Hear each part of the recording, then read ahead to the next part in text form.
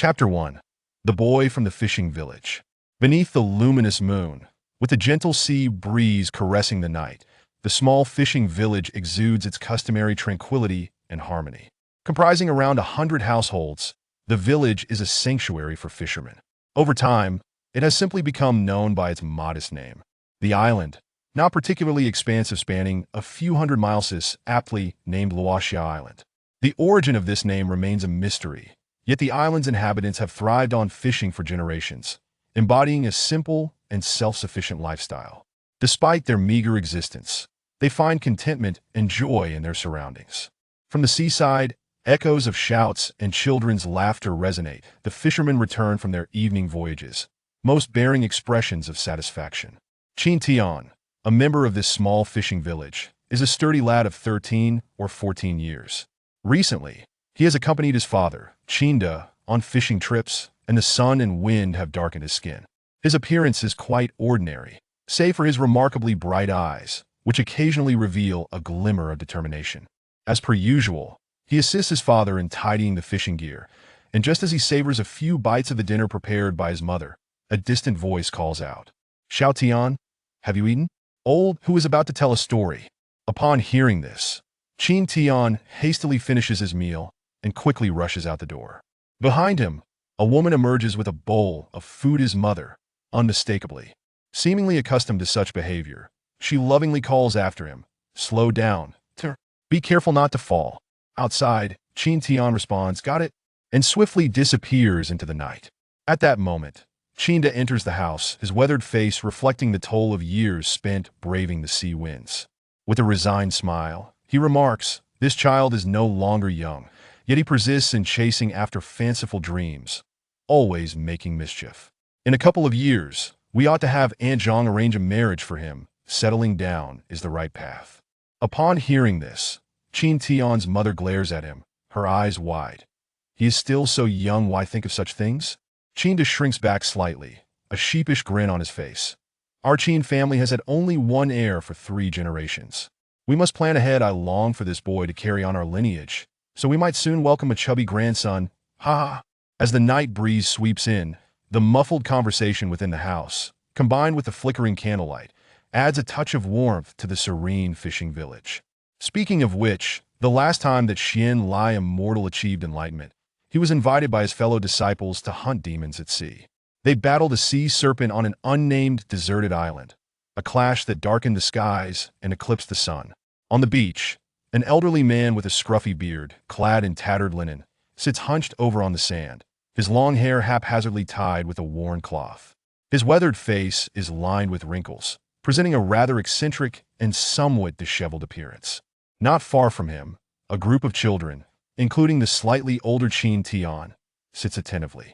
The youngest among them, the daughter of Aunt Wang, merely 7 or 8 years old, rests her chin on her hands, her innocent eyes fixated on the old man, engrossed in his tale. Beside her sits a plump boy, his nose dripping, likely still catching his breath from running over to join Qin Tian.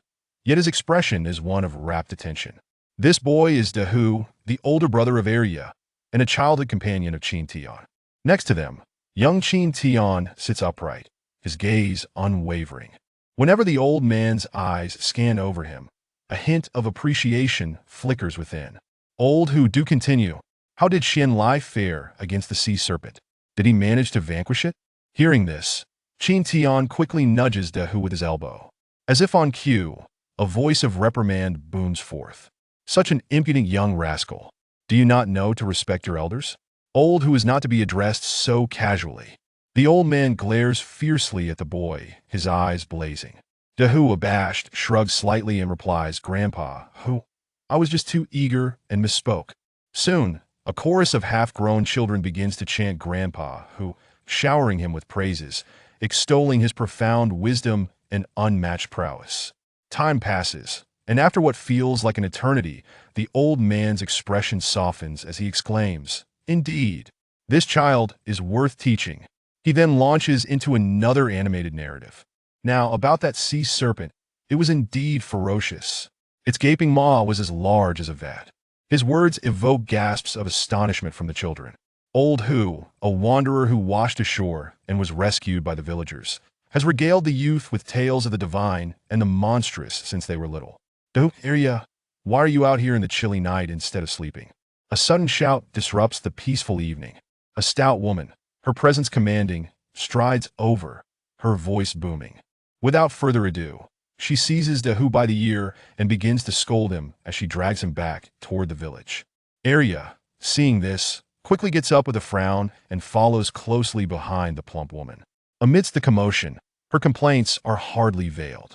That old man only knows how to spin tales of demons and monsters to fool the children. He does nothing productive all day, claiming to be an immortalpa. If there were truly immortals in this world, they would have shown some miraculous feats by now. Old Huss's face flushes with embarrassment at her words, and he smiles awkwardly, choosing silence. With this uproar, the crowd disperses, hastening home, for a late return would surely invite a stern reprimand. As everyone scatters, the beach returns to tranquility. In the deep of night, the villagers fall into slumber. Yet one figure slips out like a specter, swiftly making his way toward the coastal cliffs, vanishing into the inky darkness with a few deft movements. Midway up the cliffs lies a concealed cave. Once the shadow halts, dim candlelight flickers within, casting a glow upon the outline of a youth of unremarkable appearance, yet with eyes that bear a hint of resolve and maturity undoubtedly. It is Qin Tian. Observing closely, one would note that his demeanor now is markedly different from that of the day. After a brief pause at the cave entrance, he strides confidently inside. The cave is modest, featuring a stone bed hewn from the rock face and a stone table alongside a mat, nothing more. Atop the mat sits an elderly man with a beard, cross-legged and in meditation, his pale face tinged with pain, faint glimmers of red flickering across his form. Old Hu. After a moment of scrutiny, Qin Tian discerns that Old Hu has grown even more stooped and pallid in recent times. Just then, the old man abruptly opens his eyes, coughing up a mouthful of dark blood, his aura plummeting, leaving him a ghastly shade of white. After a brief pause, he finally regains his composure, turning to Qin Tian with a hoarse voice. You've arrived? His tone suggests he was not surprised by the visit. Qin Tian, not daring to be negligent, bows respectfully and replies, I apologize for interrupting your meditation. It matters not. You have trained under me for many years. Your martial skills have reached a considerable level. Time is short for me now. In a year, the Qinyuan sect will open for disciples. Are you prepared? Old Huss's voice, though hoarse, carries an edge of intensity. Upon hearing this, Qin Tian's face lights up with excitement, yet a flicker of hesitation lingers in his eyes. Having witnessed the extraordinary abilities of the man before him, he has long yearned for the path of cultivation and immortality. Indeed, the villagers view Old Hu as a madman, a drifter, idly passing his days. Yet Qin Tian knows the truth. He is the protagonist of the tales meant to enchant children, a disciple of the celestial Qinyuan sect, known as Xian Lai, a master of the divine. When Qin Tian was about 8 years old, he was attacked by a demon beast while playing by the sea, only to be rescued by Xian Lai, who happened to be passing by. Since that fateful day, Qin Tian has trained under him in secret. Old Huss's motives for teaching Qin Tian are not without purpose. The task you have been entrusted with is of great significance, and I have no assurance of success. Qin Tian lowers his head, his tone tinged with uncertainty. Upon hearing this, a flicker of something inscrutable passes through Xian Lai's eyes. He does not respond with the same forcefulness as before. Instead, his tone softens, and with a sorrowful sigh, he states, Very well. I have been wronged by the Chao family, lingering in this state. Recognizing your potential, I grant you this opportunity. As for revenge, I do not insist. You may do your best and leave the rest to fate. At these words, Qin Tian exhales a silent sigh of relief, though his palms have begun to perspire. After years of following Xian Lai, he understands the man's mercurial temperament, often appearing erratic. Yet, as a celestial master, his power is unfathomable, and Qin Tian fears that his previous refusal might provoke a violent outburst. With his thoughts racing, Qin Tian quickly replies with utmost respect. Rest assured, once I enter the sect, I shall do my utmost. Xian Lai, however, seems to see through Qin Tian's thoughts, a cold smile playing at the corners of his lips. He then retrieves a golden token and a sea chart from his storage pouch, tossing them to Qin Tian, who quickly catches them. The token is ornate, exuding an ancient charm, with the words Qin Yuan inscribed in archaic script. The sea chart, crafted from an unknown beast's hide, displays a crooked red line. "What is this, senior?" Qin Tian inquires, his face a mask of confusion despite his inner speculation. "This is the guiding token. Once you approach the Qin Yuan sect within 1,000 miles, someone will come to escort you in. The chart I have drawn will help you avoid many perilous areas. Given your secular martial skills, it should pose no challenge for you to navigate safely." As he speaks, Xianlai hands over his storage pouch to Qin Tian. "This pouch contains my remaining savings, sufficient to support your initial training. This item requires spiritual energy to open. Keep it close and concealed, and do not expose it to others." Upon hearing this, Qin Tian is filled with joy and gratitude toward Xianlai. Having longed for the world of immortals since childhood, he is deeply appreciative of this opportunity. "Well then, I have conveyed all I needed to. You may take your leave. After I pass, you shall bury me atop the cliffs." Xianlai's voice carries a note of melancholy. "Your kindness shall be etched in my heart, and I will honor your wishes," Qin Tian replies, bowing deeply before departing, a twinge of sorrow tugging at him. For one who is bestowed upon him the path to enlightenment cannot be without emotional ties. As Qin Tian retreats, the cave returns to silence. Xianlai's wrinkled visage, illuminated by the flickering candlelight, takes on a sinister aspect, and he murmurs to himself, his tone chilling. "Humph. The clever young lad. Once you enter the sect, you shall have no choice but to comply. Heh."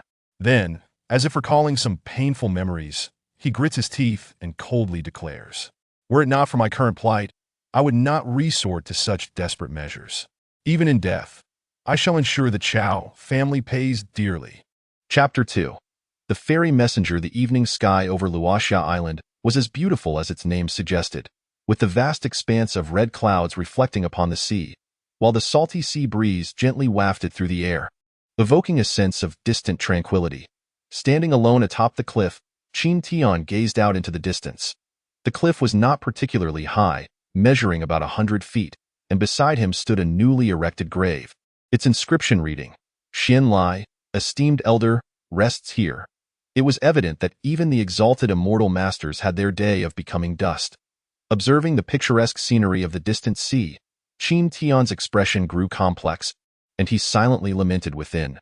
After a prolonged moment, he slowly turned around, his eyes regaining clarity, and without further thought, he executed a lightness skill, swiftly darting towards the village entrance. The death of Xianlai had not stirred any ripples within the village. After all, who would mourn a mad old man with no offspring? As spring transitioned into autumn, a year had swiftly passed. With the arrival of autumn, a slight chill accompanied the sea breeze. One morning, Qin Tian beheld a meticulously crafted small boat anchored by the beach. Appearing quite sturdy, dressed in a fitted outfit, he stood atop the boat, waving farewell to the gathering crowd with one hand holding a sword. A heavy bundle, filled with provisions for his journey, was slung over his shoulder. On the shore stood Qinda and his wife. As the moment of parting approached, Qinda remained composed. Yet Qin Mu was already in tears, unable to restrain her anxious admonitions. "Tianer, you must be cautious on this journey. If the outside world proves too exhausting, return early." Upon hearing these words, Qin Tian's eyes grew misty. As the saying goes, a loving mother weaves tightly the threads before parting. "Mother, rest assured, I will." Qin Tian nodded in response, quickly turning away, his gaze now filled with determination. Parting was inherently sorrowful, and prolonging it would only amplify the grief. Thus, he began to row the small boat, steering towards the horizon with hopes of the immortal realm. However, before he could venture far, he heard Qinda's booming voice from behind. "You little rascal. If you succeed in your cultivation, remember to bring back a fairy wife. That would bring glory to our Qin family." At these words, Qin Tian lost his balance and stumbled, eyeing the boundless demon sea. Amidst the human territory, numerous islands dotted the landscape, with the larger ones spanning thousands of miles. Countless sects, rogue cultivators, and noble families thrived there, with the three major sects of humanity, Qian Yuan sect, Tai sect, and Blood Spirit Demon sect, holding dominion. Recently, the vicinity of Qian Yuan sect's Shuangyue Island had been bustling with activity. It was night. and the sea was alive with ships coming and going, while the sky occasionally illuminated with flashes of sword light or the swift passage of flying artifacts, eliciting waves of astonished exclamations from the vessels below. The excitement stemmed from the Qin Yuan sect's decennial recruitment of disciples. One of the leading sects of humanity, its allure was extraordinary, attracting countless rogue cultivators and scions from noble families, not to mention ordinary folk in this coastal region. The local populace, due to their proximity, flocked to the sect during this grand event, eager to seize any opportunity for entry. At this moment, within a 1,000-mile radius of Shuangyue Island, lay an unnamed deserted isle, barely a few miles in size. It was almost a stretch to call it an island. A small campfire flickered amidst the trees, casting a faint glow that stood out in the darkness. By the fire sat a slender figure clad in animal skins, their dark skin contrasting sharply with their bright, keen eyes, muttering to themselves. It's been a day, and not a single messenger has appeared. Not even a bird. Is that old Xian Lai deceiving me? Upon closer inspection, it was none other than Qin Tian. After 2 months of drifting at sea, he now appeared tattered and ragged, resembling a down-and-out beggar. As he spoke, he absent-mindedly toyed with a pendant hanging around his neck. The pendant was a small, oval object about the size of a thumb, with 3 small prongs extending from its base, entirely black and rather peculiar in appearance. This item was given to him by his father before departure, claimed to be a family heirloom that could avert misfortune and ensure safety. Although Qin Tian held a degree of skepticism, he wore it around his neck as instructed. Reflecting on the hardships of his journey, even Qin Tian, with his resilient spirit, found himself harboring resentment towards the old man Xian Lai.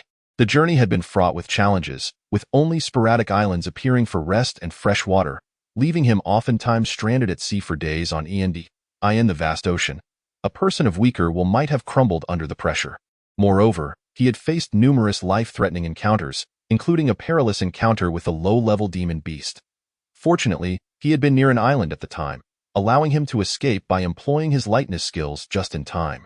Despite his narrow escape, he had sustained a serious injury to his arm from the beast's water arrow, and it had taken until now for him to recover. Was safety through? Xian Lai had made it sound far too easy.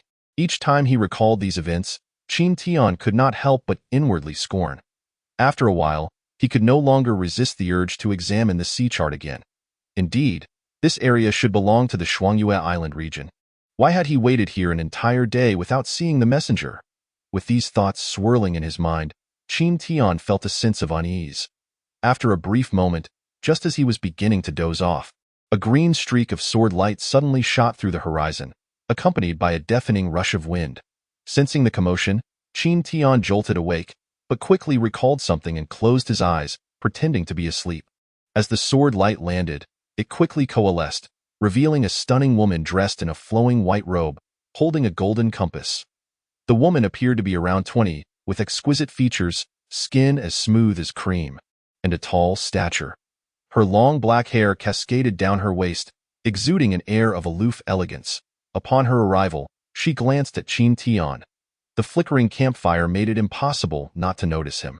Upon seeing the disheveled figure of Qin Tian, she could not help but frown slightly, retracting the golden compass and coldly inquiring, "Are you the one bearing the messenger's golden token?" Her voice was as melodious as a nightingale. Upon hearing this, Qin Tian feigned sudden awakening and turned his head. Upon seeing the so-called messenger, his eyes widened in astonishment. "Xian Lai did not deceive me. This is no mere messenger, but a celestial maiden descended to the mortal realm." After a brief moment of stupor, Qin Tian regained his composure. He quickly rose and clasped his fists in a gesture of respect, pretending to be filled with trepidation. Yet as he bowed, a look of confusion crossed his face. "Esteemed fairy, it is an honor. I am but a humble fisherman from a remote area and know not what you refer to as the golden token." Upon hearing this, the woman furrowed her brow slightly. With a flick of her hand, she summoned the golden token from Qin Tian's possession, causing it to hover in the air, shimmering with radiant light. "Where did you acquire this?" she demanded, her tone icy.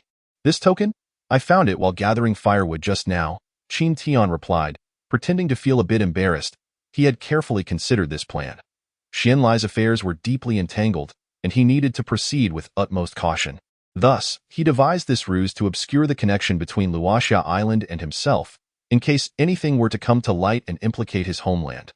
After all, Xianlai had mentioned that unless someone of cultivation sought entry, the Qin Yuan sect would not meticulously investigate a mere mortal. The woman's expression tightened upon hearing his words. If one could find a golden token while gathering firewood, perhaps it was indeed a sign of fate as spoken within the sect. With this thought, she found herself believing him somewhat, but her tone remained stern as she pressed further.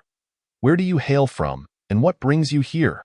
As she spoke, she subtly infused her voice with divine energy, aiming to sway his heart. Qin Tian felt her voice echoing in his mind, and a wave of panic washed over him.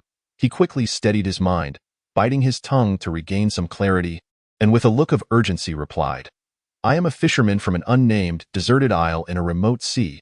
I encountered a storm while fishing, and my boat was blown here, leaving me utterly lost." After stating this, he pointed to the dilapidated boat anchored not far away.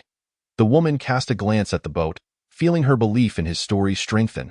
Observing his ragged appearance, her doubts dissipated entirely. She then spoke.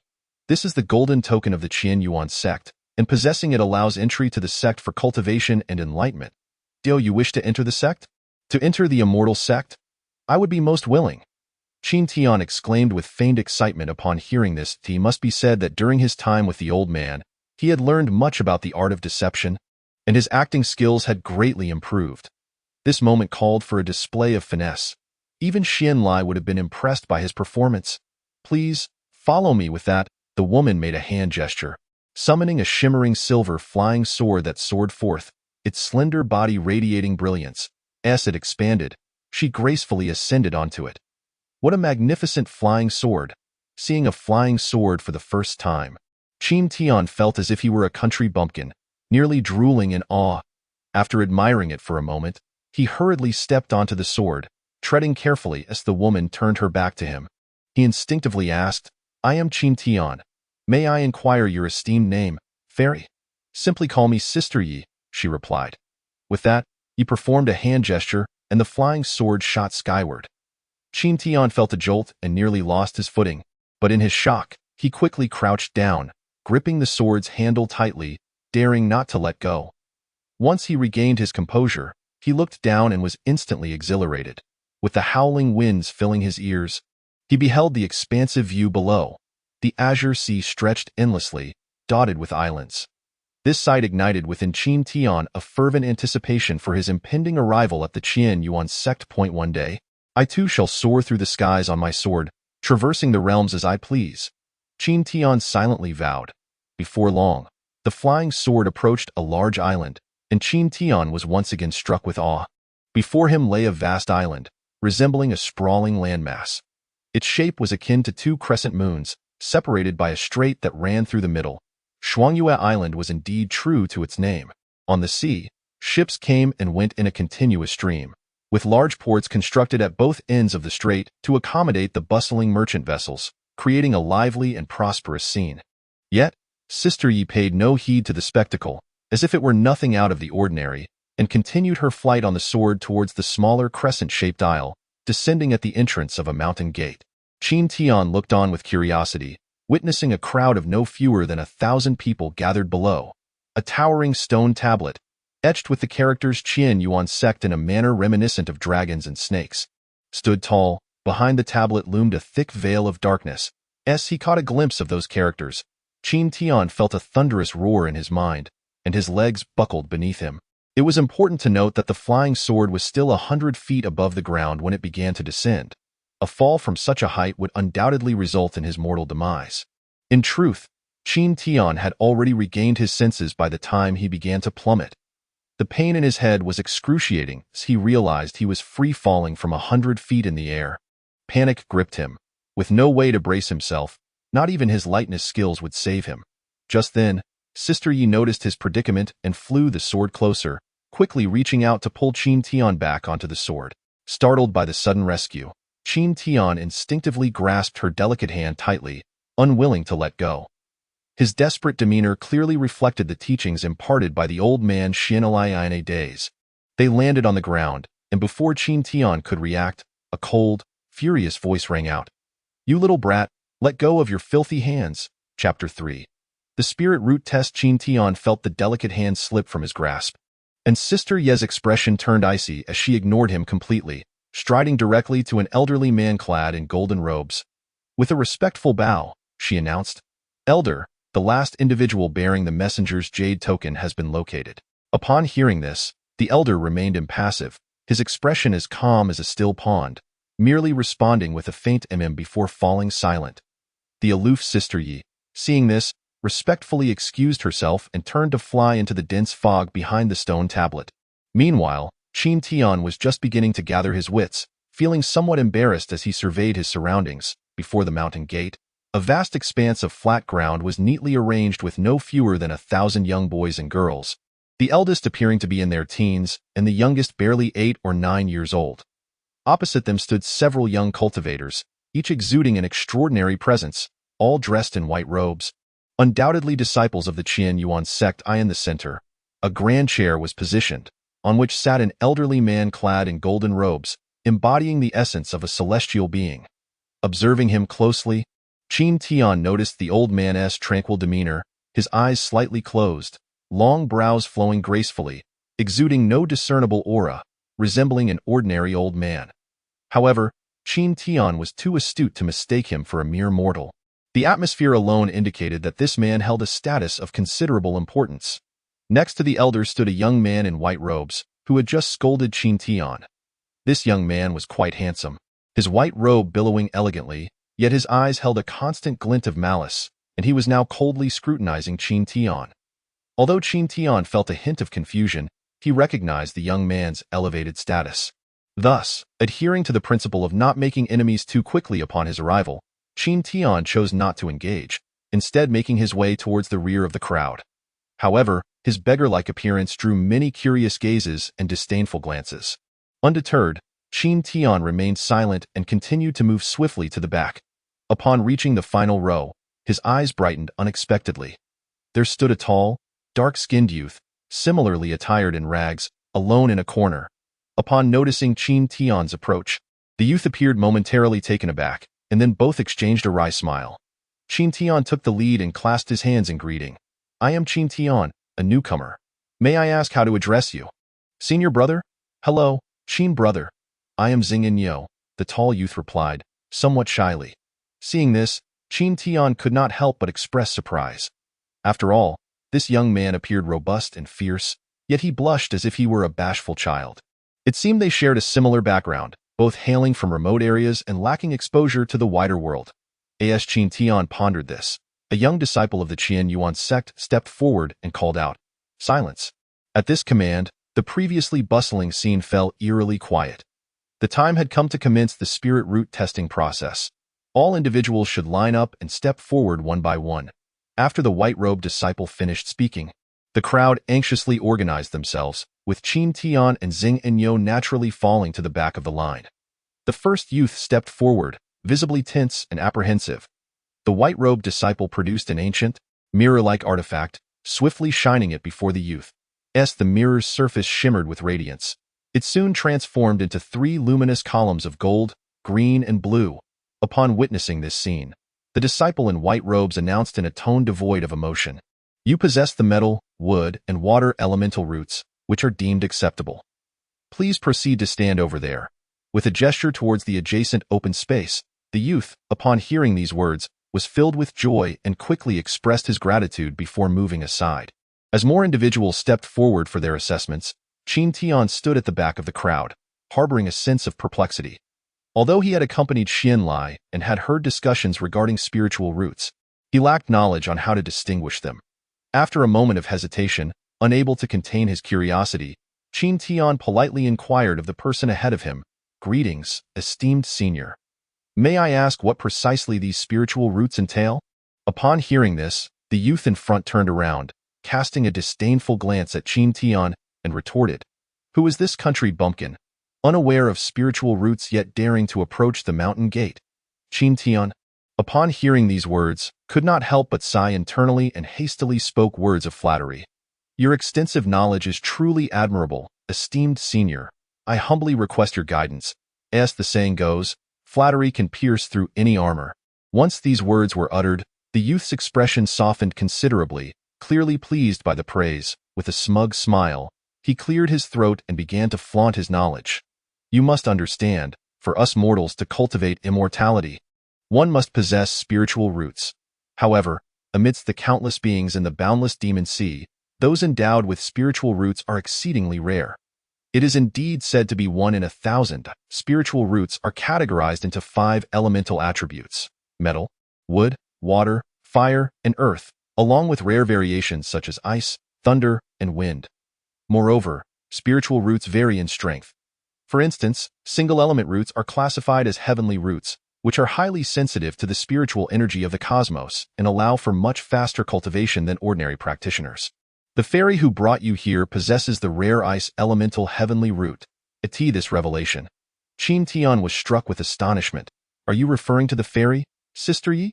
The youth in front, upon hearing this, displayed a look of infatuation, a dreamy smile escaping his lips as he responded, Indeed, it is she, the fair and talented Yi Qiushui of the listening tide peak. It is said her innate gifts are extraordinary. Having reached the peak of Qi refinement at the tender age of 20, she is also renowned as the most beautiful among the disciples of listening tide peak. Yi Qiushui, what a splendid name, Qin Tian murmured to himself. However, after a moment, seeing the youth still lost in admiration, Qin Tian felt a twinge of impatience and promptly interrupted. I am Qin Tian. May I inquire your esteemed name? Senior, I am Nangong Yingjun, the heir of the Nangong clan. Nangong Yingjun, clearly perturbed by the interruption of his daydream, nevertheless flaunted with an air of pride. Hearing this, Qin Tian could not help but scrutinize the individual before him. Regardless of how one looked at it, Nangong Yingjun appeared rather ordinary. While not unattractive, he bore no resemblance to the term handsome. At best, he was on par with the likes of Xing Aniu behind him. As for the Nangong clan, it was one of the affiliated powers of the Qian Yuan sect, a name Qin Tian had come across during his time with Xian Lai, who, despite not imparting any cultivation techniques, had shared ample information about the various factions and knowledge of the cultivation world. Yet, curiously, he had never mentioned the matter of spiritual roots. After silently cursing a few times, Qin Tian was once again drawn to the commotion around him. He observed that the testing had reached its halfway point, with most youths possessing mixed or multiple spiritual roots, or in some instances, none at all. According to the requirements of the Qian Yuan sect, one must at least possess spiritual roots to be considered qualified. However, given the current situation, it appeared that only a scant few dozen individuals would meet the criteria, highlighting the high rate of elimination. Witnessing this, Qin Tian felt a surge of anxiety. After all, the matter of spiritual roots was pivotal to one's fate on the path of immortality, leaving no room for carelessness. At that moment, another individual stepped forward for testing, capturing the attention of everyone present. This newcomer was a mere child, around 8 or 9 years of age. With a face marked by apprehension, he nervously approached, his small hands instinctively twisting together, appearing quite out of place. The disciple in white robes, observing the situation, wasted no time and activated the precious mirror to conduct the assessment. In the next instant, a blue pillar of light shot skyward, its magnitude truly awe-inspiring. The white-robed disciple stood momentarily stunned, forgetting to announce the result. Meanwhile, the elder seated in the grand chair, who had been meditating with his eyes closed, suddenly opened them wide, shock and elation filling his gaze. After an eerie silence, a wave of murmurs erupted throughout the crowd. Good heavens, what is that?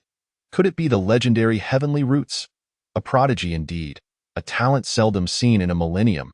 It appears to be heavenly roots, and the hue suggests it belongs to the wood element. In an instant, discussions like these filled the air, resulting in chaos that disrupted the previously tranquil atmosphere. Even Qin Tian and Nangong Yingjun wore expressions of astonished envy. A prodigy? Truly a prodigy. It seems the Qian Yuan sect is about to gain another genius. Qin Tian couldn't help but resonate with this sentiment, for who would have anticipated that a mere child of 8 or 9 years would possess such extraordinary talent, truly deserving of the term prodigy. Just then, another wave of chatter arose from the crowd. The elder with white brows had inexplicably risen and approached the child, his eyes gleaming with excitement, causing the child to feel increasingly uneasy under such scrutiny. Fear not, little one. What is your name? The elder's voice was gentle, his tone soothing, resembling that of a kind neighborly grandfather. "I am Wu Sun," the young boy replied, his voice timid. "Excellent, excellent, young Wu Sun. Would you like to become my disciple?" Before the child could respond, Nangong Yingjun, overwhelmed with envy, sighed dramatically. "Indeed, those with talent receive preferential treatment. Such a gifted individual, even the Golden Core ancestor wishes to take him as a student." The child, already young and inexperienced, was about to agree. "I am willing." However, before he could finish his sentence, a booming voice suddenly resonated from above. "Wait!" Upon hearing this, everyone turned their curious gazes toward the source. Emerging from the thick fog behind the stone tablet was a middle-aged cultivator clad in a brocade robe. His imposing figure commanding respect, he was not riding a flying sword but rather soared through the air on his own strength. Upon his arrival, an overwhelming pressure radiated from him, causing the faces of those present to pale. In the blink of an eye, he stood before the child, his eyes gleaming with an unusual light as he scrutinized him closely. Meanwhile, the formerly arrogant white-robed disciples knelt in unison. "We pay our respects to the sect leader." The crowd erupted into astonished chatter, the atmosphere growing increasingly chaotic. Yet Nangong Yingjun remained in a state of shock. Is that not Yun Yin, the sect leader of the Qin Yuan sect? A formidable expert at the late Golden Core stage. Even he has been stirred. Once these words left his lips, Qin Tian's mind was overwhelmed with shock. "Wu Sun, I am the sect leader of the Qin Yuan sect. You wish to become my closed-door disciple?" Upon hearing this, the elder with white brows interjected, "Sect leader, I discovered this child first. Your action seems somewhat out of line." In response, Yun Yin's gaze sharpened as he directed a serious look toward the elder. "Jose, please remain calm. This child possesses extraordinary talent, which is vital for the future of our Qin Yuan sect. I hope you can prioritize the greater good." Given the sect leader's esteemed position, Jose could hardly refute his words. Furthermore, Yun Yin's authority was sufficient to mobilize the sect's resources to cultivate this child, making it the more fitting choice. As such, Jose fell silent, his expression darkening as he retreated, no longer overseeing the disciple recruitment process. Observing this scene, Yun Yin's expression remained unchanged as he turned back to Wu Sun, clearly awaiting his answer. "Master, please allow me to bow in respect." The clever Wu Sun immediately knelt before him. Seeing this, Yun Yin allowed a rare smile to grace his face, his demeanor softening as he said, "Please rise and stand aside for now. Once I have completed the disciple recruitment, I will take you back to the mountain." Wu Sun complied respectfully and stepped aside, while Yun Yin took his place in the grand chair, resuming the assessments. Time passed, and soon over half an hour had elapsed. Only Nangong Yingjun, Qin Tian, and Xing Aniu remained among the candidates. During this testing period, no further surprises occurred. The best result was a dual-element spiritual root possessed by a lovely maiden named Chen Zikit. At this moment, Nangong Yingjun adjusted his attire with an air of nonchalance and confidently strode forward.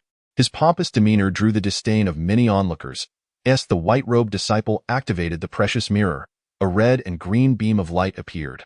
Fire and with dual-element roots, qualified. Upon hearing this, Nangong Yingjun displayed no signs of surprise. As if he had anticipated this outcome, strutting arrogantly to join the group of qualified disciples. His demeanor suggested that he believed himself to be yet another unparalleled genius. When it was Qin Tian's turn, he felt little need to tidy his appearance, as his beggar's garb left little room for improvement. As he stepped forward, the crowd's interest quickly waned upon recognizing him as the beggar boy, resulting in a return to their own affairs. Upon reaching the white-robed disciple, Qin Tian maintained a composed facade while internally grappling with a sense of trepidation. After all, this assessment would determine his fate. Although he possessed a guiding token that would allow him entry into the sect as long as he had spiritual roots, who wouldn't desire to be recognized for superior talent and to tread a more prosperous path in cultivation. Soon, as the precious mirror cast its light upon him, a gray beam shot upward, its grandeur rivaling that of Wu Sun's. Qin Tian stood frozen in disbelief. Chapter 4. Exceptional Spiritual Roots. The arena fell utterly silent.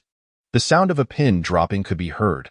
The previously scornful white-robed youth wore an expression of disbelief, his eyes filled with jealousy and resentment. Nangong Yingjun stared in shock, as if he had witnessed a ghost. The sect leader Yun Yin abruptly rose, gazing skyward, his usual authoritative demeanor replaced by astonishment. After an eerie stillness, the arena erupted into a cacophony of discussion. "Another heavenly root," Is there no end to this? Yet another heavenly root, but what property does this gray one possess? I've never heard of it before. You must be rather ignorant. Gray is an exceedingly rare spatial root. Not merely a prodigy, this is truly monstrous. Nangong Ingjun lamented bitterly, his face a mask of despair. After the initial shock, Qin Tian quickly regained his composure, his face now alight with joy to think that he possessed the potential for heavenly roots. Surely this meant a bright future on the path of immortality. However, before he could revel in his elation, he noticed that the gray beam did not diminish. Instead, it began to shift in color, and within moments, 5 hues, gold, green, blue, red, and yellow, had manifested in an instant. 6 colors swirled in a dazzling display. Qin Tian's smile instantly froze. The expression of the white-robed youth began to shift as a mocking grin crept upon his lips. Nangong Ingjuan's reaction mirrored that of the crowd, momentarily stunned by the rapid turn of events. The crowd erupted once more. I knew this country bumpkin was simply lucky. It turns out to be mixed spiritual roots. Indeed, if even a beggar possesses heavenly roots, then the demon sea would be teeming with geniuses. Given the number of spiritual roots, it is undoubtedly a subpar mixed root. Ha ha ha. Such is human nature. It is often difficult to accept the existence of someone superior. When one discovers that someone they initially regarded as better suddenly falls short, the twisted satisfaction of seeing others humiliated takes hold, prompting the crowd to unleash a torrent of ridicule. With each derisive comment, Qin Tian's countenance grew increasingly pale. The fall from grace was stark. The sect leader Yun Yin's expression revealed a hint of disappointment, silently lamenting the lost opportunity. He returned to his seat, resuming his meditative state. Gold, wood, water, fire, earth, and spatial. 6-element exceptional mixed roots, barely qualifying. The white-robed disciple declared, his tone laced with derision, particularly emphasizing the terms exceptional and barely. Upon hearing this, Qin Tian finally regained his composure, his eyes reflecting a hint of despondency. Yet he refrained from any overtly extreme reactions. After a lengthy pause, he exhaled a deep breath, attempting to calm himself, and proceeded to walk toward the area designated for qualified disciples, ignoring the peculiar gazes of those around him. As long as he could step onto the path of immortality, even if his talent was somewhat lacking, he could always strive to make up for it through hard work. If he were to give up easily, how could he reconcile with the hardships he had endured to arrive at this moment? Having faced numerous challenges to reach this point, Qin Tian was resolute in his determination, his long-honed tenacity forbidding him from yielding. Thus, he silently vowed to himself to at that moment. Nangong Ingjun approached, patting Qin Tian's shoulder in an attempt to console him. Qin Tian rolled his eyes and ignored him, stepping into a corner to stand alone. Just then, the last individual, Zhang Aniu, also donned in beggar's attire, stepped forward, as the precious mirror illuminated him. Another 5-colored beam emerged, eliciting yet another round of mockery from the crowd. 5-element mixed roots, barely qualifying. After the white-robed disciple's indifferent announcement, Zhang Aniu's face flushed crimson, and he hurriedly scurried over to Qin Tian's side. In an instant, the 2 beggars stood together in the corner, a scene that inevitably drew further ridicule. Qin Tian had gradually acclimated to the situation, revealing little in the way of emotion. However, Zhang Aniu felt utterly humiliated, staring down at the ground. At this point, everyone had completed their assessments. After tallying the results, it became clear that only a little over 100 individuals had qualified, underscoring the high rate of elimination.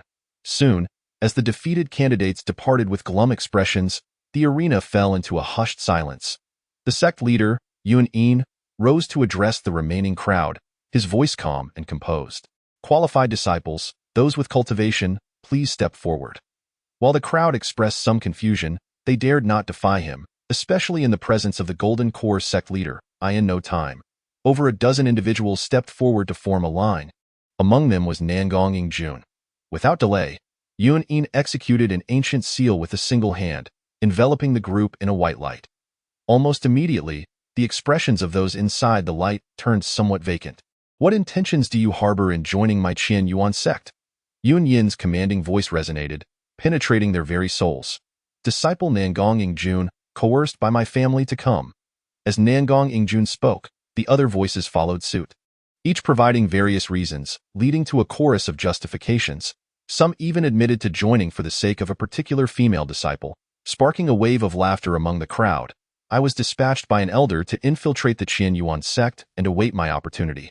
As the small, dark-skinned man, his eyes vacant and devoid of consciousness, spoke, the atmosphere in the arena grew tense. Yuan Yin's gaze sharpened, and without hesitation, he extended his hand, unleashing a surge of true essence. In an instant, the man's head exploded, a gruesome sight that left blood and flesh scattered across the ground. Cultivators are often cold and ruthless, viewing human life as mere fodder. The brutality of this moment was starkly evident. Witnessing this, Qin Tian felt a chill run down his spine, silently grateful for his own safety. Fortunately, the old man Xianlai possessed the foresight not to impart his cultivation techniques. Otherwise, should he have revealed the matters orchestrated by Xianlai, the repercussions would undoubtedly have been dire. After all, the Chao family, as rumored, wields considerable influence within the Qinyuan sect. Moments later, as the luminous veil gradually dissipated, the onlookers gradually regained their senses. However, upon gazing at the headless corpse lying on the ground, it was evident that they all comprehended the close brush with death they had experienced, leaving them in a state of profound trepidation. As for the sect leader, the revered Yunin, he merely issued a few instructions to several disciples clad in white robes before sweeping his sleeve and unleashing a radiant glow, taking the heavenly root wielder, Wushuan, into the skies. Once Yunin's figure vanished into the swirling mist, the previously reprimanding white-robed disciple no longer held back. A cold smirk creased his lips as he sauntered toward Qin Tian, his tone laced with derision. A waste is but a waste, destined to remain at the bottom of the valley for a lifetime. Upon hearing these words, although Qin Tian's heart simmered with resentment, he revealed naught of his feelings, instead opting to remain silent in place. After all, the white-robed disciple's demeanor suggested a lofty status, being a practitioner of the cultivation arts. Thus, any overt display of defiance would have been an unwise decision. Yet, witnessing Qin Tian's indifferent reaction only deepened the malice in the white-robed disciple's expression. He stepped closer, lowering his voice to a conspiratorial whisper that only the two could hear. Rest assured, young man, your days within the sect will not be devoid of excitement. With that, the white-robed youth cast a knowing glance at the individual holding the precious mirror, responsible for testing the spiritual roots. Before nonchalantly turning to ascend into the air on his sword, Qin Tian's eyes flickered momentarily with a glint of coldness, yet he soon regained his composure, continuing to stand silently in place. Meanwhile, the qualified disciples present discerned the underlying tension between Qin Tian and the white-robed disciple, instinctively creating distance to avoid being caught in the crossfire. Only Zheng Anyu, oblivious to the atmosphere, remained dazed, gazing around with an innocent expression. As for Nangong Yingjun, he seemed to have recalled something, suddenly employing a secretive method of communication to say, "That white-robed disciple is named Chao Su, the young master of the Chao family within the inner sect. He is notoriously narrow-minded and petty. You must tread carefully after offending him." Upon hearing this, Qin Tian's brow furrowed slightly before a look of gratitude crossed his face as he nodded, refraining from further unnecessary words. Simultaneously, as the white-robed disciples departed one after another, only the one responsible for testing the spiritual roots remained. I am Wang Lin, tasked by the sect to arrange accommodations for the newly admitted disciples. After a brief introduction, he gestured toward the thick mist behind a towering stone tablet and continued in an impatient tone. This mist is part of the sect's protective formation, known as the Fog Concealment Water-Killing Formation, which integrates illusion, killing, confinement, and defense. Within it lies perilous intent, ever-changing and unpredictable. Upon entering the formation with me, remember not to wander or observe carelessly. Keep in step and do not fall behind, for I cannot guarantee your safety. Having said this expressionlessly, Wang Lin wasted no time and turned to stride into the mist. Observing this, the crowd hurriedly followed suit. Once inside the formation, Qin Tian and the others felt an abrupt shift in their surroundings, as if engulfed by boundless vapor, plunging them into a state of dimness. They had not ventured far when the group found themselves drenched, as though caught in a torrential downpour. In stark contrast, Wang Lin appeared utterly unfazed, and upon closer inspection, it became evident that the mist automatically avoided him. Witnessing this phenomenon, the crowd could not help but marvel at the apparent magical properties of Wang Lin's attire, rumored to possess water-repelling effects. Such extraordinary capabilities in a mere disciple heightened everyone's anticipation for the Qin sect. Consequently, they hastened to keep pace with Wang Lin, fearful of falling behind. After traversing a distance that felt like the duration of a tea brewing, the group was greeted by a sudden brightness ahead, as the surrounding white mist and vapor vanished without a trace, signifying their exit from the formation's confines. Upon glancing back, they beheld a magnificent wall of mist, a sight that seemed to stretch from earth to sky, truly awe-inspiring. Upon moving forward another 100 zhang, the scenery gradually opened up, revealing an expansive valley. The valley was encircled by verdant mountains, with ethereal white mist rising, resembling a celestial paradise. 4 towering peaks soared high, each at least 1,000 zhang in height. Occasionally, cranes soared across the clouds, their melodious calls echoing, while disciples soared gracefully through the air, exuding an air of leisure and composure. The peaks were shrouded in a swirling mist, subtly exuding an aura of mystery. Nestled among the 4 majestic peaks were clusters of mountains, their verdant layers creating a breathtaking panorama. Although slightly overshadowed by the 4 towering peaks, they each possessed their own unique charm. The valley before the crowd was merely one of the many gathering points among the central mountains. Within it, the grass flourished, and the fragrance of blossoms wafted through the air, accompanied by rows of exquisitely crafted wooden lodges nestled against the rocky cliffs, presenting a true utopia. Truly, it was a land blessed by the celestial beings. Witnessing this scene, those present could not help but exclaim in awe. At that moment, Wang Lin's voice broke the tranquility. This place is known as Huaxiang Valley, the residence for outer sect disciples.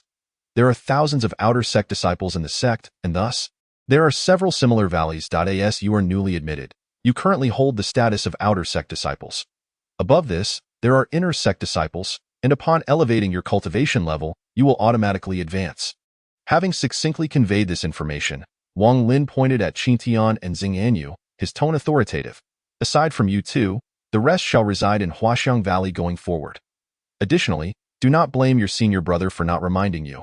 You must report to the bounty hall within 3 days to collect the necessary items for outer sect disciples and complete the registration process. Otherwise, the consequences will be yours to bear. With that, Wang Lin did not wait for the crowd's reaction and called Qin Tian and Xing Anyu before turning away. Faced with this situation, the latter could only follow along helplessly, a sense of foreboding stirring within him. Chapter 5.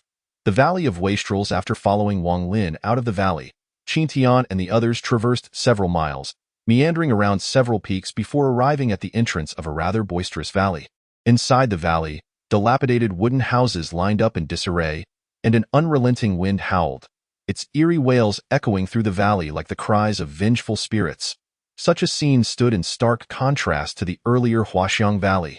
Upon witnessing this, Qin Tian's brow furrowed slightly. In contrast, Wang Lin turned around, a hint of a cold smile playing on his lips as he remarked, "This place is renowned within the Qin sect as a cave of fortune.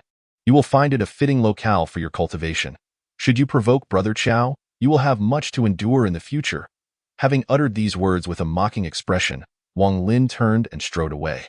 Xing Anyu, who had accompanied him, felt a mix of anger and helplessness, unable to voice his discontent.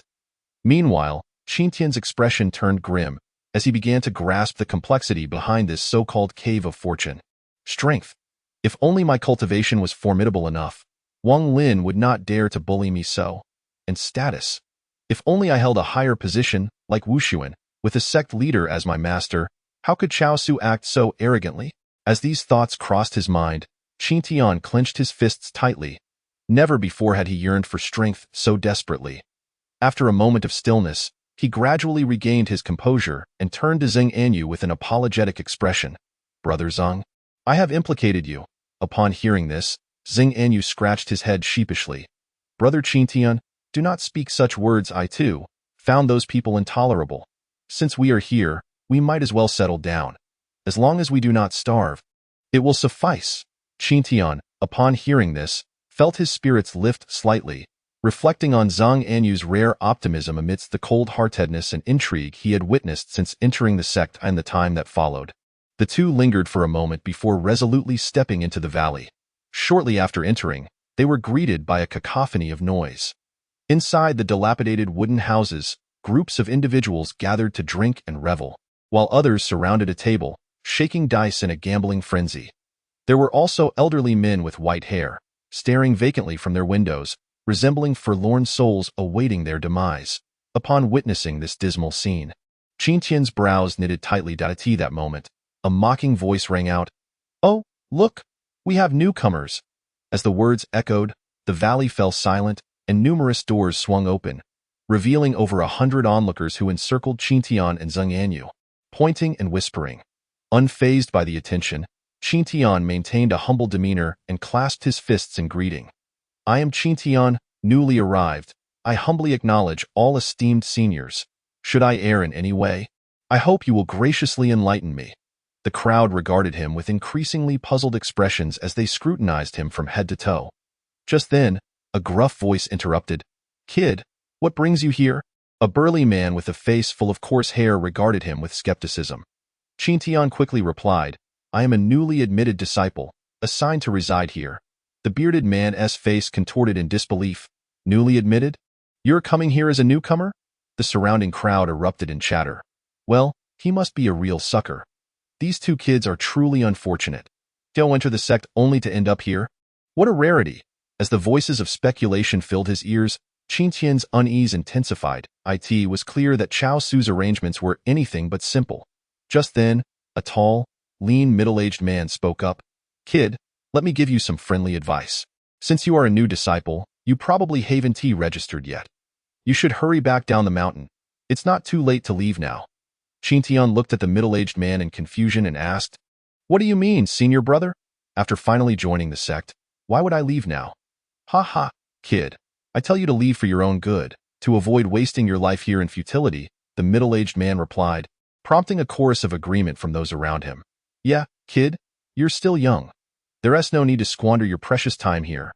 Better to head down the mountain and enjoy life, marry a few lovely ladies, and live freely, rather than end up like us, trapped here for half a lifetime, clinging to our mortal existence." They laughed, their words laced with bitterness. Upon hearing this, Qin Tian's brows knitted tighter, and he once again clasped his hands respectfully, turning to the tall, lean man. "Please, senior brother, enlighten me." The middle-aged man's expression turned serious as he asked gravely, "Kid, tell me honestly, did you offend someone?" Qin Tian, feeling no need to conceal the truth, replied, "I had a minor disagreement with the individual responsible for arranging the new disciples." The middle-aged man sighed softly. "That explains it, though you know where this place is." Qin Tian, perplexed, responded, "Isn't this one of the valleys where outer sect disciples reside?" The middle-aged man let out a cold laugh. "True. It's a residence valley, but this valley has another name." Qin Tian's expression turned resolute, his eyes gleaming as he urged, "Please, senior brother, do share." The lean middle-aged man shook his head in self-mockery. "This valley is referred to by the sect's disciples as the Valley of Wastrels." Upon hearing this, Qin Tian was taken aback. The name alone suggested it was not a favorable place. Indeed, the thin, middle-aged man continued in a subdued tone. "This valley originally had no name, but due to its harsh environment and scarce spiritual energy, it was designated by the sect as a place of exile. According to sect rules, disciples who do not reach the 6th layer of Qi refinement are prohibited from descending the mountain for training. Those with inferior aptitude, who have failed to break through to the 6th layer of Qi refinement after decades of cultivation, are cast away here, left to fend for themselves without further concern from the sect." Realizing the implications, Qin Tian managed a bitter smile as he surveyed the crowd, noting their advanced ages. The bearded man continued with a resigned expression. "Over time, some outer sect disciples who slip up or offend the higher-ups are also sent here, and due to the environment, their cultivation stagnates. As for the bounty tasks, they are mostly perilous for those below the 6th layer of Qi refinement. Given enough time, they lose the will to cultivate, and thus this place became mockingly known as the Valley of Wastrels."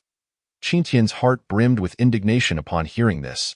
He had not anticipated such treachery within the sect. "You've really drawn the short straw. It's rare for a newcomer to be assigned here. Tell us who you offended, and we might be able to offer some advice." Amidst the crowd, a drunken figure holding a wine jug piped up curiously. "The person you offended is named Chao Su. I'm not sure of his background." Qin Tian replied with a hint of chill in his voice. "Chao Su? You mean I offended someone from the Chao family?" This revelation sparked a wave of chatter. "You're done for. Be cautious from here on out. Try not to leave the valley. Members of the Chow family are known for their vendettas. We can't afford to cross them. You truly are the unluckiest of the unlucky." As this unfolded, Qin Tian felt a weight settle in his chest. Yet, curiosity compelled him to inquire further. "May I ask? Esteemed seniors, what exactly is Chao Su's background?" The bearded man, sensing the gravity of the situation, explained gravely. "Chao Su hails from the Chow family of Wuyin Peak, and the patriarch of that family is none other than Yunjia, one of the 4 golden core true beings of the Qinyuan sect. What do you think of Chao Su's standing now?" Initially, Qin Tian had merely felt a sense of foreboding, but upon hearing the name of Wuyin Peak's Chow family, he was taken aback. He recalled the words of the old man Xianlai, who had once mentioned being wronged by the Chow family of Wuyin Peak. It appeared the Chow family was indeed no benign entity. Henceforth, he would have to tread with utmost caution within the Qinyuan sect. As these thoughts swirled in his mind, his expression fluctuated between contemplation and frustration. The crowd, recognizing his agitation, refrained from interrupting, allowing the tension to linger. As time passed, the throng slowly dispersed, returning to their previous activities. Some resumed drinking, while others continued gambling, the familiar cacophony echoing throughout the valley. Zheng Anyu, maintaining a positive outlook amidst the chaos, had remained silent due to the earlier attention. After a while, Qin Tian lifted his gaze, scanning the valley once more. Noticing the crowd had reverted to their disheartened state, he initially frowned but then quickly relaxed. Now that he had embarked on the path of cultivation, surrender was not an option. Remembering the hardships he had endured to arrive here, the hopeful gazes of his parents back home, and his own aspirations upon departing, Qin Tian silently resolved to persevere, his eyes gradually regaining their clarity.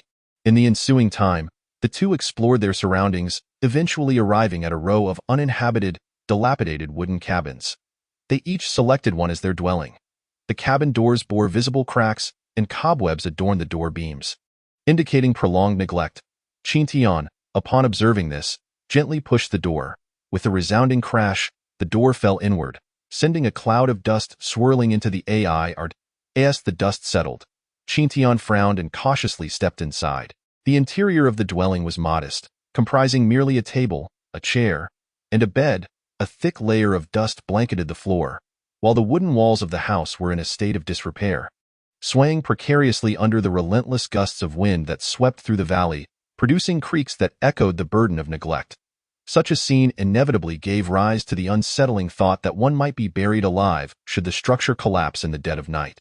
This, indeed, was the place where I had taken refuge within the Qinyuan sect. It was likely that the old man who Lai had not anticipated that I, once deemed a promising talent, would undergo such a dramatic turn of fate, ultimately being cast into the valley of the useless.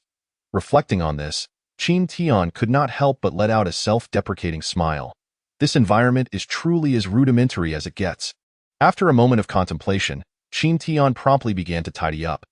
Having lived in a small fishing village for 15 years, where fishermen typically crafted their own boats, he possessed a rudimentary understanding of carpentry. After a thorough cleaning and repair of the wooden house, dusk had fallen by the time he completed his work. Given the tumultuous events of the day, which had unfolded in a series of twists and turns, Qin Tian's emotional state fluctuated dramatically, leaving him utterly exhausted. Thus, it was not long before he succumbed to a deep slumber once he lay down on the bed. Chapter 6. The 5 Elements Transformation Technique. As dawn broke the following day, Qin Tian finally stepped outside. That moment, a rumble emanated from his stomach. Recalling Wang Lin's words from the previous day about retrieving the necessary items for outer disciples from the bounty hall. Without further hesitation, he inquired with a disciple in the valley about the location and then summoned Zheng Ani to leave the valley together. After traveling several miles, a towering mountain peak came into view. The peak was not particularly steep, and at its summit lay a spacious plaza. Ascending the stone steps at a leisurely pace, he observed a steady stream of people in the plaza. At the center stood a magnificent 2-story hall, its doors flung wide open, welcoming a throng of visitors.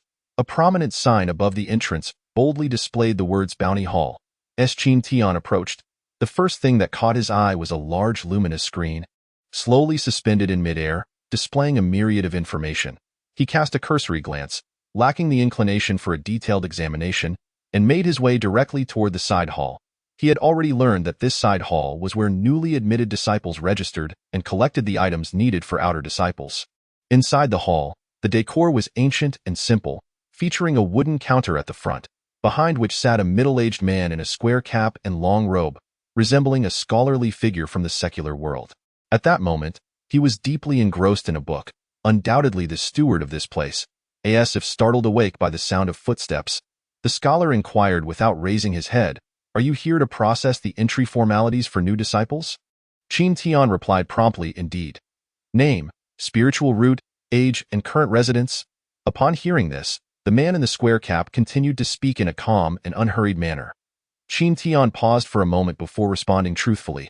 "I am Qin Tian, with a mixed spiritual root of the 5 elements, over 15 years of age, currently residing in the Valley of the Useless." As soon as the words left his mouth, the man in the square cap lifted his head, displaying a hint of surprise. "What did you just say? The Valley of the Useless? Is that not the place of exile within the sect?" "Indeed. How could a new disciple end up there? Who arranged for you to go?" Qin Tian did not conceal anything and recounted the incident involving Wang Lin. It seemed that something clicked in the steward's mind, and a glint of understanding flashed in his eyes. He ceased his inquiries and instead retrieved a jade tablet, performing a gesture with it. He then pricked his finger to draw forth a drop of blood. Upon hearing this, Qin Tian did not hesitate, quickly biting his fingertip to squeeze out a drop of crimson blood. In the next moment, the jade tablet shimmered, revealing the ancient characters Qin Yuan on its surface, while the reverse bore 2 small characters that undoubtedly represented Qin Tian himself. This jade tablet serves as your identity credential within the sect and as a guide for entering and exiting the protective formation of the sect. Do not misplace it. After speaking, the steward tossed the jade tablet to Qin Tian. The latter caught it and, after a brief inspection, respectfully bowed in acknowledgement. At this juncture, the steward continued, as an outer disciple, you are not yet able to reach the state of fasting before establishing your foundation. Therefore, the sect allocates 3 fasting pills each month to outer disciples. Each fasting pill can sustain you for 10 days without consuming grains, meeting your body's basic needs. As he spoke, he tossed a small gray cloth bag. At first glance, it appeared ordinary, but upon receiving it, Qin Tian's eyes brightened. This small bag was indeed a treasure of the immortals, a storage bag. However, compared to the storage bag belonging to the old man Xianlai, this gray bag appeared far more rudimentary, evidently not a high-end item. This storage bag contains a space measuring 3 zhang on each side and possesses the function of storing items. The sect provides it free of charge to newly admitted disciples. Once you cultivate your energy and reach the first layer of Qi refinement, you will be able to access items stored within by enveloping it with your spiritual sense. Upon hearing this, Qin Tian eagerly accepted the bag, his face reflecting his excitement. The steward, seemingly oblivious to Qin Tian's enthusiasm, patted his waist storage bag again. Suddenly, 3 black pills and 5 luminous stones glimmering with a faint light appeared on the counter. Noticing Qin Tian's puzzled expression as he gazed at the stones, the steward promptly explained, "These are 3 fasting pills and 5 low-grade spirit stones. After reaching the first layer of Qi refinement, you will find a foundational compendium for cultivators and the sect's disciple attire within your storage bag. You will understand what the spirit stones are for once you have reviewed them. Moreover, these fasting pills and 5 low-grade spirit stones are fixed allocations for outer disciples, which you can collect at the beginning of each month. Afterward, you should proceed to the Kangong Tower to choose a cultivation technique, and that will mark your formal entry into the sect." Upon hearing this, Qin Tian quickly clasped his fists in gratitude. "Thank you for clarifying my doubts, esteemed steward. I take my leave." With that, Qin Tian stowed the fasting pills and spirit stones securely and made his way toward the exit. However, just as he stepped out the door, the steward's voice rang out behind him once more. "The person you have offended is not to be trifled with. Take care."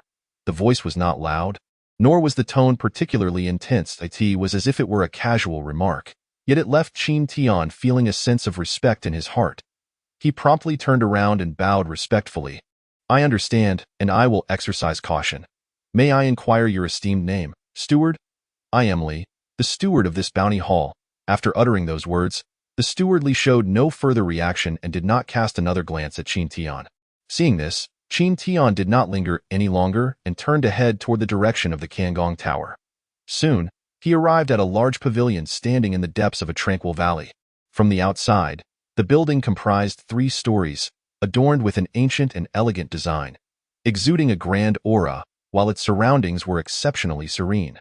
Not far from the entrance, a table was set up where a portly elder was sprawled, soundly asleep, his loud snoring echoing through the air.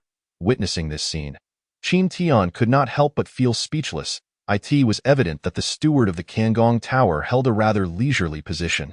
Out of caution, Qin Tian refrained from disturbing him and instead chose to wait quietly.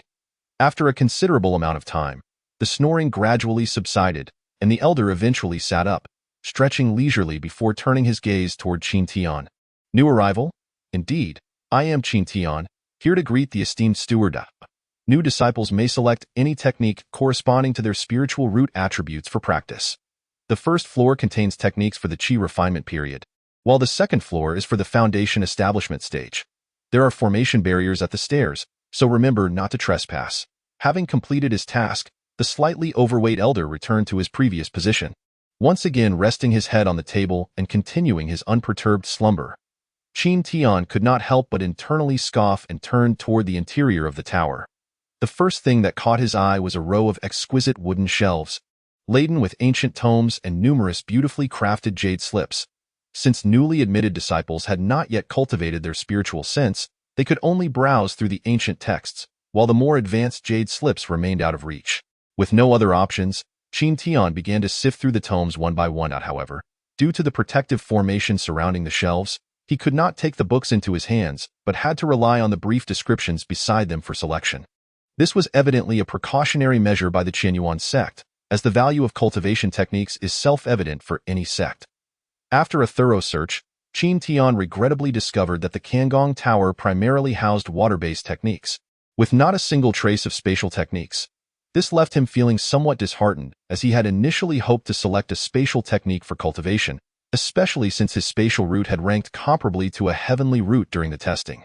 However, upon further reflection, Qin Tian began to form a vague hypothesis. It was apparent that, due to the sect's location amidst the boundless sea and the abundant moisture in the air, the progress of cultivating water-based techniques would be significantly accelerated, hence the predominance of such techniques within this repository. Indeed, even during the root testing, the water roots were the most frequently observed. The only consolation was that, as a disciple with a mixed spiritual root of the 5 elements, he could cultivate techniques from all elemental categories, providing him with a wide range of choices. Comforting himself with this thought, Qin Tian continued to search forward, with various techniques continuously coming into view, such as the Gungjin Heart Technique, the Liang Body Refinement Method, the Kuei-Sui Great Cannon, and the Tushuan Skill. After spending a good half an hour, Qin Tian finally grasped an overview. The Gungjin Heart Technique progressed rather quickly, but its effectiveness was quite mediocre. Moreover, the Liang Body Refinement Method was a physical cultivation technique that, once practiced, could make one as resilient as steel, claiming to be impervious to flying swords. In summary, each technique had its pros and cons, leaving Qin Tian uncertain about which one to choose. After a long deliberation, Qin Tian bit the bullet and decided to reach for the Gungjin Heart Technique. His reasoning was simple. After all, the cultivation realm was the ultimate truth, so the speed of cultivation was undoubtedly of great importance. However, just at that moment, amidst the many ancient texts and jade slips, a tattered and yellowed book caught his eye, prompting Qin Tian to pause his actions and gaze at it with curiosity. The title read 5 Elements Transformation Technique, Fragment of an Ancient Method, capable of cultivation up to the foundation establishment late stage. This technique allows for the cultivation of spiritual energy from all 5 elemental realms, enabling the transformation of spiritual power into a unified form. Only those possessing all 5 elements may practice it. Such an extraordinary technique was indeed suitable for his mixed spiritual roots. Qin Tian felt a surge of excitement, but a small note below made him hesitate once more. This technique is incomplete, and its subsequent sections remain unknown. Furthermore, the difficulty of cultivation is quite high, and the process of transformation is fraught with peril and immense suffering. Those lacking a resolute mind will find it difficult to succeed. Proceed with caution. Upon reading this description, Qin Tian's expression shifted between contemplation and uncertainty. Forget it. This technique is truly remarkable. It would be a pity to abandon it. If fortune smiles upon me in the future, perhaps I might discover the subsequent sections. Moreover, The foundation establishment stage is still a distant goal, so overthinking it now would be futile. With this thought in mind, Qin Tian resolved not to hesitate any longer. He bit his lip and took out the sect's jade tablet he had just received, pressing it against the barrier of the formation. In the next moment, ripples spread across the surface of the barrier before it temporarily dissipated. Qin Tian swiftly seized the ancient tome and turned to leave without looking back. Chapter 7. Introducing Qi into the body, perhaps disturbed by the sound of footsteps, the portly steward awakened early this time. Seeing this, Qin Tian said nothing more and placed the disciple's jade tablet and the ancient tome on the table for registration. The steward casually glanced over the items, his expression momentarily shifting to one of surprise. The 5 elements transformation technique? Are you certain you want to choose this method? Upon hearing this, Qin Tian replied with determination, indeed. Seeing his resolve, the steward's demeanor grew serious. Young man, have you read the note? This technique has been in the Kangong Tower for hundreds of years, and many disciples have coveted its immense power, only to meet unfortunate fates. The process of transformation is exceedingly painful. Even those with strong wills who manage to cultivate it often meet their end during subsequent transformation attempts. At this point, the steward paused momentarily. However, seeing that Qin Tian remained unfazed, he felt a flicker of irritation and spoke with a hint of displeasure. You must understand that when new disciples enter, they may only choose one cultivation technique. Should you wish to change it later, the required contributions to the sect will be considerable. I have said my piece. You must weigh your options. Upon hearing these words, Qin Tian recognized that the steward was acting out of goodwill, so he did not take offense. Instead, he bowed respectfully and took the technique and jade tablet before taking his leave. Not long after, having hurried back, Qin Tian found himself once again in the wooden house within the valley. However, having not consumed a single morsel since entering the sect, he felt an acute pang of hunger, accompanied by a sense of weakness. Thus, he wasted no time and quickly retrieved a fasting pill, taking it with some water. Sure enough, merely 10 breaths later, the sensation of hunger vanished entirely. Witnessing this miraculous effect, Qin Tian could not help but exclaim in awe, "These treasures of the immortals are truly extraordinary." Once everything was in order, Qin Tian eagerly reached into his robe, pulling out the ancient tome containing the technique and carefully flipping through its slightly yellowed pages, beginning to study it in earnest. The Tao is formless, chaos is boundless. The 5 elements encompass yin and yang, and yin and yang coexist within the 5 elements. All things bear yin and embrace yang, harmonizing through the flow of qi. Great is the concept of gan and ji, the genesis of life, rooted in heaven and earth. Myriad phenomena arise from the interplay of yin and yang, utilizing the subtleties of time. Hence the 5 elements lack a singular form, giving rise to mutual restraint and transformation, with principles varying widely. Due to the esoteric and complex nature of the technique, coupled with the absence of a knowledgeable mentor, an entire day and night passed before Qin Tian gradually lifted his gaze, his bloodshot eyes barely conveying a glimmer of understanding. According to the 5 elements transformation technique, the initial stages of cultivation were not dissimilar to other immortal techniques. One must first sense the surrounding spiritual energy, and once a vague feeling of qi manifested, one could then attempt to draw it into the body, ultimately forming one's unique spiritual power. In doing so, one would achieve the first layer of qi refinement and unlock the purple mansion space, giving rise to one's spiritual sense. With this realization, Qin Tian could hardly contain his curiosity and promptly settled into a cross-legged position on the wooden bed, gently closing his eyes. Unfortunately, no matter how hard he tried, he could not achieve a clear mind nor enter a state of meditative focus devoid of distractions. As time passed, a wave of drowsiness began to wash over him, making it increasingly difficult to remain awake. Ultimately, feeling defeated, Qin Tian furrowed his brow in contemplation, seeking a rationalization. So much has transpired these past few days. My emotions are bound to be tumultuous, and my thoughts are tangled. Therefore, I cannot force the matter of cultivation. It would be best to rest thoroughly before attempting again once I have settled.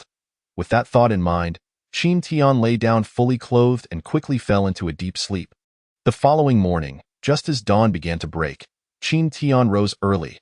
However, he temporarily set aside thoughts of cultivation, choosing instead to leisurely explore the Qinyuan sect, familiarizing himself with the surroundings while enjoying the beauty of the landscape and nurturing his spirit.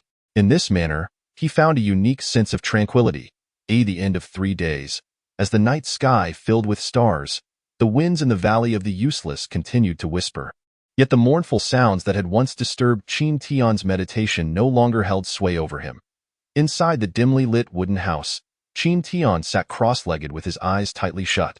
The silvery moonlight filtered through the window, casting a serene and tranquil glow upon him. At that moment, his expression was devoid of joy or sorrow, as he maintained a sliver of clarity in his spiritual mind, diligently following the technique's instructions to sense the surrounding spiritual energy. However, perhaps due to the limitations of his spiritual root, even after an entire night had passed, he still yielded no results in response to this. Qin Tian did not lose heart. Rather, he maintained a fixed training schedule daily.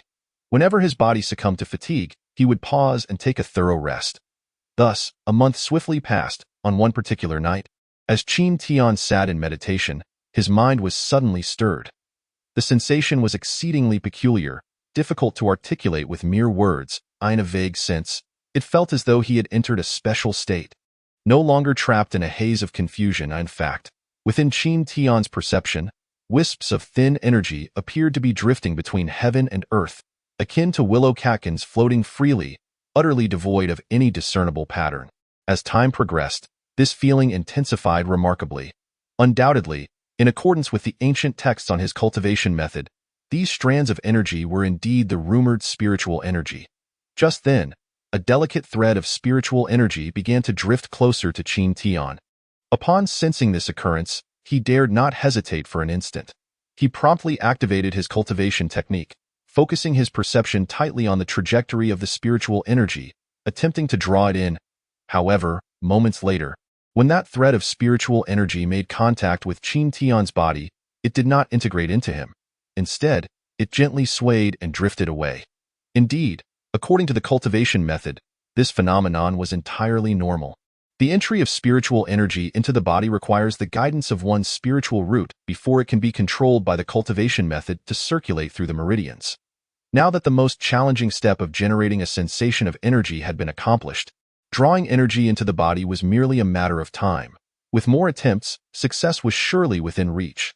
As anticipated, after an hour had passed and following several failed attempts, a thread of spiritual energy, roughly the size of a hair, finally slipped into his body through the labor palace point in his palm. Witnessing this, Qin Tian's heart surged with joy. Without a moment's delay, he activated his cultivation technique, channeling his perception to attach to the thread of spiritual energy, striving to guide it through his meridians. In the next moment, the thread of spiritual energy began to flow slowly. Wherever it passed, Qin Tian felt a warmth in his meridians, accompanied by an indescribable sense of comfort throughout his body. However, due to his still limited familiarity with the cultivation method, the flow of spiritual energy appeared rather sluggish. Yet, as time elapsed, this situation improved rapidly, and the speed of the energy's flow increased. Eventually, that thread of spiritual energy, after traversing the extraordinary meridians, arrived softly in his dantian, where it began to drift gently.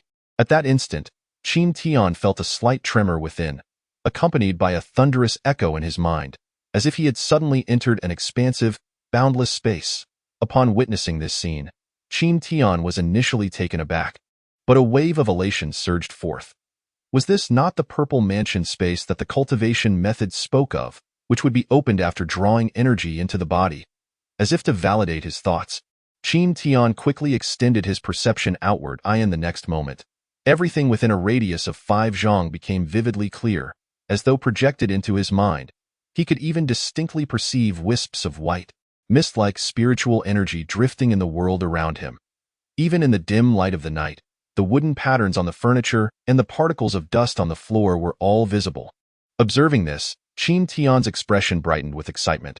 After all, according to the 5 elements transformation technique, upon drawing energy into the body and opening the purple mansion space to generate spiritual consciousness, one would successfully break through to the first layer of qi refining, officially entering the ranks of cultivators. After this, Qin Tian restrained his excitement and, filled with curiosity, released his consciousness to explore within his body.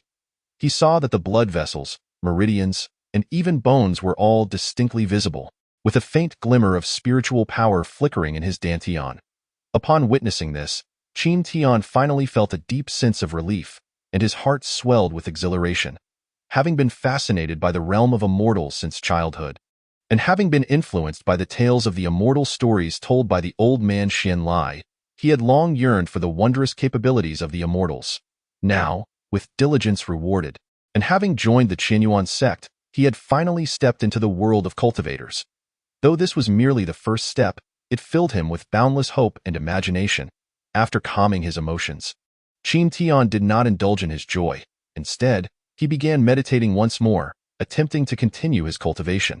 Following the operational diagram of the technique that emerged in his mind, he guided the spiritual power within his body to circulate. Before long, he sensed the surrounding spiritual energy beginning to drift toward him. Once it drew near, he swiftly inhaled it into his body.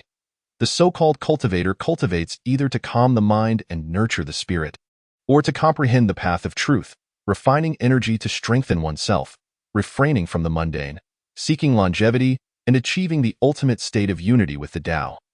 Thus, this method involves inhaling energy and exhaling breath, refining essence into energy.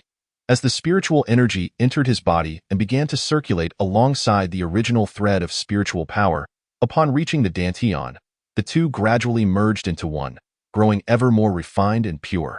This cycle continued, and soon a night passed. However, the thread of spiritual power within the Dantian had only slightly increased in strength. Given this situation, Qin Tian could not help but open his eyes in resignation. After all, the speed of cultivation was astonishingly slow. Just then, an idea struck him. As if recalling something important, he quickly retrieved the storage bag distributed by the sect and focused his consciousness to scan its contents. In the next moment, a small space, roughly 10 feet square, suddenly materialized in his mind. Inside lay a solitary book and a set of pale white robes. Apart from these, there was nothing else, making the space appear exceedingly empty. Indeed, upon reaching the first layer of qi refining, one could utilize the storage bag. This method was quite straightforward. With this thought in mind, Qin Tian swiftly manipulated his consciousness, and amidst a glimmer of light, a book appeared in his hand, Fundamentals of Cultivation. Although he had previously heard the old man Xian Lai speak of many matters related to the realm of cultivation while on Falling Sunset Island, some details were inevitably overlooked. Now was the perfect opportunity to corroborate and rapidly grasp the foundational knowledge of the cultivation world. With this in mind, Qin Tian immediately opened the book and began to read attentively. Chapter 8. The Legacy of Xian Lai. First, the realms of cultivation are divided into qi refining, foundation establishment, golden core, nascent soul, and transformation into spirit. As for realms beyond transformation into spirit, the book does not provide detailed records. After all, within the boundless demon sea of the cultivation realm, let alone the legendary transformation into spirit experts, even nascent soul cultivators have not been seen for many years. The qi refining stage is further subdivided into 9 layers. Once one reaches the pinnacle of the 9th layer, they can condense their spiritual power into liquid, breaking through to foundation establishment, thereby extending their lifespan to 200 years. From the foundation establishment stage onward, each realm is further categorized into early, mid, late, and great perfection stages. Thus, the foundation establishment stage serves as a critical threshold. Once a cultivator reaches this realm, they are considered to have transcended the mundane and may rightfully be called a true cultivator. Should one achieve the convergence of dragon and tiger, solidifying liquid into a pill to break through to the golden core stage, their lifespan may even extend to 500 years, along with formidable strength capable of turning the tides. As for the rumored nascent soul realm, the book offers but a few words of description, but its might is not difficult to imagine. Furthermore, the cultivation realm is all-encompassing, with countless sects and schools of thought. These include array cultivators, alchemists, artifact refiners, talisman makers, sword cultivators, body cultivators, and the most widespread, spiritual cultivators, among others. The exact number of schools remains unknown, but they primarily consist of the aforementioned categories. Among them, alchemists specialize in the art of pill refinement, a highly sought-after profession in the cultivation realm, and many alchemists are held in high esteem by the populace. After all, for cultivators seeking the path of immortality, the power of medicinal pills is virtually indispensable. Artifact refiners also hold a comparable status, as having a high-quality artifact that corresponds to one's cultivation method can significantly enhance combat prowess during excursions. Artifacts are categorized into 4 grades: superior, middle, inferior, and exceptional, with spiritual artifacts existing above them. Talisman makers, on the other hand, are somewhat less mainstream. They focus on the art of creating talismans, which can store spells for later activation through mental stimulation. Unfortunately, most talismans are single-use, making them quite expensive and keeping their prices high. Array cultivators are also relatively niche, primarily due to the high difficulty of their craft and the substantial resources required, making them a focus for sects to train gifted disciples. Thus, array masters among independent cultivators are exceedingly rare. As for sword cultivators, they have long since vanished from the boundless demon sea, their existence now a mere legend. It is said that sword cultivators pursue extreme paths, striving for unparalleled offensive power, dedicating their lives to a single sword, and seeking the ultimate realm of breaking through myriad laws with a single strike. Body cultivators, conversely, focus on honing their physical forms, representing another extreme of cultivation.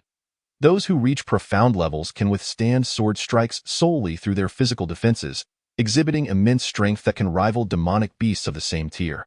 Finally, spiritual cultivators represent the current mainstream in the cultivation realm, primarily focusing on refining spiritual energy to break through realms, with power enhancement as a secondary objective, embodying a balanced approach unlike the extremes of the other schools.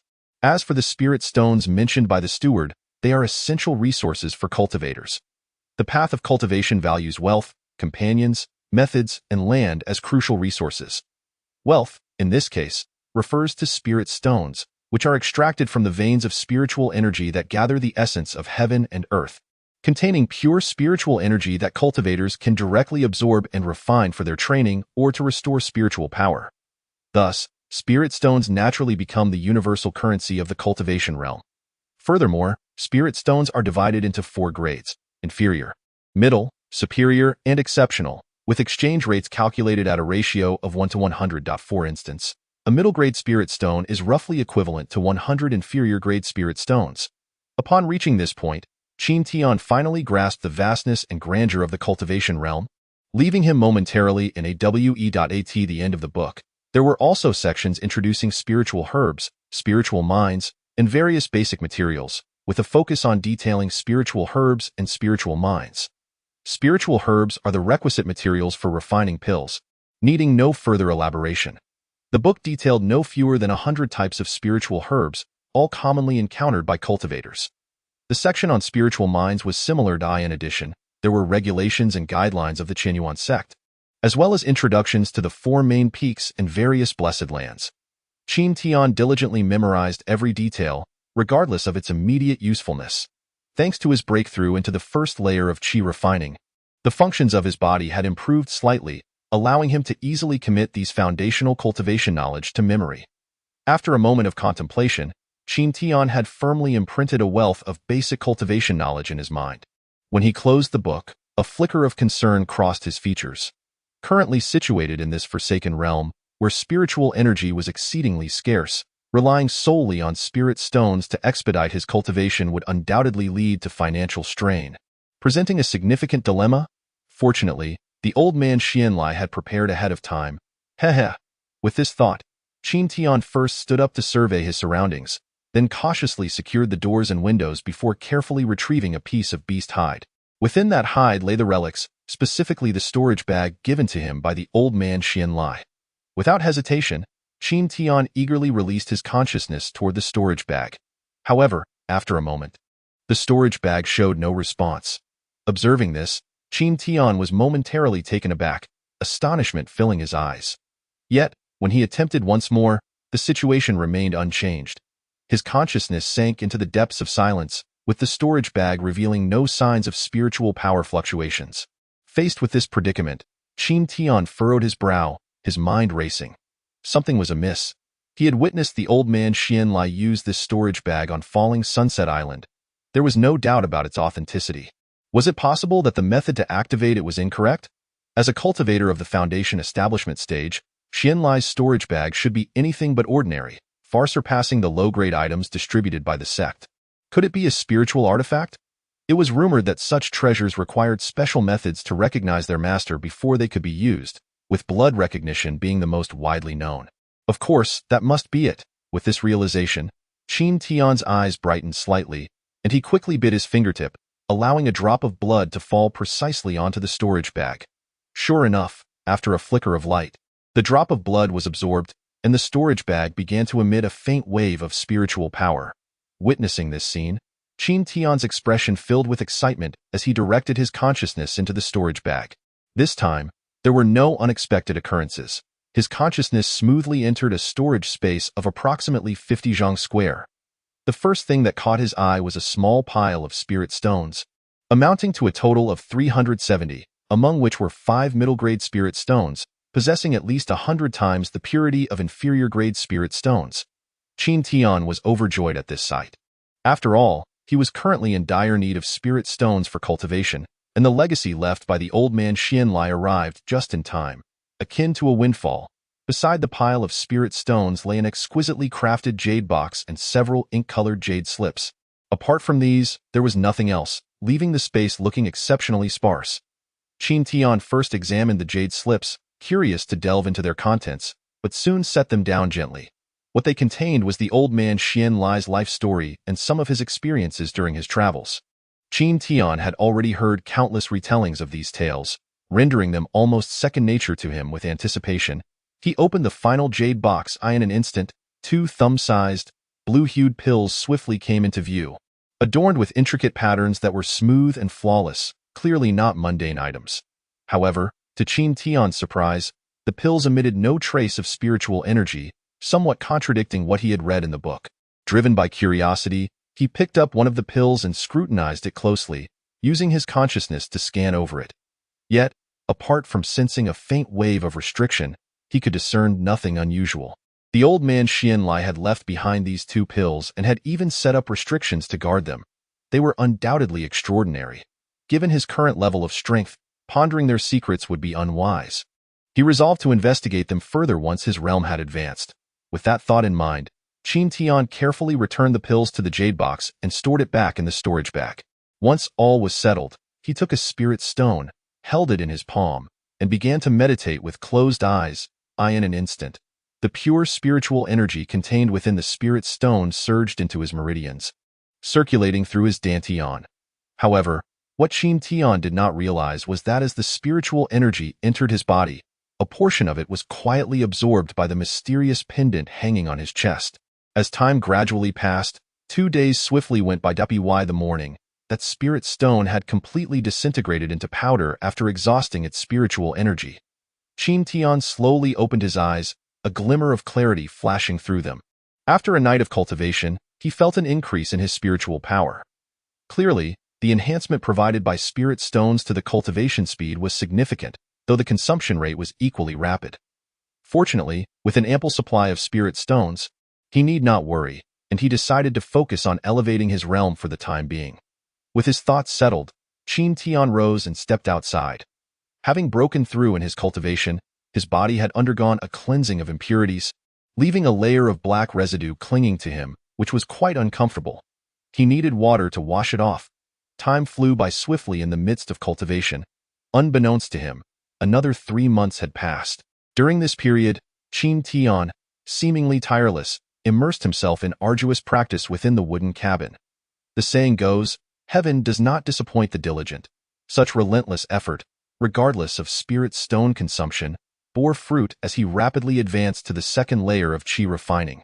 Although this pace of cultivation could not compare to some of the sect's prodigies, it was significantly faster than that of ordinary disciples. Yet, this result left his neighbor, Zhang Ainyo, utterly astonished, for they had both entered the sect at the same time, and he was still struggling at the first layer of qi refining. Chapter 9. Silent endurance. In the early morning, the first rays of sunlight filtered through the crevices of the wooden cabin, casting a gentle glow upon Qin Tian's somewhat fatigued visage.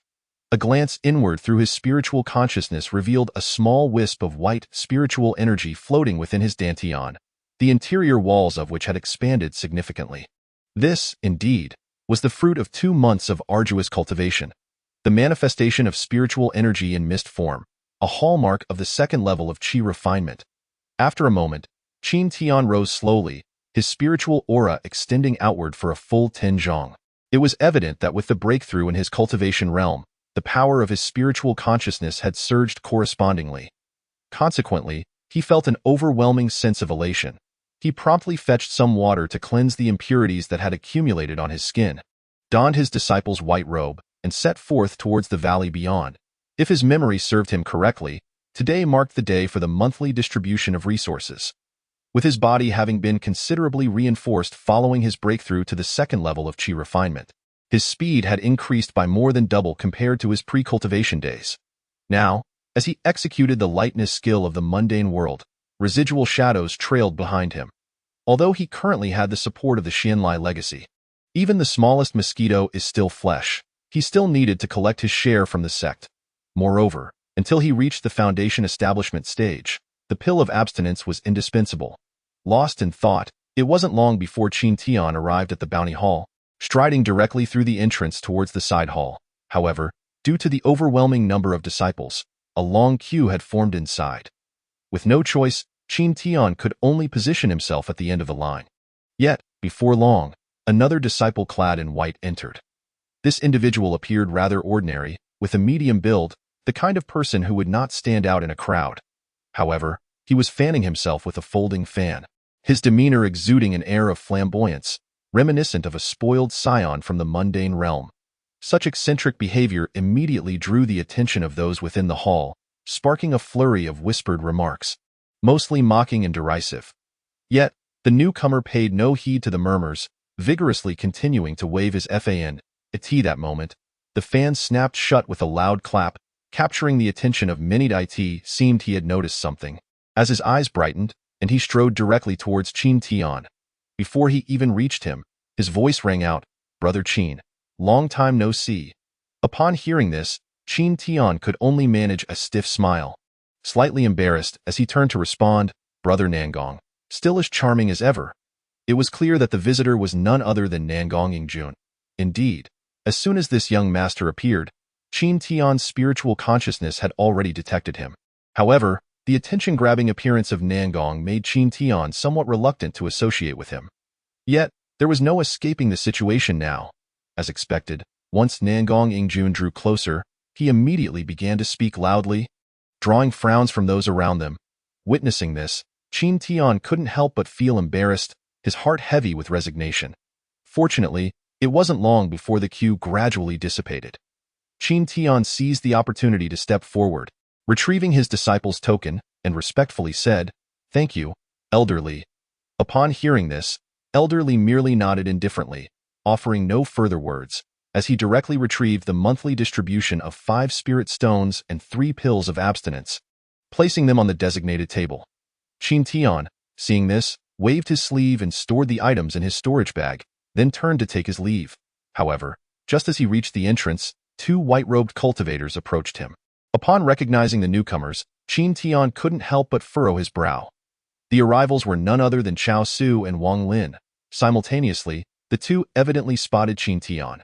Chao Su's face twisted into a cold smirk as he revealed his cultivation at the 8th level of Qi refinement, unleashing a fierce aura directly at Qin Tian.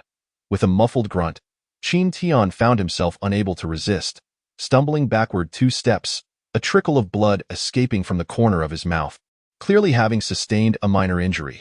The confrontation of their auras involved both spiritual consciousness and cultivation level. Given that Qin Tian's cultivation was still weak, at merely the 2nd level of Qi refinement, facing an 8th level master, the outcome was all too predictable. The actions of the trio instantly attracted the attention of everyone in the hall, and a chorus of discussions erupted around them. Who is this kid? To confront Chao Su. Does he not know the limits of his own strength? It's akin to courting death. I reckon this brat must have offended Chao Su, and now he's being deliberately targeted. Sure, keep your voices down. Meanwhile, among the crowd, the usually nonchalant Nangong Yingjun's expression darkened, his gaze icy as he fixed it on Chao Su. However, in the face of the collective scrutiny, Chao Su merely chuckled mockingly. Good dogs don't block the way with that. He brazenly walked past Qin Tian, heading into the bounty hall. Wang Lin, as he passed, couldn't resist sneering, a waste with a mixed spiritual root. How's life in the Valley of the Wretched treating you? Upon witnessing this, the crowd quickly caught on and murmured in confusion and astonishment. What did Wang Lin just say? Valley of the Wretched? This young man looks too young.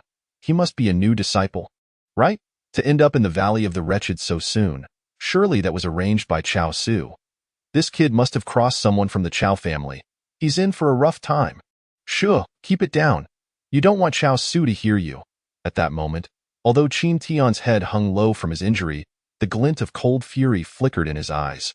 After a brief moment, he forcibly suppressed his ire, opting not to linger or engage in any futile confrontation.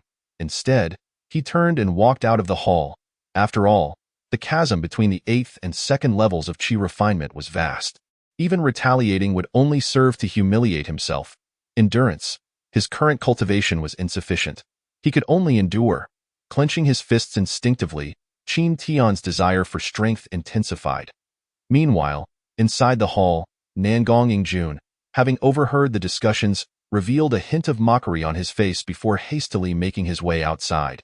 However, as he passed by Chao Su, he displayed no fear, instead taunting, the illustrious young master of the Chao family, truly impressive. Bullying someone at the 2nd level of Qi refinement. Only the great young master Chao could pull off such a grand display.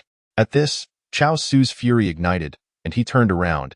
Yet he restrained himself, as if wary, his cold gaze fixated on Nangong Yingjun's retreating figure, his face contorted with rage. Humph! The remnants of the Nangong clan will eventually be purged. Within the Qinyuan sect, Qin Tian dashed along the mountain path. Just then, footsteps sounded behind him, clearly indicating that the pursuer had no intention of concealing their presence. Upon scanning his surroundings with his spiritual consciousness, he recognized it as none other than Nangong Yingjun. With a flicker of curiosity, Qin Tian came to a halt, and as Nangong Yingjun caught up, his expression was uncharacteristically grave, the usual nonchalance completely absent. Kid, do you have a grudge with that Chao family fellow? In response, Qin Tian maintained his composure and replied, I have some discord with Chao Su.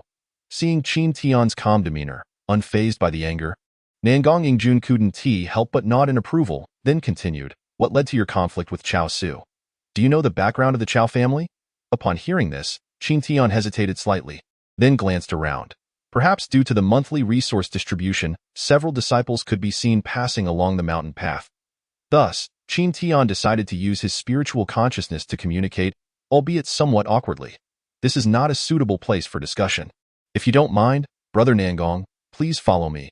After saying this, Qin Tian turned and swiftly made his way ahead. Nangong Yingjun, without hesitation, followed closely behind in no time. The two arrived at the entrance of the Valley of the Wretched.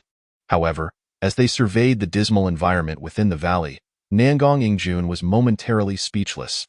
The inhospitable conditions and the meager spiritual energy made it utterly unsuitable for cultivation, truly befitting the name Valley of the Wretched. What astonished Nangong Yingjun most was that, despite such a harsh environment, Qin Tian had managed to successfully draw in spiritual energy and even break through 2 levels in just a few months. Such perseverance was indeed remarkable. For a moment, his eyes sparkled with contemplation, while Qin Tian, seemingly oblivious to the scrutiny, continued walking into the valley. Before long, they reached the small wooden cabin. Qin Tian pushed open the dilapidated door and invited Nangong Yingjun inside. Once seated casually, Qin Tian recounted the grievances with Chao Su, including the circumstances that led him to be placed in the Valley of the Wretched, as he narrated the tale to Nangong Yingjun. After finishing, Nangong Yingjun revealed a chilling expression. The Chao family is indeed corrupt from top to bottom. Chao Su is a cunning and vicious individual. You must be cautious of him. Chapter 10. The door collapsed. You entered the sect late and may not know. But there have long been rumors that Chao Su has been obsessively pursuing Sister Yi Qiushui, hoping to become her dual cultivation partner. Even the ancestor of the Chao family has expressed interest in this match. However, Sister Yi is a disciple of Master Qing Chao, the esteemed Golden Core ancestor, Yun Xiu, and is herself a prodigy with a heavenly spiritual root. She has never even acknowledged Chao Su, but out of respect for the Chao family's ancestor, Yun Zhe, she refrains from outright rejection.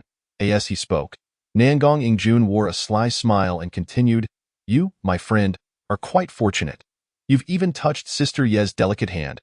Who else would Chao Su harbor such resentment towards if not you? It's worth noting that while Chao Su has pursued Sister Yi for many years, he has yet to have the opportunity to savor her affection. Hearing this, Qin Tian couldn't help but chuckle wryly. After all, in that moment, he had hardly considered such matters. Every action was merely a means of self-preservation. Observing his reaction, Nangong Yingjun smirked and added, "Though Chao Su's spiritual root aptitude isn't exceptional, he has the backing of the golden core ancestor, making him the quintessential spoiled rich kid." Qin Tian sighed inwardly. Ultimately, it was a matter of insufficient strength. The world of cultivation bore little difference from the mundane realm. Power struggles and intrigue were ever present. Without a formidable background or strength, one could only be at the mercy of others. Although Qin Tian felt contemplative, he still questioned, "Did Brother Nangong come today merely to inform me about the Chao family?" "Merely passing by. I thought to give you a heads up, as I find the Chao family rather distasteful," Nangong Yingjun replied with a hint of pride, fanning himself languidly. "Oh? Does Brother Nangong not fear the Chao family's influence? The Chao family and my Nangong family have been bitter rivals for generations. There is no reason to harbor fear." As he spoke, a trace of coldness flickered across Nangong Yingjun's countenance. "What do you mean by that, Brother Nangong?" Qin Tian inquired, surprised. Hearing this, Nangong Yingjun's eyes glinted momentarily, and he responded evasively, "This matter is quite complex. It would be wise for you not to inquire too deeply for now. Remember, an enemy's enemy is a friend, so I wouldn't mind having another ally against the Chao family. Do you truly place such value on me? With my mere second level of Qi refinement, attempting to confront the Chao family would be akin to striking a rock with an egg." Qin Tian replied, his expression stoic as he fixed a penetrating gaze on Nangong Yingjun. In response, Nangong Yingjun smiled slightly, unflinching in their eye contact as he said, "Despite your mixed spiritual roots, your cultivation speed is commendable. It suggests you possess some fortuitous encounters. Why belittle yourself? Moreover, the intricacies of fate are beyond our understanding. Who can say for certain?" Upon hearing this, Qin Tian's heart jolted. It was apparent that his unusual cultivation speed had drawn the attention of astute observers. Realizing this, he felt a wave of wariness. If the matter of Xian Lai were to come to light, the consequences would be dire. Furthermore, if those with ulterior motives were to covet the legacy he bore, given his current cultivation level, he would be utterly powerless. At that moment, however, Nangong Yingjun abruptly rose to take his leave, his tone laden with significance as he said, "I have pressing matters to attend to, so I won't linger. Just a word of caution. If all goes as expected, you may soon find yourself in unexpected predicaments."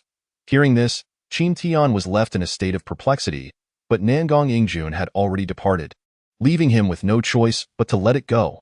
The night passed without incident, and by dawn the next day, Qin Tian was still immersed in his cultivation when a loud shout from outside jolted him awake. "Where is the waste, Qin Tian?" Realizing the commotion, Qin Tian's eyes snapped open, flickering with cold light.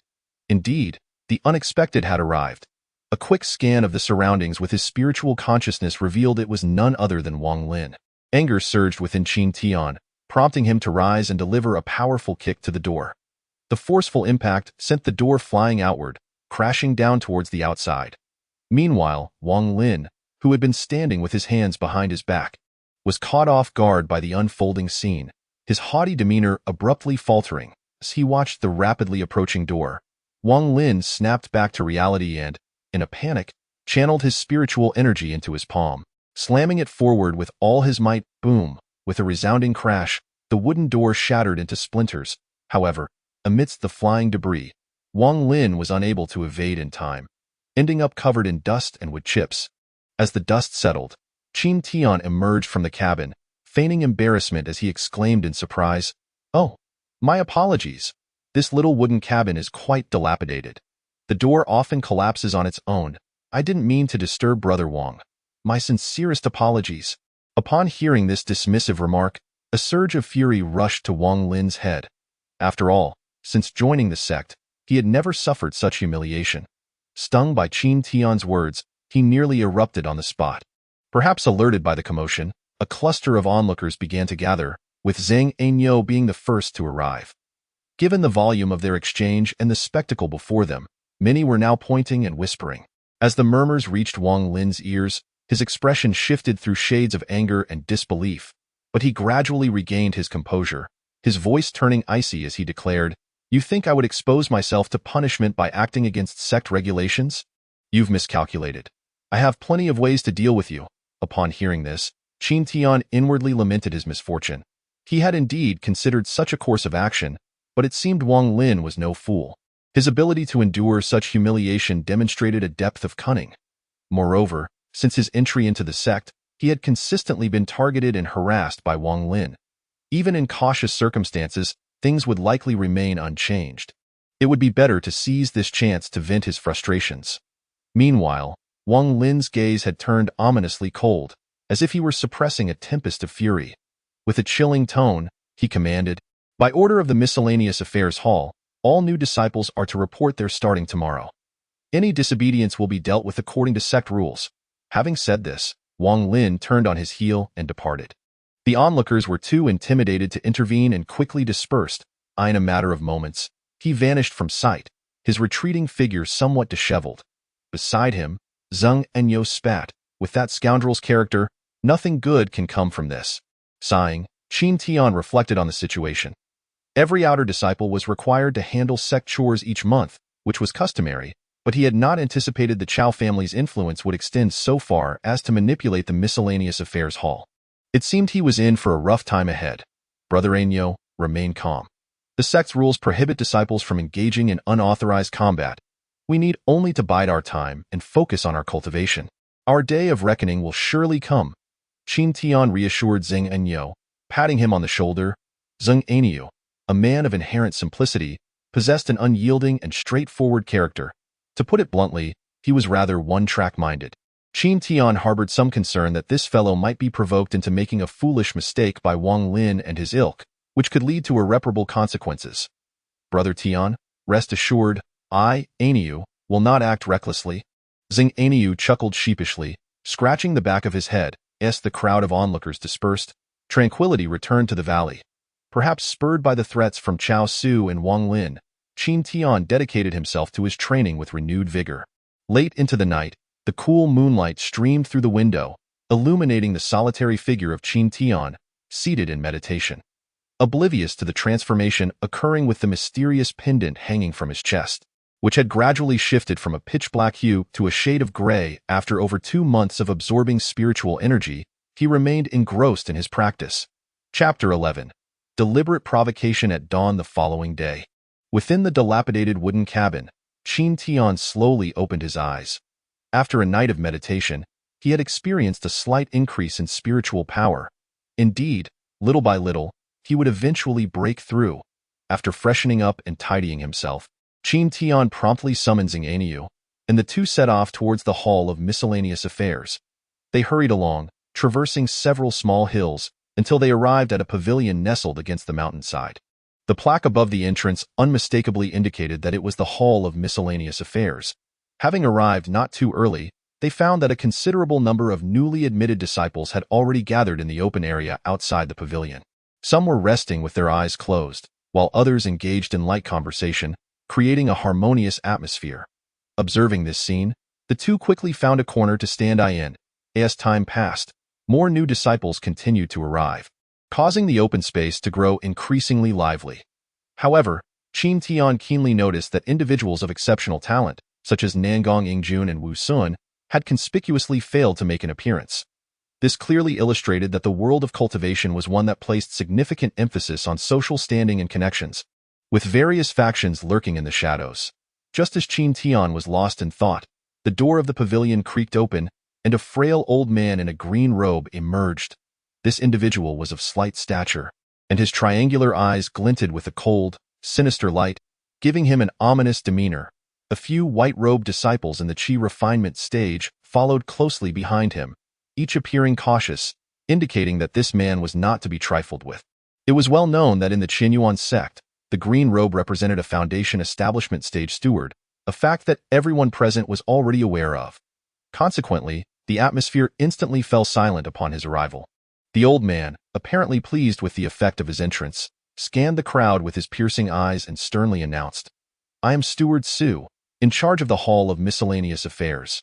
As new disciples, you are required to undertake menial tasks according to sect regulations. Starting today, you must strictly adhere to the assigned duties each month. Should any of you display a lackadaisical attitude, I will not show leniency. We shall abide by the steward's orders." The crowd responded in unison, not daring to hesitate, fearful of provoking trouble. Satisfied, Steward Su nodded and continued, "Form a line and draw lots one by one. The tasks you draw will not change thereafter." Upon hearing this, the crowd erupted into a flurry of activity as they formed an orderly line. Unsurprisingly, Qin Tian and Xing Aniu found themselves relegated to the end of the queue. Meanwhile, a white-robed disciple stepped forward, producing a green bamboo tube from which several black bamboo slips were extracted. However, due to a restriction sealing the tube, no one could probe its contents with their spiritual sense. As the first disciple in line drew the first slip, everyone leaned in to see the few words inscribed upon it. Mountain patrol duty. Luck was on his side. It was an easy task. "Thank you, senior brother," the disciple exclaimed gratefully, retreating to the side, visibly pleased. As the others continued to draw lots, a variety of tasks emerged, ranging from the Spirit Herb Garden's spiritual value assignment to the Pill Hall's menial duties and the Scripture Hall's cleaning tasks. As the saying goes, some rejoiced while others lamented. Those who drew lighter tasks were overjoyed, while the majority who received tedious assignments were expressions of deep concern, burdened by the thought of squandering precious cultivation time on menial labor. After half an hour had passed, all had drawn their lots, except for Qin Tian and Xing Aniu. Seeing the situation, Qin Tian wasted no time and approached with Xing Aniu. Just then, the white-robed disciple cast a lingering glance at Qin Tian, swiftly stowed the bamboo tube away, and coldly inquired, "You are Qin Tian, correct?" Upon hearing this, Qin Tian's brow furrowed, a sense of foreboding creeping into his heart. "Nevertheless," he replied honestly, "indeed. You too need not draw lots. The Hall of Miscellaneous Affairs has other plans for you." The white-robed disciple smirked coldly. Upon hearing this, the crowd turned to glance at them, sensing something amiss. Only Steward Su, standing nearby, remained indifferent, eyes closed in meditation, seemingly oblivious to the unfolding drama. Qin Tian's heart sank at this turn of events, but he masked his concern, instead pulling the irate Xing Aniu aside. "Very well, those who have drawn lots may proceed to report to your posts. You too, follow me." With that command, the white-robed disciple gestured for Qin Tian and Xing Aniu to accompany him. The crowd, not daring to linger, dispersed rapidly, while the two followed closely behind the white-robed disciple toward a certain area within the sect. The atmosphere was peculiar, as all three remained silent. After a brief moment, they arrived at a secluded valley, where a wave of intense heat greeted them upon entry. Within the valley, numerous caves had been chiseled into the rocky walls, each sealed with a restriction, obscuring their inner contents, yet waves of warmth emanated from within, raising the valley's temperature considerably. Qin Tian's eyes flickered with confusion at this sight, but he refrained from voicing his inquiries, evidently intent on discerning the intentions of the white-robed cultivator. They continued onward, passing through several rounds of questioning from stationed disciples, until they finally halted before a stone hall. The hall's ancient architecture exuded an air of spaciousness, resembling a storeroom for spiritual materials, and guards were stationed at the entrance, ensuring tight security. Inside the hall, piles of golden ore gleamed like small mountains, radiating a dazzling brilliance. Such a spectacle would surely astonish any ordinary person, leading them to believe they had stumbled upon a treasure vault. Yet, instead of feeling elated, Qin Tian could not shake the sense of foreboding rising within him. As the saying goes, strange occurrences hint at trouble. This arrangement by the white-robed cultivator surely concealed arduous labor. Indeed, as if reading Qin Tian's thoughts, the white-robed cultivator's voice rang out. "This is Jin Yao, or extracted from the mine and accumulated here. You must refine the impurities using spiritual energy to obtain genuine Jin Yao stones. From now on, you are responsible for the refining tasks, and according to the Hall of Miscellaneous Affairs, you must produce at least 30 refined Jin Yao stones each month, with impurities not exceeding 30%. At this point, the white-robed cultivator paused momentarily before continuing in a chilling tone. "However, let me make it clear. Should either of you fail to complete the task, you will face the consequences as per sect regulations." Upon hearing this, Qin Tian quickly grasped the situation. He seized a piece of ore and attempted to channel his spiritual energy into it, only to find that after some time, only a thin wisp of black smoke emerged from its surface, with the overall impurities hardly diminished. Frustrated, Qin Tian furrowed his brow, a surge of inexplicable anger rising within him. This ore is incredibly tough. Given our cultivation, isn't it a bit unreasonable to expect us to refine 30 pieces in a month? However, The white-robed youth merely smiled coldly in response, swiftly producing a black whip from his storage bag and, without warning, lashed it downwards. A powerful aura from the sixth layer of Qi refinement surged forth, enveloping Qin Tian. With a loud crack, Qin Tian was caught off guard, and a gash appeared on his chest, causing him to stagger back several steps. Zhang Aniu, alarmed at the sight, rushed forward to assist while shooting a furious glare at the white-robed disciple. "Disobedience will lead to consequences," the white-robed disciple remarked with a chilling grin as he retracted the whip. In that moment, Qin Tian wiped away the blood trickling from his mouth, enduring the searing pain in his chest without uttering a sound. He exchanged a covert glance with Zhang Aniu, signaling for him to remain calm, before sweeping up a total of 50 pieces of ore and striding silently towards the exit. Zhang Aniu, sensing the cue, followed closely behind. "Submit the Jinyao stones in 1 month. Any delays will invoke the sect's penalties." The chilling proclamation echoed behind them, but Qin Tian's pace did not falter. Just as they were about to exit the valley, a figure standing with arms crossed appeared before them, blocking their path. Without needing to look closely, it was evident that this was none other than Wang Lin. "Oh, if it isn't the infamous waste, Qin Tian. What seems to be the matter?" "Taken a beating," Wang Lin mocked, his disdain evident. In response, Qin Tian merely shot him a cold glance before turning to leave the valley. Seeing this, Wang Lin's expression twisted with fury. After all, he had clawed his way up by aligning himself with the Chao family, and now that he had finally secured a position of status, being disregarded by a mere waste like Qin Tian was infuriating. "Isn't he fond of exploiting sect rules? Very well, I shall use the regulations to deal with you." Chapter 12. The mysterious pendant within the wooden cabin. Qin Tian gripped a piece of Jinyao, or, diligently channeling his spiritual energy to refine it, beads of sweat forming on his brow, reflecting the arduous nature of the task. After returning from the instrument hall and hastily tending to his wounds, he immersed himself in the refining task. However, as the afternoon wore on, he had barely managed to refine a third of the ore, highlighting the immense difficulty involved. With his meager cultivation at the second layer of Qi refinement, his spiritual energy had been depleted several times, forcing him to pause and meditate to replenish it. Consequently, the pace of impurity removal had slowed considerably. Qin Tian opened his eyes, fatigue etched across his features. The process of refining impurities required not only spiritual energy but also the guidance of one's spiritual consciousness, which consumed a significant amount of mental energy. While spiritual energy could be replenished quickly with spiritual stones, the essence of spiritual consciousness was far more elusive, requiring rest and meditation for recovery. Leaving little room for alternatives at this rate, completing the task within a month seemed utterly impossible. Not only would he waste a considerable amount of cultivation time, but he would also face the wrath of the Hall of Miscellaneous Affairs for failing to meet the requirements, a truly insidious scheme. His eyes flickered with cold determination, suppressing the anger that brewed within. Wang Lin's cunning and treachery were indeed detestable. As Qin Tian's emotions surged, the wound on his chest reopened slightly, blood seeping out, only to be entirely absorbed by the mysterious pendant hanging from his neck, the absorption rate gradually accelerating.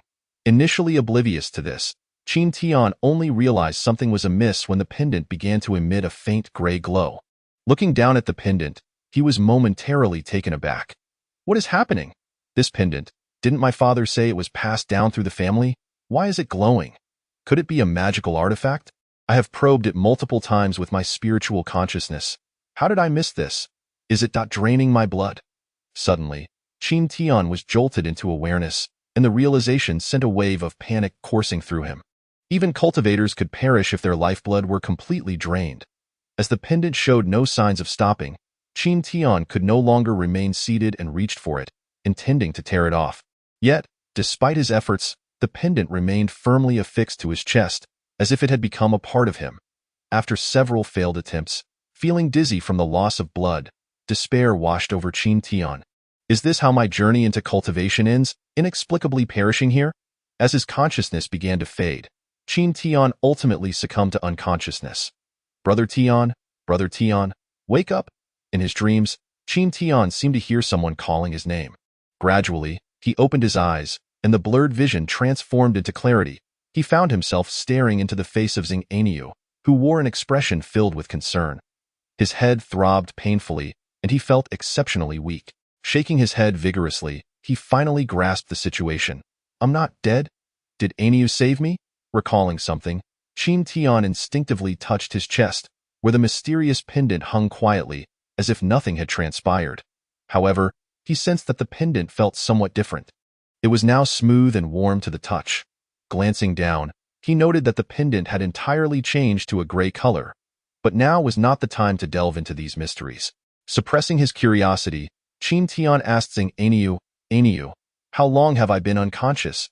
Brother Tian, you scared me. When I came to find you, I found you lying unconscious on the ground. It's been a day and a night already. Zhang Aniu replied, a hint of fear lingering in his voice. Don't worry, I must have fainted due to my injuries. I'm fine now, Qin Tian said weakly, offering a reassuring smile. He found comfort in Zhang Aniu's straightforward and honest nature. He was indeed a trustworthy companion. Upon hearing Qin Tian's words, Zhang Aniu finally began to relax. Since entering the sect, his honest demeanor and lack of talent had led to frequent disdain from others. Only Qin Tian treated him with sincerity. Moreover, both had been cast into the Waste Valley, forming a bond of mutual understanding. Thus, he was deeply concerned for Qin Tian's well-being. Noticing Qin Tian's pallor and lingering weakness, Zhang Aniu refrained from lingering too long, engaging in light conversation before returning to his own training. At this moment, the wound on Qin Tian's chest had scabbed over, requiring time to recuperate before he could fully recover. After meditating to replenish his spiritual energy, Qin Tian took the opportunity to examine the mysterious pendant closely. Despite the change in color, he could discern no other peculiarities. However, recalling the earlier incident of nearly having his lifeblood drained, he was convinced that this object was extraordinary. After a moment of contemplation, a sudden thought struck him. Could it be that it requires blood for recognition? The instant this notion crossed his mind, excitement surged within him. He had long yearned for the tales of serendipitous encounters recounted by the old man Xian Elide. As his thoughts raced, Qin Tian extended his spiritual consciousness towards the pendant. In the next moment, he found himself enveloped in a hazy gray world, devoid of the sun, moon, or stars. Only an endless expanse of gray mist surrounded him. His spiritual consciousness spread to its limits. Yet he could not find the boundary of this space. Could this be a storage artifact? Qin Tian mused, reaching for a piece of jinyao ore and attempting to communicate with the pendant through his consciousness. But the ore remained motionless. How perplexing. What purpose does this chaotic space serve? Qin Tian pondered, bewildered. Just then, a wisp of gray mist shot forth from the pendant, swiftly enveloping the piece of jinyao ore. Observing this, Qin Tian was momentarily taken aback.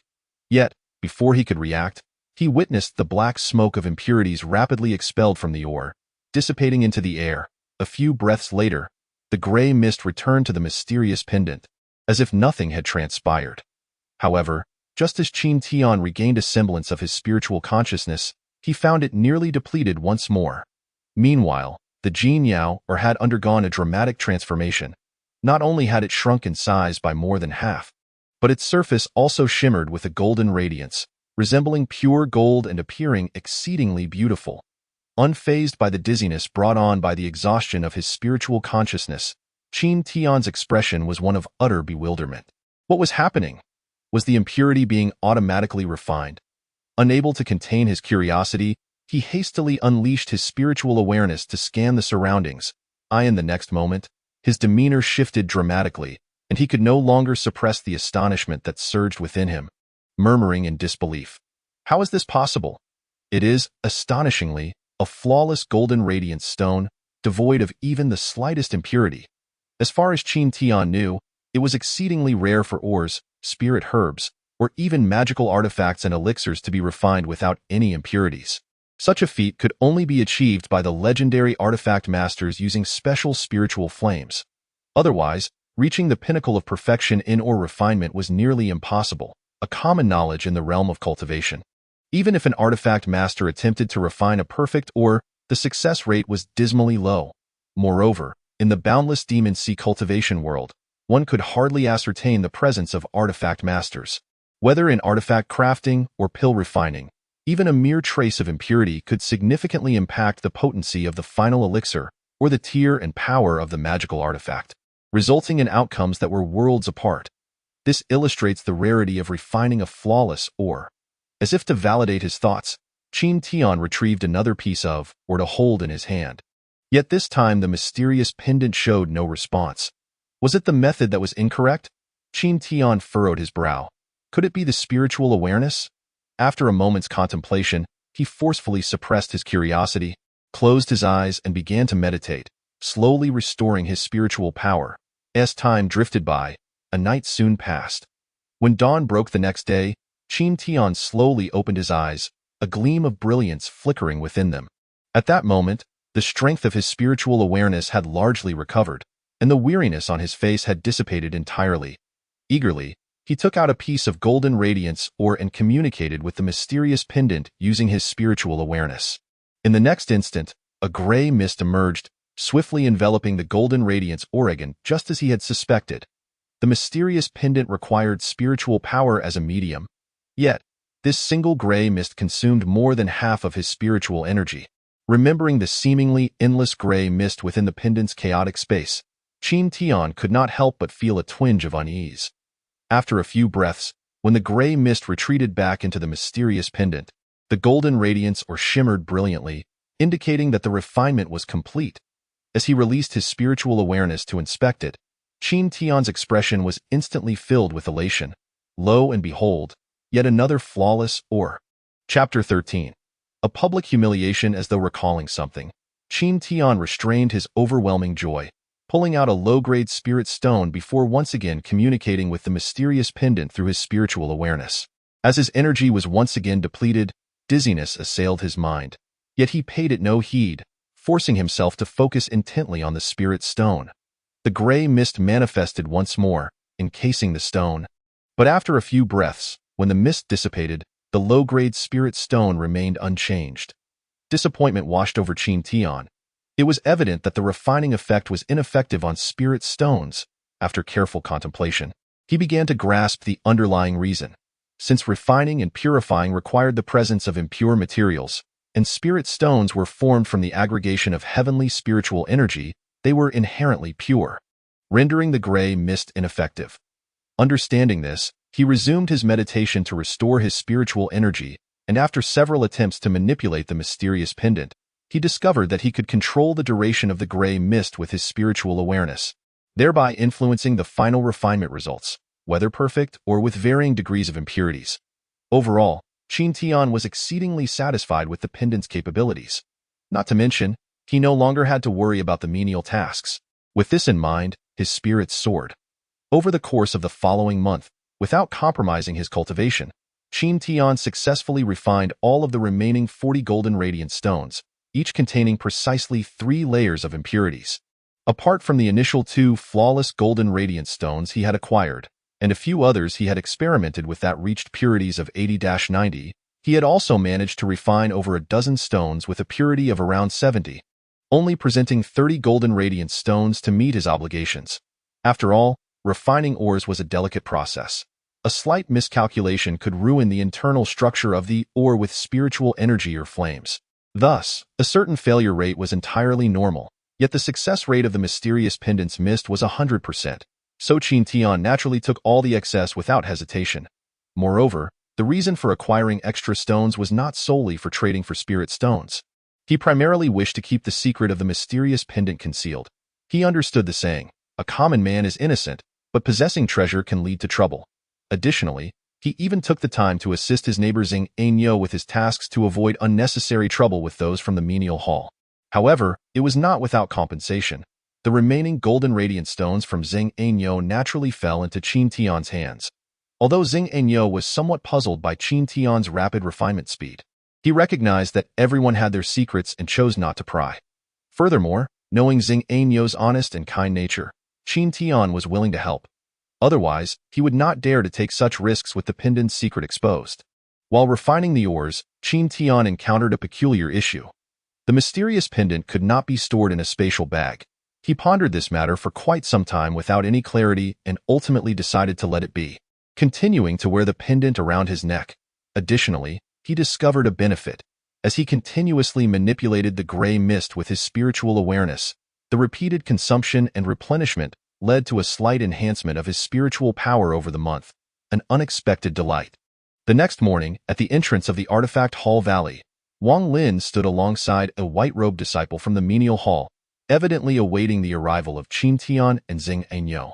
Rest assured, those two good-for-nothings will never complete the task. I shall personally teach one of them a lesson shortly, ensuring they understand the consequences of offending you. Senior Brother Wang. The white-robed disciple, Yan Hua, said, his expression laced with flattery. That would be for the best. When the time comes, exert a bit more force. As long as you don't maim or kill them, we won't violate any regulations. The Chao family will bear the brunt of any repercussions. Once this is settled, I shall certainly speak well of you in front of Senior Brother Chao Su. Wang Lin replied coldly, his gaze fixated on the direction of the Waste Valley, as if he could hardly wait to witness Qin Tian's punishment and beating. Thank you, Senior Brother Wang, for your support. Yan Hua expressed his gratitude, though a flicker of complexity crossed his eyes. It was well known that Wang Lin, backed by the illustrious Chao family, held considerable status among the inner disciples. If this matter were resolved successfully, and he spoke a few kind words, it wouldn't be impossible to get closer to the Chao family. After all, within the Qin Yuan sect, having connections made all the difference.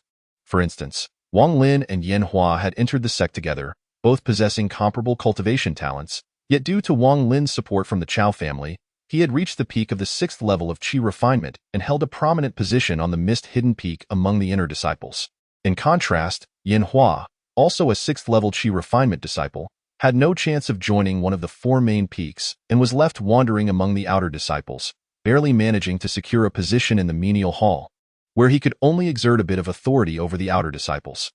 Thus, when Wang Lin approached him with promises, Yan Hua agreed without hesitation. A disciple from the Waste Valley, a mere 2nd-level Qi refinement cultivator, was nothing for him to manipulate at will. As time gradually passed, a fragrant stick of incense soon elapsed. Just as the two grew impatient, Qin Tian and Zheng Enyo finally arrived. Upon seeing their pale faces, indicative of excessive spiritual energy depletion, Wang Lin and Yan Hua couldn't help but smirk coldly. You two, hand over the golden radiant stones. I must personally verify them, Yan Hua said with a face full of mockery. Wang Lin stood beside him, a sneer of derision on his face, as if he could already envision Qin Tian being punished and humiliated. Observing this, how could Qin Tian not discern their intentions? Yet he did not reveal any signs of abnormality. Instead, he turned to Zheng Enyo and exchanged a knowing glance. Understanding immediately, Zheng Enyo hastily took out a storage bag and poured its contents onto the ground. In an instant, 30 golden radiant stones tumbled to the ground, forming a gleaming heap that resembled a mountain of gold, resplendent in appearance. Yan Hua was momentarily taken aback and quickly released his spiritual awareness to scan the pile. 30 pieces, correct, he confirmed after a second glance. Although the purity of each stone varied, they all hovered around 70%. Consequently, the expression on Yan Hua's face gradually solidified, the earlier ferocity fading away, replaced by disbelief. Meanwhile, Wang Lin also sensed something amiss and hastily unleashed his spiritual awareness to examine the stones, only to find himself stunned in place. How is this possible? A 2nd-level Qi refinement cultivator, and in a month. Not only has he refined 30 golden radiant stones, but even producing 15 would be a challenge. Yet the facts lay plainly before them, leaving no room for doubts. Heh, are you disappointed? Zheng Enyo, straightforward by nature, couldn't help but grin smugly. Yan Hua's expression darkened at this, and he abruptly turned to Qin Tian, a hint of expectation lurking in his heart, and questioned coldly, "What about yours? Let's see it." Qin Tian, however, remained impassive, raising his hand to tap his storage bag die. In an instant, another 30 golden radiant stones appeared, each with a purity of around 70% as well. I have not failed in my duties. I sacrificed my cultivation time and managed to complete the task, Qin Tian said calmly, though a flicker of cold light passed through his eyes as he regarded Wang Lin and Yan Hua. Yet he concealed it skillfully, leaving no trace of his displeasure. Prior to coming, Qin Tian had also made discreet inquiries. Due to the arduous task of refining ores, the menial hall had strict regulations. A monthly task of 30 pieces was already the limit, typically completed by disciples of the 4th level of Qi refinement and above.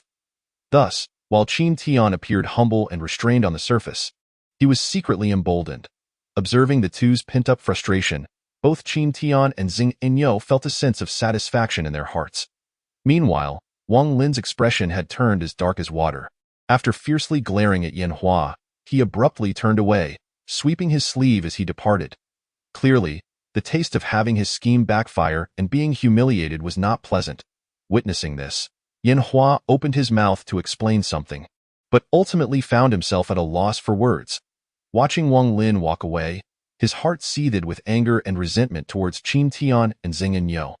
After all, not only had he failed to get close to the Chao family, but he had also likely offended Wang Lin in the process, making his efforts a complete loss. You better watch yourself, boy. Make sure to complete your monthly tasks on time, and do not let me catch you making a mistake, or you'll regret ever coming into this world. Yan Hua's face twisted with a mix of murderous intent and hatred. After saying this, he quickly activated his movement technique, hastening after Wang Lin into the distance.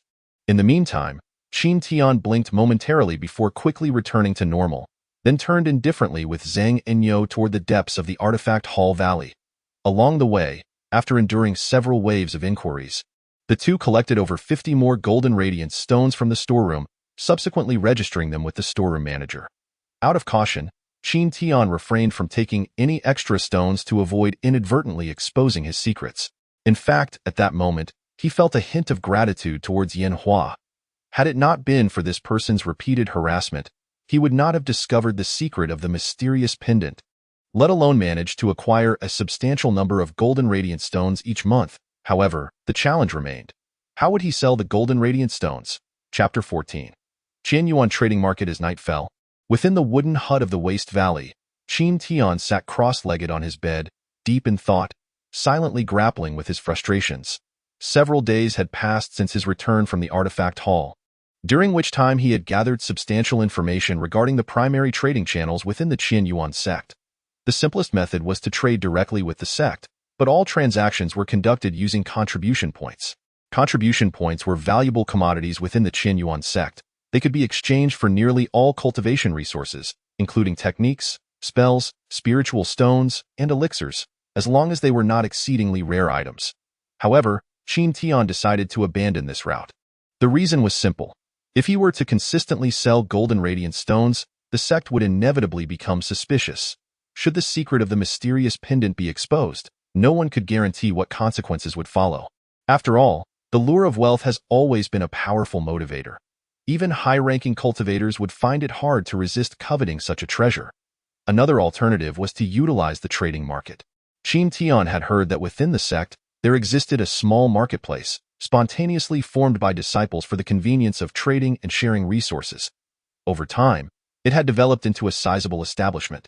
The marketplace was situated on a small mountain, with a large platform at its midpoint. At that moment, Qin Tian stood at the entrance of the marketplace, surveying his surroundings.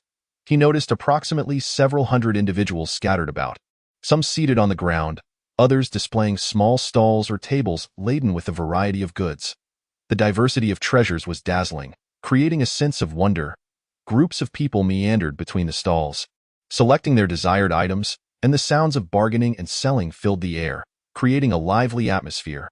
Observing the scene before him, reminiscent of a bustling, mundane market, Qin Tian could not help but feel astonished and immediately ventured into the marketplace.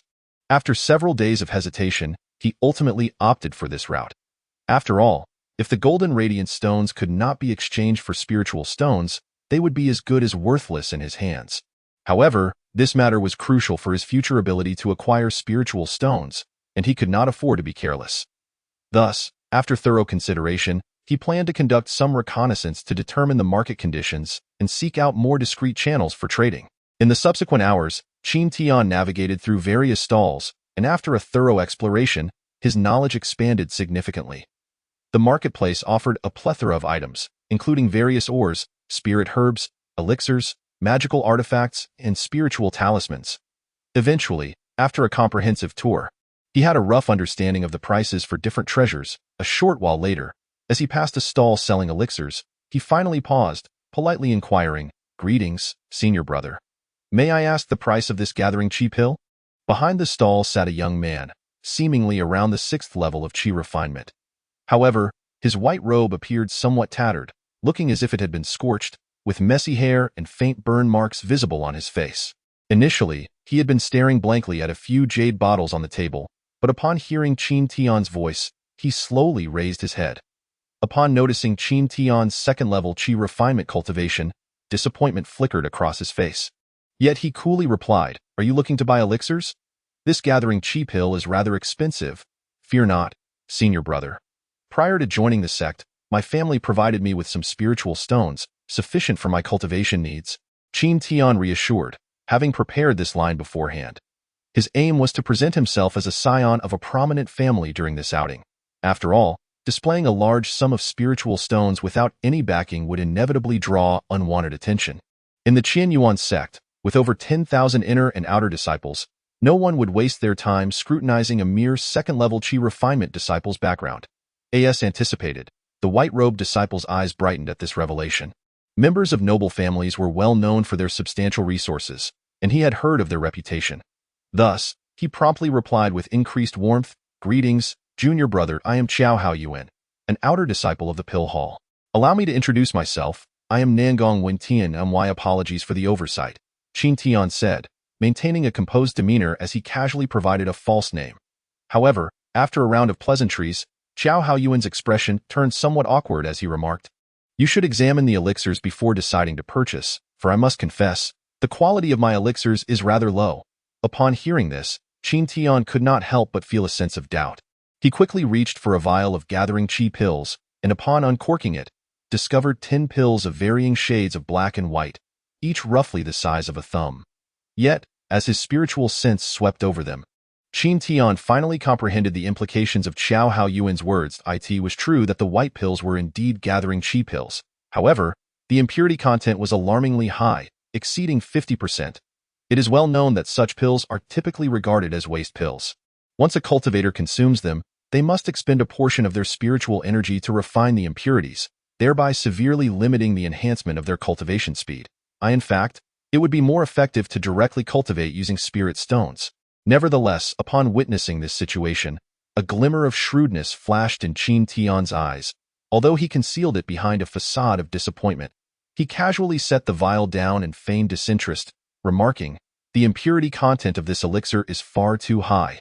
It is nothing more than subpar merchandise. I shall seek alternatives elsewhere." "Wait!" Qiao Hao Yuan exclaimed in a panic, urgently calling out to stop him. "To be honest, my skills in alchemy are rather rudimentary, and I can only concoct this inferior gathering Qi pill at present. However, due to recent expenses in alchemy, I am in dire straits and thus wish to sell these pills at a low price to recoup some costs, yet regrettably, their sales have not been promising." Qiao Hao Yuan explained with a hint of helplessness, his words appearing quite sincere. "May I inquire about the price of these gathering Qi pills? Let me be clear, if the price is sufficiently favorable, I might consider taking some back for further study," Qin Tian asked, adopting an air of reluctant interest. Typically, a standard gathering Qi pill retails for 10 low-grade spirit stones. Aware of the inferior quality of these pills, how about I offer them at 5 low-grade spirit stones each? Qiao Hao Yuan hesitated as he spoke, clearly lacking confidence. 3 low-grade spirit stones. Qin Tian replied without a change in expression, immediately countering with a significantly lower offer. Qiao Hao Yuan hesitated once more, but upon seeing Qin Tian's intent to leave, he quickly exclaimed in desperation, "Fine. 3 low-grade spirit stones it is. We have a deal." Upon hearing this, Qin Tian pretended to deliberate for a moment before producing 30 low-grade spirit stones and pocketing the vial of gathering Qi pills. Once the transaction was completed, he turned to leave, though a faint smile crept onto his lips as he did so. In the following hours, Qin Tian meandered about, yet he remained at a loss regarding how to acquire a substantial amount of gold radiant stones. Ultimately, in frustration, he adopted a nonchalant demeanor and exited the marketplace, hastening towards the Valley of the Disabled. Once back in his wooden hut, Qin Tian swiftly secured the doors and windows, a hint of anxiety evident as he placed a pill on the table. Clearly, the results of the upcoming experiment were of utmost importance, potentially determining the speed of his future cultivation. After calming his thoughts, Qin Tian released his spiritual sense to communicate with the mysterious pendant. In the next moment, a gray mist slowly manifested, drifting and swirling in the air. Not daring to hesitate, Qin Tian quickly controlled the mist with his spiritual sense, enveloping the pill within it. Shortly thereafter, Wisps of black smoke began to escape from the surface of the pill. Witnessing this scene, Qin Tian felt a surge of nervousness, wholly disregarding the rapidly depleting power of his spiritual sense.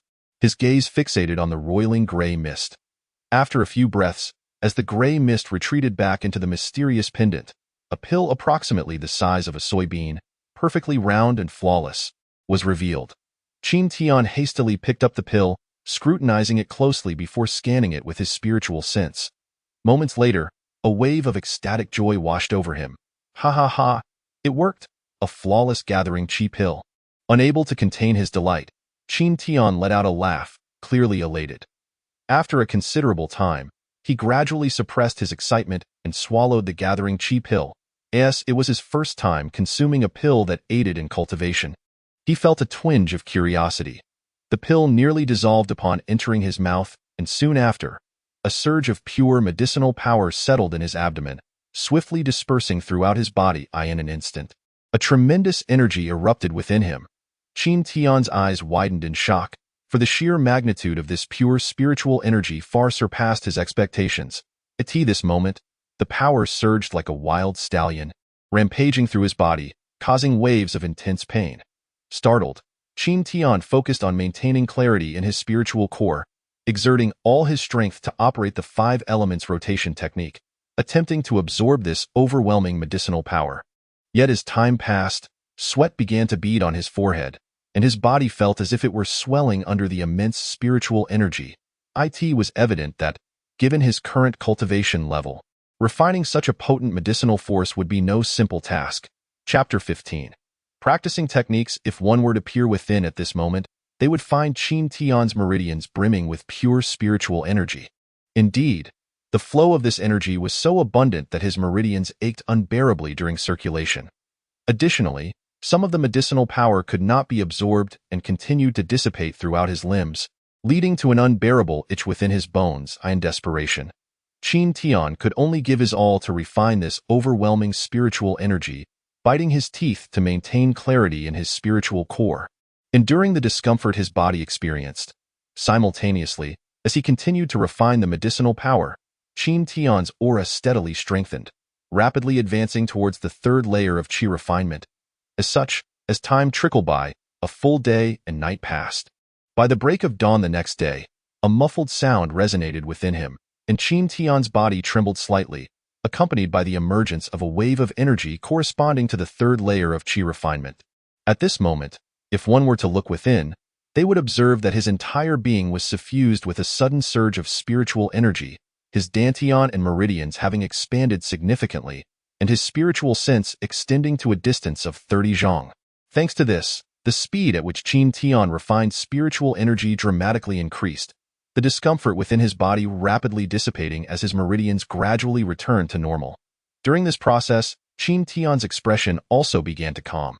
In half a day's time passed. When noon arrived, Qin Tian finally opened his eyes, a lingering sense of trepidation reflected within them. After all, this endeavor had indeed been rather rash. He had not anticipated the perfect gathering qi pill to possess such formidable potency. Had he not experienced a breakthrough at the last moment, he might have faced a calamitous fate.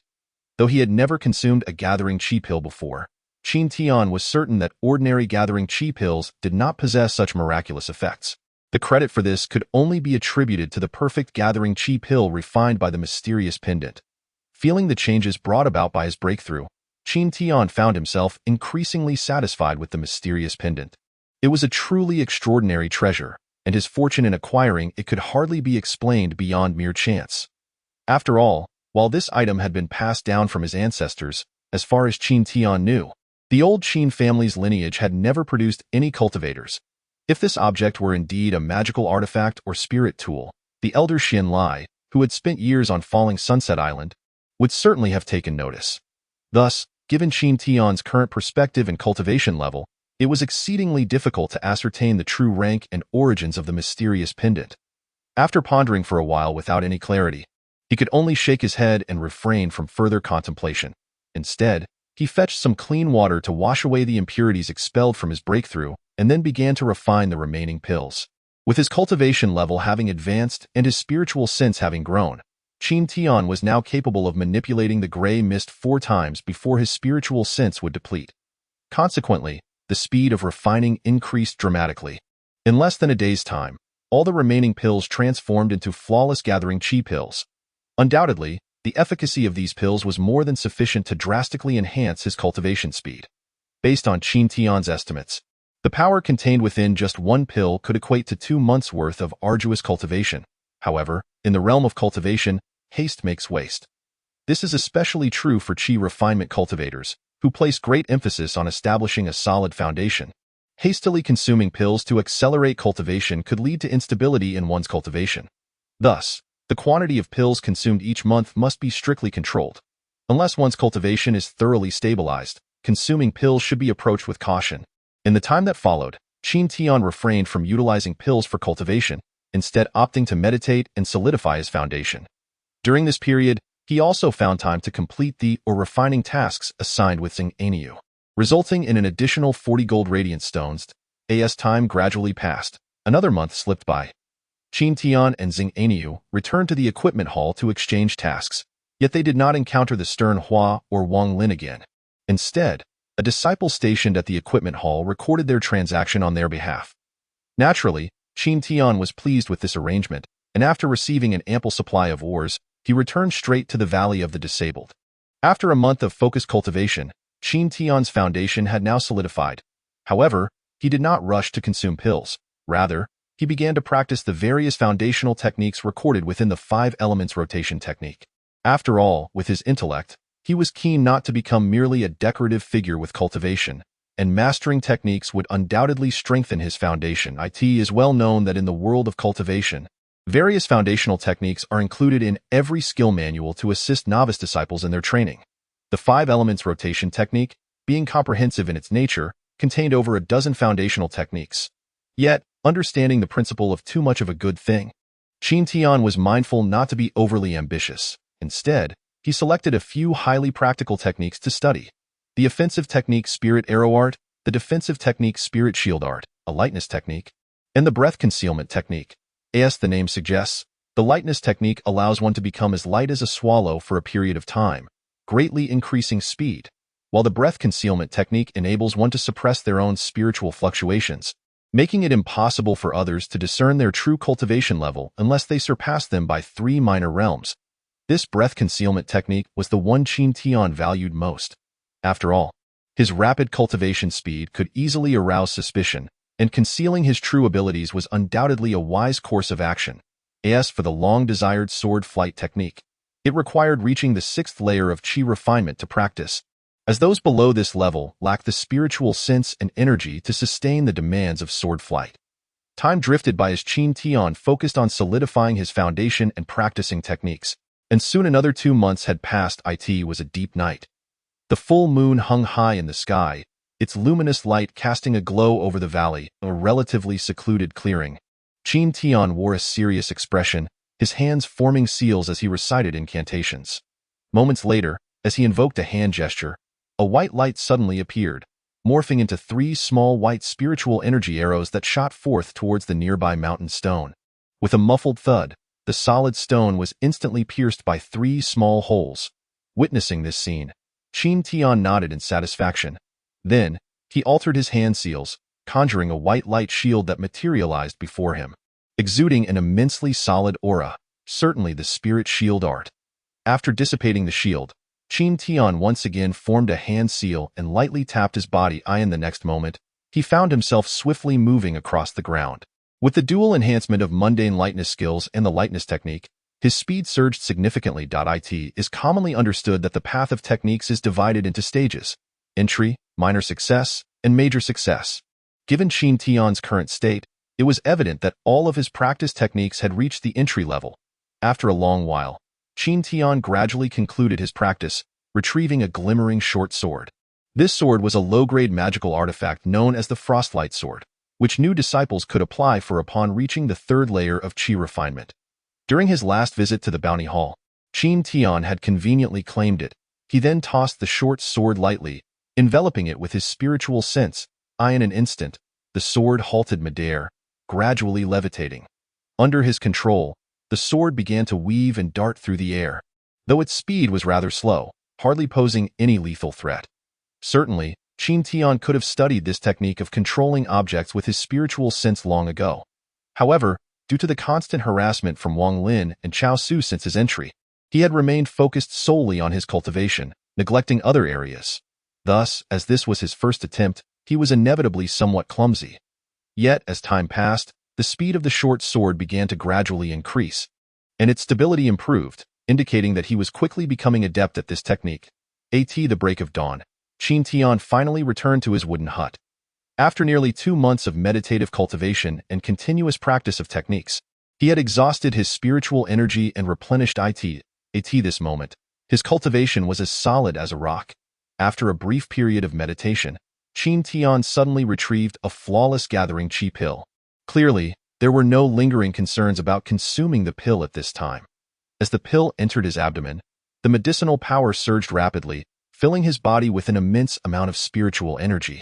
Thanks to Qin Tian's recent breakthrough, although the medicinal power remained substantial, his expanded meridians were now capable of accommodating it.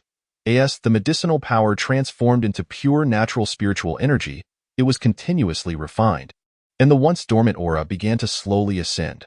This time, Qin Tian was about to face the first significant hurdle of his technique, the first transition of the 5 elements rotation technique. Chapter 16. Transitioning power. Indeed, the 5 elements rotation technique differs from ordinary techniques. At the outset of cultivation, the spiritual energy lacks any attribute distinction.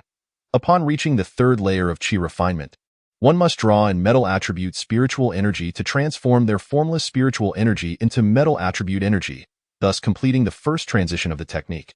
During the qi refinement stage, a total of 5 transitions can be achieved in sequential order: metal, wood, earth, water, and fire. Each successful transition adds a new attribute to the spiritual energy, significantly enhancing one's power while solidifying their foundation. Moreover, the benefits of having attribute-infused spiritual energy are manifold, such as achieving a considerable increase in power when casting techniques of the same attribute. However, the process of transitioning is perilous and painful. One misstep could lead to a violent backlash of spiritual energy, resulting in chaotic meridians. Therefore, not everyone can complete all 5 transitions during the qi refinement stage. Yet, once all 5 transitions are achieved, the spiritual energy undergoes a profound metamorphosis, allowing one's foundation to reach perfection.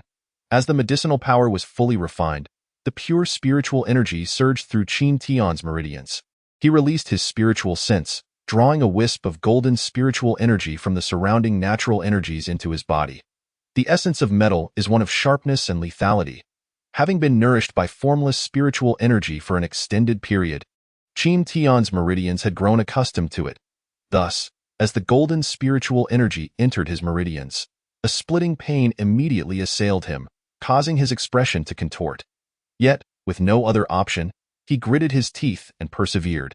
With utmost caution, he controlled the spiritual energy, wrapping the golden wisp within it and guiding it along the prescribed pathway of the technique through his meridians. Under such intense concentration, half an hour swiftly passed.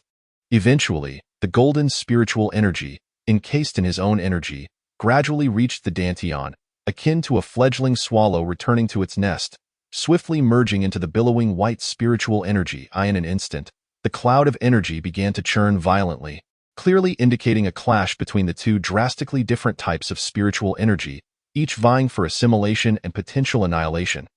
However, the golden spiritual energy was but a mere wisp, and in comparison to the overwhelming white spiritual energy, it was significantly outmatched.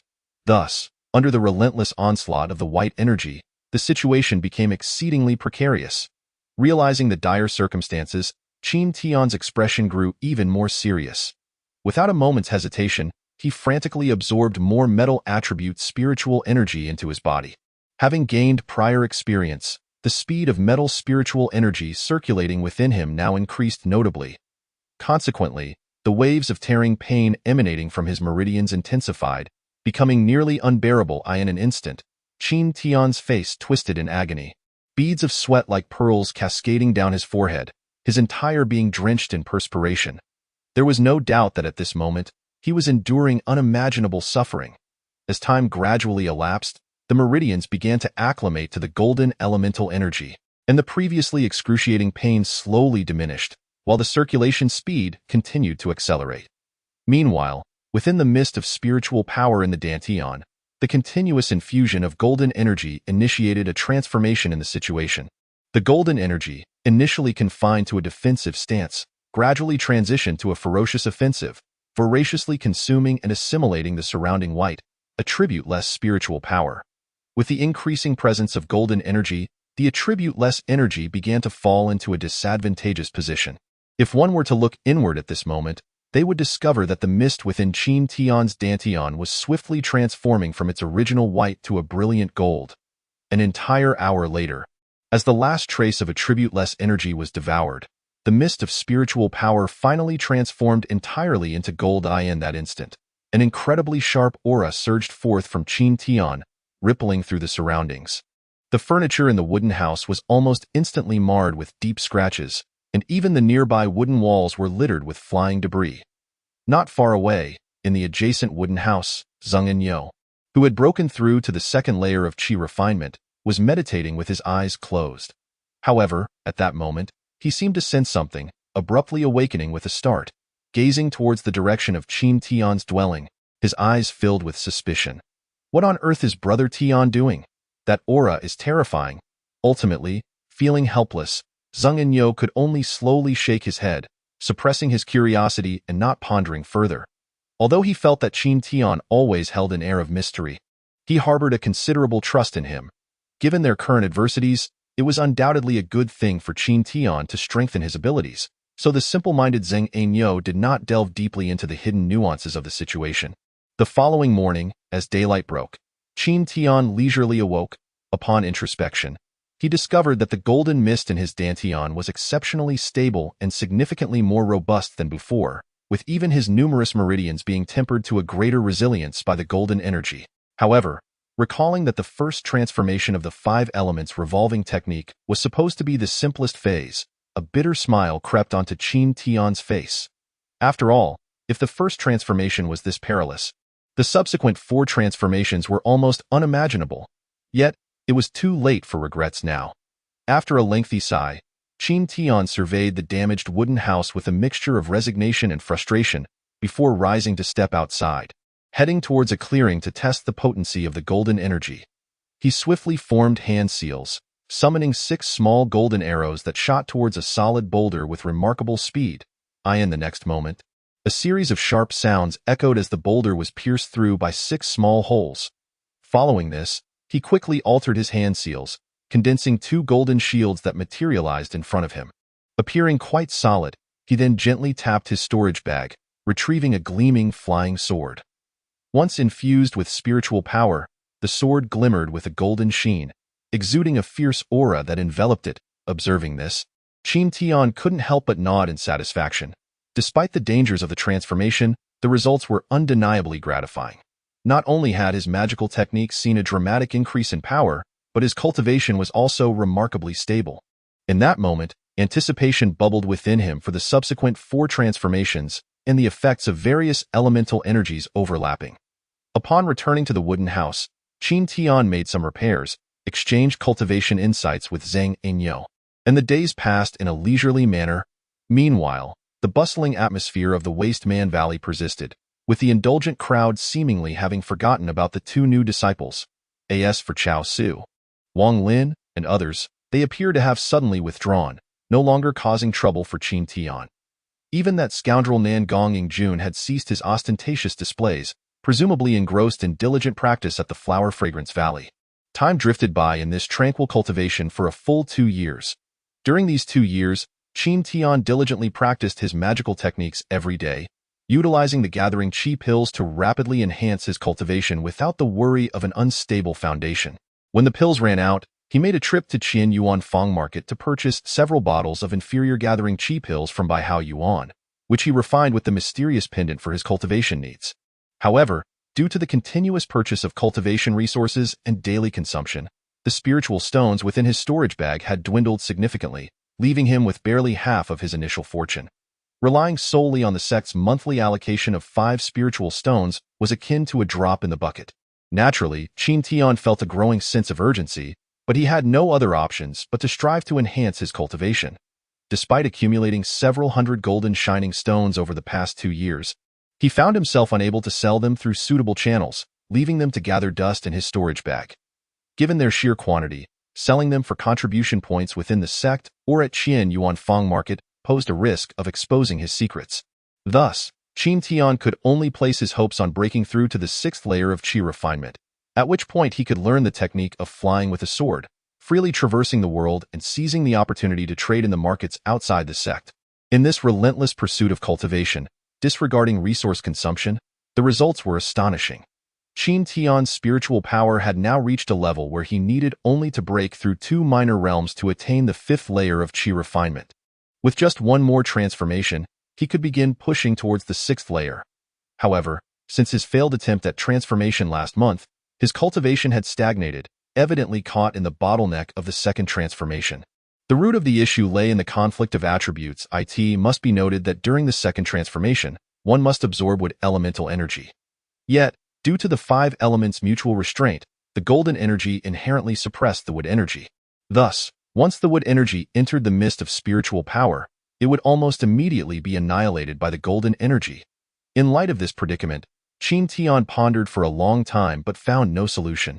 Ultimately, he could only continue to diligently practice his techniques to stabilize his cultivation while daily visiting the Zonggong building to peruse ancient texts, hoping to discover a method to resolve his dilemma. Chapter 17. The method to break through within the mountains of Qian Yuan sect.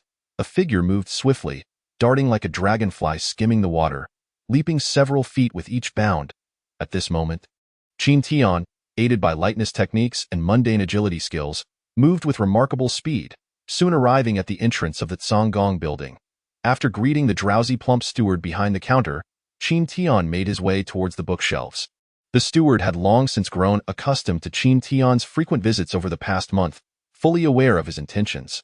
Watching Qin Tian's retreating figure, he could only chuckle softly before dozing off again. If the 5 elements revolving technique were so easy to cultivate, with so many mixed spirit roots within the sect, wouldn't everyone be a genius? Unaware of the steward's peculiarities, Qin Tian continued to navigate the shelves, flipping through ancient texts and jade slips, hoping to find insights into overcoming the 2nd transformation's challenges. Soon enough, an entire morning passed, and Qin Tian had scoured the entire 1st floor of the Zonggong building. However, he found not a single clue regarding the cultivation of the 5 elements revolving technique. Aside from a few texts that briefly mentioned its origins, he was left with nothing in that moment. Disappointment washed over him, and he felt a rising tide of anxiety. If he could not resolve the issue of elemental conflict, he would remain trapped at the 5th layer of Qi refinement indefinitely. With his cultivation resources rapidly depleting, if he could not break through to the 6th layer soon to venture out of the sect and sell the golden shining stones, he would truly find himself ensnared within the Waste Man Valley. Having searched every corner of the Zonggong building with no success and unable to find another individual within the sect practicing this technique, Qin Tian was at a loss for what to do next. As he wandered out, lost in thought, the steward's words suddenly halted him just before he stepped out the door. The 5 elements interact with each other, but if quantity outweighs quality, the force of restraint may not be effective. The steward's indifferent tone caught Qin Tian's attention, and at that moment, realization struck him like a thunderclap. Quantity. The crux of the issue lay in the numbers. He envisioned that although wood elemental energy was restrained by golden energy, if enough wood energy could be generated quickly, surpassing the rate at which it was annihilated by the golden energy, he could gradually accumulate a sufficient quantity of wood elemental energy to contend with the golden energy. Even though gold restrains wood, with a numerical advantage, the golden energy would ultimately have to accept the fate of integration. The reason for his previous transformation failure lay in the concentration of spiritual energy. The thin spiritual energy in the Waste Man Valley contained exceedingly scant wood energy, making it nearly impossible to meet the requirements for transformation, even with full effort. Thus, to break through this predicament, he only needed to find a location rich in wood elemental energy, and he could succeed in one fell swoop. With this thought in mind, Qin Tian's eyes brightened, and he respectfully bowed to the plump steward, expressing his gratitude. "Thank you for your guidance, Senior. I am eternally grateful." Seeing that the steward had no intention of waking, Qin Tian stepped out of the Zonggong building, feeling as if a heavy shroud had been lifted from his heart. After Qin Tian left, the steward opened his eyes slightly, murmuring to himself in a complicated tone, "This kid has remarkable insight and a decent temperament. I just wonder how long he can persist through the transformations." As he hurried along, Qin Tian paused upon passing the bounty hall, and with a shift in thought, he stepped inside. There, he found a large glowing screen displaying a list of bounty tasks, each accompanied by requirements and rewards. Ignoring various tasks related to hunting beasts and gathering spiritual herbs, he focused solely on finding tasks related to the spiritual herb garden. This was out of necessity. After all, within the Qin Yuan sect, the spiritual herb garden was undoubtedly the richest source of wood elemental energy, and as Qin Tian had not been assigned any menial tasks related to it, gaining access to the garden was akin to chasing a mirage. However, after a thorough search, he found no tasks related to the spiritual herb garden on the bounty list. Consequently, gaining access to the garden would have to come through menial tasks, but given his past grievances with the steward of menial affairs, Yin Hua, it was unlikely that he would agree to any task exchange. Having just discovered a method to break through, yet being blocked from the spiritual herb garden, it was easy to imagine Qin Tian's frustration. After leaving the bounty hall, Qin Tian walked towards the Waste Man Valley in a rather agitated mood. As he passed through a valley, a delightful fragrance of flowers mixed with a faint aura of spiritual energy wafted towards him. Intoxicatingly pleasant.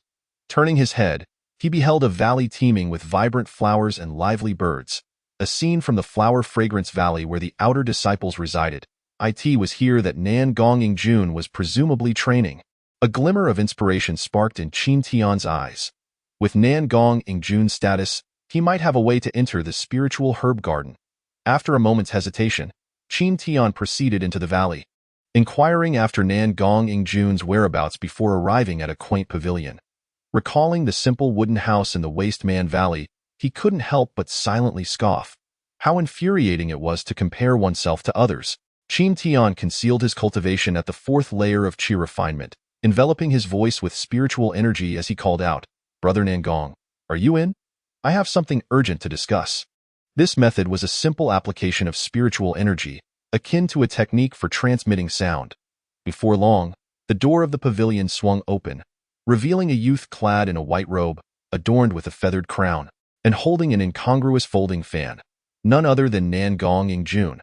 A quick scan with his spiritual sense revealed that this fellow had already reached the sixth layer of Qi refinement, astonishing Qin Tian and confirming that he was indeed a scion of a noble family, benefiting from superior talent and ample resources for cultivation.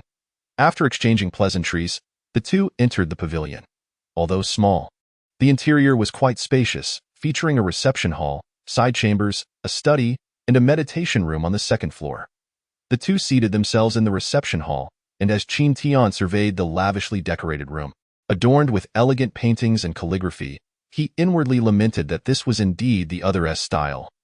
Grabbing a cup of spiritual tea from the table, he was immediately greeted by a rush of spiritual energy and, without hesitation, drank it down. Seeing Qin Tian so recklessly consume the exquisite tea made Nan Gong Ingjun wince in pain. This kid isn't savoring tea. He's devouring it like a cow chewing peonies, utterly lacking appreciation. Ahem. You don't just come here for no reason. State your purpose.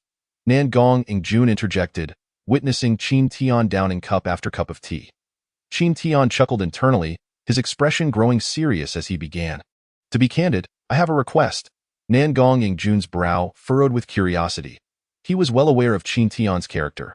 Despite being bullied by Chao Su and Wang Lin, Qin Tian had never sought his help, indicating that he was a proud individual. Now, he was voluntarily reaching out, suggesting that he had encountered an insurmountable obstacle. With this thought, Nan Gong Ingjun couldn't help but ask, "Have you run into some trouble?" "Indeed." Qin Tian sighed helplessly. "I asked that little Chao Su up to something again?" Nan Gong Ingjun teased. "Not at all." Qin Tian shook his head. "I find myself in a predicament regarding my cultivation. I need to enter the spiritual herb garden to harness the abundant wood elemental energy for training, but I lack a means to do so."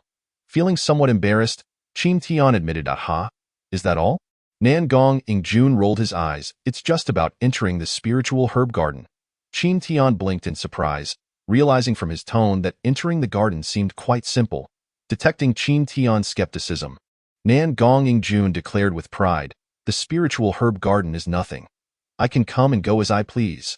Seeing his unwavering confidence, Qin Tian, albeit somewhat doubtful, clasped his hands together and said, "If Brother Nangong is willing to lend a hand, I will be sure to repay you generously in the future." His words were sincere, reflecting Qin Tian's character of distinguishing between gratitude and grievances, clearly indicating his intent to honor the favor.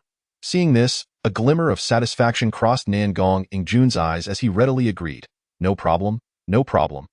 The two then conspired further, agreeing upon a time before Qin Tian took his leave. Chapter 18.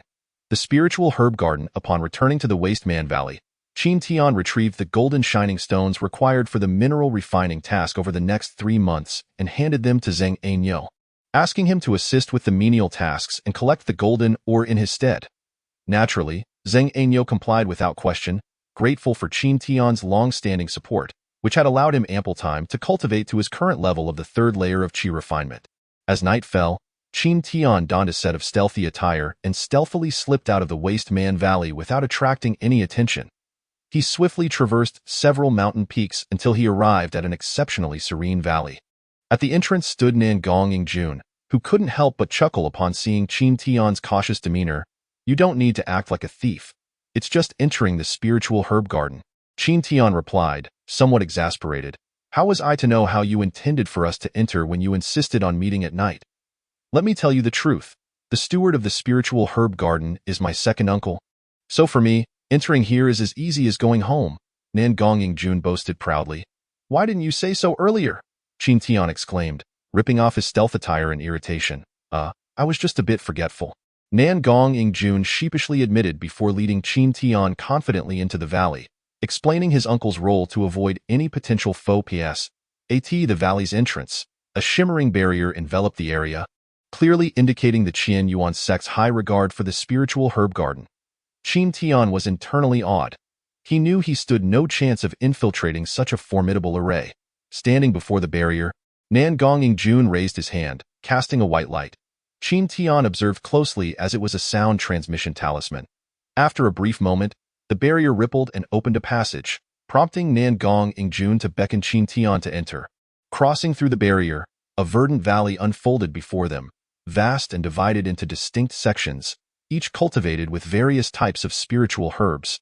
Occasionally, a few white-robed Qi refinement disciples could be seen darting among them, and the entire valley was suffused with a rich aura of wood elemental energy. Qin Tian took a deep breath, feeling as if every pore in his body was inhaling, an indescribable sensation of comfort washing over him. At that moment, a man dressed in a white robe, seemingly at the 7th level of Qi refinement, approached him. Seeing this, Nangong Ingjun stepped forward with a playful smile, greeting, "Senior Brother Tianyu. It has been a few days, yet your brilliance remains undiminished." The man named Tianyu rolled his eyes and warned, "Don't try to get chummy with me. What brings you back to the Spirit Herb Valley? Just so you know, don't even think about coveting the herbs here, or I won't show you any mercy." "How could I? I, Nangong Ingjun, a man of integrity, would never stoop to such deceitful acts. Rest assured, I am merely here to find my second uncle," Nangong Ingjun replied, maintaining his playful demeanor. Tianyu, clearly skeptical, did not press the matter further. Instead, Nangong Ingjun took a few steps forward and introduced Tianyu to Qin Tian, saying, "Junior Brother Qin, this is Senior Brother Tianyu, the steward disciple of the Spirit Herb Garden, who oversees all matters pertaining to the garden." Qin Tian, not daring to be dismissive, clasped his hands and said, "I am Qin Tian. I have long admired your reputation." Seeing that he was brought by Nangong Ingjun, Tianyu dropped his pretense and returned the greeting. "No need for such formalities, Junior Brother Qin." After a few polite exchanges, Tianyu informed Nangong Ingjun, "Your master is not currently in closed-door cultivation today. You may find him at the hut. I have urgent matters to attend to, so you two can proceed as you wish." With that, Tianyu turned to leave. Nangong Ingjun then led Qin Tian through a maze of twists and turns until they arrived at a rather secluded spot. Here, there were no herb fields, only a solitary hut standing on the lawn. "Second uncle, your nephew has urgent matters to discuss," Nangong Ingjun shouted before even reaching the hut. "You impudent brat, shouting like a lunatic. What kind of decorum is that?" A voice filled with displeasure came from inside. The wooden door of the hut swung open, revealing a middle-aged cultivator clad in a green robe. He was of average build, resembling Nangong Yingjun to some extent, with a goat-like beard and a demeanor that exuded a restrained aura. This was none other than his second uncle, Nangong Zhan, a steward of the spirit herb garden, who possessed foundational cultivation. You little rascal, I haven't yet settled the score for the few fire herb plants you destroyed last time. And you dare to come find me? Nangong Zhan spoke harshly to Nangong Yingjun. Second uncle, please don't wrongfully accuse me. How was I to know that the fire herb couldn't be watered? Nangong Yingjun replied, clearly lacking confidence. You insolent brat. I've told you time and again to study the ancient texts of our sect, yet you refuse to listen. Your elder brother entrusted you to me for guidance, and you have become so incorrigibly stubborn. When you return to the clan, I will certainly have a word with your elder brother.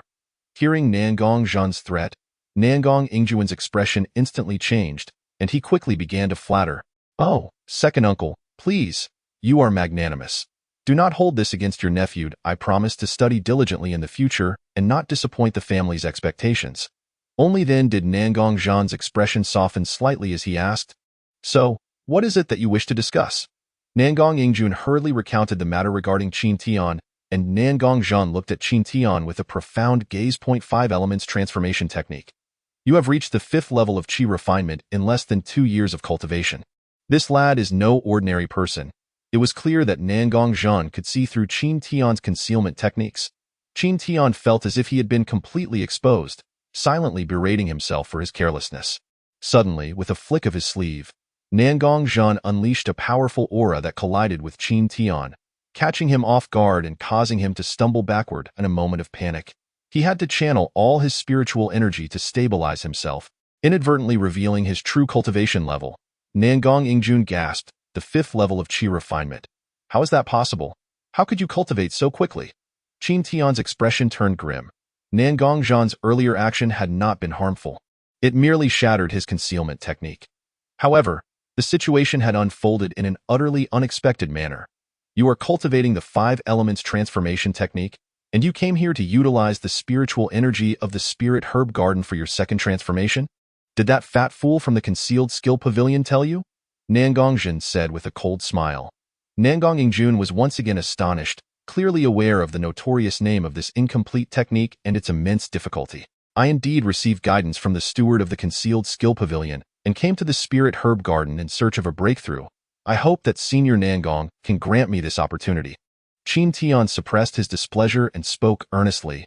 Heh, that fat fool still hasn't given up on this incomplete technique. Qin, if you wish to cultivate here, I can allow it in light of your relationship with Yingjun.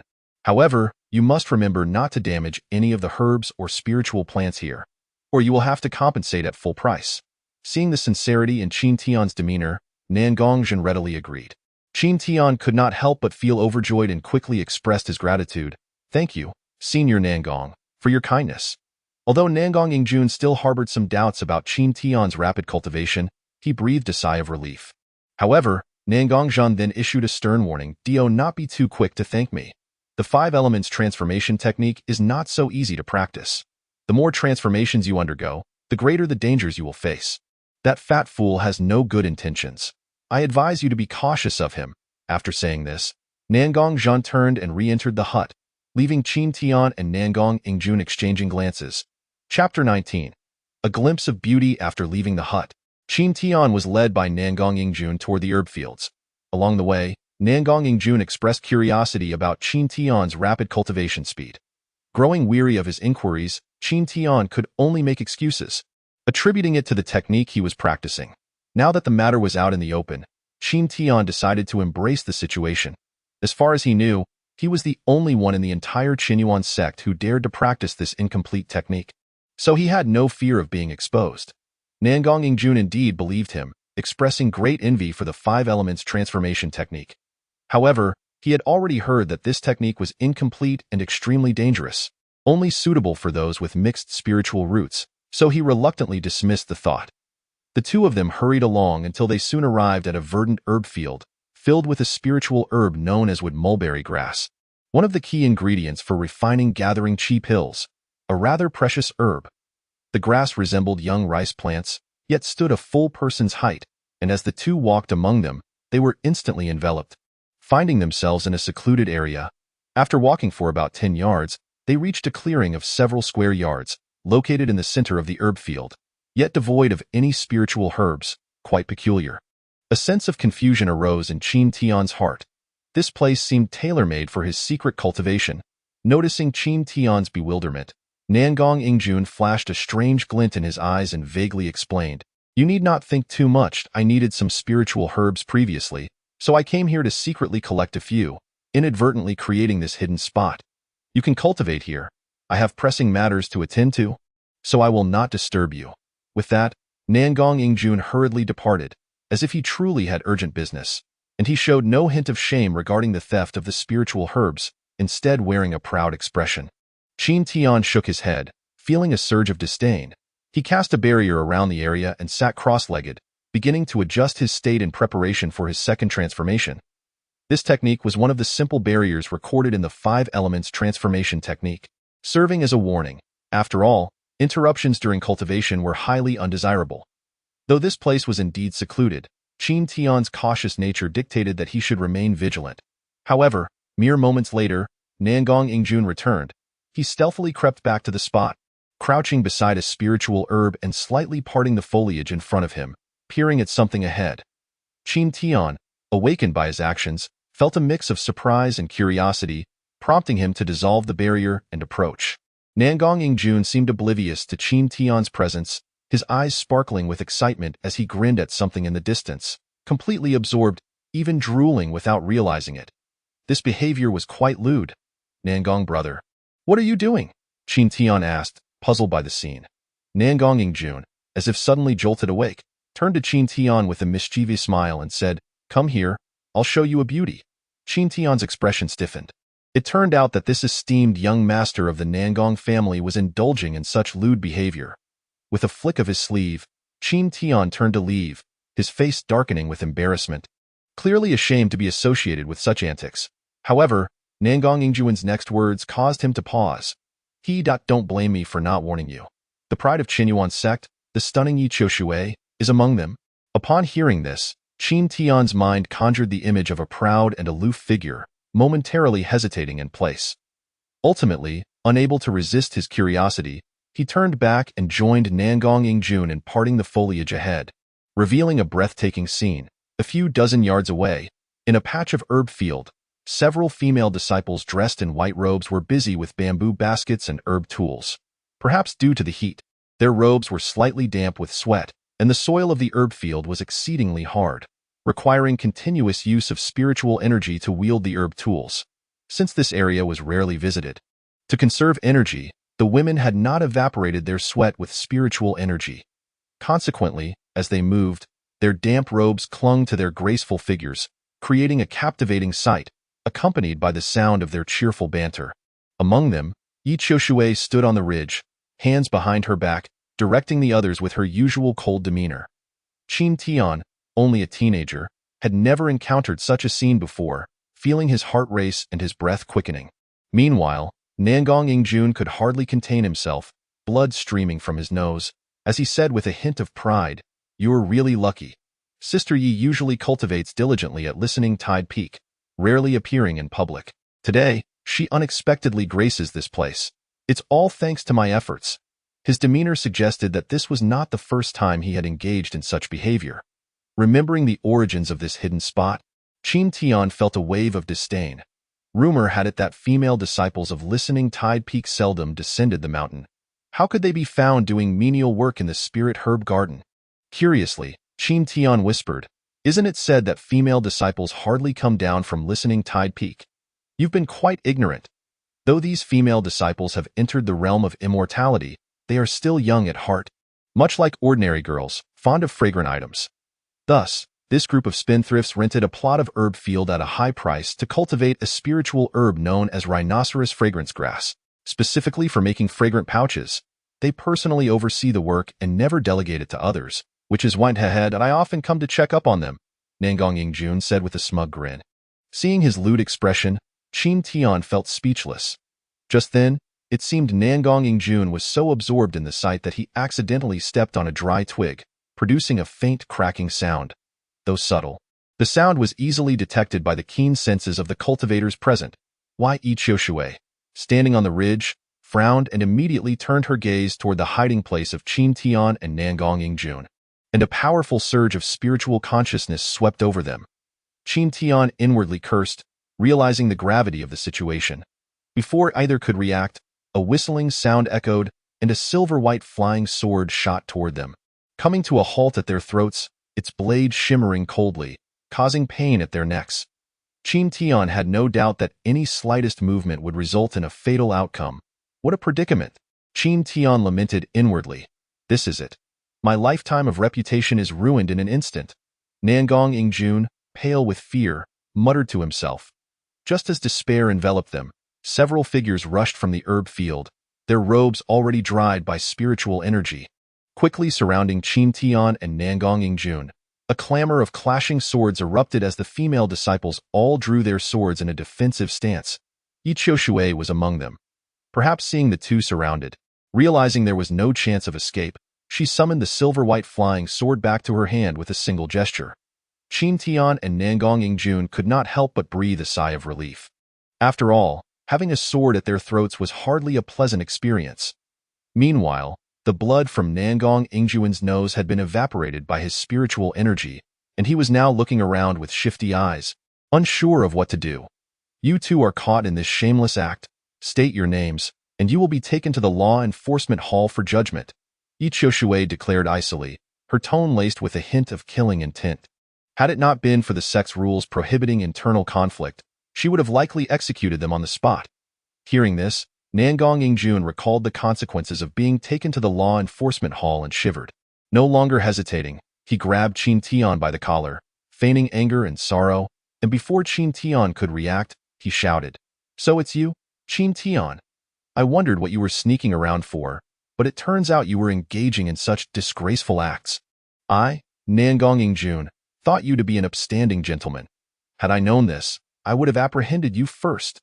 Qin Tian was left utterly stunned, rooted to the spot. Clearly, Nangong Yingjun's shamelessness had exceeded his comprehension. The way he inverted the truth was so audacious, so self-righteous, that anyone unaware would genuinely believe he was a righteous hero capturing a thief. Chapter 20. Unwise Associations. Qin Tian was about to protest when a voice echoed in his mind. "Brother Qin, Brother Tian, please, as the young master of the Nangong family, if this matter gets out, my father will surely not let me off. You have a generous heart. Please bear with me for now. I will be eternally grateful, and in the future, if you need anything, I will not hesitate to repay you, even risking my life. Besides, it's better for one person to suffer than for both of us to end up in the law enforcement hall. Rest assured, with my status, rescuing you from there will not be difficult." Seeing the pleading look in Nangong Yingjun's eyes, Qin Tian sighed inwardly, refraining from further arguments. He already owed him a favor, and this reasoning indeed held merit. It was better for one person to go in than both, thus leaving room for negotiation. Their exchange took only an instant, but the female disciples present, hearing Nangong Yingjun's words and seeing his righteous demeanor, began to believe him. They were less hostile than before, shifting their ire toward Qin Tian. Only Yi eyes flickered with surprise, evidently recognizing Qin Tian and noting the exchange of glances that had not escaped her keen observation. Nangong Yingjun had substantial connections, and if Qin Tian insisted on taking the blame, she would likely be powerless to act against him. As her thoughts raced, a glint of coldness flashed in Yi eyes. It was begrudging to let this lecher go, so she decided to take matters into her own hands. Punish these two first before sending them to the law enforcement hall. Even if Nangong's family later rescued them, she would have avenged her fellow disciples. With this resolution, Yi silver-white sword hummed as she prepared to strike. At this critical moment, a sound of breaking air echoed from a distance.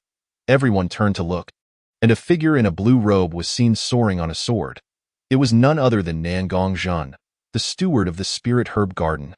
Clearly, the commotion had caught his attention, prompting him to come investigate. Upon seeing Nangong Zhan arrive, Nangong Yingjun's eyes sparkled with joy.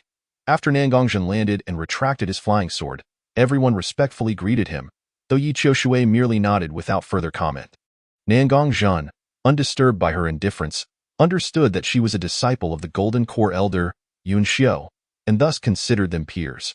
Observing the scene, Nangong Zhan was puzzled and turned to Nangong Yingjun with a stern expression, asking, "What transpired here?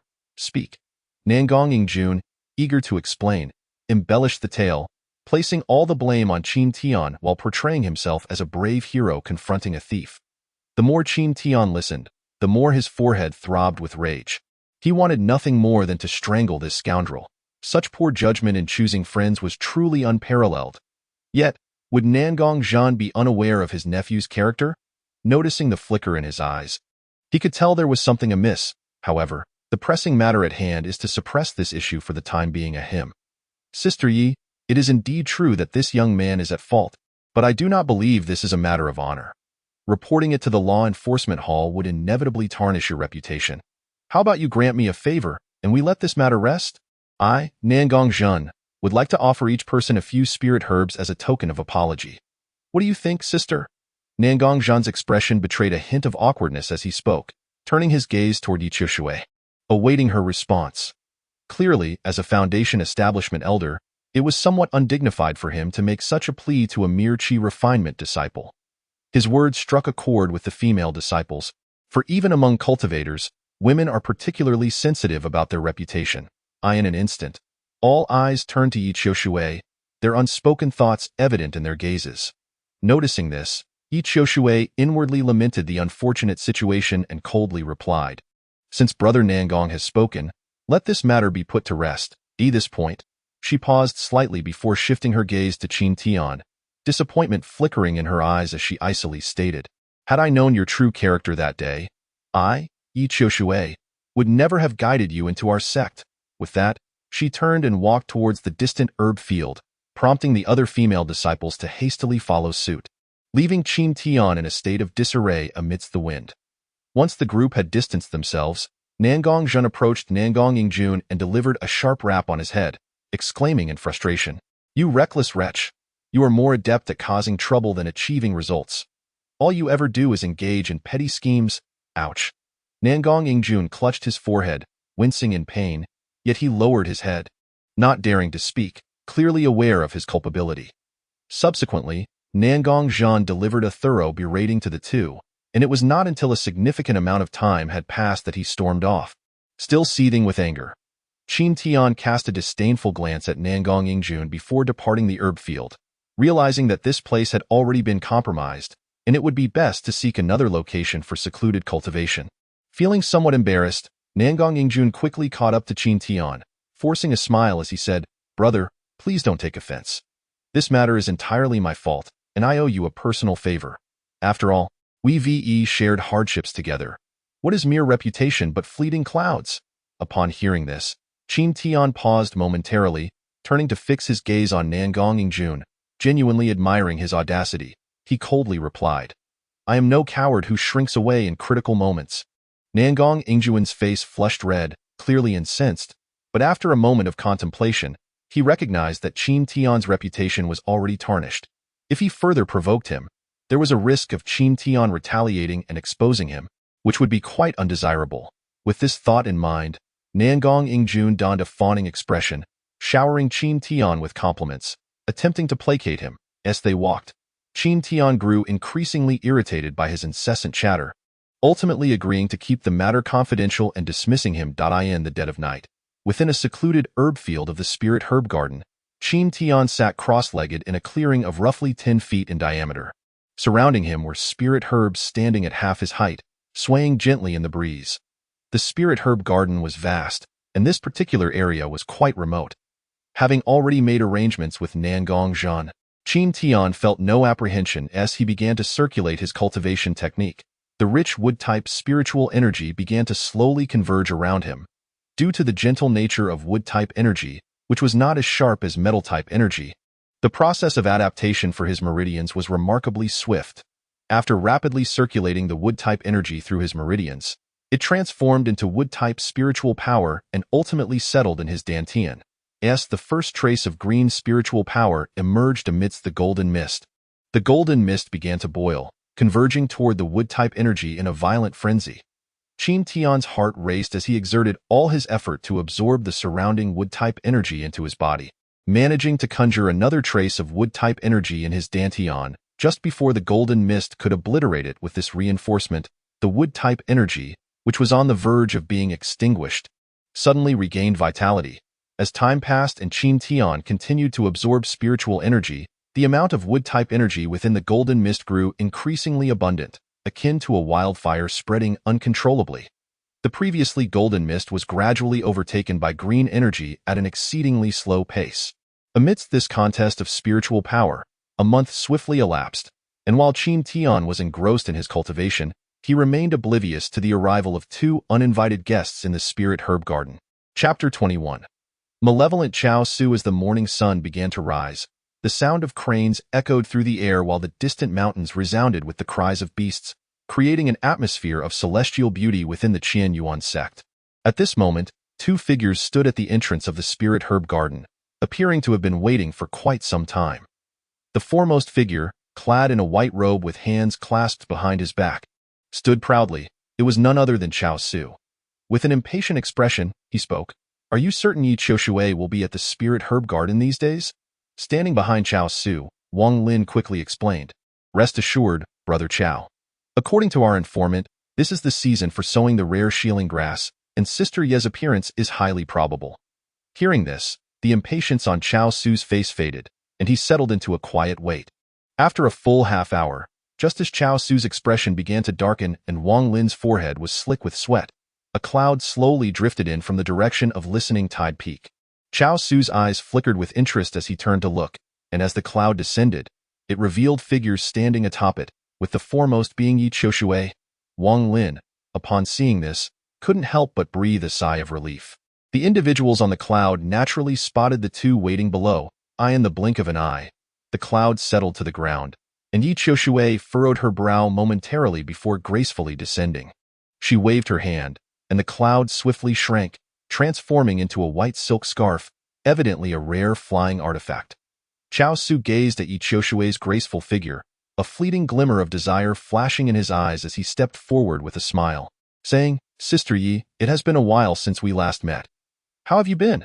"Thank you for your concern, Brother Chao. I have pressing matters to attend to, so I cannot linger," Yi Qiushui replied coldly. Casting a dispassionate glance at Chao Su, her heart filled with disdain.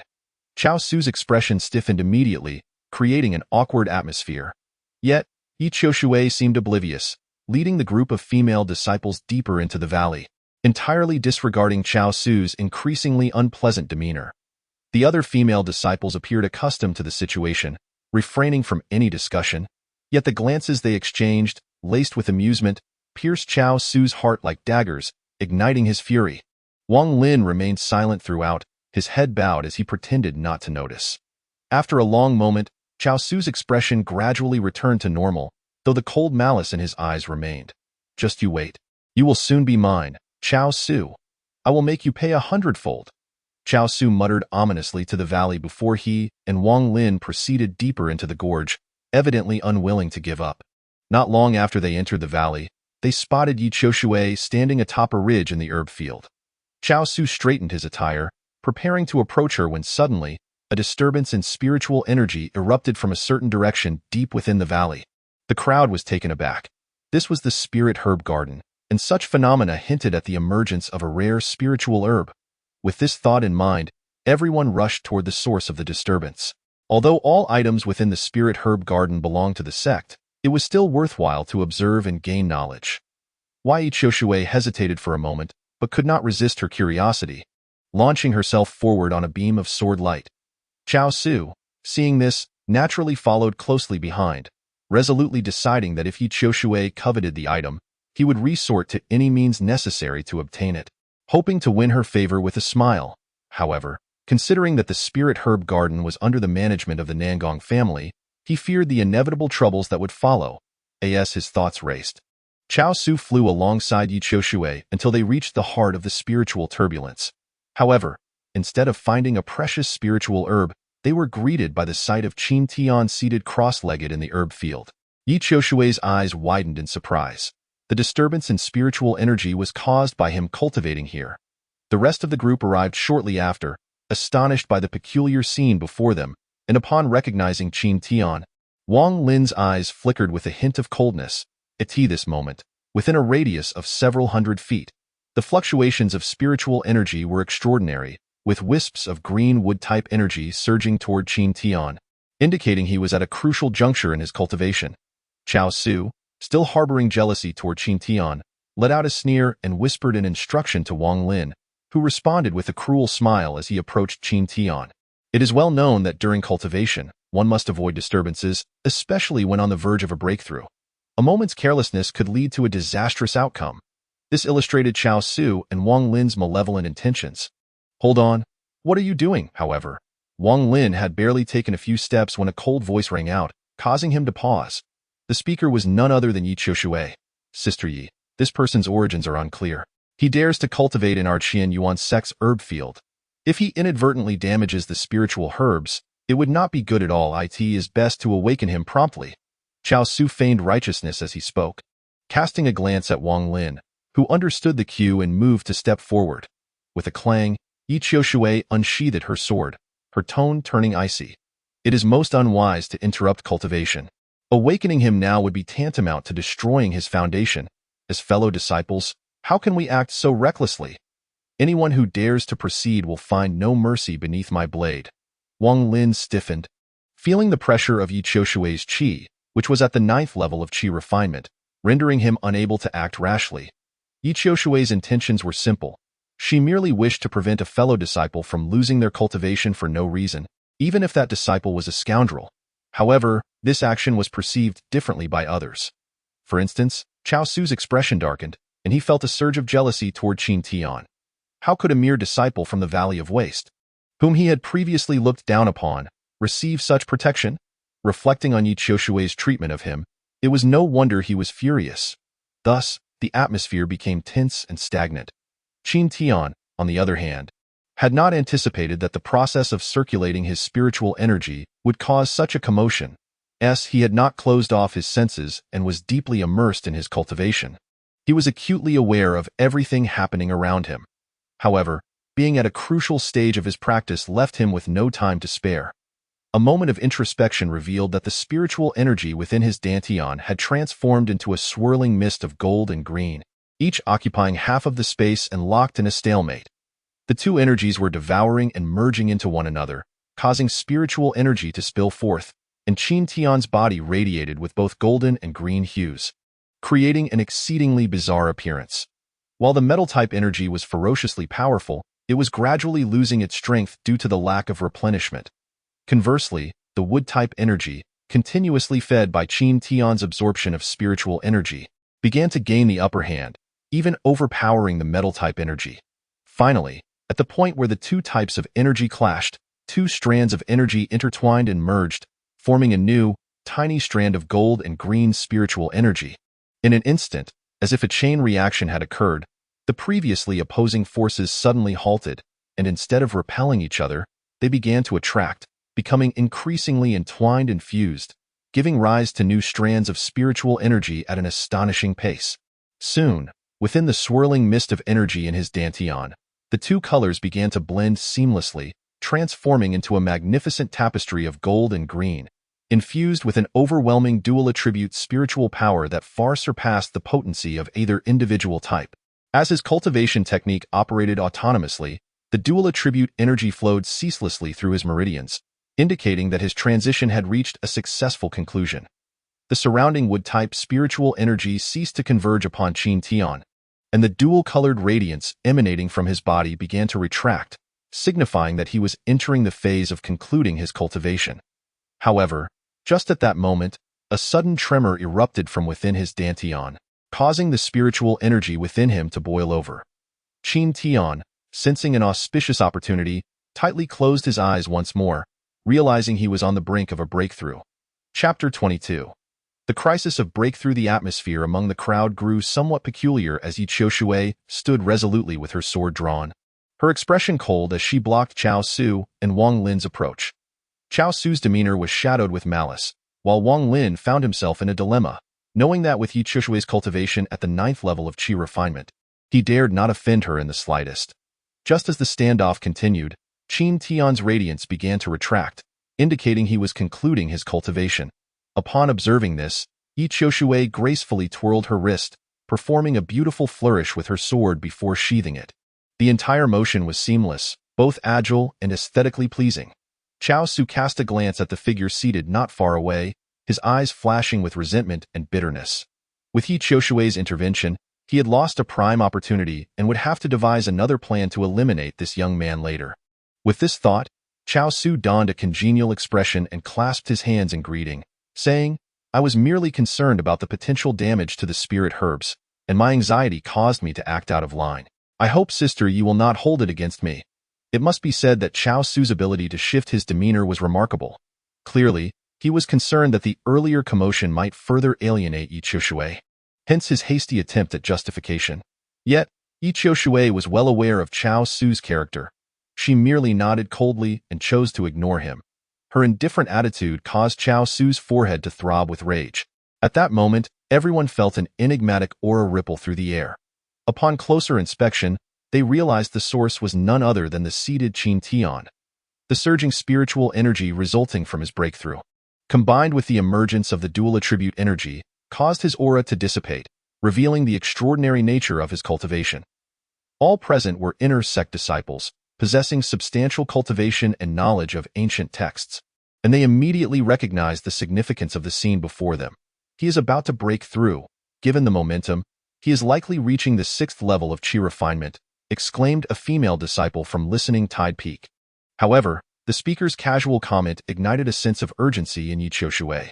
She had personally guided Qin Tian into the sect, and thus knew that he had only cultivated for 3 short years, yet he had already reached the 6th level of Qi refinement. Such speed rivaled that of some of the sect's gifted disciples. On the other side, Chao Su's expression also reflected surprise, clearly taken aback. He had not anticipated that the once deemed waste with a mixed spiritual root could achieve the 6th level of Qi refinement in just 3 years. Previously, Qin Tian had not even registered on his radar. But now he found himself feeling an inexplicable sense of threat arising from the very existence he had once dismissed. Wang Lin, too, wore a shocked expression, and a hint of panic flickered in his eyes. He had never expected that merely 3 years later, the disciple he had once looked down upon would now stand on equal footing with him in cultivation, with his countenance darkening once more. Chao Su pondered for a moment before transmitting another message to Wang Lin. After a moment's hesitation, Wang Lin met Chao Su's determined gaze and, without further delay, moved swiftly toward Qin Tian with the intent to strike. Clearly, both men were unwilling to miss this opportunity and were determined to extinguish the threat before it could grow. He Qiushui sensed the commotion and furrowed her brow, chiding herself for being distracted. However, Wang Lin was already within mere feet of Qin Tian, and it was clear that he would not be able to intervene in time. As Wang Lin gazed at the defenseless Qin Tian, poised to strike him down, a flash of frenzied jealousy and hatred crossed his eyes as he unleashed his spiritual power without reservation into his palm. What did it matter how fast he cultivated? A waste was still a waste, and even if luck had favored him with his current level of cultivation, he would still die at my hands. The Qin Yuan sect would not seek justice for a dead man, and with Brother Chao's protection, he would only face a reprimand at worst. With this thought, Wang Lin felt a surge of exhilaration, relishing the idea of personally extinguishing a hidden genius. Just as he was about to bring his palm down upon Qin Tian's head, the latter's eyelids quivered, and he suddenly opened his eyes. As he saw the palm descending toward him, a glint of coldness flashed in Qin Tian's eyes. He swiftly clenched his right fist, channeling his dual attribute spiritual power into it, and without any flourish, he met the descending palm with a single punch. With a thunderous crash, the collision of spiritual energy erupted, causing Qin Tian to stagger slightly before regaining his balance. In contrast, Wang Lin was propelled backward uncontrollably, his face a mask of disbelief as he stumbled several steps back. The disparity in their spiritual energies was immediately evident. The surrounding crowd fell into stunned silence. As Wang Lin launched a sudden ambush, followed by Qin Tian's unexpected counterattack, in mere moments, the onlookers had yet to fully comprehend the situation when they witnessed Wang Lin's abrupt retreat. It is worth noting that Wang Lin stands at the pinnacle of the 6th layer of Qi refinement. While this seemingly inconspicuous youth had only just recently broken through to the 6th layer, in such a clash of spiritual energy, the outcome hinges on cultivation levels. Thus, this anomalous scene left the crowd utterly astonished. At that moment, The one with the most troubled expression was none other than Chao Su, who clearly did not anticipate such a result. Wang Lin, despite his stealthy assault, was unexpectedly repelled by the hasty Qin Tian. Yi Qiushui was equally taken aback, as the plain-looking young man in white robes exuded an aura of unfathomable mystery. Ignoring the varied gazes from the crowd, Qin Tian calmly rose to his feet, shook off the dust that clung to him, and took a couple of steps forward to stand before Yi Qiushui. This marked the first time he faced her directly, and as he gazed into her slightly astonished eyes, he clasped his fists and bowed slightly, saying, "During my cultivation, I am deeply grateful for your timely assistance. Senior Sister Yi, I sincerely thank you." Yi Qiushui's expression returned to its usual coldness as she regarded the seemingly audacious youth before her, her tone as indifferent as ever. As fellow disciples of Qin Yuan, it was but a trifling effort. Qin Tian felt a twinge of helplessness in his heart. Clearly, due to past events, Yi Qiushui harbored a considerable prejudice against him. However, he could do nothing about it, and given his nature, he also deemed it beneath him to provide any explanations. Although he had been dragged into this predicament by that scoundrel Nangong Yingjun, a man must acknowledge what he has seen. There was nothing shameful in admitting it, especially since he had already paid the price of his reputation being tarnished. This was evident from the disdainful glances cast at him by the female disciples present. After expressing his gratitude, Qin Tian turned away and walked straight towards Wang Lin, disregarding Chao Su entirely. Meanwhile, a flicker of cold light flashed in Chao Su's eyes as he pondered his thoughts, as a disciple of the Qin Yuan sect. To take advantage of a fellow disciple during their cultivation was a flagrant disregard for the rules. Thus, Qin Tian felt compelled to teach him a lesson. With a cold smile, Qin Tian spoke. "It is an undeniable fact that Wang Lin launched a stealthy attack against a fellow disciple. Therefore, my intention is clear. With Chao Su backing me, it is unlikely that the law enforcement hall will impose any severe punishment. I might as well use this opportunity to vent my frustrations." Qin Tian was somewhat confident about defeating Wang Lin, as their cultivation levels were comparable, and his dual attribute spiritual energy was not merely a matter of having an additional attribute. As he approached Wang Lin step by step, the full extent of his sixth layer of qi refinement erupted, radiating an aura that rivaled that of a seventh-layer practitioner. At this moment, Wang Lin had finally come to his senses. Having publicly launched a sneak attack on a fellow disciple and failing spectacularly, not only would Chao Su be unable to provide a satisfactory explanation, but the law enforcement hall would not let him off lightly either. As this realization washed over him, his heart swelled with frustration. Sensing the formidable aura emanating from Qin Tian and recalling the scene of his earlier defeat, a tightness gripped Wang Lin's heart, causing him to feel a sense of trepidation even before the battle commenced.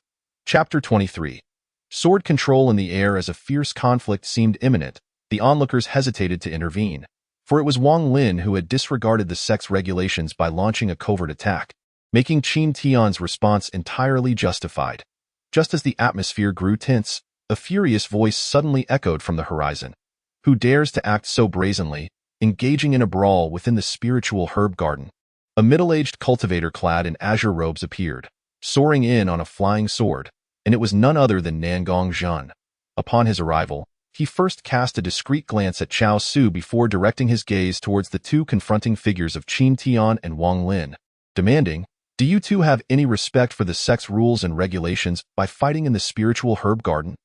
With that, Nangong Zhan exuded an aura of pressure characteristic of a foundation establishment cultivator, instantly overwhelming the entire scene. The onlookers turned pale. Even the formidable Yi Qiushui bore a grave expression. Both Wang Lin and Qin Tian were at the forefront, each letting out a grunt as they staggered backward. Qin Tian inwardly lamented the unfortunate turn of events.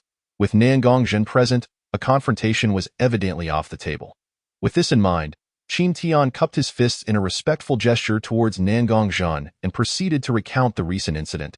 Moments later, Nangong Zhan's gaze turned frigid as he fixed it upon Wang Lin, coldly declaring, "This individual has shown utter contempt for the sect's regulations by ambushing a fellow disciple. His crimes are severe. I shall detain him for now, and he will be handed over to the law enforcement hall for further judgment." With that, he raised a hand, executed a hand seal, and pointed, instantly binding Wang Lin's cultivation, causing him to crumble to the ground in terror. The might of a foundation establishment cultivator was indeed formidable. At this moment, The disciples stationed at the spiritual herb garden, having likely received a message from Nangong Zhan, arrived led by Tianyu, and without a word, they swiftly bound Wang Lin tightly. Beside them, Chao Su's expression shifted through various shades, yet he dared not utter a sound, clearly wary of Nangong Zhan. After shooting a venomous glare at Qin Tian, Chao Su turned on his heel and left, evidently too embarrassed to linger and continue pursuing Yi Qiushui after such a debacle. However, as he departed, a barely perceptible mental transmission brushed against Qin Tian's ear. "You had better not let me catch you off guard. Otherwise, your fate will be quite grim." To this veiled threat, Qin Tian responded with indifference, as if he had not heard. Having emerged from humble beginnings and struggled at the bottom of the sect, he had long since cultivated a temperament of maturity and calmness. How could he be swayed by mere words of intimidation? Nangong Zhan cast Qin Tian a glance filled with profound meaning before soaring into the sky on his sword, leaving Wang Lin to be escorted away by Tianyu and the others to the law enforcement hall. Soon, only Qin Tian and the female disciples led by Yi Qiushui remained, creating a rather awkward atmosphere. Qin Tian could feel several disdainful gazes fixated upon him, prompting an inward sigh. With decent potential. Yet ultimately, due to improper conduct, the path to greatness remains elusive. Yi Qiushui coldly stated before turning to leave, followed closely by the other female disciples. Qin Tian could not help but feel despondent. What a turn of events! After finally finding a moment to cultivate in peace, a cascade of troubles descended upon him, culminating in a thoroughly tarnished reputation. Upon returning to the Valley of the Useless, it was already deep into the night. Before departing from the spiritual herb garden, Qin Tian had made a point to visit Nangong Zhan, hoping to express his gratitude in person. However, Nangong Zhan was unfortunately in closed-door cultivation, and thus, he had to forego that intention. The time spent cultivating in the spiritual herb garden spanned just over a month, significantly shorter than anticipated. Qin Tian did not disturb anyone and settled into the small wooden cabin he had occupied for 3 years, deep in thought about his next course of action.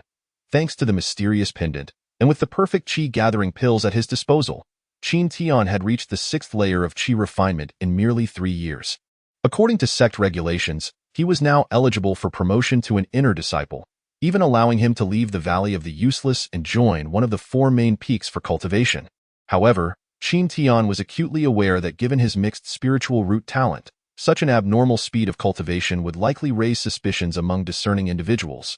If he were to join one of the 4 main peaks at this juncture, the risk of exposing the mysterious pendant would be significant. Thus, he resolved to first attain inner disciple status, securing the qualification to leave the sect and subsequently addressing the issue of cultivation resources. As for whether or not to join one of the 4 main peaks, that would require careful consideration. Having made up his mind, Qin Tian ceased his ruminations and began to meditate, consolidating the cultivation he had just broken through. The events that transpired in the spiritual herb garden had not spread within the sect, as few were privy to them. Naturally, those like Chao Su who had suffered losses would not be inclined to publicize the matter. And given that the female disciples of Chaofeng rarely descended the mountain, the incident would eventually fade from memory.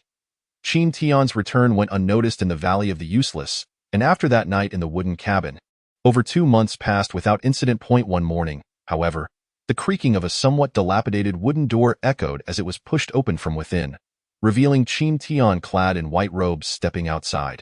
After 2 months of focused cultivation, Qin Tian's 6th layer of qi refinement was now firmly established, and he exuded a contained aura, maintaining the fluctuations of a 4th layer practitioner through the use of breath-concealing techniques. Thus, unless faced with a foundation establishment cultivator, it would be exceedingly difficult to discern his true cultivation level. Qin Tian nodded in satisfaction and made his way out of the valley. Upon reaching a nearby forest, he expanded his spiritual sense, covering an area of over 300 zhong.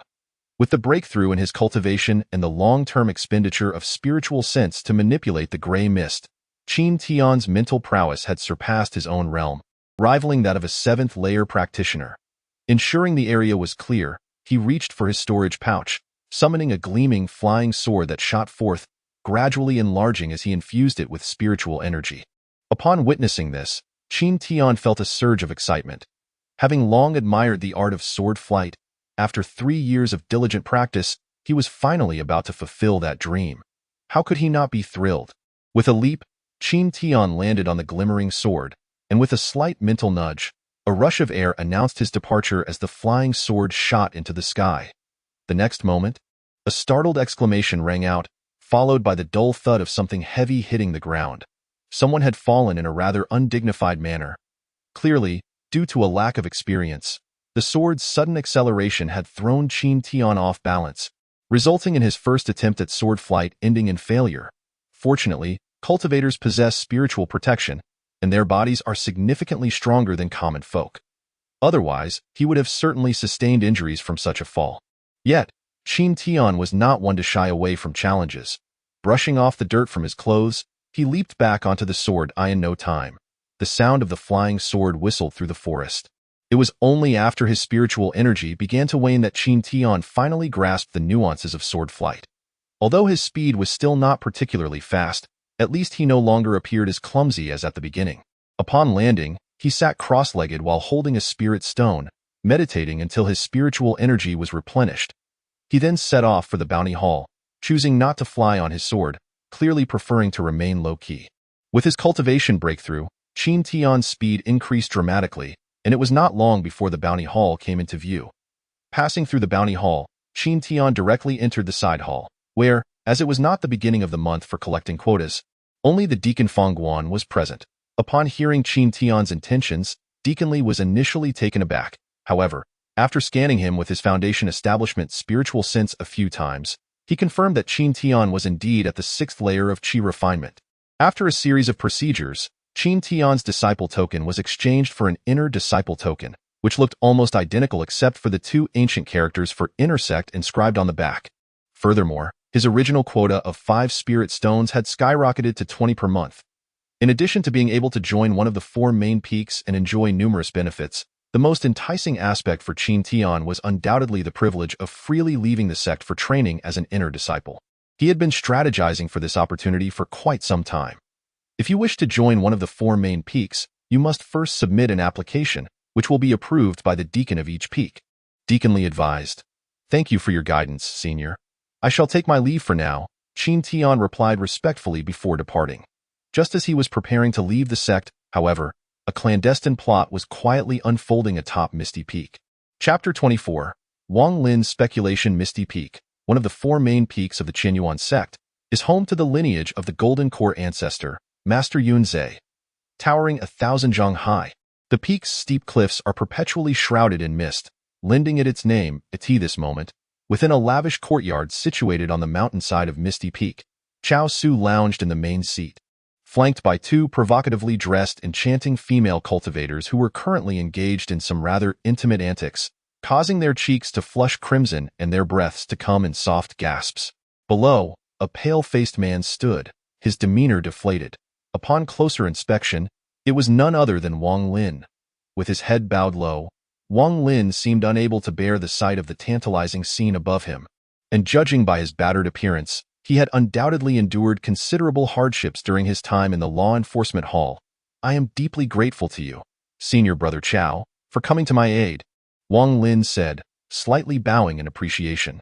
Yet, a flicker of resentment danced in his lowered eyes. On the day he attempted to ambush Qin Tian, Chao Su had assured him that with the Chao family's backing, even if he were to be taken to the law enforcement hall, it would merely result in a reprimand, and he would soon be released. However, after being detained for nearly a month, the Chao family had only just arrived, and during that time, he had endured various tortures. How could he not harbor hatred?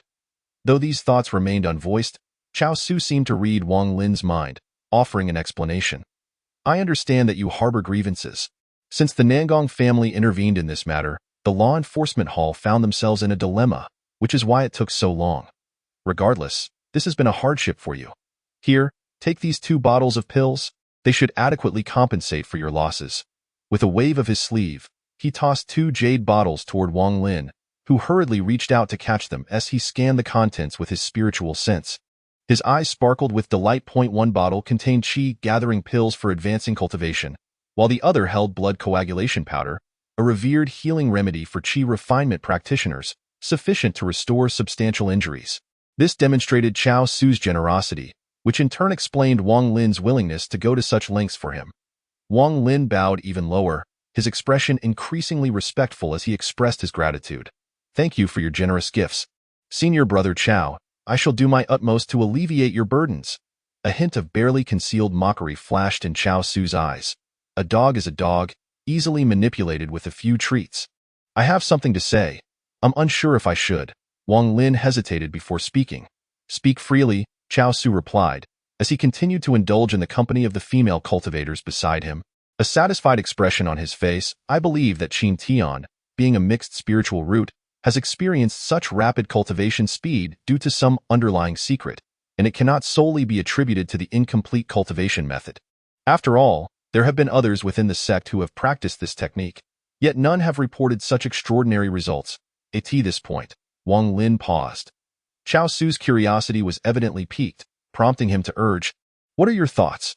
Please, share." Aside from the cultivation method, the only thing that could enable a waste with mixed spiritual roots to cultivate at a genius level would be some sort of extraordinary treasure, Wang Lin suggested with a peculiar expression. Upon hearing this, Chao Su's movements halted, his eyes gleaming with excitement as he inquired, "Are you suggesting that this young man's achievements are due to an unknown treasure?" "I cannot be certain, but beyond that, I cannot conceive any other reason for a waste to reach the 6th layer of Qi refinement in under 3 years. Wang Lin's eyes brimmed with jealousy and a frenzied hatred for Qin Tian as he subtly guided Chao Su's thoughts. "In that case, he cannot be allowed to live any longer. Do you have a plan?" Chao Su's expression turned greedy with a hint of malice. "Surely, Senior Brother Chao has not forgotten that this young man is already at the 6th layer of Qi refinement. According to custom, he will undoubtedly embark on a journey to gain experience soon." A glint of cold, killing intent flickered in Wang Lin's eyes, though he abruptly paused mid-sentence. Chao Su, understanding his implication, commanded in a chilling tone, "Leave this matter to you, and remember to return with his storage pouch intact." "I shall not disappoint you, Senior Brother Chao," Wang Lin replied with a cold smile. After a brief discussion, Wang Lin, still bearing the wounds from his ordeal, took his leave. Moments later, the sounds of revelry and lewdness began to echo within the chamber. In the bustling Qinyuan market, Qin Tian wandered about the various stalls with a furrowed brow, completely oblivious to the fact that the secret of his treasured pendant had been leaked. His current mood stemmed from his recent return from the bounty hall. Perhaps out of a sudden whim, Qin Tian had grown curious about whether the mysterious pendant could refine magical tools. However, after a series of experiments, he was left with the unfortunate result of his gleaming sword being rendered useless. As the magical patterns within the tool had been nearly obliterated by the gray mist, it is well known that magical tools and spirit tools all contain magical or spiritual patterns. The role of these patterns can be likened to miniature restrictions. They not only stabilize the structure of the tool and endow it with various powerful abilities, but they also facilitate the communication of natural spiritual energy and the transmission of spiritual power. Therefore, once these patterns are damaged, the tool essentially becomes no different from scrap metal. Currently, Qin Tian possessed only one magical tool, the gleaming sword, which at this moment could not even be utilized for sword flight. Let alone departing from the sect, how could this not frustrate him? After idly wandering for a while, Qin Tian arrived at a stall selling magical artifacts. There, he encountered a burly stall owner, approximately in his 30s, whose concealed aura suggested remarkable strength. Upon probing with his spiritual sense, Qin Tian was taken aback to discover that this man possessed an astonishing cultivation level of the 8th layer of Qi refinement. Quietly, he marveled at the hidden talents within the Qian Yuan sect. At that moment, the bearded man seemed to sense Qin Tian's scrutiny. His brow furrowed slightly upon noticing that Qin Tian was merely a 6th layer Qi refinement disciple. With a cold expression, he remarked, "Kid, if you're not buying anything, don't block my business." Feeling somewhat embarrassed, Qin Tian realized that his probing had irked the man. With a forced smile, he replied, "Senior brother, I mean no offense. Please forgive me." Upon hearing this, the bearded man's demeanor softened. Seizing the opportunity, Qin Tian continued, "I am indeed looking to purchase a couple of magical artifacts for self-defense." The bearded man was taken aback, scrutinizing Qin Tian closely before exclaiming, "You wish to buy magical artifacts? 2 of them? Kid, do you have any idea how expensive they are? Moreover, these artifacts are personally forged by me and are of premium quality." After his words, the bearded man continued to stare at Qin Tian, his expression clearly filled with disbelief. He knew that a disciple at the 6th layer of Qi refinement typically earned only 20 spirit stones a month, barely enough to cover their training needs, let alone afford a magical artifact. Unless, of course, this lad was a scion of a wealthy family, secretly supported by family resources, something not unheard of in the Qin Yuan sect. Realizing this, the bearded man's eyes brightened. If this boy was indeed from a prominent family, he must be well off, and this was an opportunity to profit handsomely. Qin Tian, aware of the man's shifting expressions, decided to play along in feigned confidence, saying, "Naturally, I cannot afford such a price on my modest allowance, but with the support of my elders, I can manage to make a purchase." With a smug smile, he adopted the demeanor of a typical affluent scion. The bearded man, seeing this transformation, felt a rush of excitement and quickly adopted a friendly tone, introducing himself as Yin Yang, a disciple of the artifact refining pavilion, known to have a decent reputation within the sect. "If there is anything you fancy, do not hesitate to speak up." Relieved to have successfully deceived Yin Yang, Qin Tian began to examine the various magical artifacts on display. There were 4 items in total: a small black bell, a red flying dagger, and 2 swords, a golden one and a blue one. After a moment of scanning with his spiritual sense, Qin Tian quickly discerned their characteristics. While the nature of the black bell remained uncertain, he identified the flying dagger as fire-based, with one sword being gold-based and the other water-based. Judging by the fluctuations of spiritual energy, all 4 were classified as inferior magical artifacts. Reaching for the golden sword, Qin Tian examined it closely. The sword measured 3 feet in length and was about 2 fingers wide, entirely golden in appearance, as if forged from gold itself. 3 faint magical inscriptions traversed the sword's body, emitting a subtle yet sharp aura. Impressed, Qin Tian thought, "A fine sword. Though it pales in comparison to Yi Choshui's, it certainly ranks among the better inferior flying swords." Noticing Qin Tian's interest, Yin Yang boasted, "You have a discerning eye, junior brother. This golden sword is my recent pinnacle creation. If not for the need to forge a mid-tier magical artifact, I wouldn't part with it." Upon hearing this, Qin Tian felt a surge of delight. Despite being classified as inferior, there were indeed distinctions in quality, and the imposing presence of this golden sword suggested it was nearly on par with mid-tier artifacts. With this in mind, he inquired, "What is the price for this flying sword?"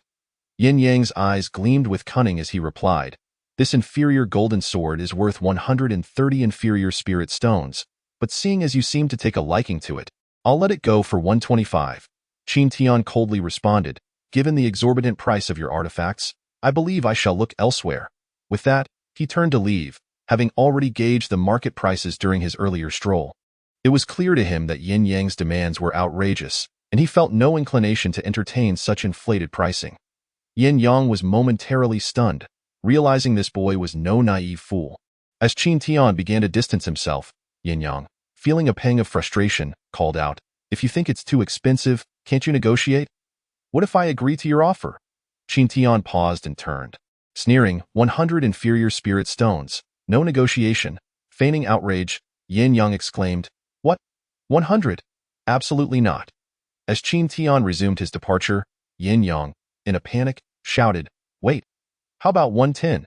Let us meet halfway." Ignoring him completely, Qin Tian continued on his path. "You better come back here. 100 stones, deal."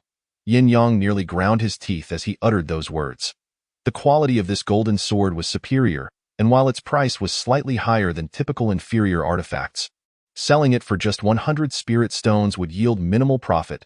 It was evident he had encountered someone knowledgeable. Returning leisurely, Qin Tian pulled out the spirit stones, feeling a pang of regret as he realized that his resources were nearly depleted. Though he still had 5 mid-tier spirit stones from the inheritance of the old man Xianlai, they were too precious to part with. Not only would such a display attract unwanted attention, but the mid-tier spirit stones contained a purer essence of spiritual energy, making them ill-suited for trade. It was wiser to reserve them for future necessities. Once the transaction was completed, Qin Tian picked up the golden sword, admired it briefly, and then stored it in his storage bag. Just as he was about to leave, his gaze inadvertently fell upon the black bell, causing him to pause momentarily. Yin Yang, noticing his interest, hurriedly boasted, "You have a keen eye. This bell is called the Soul Disturbance Bell, crafted from the Soul Stone, imitating the sect's town-protecting artifact." His pride was evident, revealing that this bell was another of his prized creations. However, upon hearing this, Qin Tian was taken aback. The towering stone monument at the entrance of the Qin Yuan sect was actually an artifact. The sheer scale of such a treasure was beyond his imagination. It was no wonder he nearly fainted just by glancing at it that day. He had not realized it was an artifact. Qin Tian silently marveled at this revelation. Now, having some understanding of cultivators' treasures, he recalled that artifacts were typically wielded only by golden core cultivators, their might capable of moving mountains and filling seas. On the other hand, Yin Yang, noticing Qin Tian's astonishment, became even more boastful. You seem to be a novice, not aware of the significance of the town soul monument. It is the Qin Yuan sect's premier artifact, seldom utilized unless the sect is facing a crisis, as it serves primarily to suppress spiritual veins and deter the demon sea. Rumor has it that the sect obtained a small soul stone mine a millennium ago, and with the full might of the sect, they forged it entirely from soul stone, said to possess unfathomable power. Hearing this, Qin Tian was greatly shocked. As he pondered, he gazed eagerly at the black soul disturbance spell. Yin Yang, recognizing the glimmer in Qin Tian's eyes, continued to flaunt. Though this soul disturbance spell is merely an inferior artifact, it possesses some of the soul-stirring effects of the town soul monument. It was crafted from a small piece of soul stone that I fortuitously acquired. Feeling somewhat resigned, Qin Tian replied, "Please, just name your price." This time, Yin Yang's expression turned serious, and with a solemn demeanor, he stated, "Soul stones are quite rare. Thus this soul disturbance bell is priced at 200 inferior spirit stones, and there will be no room for negotiation." After a moment of hesitation, Qin Tian ultimately decided against parting with his mid-tier spirit stones, and instead agreed to return once he had gathered the necessary spirit stones. With a reluctant glance at the soul disturbance bell, he turned and strode away. Yin Yang watched Qin Tian retreating into the distance, feeling a mix of disdain and disappointment. He had anticipated a lucrative customer, only to discover he was merely a penniless fool pretending to be a wealthy scion. How pathetic. Exiting the marketplace, Qin Tian headed straight towards the Valley of the Forsaken. Back in his small wooden cabin, he secured the doors and windows before taking out the golden sword. After performing a blood oath to bond with it and familiarizing himself with its weight, he set it aside. Instead, he retrieved the ancient text on the 5 elements rotation technique and began studying it. Soon, he found the pages detailing the various movement techniques he sought. Previously, with his limited cultivation, he could only practice the rudimentary lightness technique. But now that he had reached the 6th layer of Qi refinement, he was ready to learn more advanced movement arts. Movement techniques, while still categorized under spells, differed significantly from the basic lightness technique. The former was more suited for combat, while the latter served merely as an auxiliary skill, making them incomparable. As Qin Tian prepared to leave the sect, he knew that acquiring an excellent movement technique would greatly enhance his self-preservation abilities. After careful consideration, he selected a water-based technique named the wave skimming steps. His choice of a water-based technique was strategic, given that the Sea of Endless Demons was predominantly aquatic, and the advantages of a water-based movement technique would be substantial in such environments. 2 months later, at the entrance of the Qin Yuan sect, a figure clad in a white robe soared through the skies on a flying sword. With the protection of the inner disciples' jade tokens, he pierced through the fog of the sect's protective formation and ascended into the heavens, speeding towards a certain direction. Not long after his departure, another figure emerged from outside the Qin Yuan sect, Yin Hua from the miscellaneous hall. Upon appearing, he cast a chilling glance in the direction Qin Tian had taken, and without further ado, he ascended on his sword, pursuing closely behind. The murderous intent etched on Yin Hua's face revealed his nefarious intentions. Chapter 26. Qingzhou Island. The sky was clear, and the sea rolled with undulating waves. Qin Tian stood with his hands clasped behind him on the golden sword, his white robe billowing in the wind, exuding an air of effortless elegance, blissfully unaware that someone was tailing him from behind. Although the golden sword was indeed expensive, its remarkable capabilities were evident. It was at least 30% faster than ordinary inferior artifacts. As the flying sword sped eastward, the sea below rapidly receded, and Qin Tian felt a surge of exhilaration. Truly, the sky is high and the birds fly freely, the sea is vast and the fish leap at will. His destination was a small marketplace within the Qin Yuan sect's territory, approximately 3,000 miles from the twin moon island of the Qin Yuan sect. Given Qin Tian's current level of spiritual power, flying the entire distance in one go proved challenging, necessitating a brief stop on an island to rest and recover his energy. This moment, the next suitable island for a landing was still quite far, and Qin Tian dared not delay. He urged the golden sword to its maximum speed, transforming it into a streak of brilliance as it soared towards the horizon. However, this relentless pursuit left Yan Hua trailing closely behind, feeling quite vexed. His weapon was merely a standard-issue cold light sword bestowed by the sect, of mediocre quality. After following Qin Tian for half an hour without even catching a glimpse of him, Yan Hua begrudgingly conceded the truth. He had lost track of the target. Reflecting on the gleaming golden sword beneath Qin Tian, he felt a mix of frustration and realization.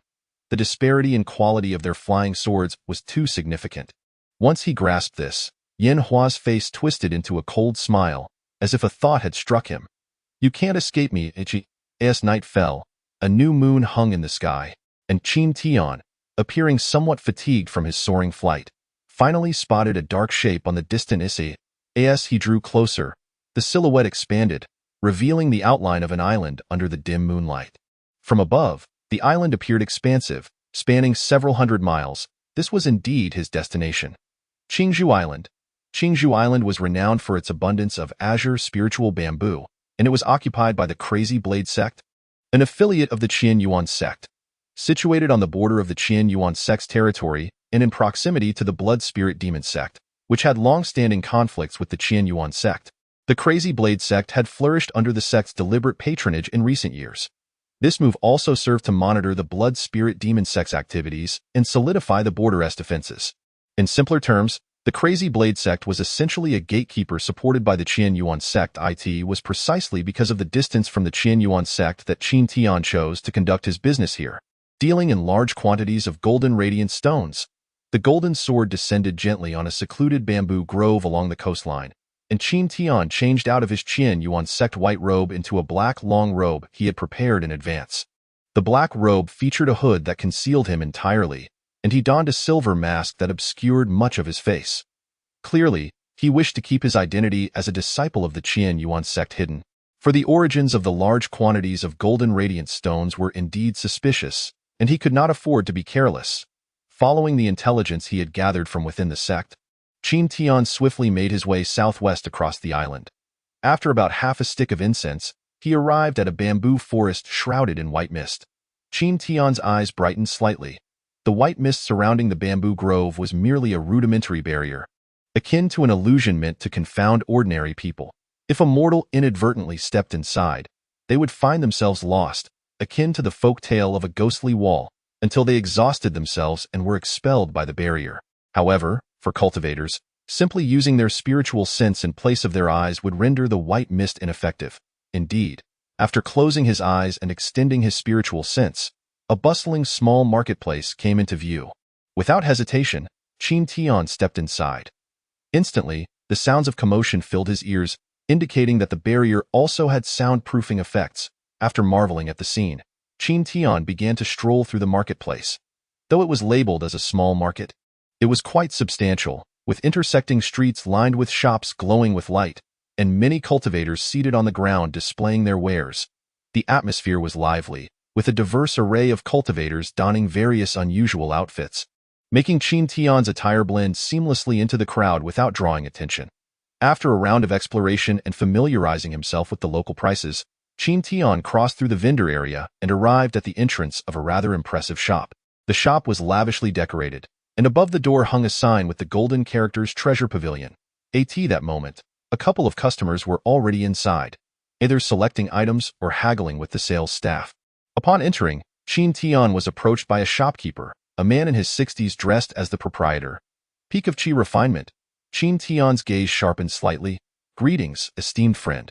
Are you here to purchase cultivation supplies? Our treasure pavilion boasts the most comprehensive selection and fairest prices on Qingzhou Island." The shopkeeper smiled warmly, exuding an air of amiability. "Indeed, I do need to exchange some supplies. I would like to know your shop's pricing." Taken aback for a moment, the shopkeeper realized Qin Tian was there to sell rather than buy. Adopting a more neutral tone, he asked, "What items do you wish to sell?" Qin Tian patted his storage bag at his waist, and with a flick of his hand, a fist-sized mineral radiating a golden sheen appeared in his palm. The shopkeeper, maintaining a composed facade, casually inquired, "If I may ask, how many of these do you possess?" Qin Tian furrowed his brow at the question, yet after a moment's thought, he communicated a number through his spiritual sense. The shopkeeper's eyes sparkled momentarily, and after clasping his hands in respect, he suggested, "This place is rather noisy.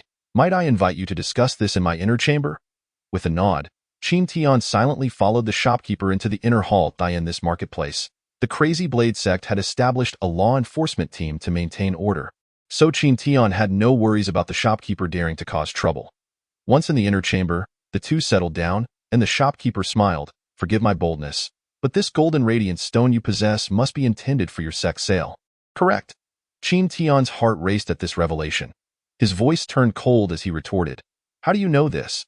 Is it necessary to investigate the origins of goods in such transactions?" The shopkeeper, sensing the shift in Qin Tian's demeanor, quickly reassured him, "Please do not misunderstand. Golden radiant stones are merely low-tier minerals. Ordinary cultivators do not hoard them. Given the quantity you possess, it is not difficult to deduce their purpose."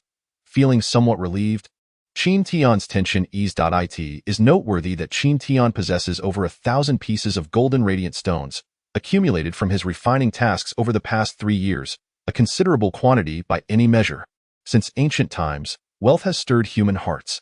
Thus, Qin Tian must exercise caution. However, given the misunderstanding on the part of the shopkeeper, Qin Tian resolves to turn the situation to his advantage, fabricating a grand facade of power, bolstered by the influence of his backing, which would facilitate his dealings. With his thoughts settled, Qin Tian inquires, "Since you have deduced my intentions, let us speak plainly. How many spirit stones is the shopkeeper prepared to offer for these golden radiant stones?"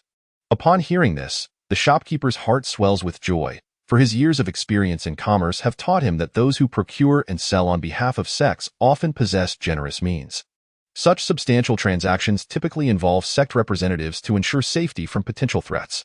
Thus, revealing Qin Tian's identity would alleviate any concerns about subsequent dealings. At that moment, both parties harbored their own hidden agendas. Chapter 27. The Treasure Pavilion. The shopkeeper, feeling quite pleased with himself, maintained an air of deliberation as he stated, "According to market prices, 3 pieces of low-grade spirit stones are worth 1 golden radiant stone. If you wish to sell 1,000 pieces, that would amount to 3,000 low-grade spirit stones." Qin Tian nodded inwardly. Prior to his arrival, he had already inquired about various material prices in the market, and the shopkeeper's offer was indeed fair. Without further ado, he produced a considerable number of golden radiant stones from his storage pouch, forming a small mountain on the ground, gleaming brilliantly. After the shopkeeper counted, he quickly retrieved 1,000 low-grade spirit stones, neatly arranging them on the floor. With the transaction complete, Qin Tian felt a surge of excitement.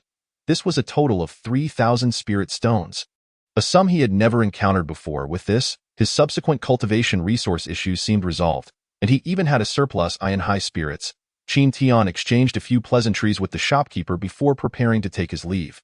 However, the shopkeeper suddenly produced a jade talisman and handed it to Qin Tian, who accepted it with a puzzled expression. The shopkeeper, seeing the look on his face, smiled and explained, "As a token of appreciation for your substantial transaction at the Treasure Pavilion, I present you with a VIP talisman. With this talisman, you will receive a 10% discount on all purchases made here." Upon hearing this, Qin Tian's eyes sparkled momentarily, but he did not rise. Instead, he lifted the fragrant tea on the table and savored it thoughtfully. "The Treasure Pavilion is renowned for its vast array of treasures. May I inquire what items you have for sale?" he asked casually, setting the tea aside.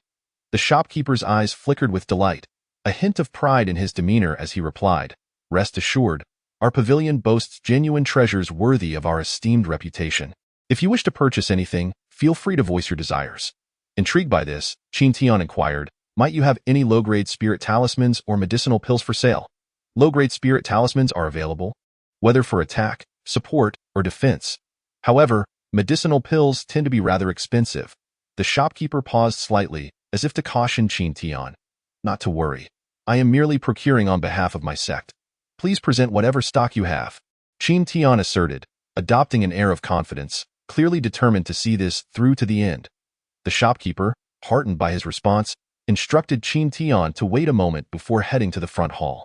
Shortly thereafter, he returned with 3 wooden boxes and 2 jade vials, laying them out before Qin Tian. As Qin Tian scanned the contents with his spiritual sense, his understanding deepened. The 3 wooden boxes each contained an array of vividly colored talismans, attack, support, and defense types, with dozens of each. The medicinal pills were of 2 varieties: the familiar qi-gathering pill and an unknown pill exuding a rich vitality and medicinal fragrance, which, judging by its color and vitality, was undoubtedly a healing elixir.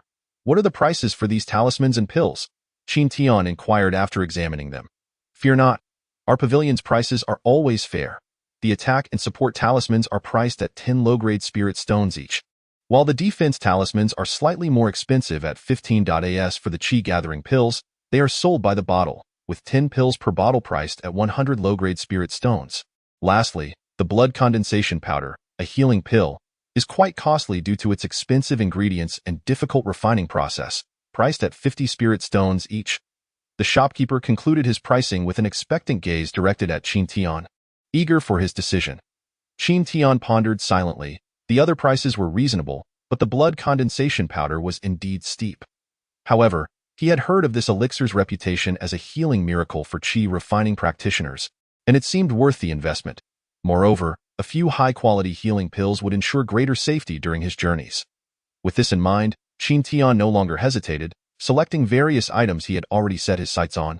Placing them aside, he then addressed the shopkeeper. "I'll take these." The shopkeeper, seeing this, broke into a wide grin, cheerfully calculating the total: 50 attack talismans, 20 defense talismans, 10 support talismans, and 5 blood condensation powders, totaling 1,150 low-grade spirit stones. After applying the discount and rounding down, let us say 1,000 low-grade spirit stones.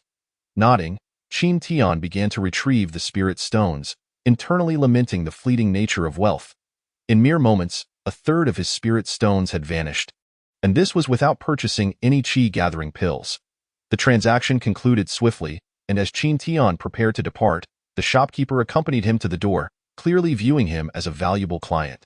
Yet just as Qin Tian was about to disappear into the crowd, the shopkeeper exchanged a subtle glance with 2 middle-aged cultivators setting up a stall at the street corner, whispering something to them.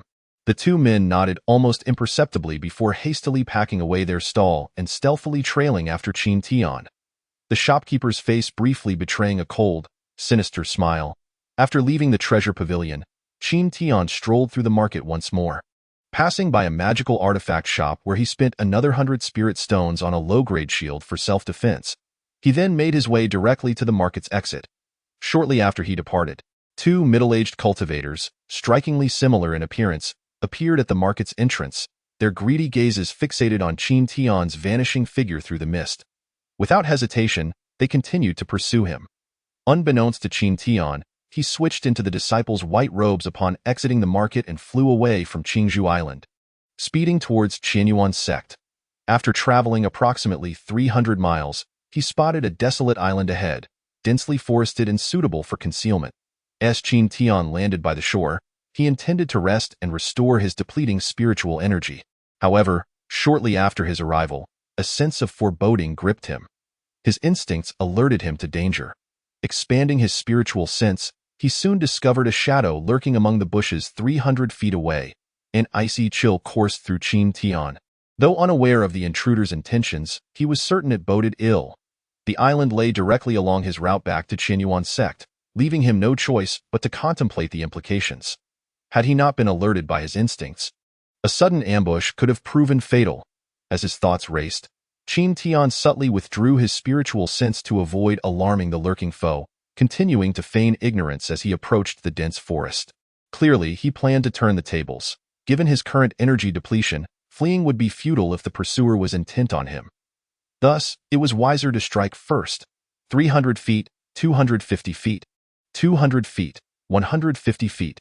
As the distance closed, illuminated by the dim moonlight, Qin Tian finally discerned a vaguely familiar face hidden among the brush.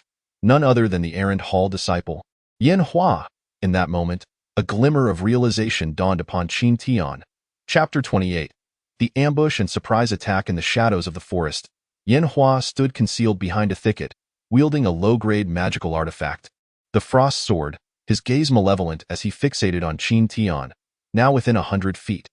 Under the instruction of Wang Lin, he had come to ambush Qin Tian during his departure from the sect. Though he was aware that Qin Tian had broken through to the 6th level of Qi refinement, Yanhua dismissed the threat, believing that such a sheltered novice would be an easy target.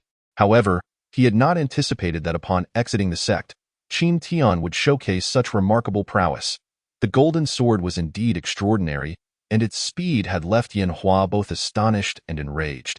After enduring a night of waiting on this desolate island, he was finally presented with the opportunity to confront Qin Tian. The thought of the rewards promised by Wang Lin, coupled with the coveted golden sword in Qin Tian's possession, ignited a spark of greed and excitement within him. Should he succeed in eliminating this rival, he would achieve great merit, aligning himself with the powerful Chao family and ascending to prominence within the sect.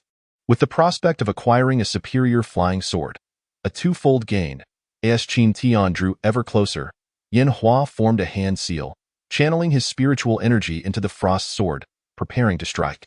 The closer the distance, the less time Qin Tian would have to react, thus increasing Yanhua's chances of success. When they were within 100 feet, Yanhua's eyes gleamed with murderous intent, and the frost sword began to shimmer ominously as he prepared to launch his attack. This was the optimal moment for a surprise strike. Yet suddenly, Yanhua noticed Qin Tian's cold smile directed at him, sending a shock of alarm through his core. Had he been discovered? It seemed impossible, unless this novice possessed a spiritual sense far superior to his own. Yet how to explain that chilling smile? As panic set in, Yanhua's mind raced with foreboding thoughts, but he had no time to release his flying sword in an instant. Qin Tian moved with a swift motion. He hurled 5 spirit talismans into the air, which ignited as they flew, transforming into ice spikes, golden arrows, fireballs, and wooden stakes, forming a magnificent barrage that rapidly enveloped Yanhua. These were spirit talismans, 5 of them. It was akin to setting spirit stones ablaze. Yanhua was instantly paralyzed with fear. The two were so close together that there was no time to evade. With no choice but to abandon activating his flying sword, Yanhua hurriedly conjured a green wooden shield to protect himself. In the next moment, the various spells conjured by the talismans collided with the shield, a cacophony of colors erupting around him, creating an uproar reminiscent of rain on banana leaves. Qin Tian's eyes glinted with cold determination. Without waiting for Yanhua to recover, he flung the golden sword towards the radiant chaos, aiming to strike. This maneuver proved catastrophic, as a pained scream echoed through the air, marking the culmination of Yanhua's downfall. The golden sword made a swift return, spiraling above Qin Tian's head, its brilliance momentarily overshadowed by the crimson droplets of blood that fell from it. As the dazzling light dissipated, a pitiful figure emerged, revealing Yanhua, his body battered and scorched, with his right arm severed and blood gushing forth from multiple wounds, his face ashen and clearly gravely injured. Meanwhile, on the sea outside the desolate island, 2 streaks of sword light raced from the direction of Qingzhou Island. Upon reaching several hundred feet from the island, they reined in their sword light and descended upon the tumultuous waves. This was a deliberate move to avoid raising alarms. Upon closer inspection, the 2 figures were the middle-aged cultivators who had been tailing Qin Tian, both clad in gray robes with pale complexions. As if recovering from a long illness, they bore striking resemblances to one another. The elder of the 2 was at the 7th level of Qi refinement, while the younger was at the 6th. As they swiftly approached the desolate island, the elder suddenly halted and whispered, "Wait, there seems to be a battle occurring on the island." The younger cultivator, taken aback, immediately extended his spiritual sense to probe, but found nothing. Clearly, his cultivation level was insufficient to match the elder's. Puzzled, he pressed, "Luda, are you certain you aren't mistaken? Didn't old Bai say that this lad might be sent by the sect for procurement? With someone to back him up? Why would there be a fight? The fluctuations in spiritual energy are too intense to be mistaken," Luda replied, his gaze flickering. "I believe we should stealthily approach to assess the situation. If this lad has support, we can retreat without issue." Nodding, the younger cultivator grinned maliciously. "If there's no one backing him, it's possible we can take him down ourselves. I bet he must be quite valuable." With that, the 2 suppressed their auras and stealthily made their way toward the desolate island. Meanwhile, in the dense forest, Yanhua, having failed in his ambush and caught off guard, stared incredulously at the vengeful Qin Tian before him.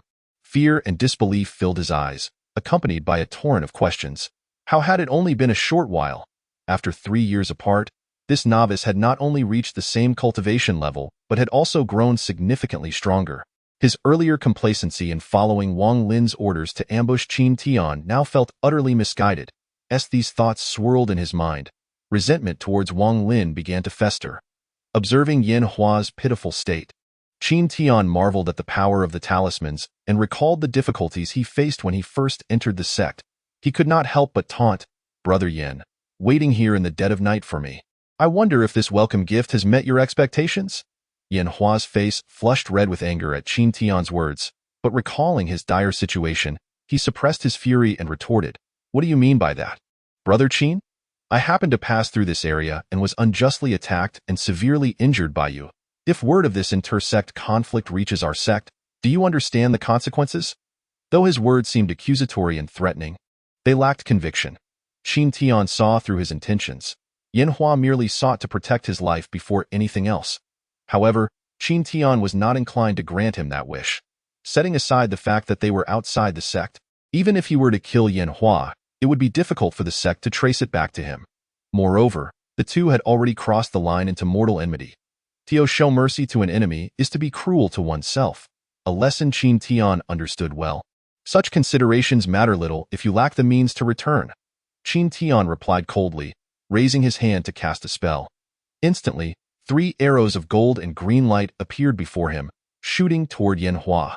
Empowered by his dual spiritual energy, their might far surpassing ordinary beginner spells. Simultaneously, the golden sword above him emitted a low hum and surged forth once more. As the old adage goes, even a clay figurine has 3 parts of fire. Yin Hua, already feeling cornered, could no longer suppress his rage. With his left hand, he pointed at the fallen frost sword, which soared back into the air to intercept the golden sword, resulting in a furious clash that echoed through the forest. With a swift motion, Yin Hua summoned a black whip and, with a crack of his wrist, sent it lashing out like a dragon's tail, deflecting the 3 golden arrows with ease. The moment Qin Tian laid eyes on that whip, his murderous intent solidified. The humiliation he had endured from Yin Hua was still fresh in his memory. Without hesitation, Qin Tian cast another 3 golden arrows towards Yin Hua, who summoned a wooden shield to defend himself while disregarding the blood pouring from his numerous wounds. With a flick of his wrist, Yin Hua unleashed a wooden spike technique, forming a sharp projectile that shot towards Qin Tian, intent on a desperate counterattack. Chapter 29. The yellow sparrow awaits as the dual-colored spirit shield shimmered momentarily and then dissipated. The long whip rebounded, returning without any success. Witnessing this scene, Yin Hua's bloodshot eyes regained a semblance of clarity, and a flicker of panic flashed within his gaze. The long whip, being his most formidable attack, had proven ineffective against Qin Tian's mystical shield, which only heightened his distress. Compounded by the worsening injuries that were accumulating with the passage of time, Yin Hua dared not linger any longer. He waved his hand to unleash the wood spike technique he had formed, then turned and fled into the depths of the dense forest, moving with remarkable speed. A sound like a clang resonated as Qin Tian drew forth a shield artifact, effortlessly blocking the wood spikes. Observing his opponent's desperate attempt to escape, a hint of derision surfaced in his eyes. In a swift motion, Qin Tian retracted the shield and, employing a mysterious footwork technique, darted several paces forward, rapidly pursuing Yin Hua's frantic form. His speed outstripped that of Yin Hua, who was also at the 6th level of Qi refinement, by a considerable margin. In merely a few breaths, the blood-soaked figure ahead became distinctly visible. A fierce glint flashed in Qin Tian's eyes as he raised his hand, unleashing 3 spirit talismans. Perhaps sensing the sound of the rushing wind behind him, Yin Hua turned in alarm, only to see 3 ice spikes rapidly enlarging in his line of sight. A wave of mortal terror flooding his mind. In a moment of desperation, he could only roar in defiance. There was no time for any reaction before the 3 ice spikes pierced through him. In the next instant, Yin Hua's fleeing figure abruptly halted, collapsing to the ground. His eyes still bore traces of fear and reluctance, and 3 fist-sized holes appeared in his chest and abdomen, blood and entrails spilling forth, filling the air with a pungent scent of blood. The scene was exceedingly brutal. Standing before Yin Hua's lifeless body, Qin Tian could not help but furrow his brow. This was his first experience of taking a life, and he felt a twinge of discomfort. However, in just a moment, his eyes regained their clarity. In this realm of cultivation, where the strong prey upon the weak, those with a tender heart are destined for a grim fate. Having expended considerable spiritual energy during the fierce battle, Qin Tian felt a hint of fatigue wash over him. He reached out to retrieve Yin Hua's storage bag, only to suddenly sense a subtle fluctuation of spiritual energy in his mind. Without a moment's hesitation, he instinctively executed the Lingbo Weibu technique, swiftly shifting several paces to the side. The next moment, 2 golden arrows struck the ground with dull thuds. Qin Tian was startled, a cold sweat breaking out. Had he not reacted swiftly, he would have been seriously injured by the ambush. Just then, from the direction the arrows had come, 2 middle-aged cultivators strolled out leisurely. It was none other than the Liu brothers. Upon revealing themselves, Liu Er could not help but let out a mocking laugh. What a splendid spectacle of fratricide among fellow disciples. Truly an eye-opener. At this moment, Qin Tian's eyes turned icy, clearly realizing he had been caught in a trap. However, he had never encountered these 2 before. Why would they target him? Concealing his confusion, Qin Tian cupped his hands toward the Liu brothers and said, I, Qin, happened upon an ambush while passing through this area and fortuitously managed to eliminate it. You 2 have no grievances with me, so why the ambush? Kid, spare us the nonsense. Hand over the spirit stones on you, and perhaps my esteemed self might show you mercy. Liu De coldly threatened, showing no signs of yielding. Upon hearing this, Qin Tian suddenly understood, his mind racing with speculation. He feigned helplessness and replied, Fellow Daoists, you jest. My humble cultivation is meager, and I possess but a few spirit stones. I fear they would not meet your standards. This time, the hot-headed Liu Er could no longer contain himself and shouted angrily, You little brat, enough with the nonsense. You received 2,000 spirit stones in the market. Don't think we, the brothers, are unaware. If you don't hand over the spirit stones, don't blame us for being ruthless. Indeed, it was the treasure's pavilion. Qin Tian inwardly cursed, realizing that despite his caution, he had still fallen victim to the merchant's schemes. Given the urgent situation, he needed to find a way to escape. As he observed the brothers gradually closing in, Qin Tian's mind raced. After a moment, his eyes lit up slightly. If I hand over the spirit stones, would you 2 be willing to cease hostilities? He said with a sorrowful expression, feigning helplessness. Upon hearing this, the Liu brothers exchanged glances, and Liu Da's face broke into a sinister smile as he replied, You've shown some sense, kid. My brother and I seek only wealth. If you hand over the spirit stones, we shall naturally allow you to leave.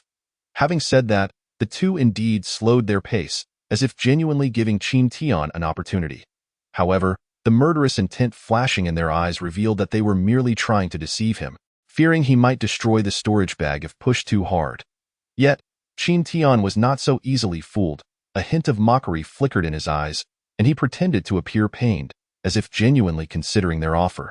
He reached for the storage bag at his waist. Seeing this, the Liu brothers' eyes gleamed with greed.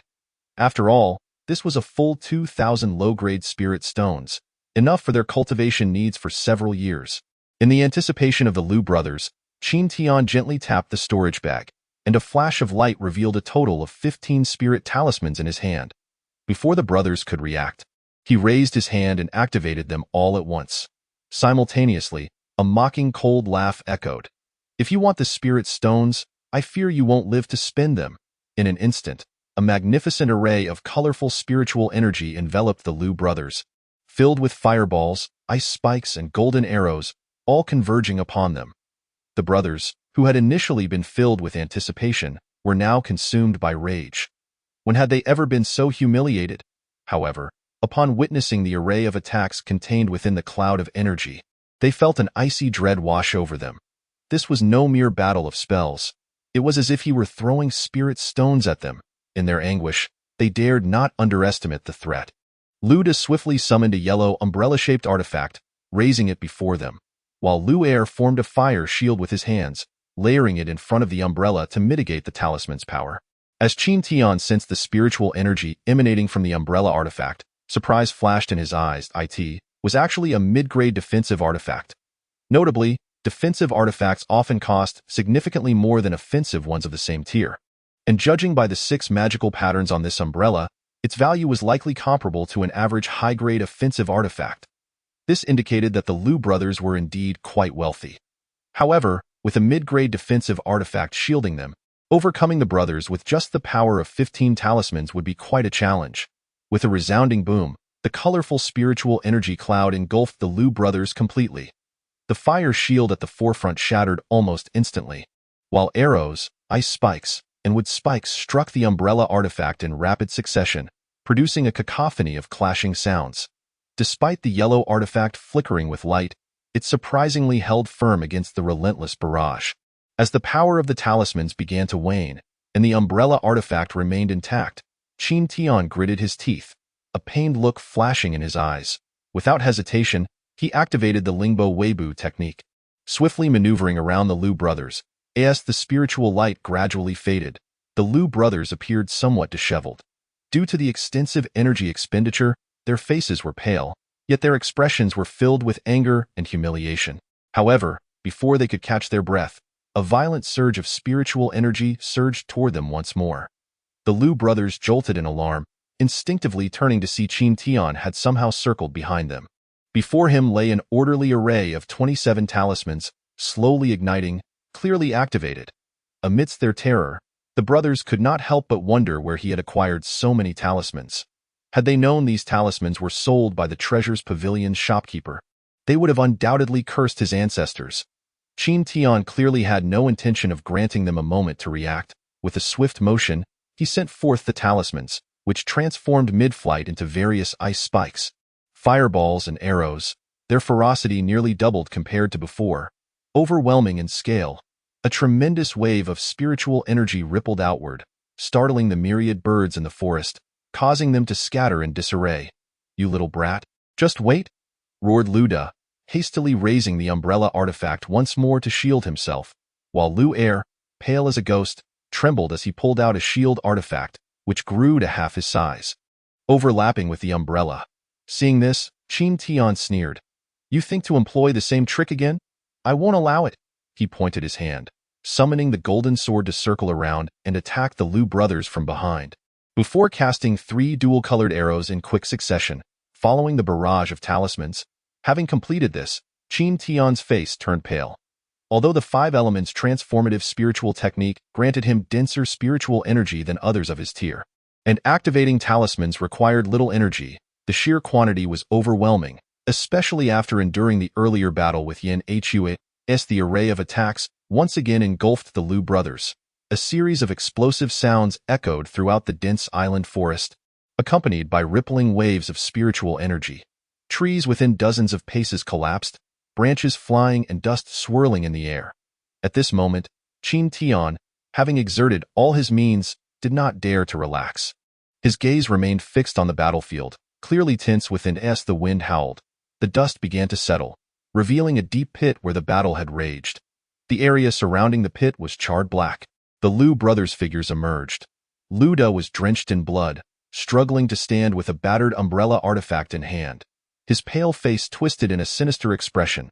At his feet lay several fragments of shield artifacts and the charred remains of Liu Er, who had met a gruesome Lu Da's eyes brimmed with an intense, deep-seated hatred, fixated on Qin Tian. During their previous exchange, the overwhelming number of talismans had combined their power, shattering the outer shield artifact almost instantly. The umbrella artifact had struggled to protect both brothers simultaneously. As the number of talismans dwindled and the umbrella was on the verge of breaking, Liu Er had recklessly leaped out of the protective range to alleviate the pressure on the artifact, sacrificing himself for Lu Da's slim chance of survival.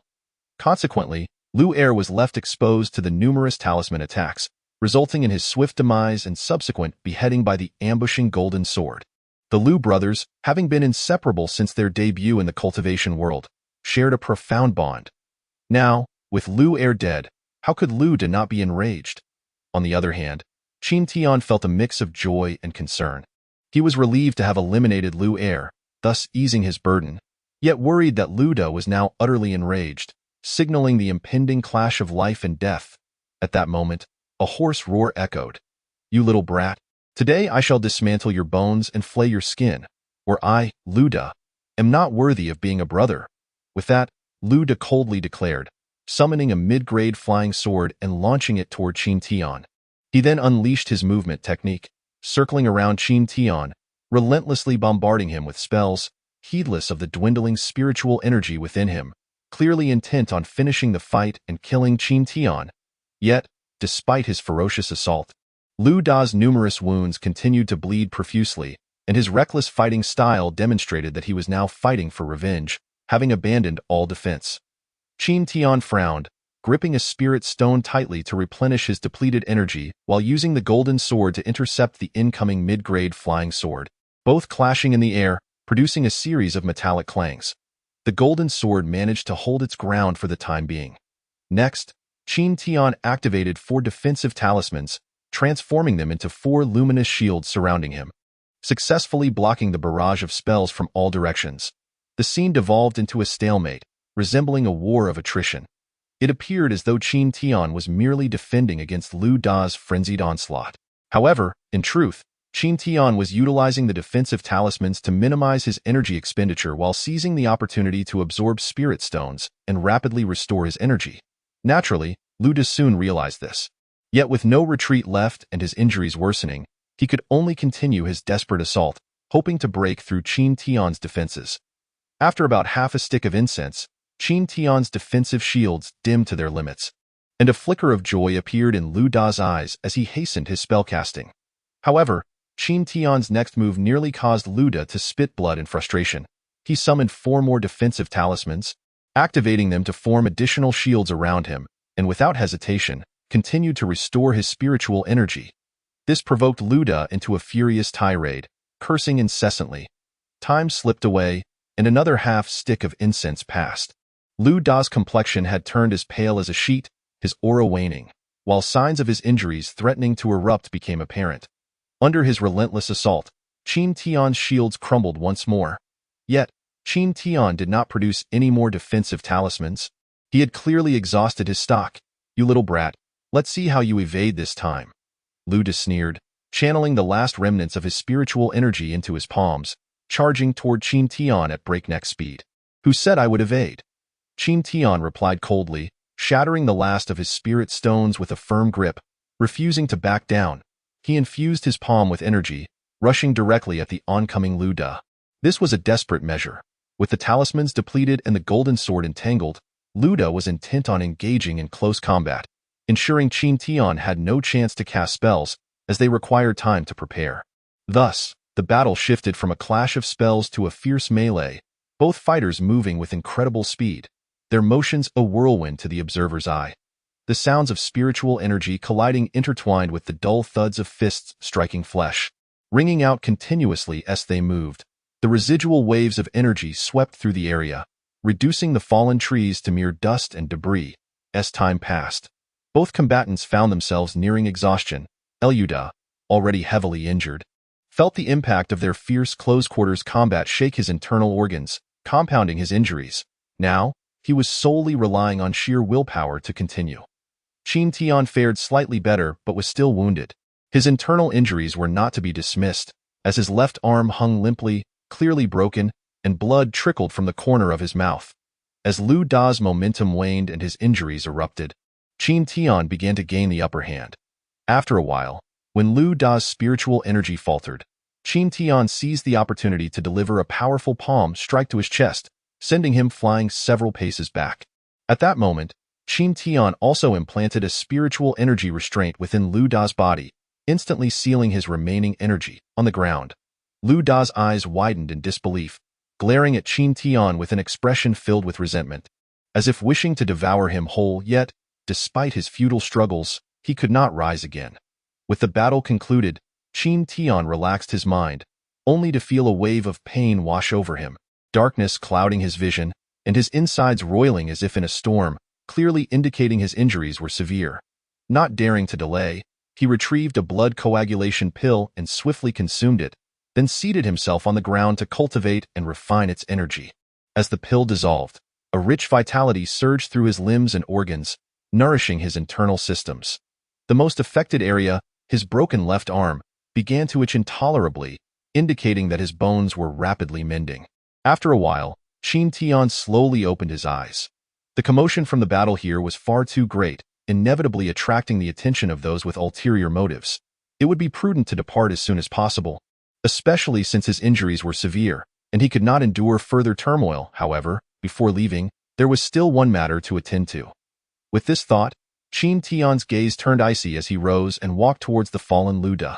During this process, he executed a hand gesture, summoning back the golden sword that had been circling nearby, while the flying sword entangled with it had already fallen to the ground, having lost control due to Lu Da's incapacitation. Qin Tian grasped the sword's hilt with one hand, pressing it against Lu Da's neck, and coldly stated, "I have a few questions for you. If you answer truthfully, I might spare your life. To the victor belong the spoils. If you wish to kill me, then do it without further ado," Lu Da retorted, his face twisted with resentment, clearly prepared to face death. Observing this, a cruel smile curled at the corners of Qin Tian's lips, and with a swift motion of his right hand, he severed Lu Da's left arm at the shoulder. A piercing scream echoed throughout the dense forest. "You little scoundrel, if you have the guts. Kill me, even as a ghost. I will not let you off," Lu Da shouted with a fierce expression, though it was evident from his trembling body that he was enduring immense pain. "Ghost?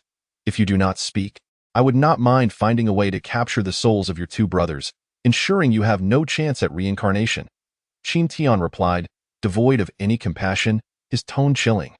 This threat clearly struck a chord with Lu Da, for although it was said that a cultivator's death allowed their soul to enter reincarnation, the prospect was ultimately nebulous, yet it still held a glimmer of hope. However, should their souls be destroyed, they would vanish entirely from existence. With this in mind, Lu Da could not help but feel a surge of fear, his expression wavering. After a long sigh, he spoke with a tone of resignation. "Very well, my brothers and I have brought this upon ourselves today. I will answer your questions, but you must swear to release my brother's souls. Otherwise, I, Lu Da, would rather perish completely." "Agreed. I can grant you that." With that, Qin Tian indeed made a solemn oath before Lu Da. "Why were your brothers hunting me?" Qin Tian coldly inquired, his gaze fixed on Lu Da to prevent any deceit. Lu Da, having surrendered, recounted the entire affair concerning the Duobao pavilion. After a stick of incense's time, as Qin Tian's golden sword trembled in his hand, a gash appeared on Lu Da's throat, and with a spurt of blood, he fell lifeless. At this moment, having heard Lu Da's confession, Qin Tian confirmed his suspicions. Yet, given his current limited cultivation and the formidable power behind the Duobao pavilion's manager, he was wise enough not to act recklessly. There would be plenty of opportunities in the future. In haste, he scoured the battlefield and dealt with the corpses before casting a cold glance towards Qingzhou Island. He then took to the skies once more, heading towards Qinyuan's sect. On a small island near the twin moon island of Qinyuan's sect, Qin Tian, seated cross-legged within a cave, slowly opened his eyes. Over a month had passed since the grand battle, and after a period of recuperation, coupled with the effects of the blood coagulation powder, Qin Tian's injuries had healed completely. His aura was now contained, and he moved without any hint of delay. Even his previously fractured left arm had returned to normal. It seemed he had been insufficiently cautious. Moving forward, he would need to act with greater discretion. After reflecting on this, Qin Tian reached into his robe and produced 3 storage bags, belonging to the deceased Lu brothers and Yan Hua. He had been in such a rush to leave the deserted island, followed by a period of healing, that he had only now found the time to inspect the spoils of this encounter. As he turned the 3 storage bags upside down, a dazzling array of items spilled forth onto the ground. Upon counting, aside from clothing and other miscellaneous items, he found over 400 spirit stones, 1 medium-grade magical artifact, 3 low-grade artifacts, and a bottle of gathering chi pills, though only 4 pills remained inside. The medium-grade artifact was a flying sword previously wielded by Lu Da, regrettably of the earth element, incompatible with Qin Tian's affinity. The low-grade artifacts included a black whip, a cold light sword, and Lu Er's fire element flying sword. Gazing at the spoils before him, Qin Tian could not muster any joy. Instead, he felt a pang of regret, for the losses incurred in this battle were significant, and his recently purchased talismans had been entirely depleted. Given Qin Tian's current perspective, he held little interest in the low-grade artifacts, so after briefly toying with them, he returned the artifacts, spirit stones, and other items to his own storage bag, intending to save them for future use, hoping to mitigate some of his losses. After all, This storage bag, a relic of the old man Qian Lai, offered a much larger space than ordinary ones, and so far, he had utilized less than a third of its capacity.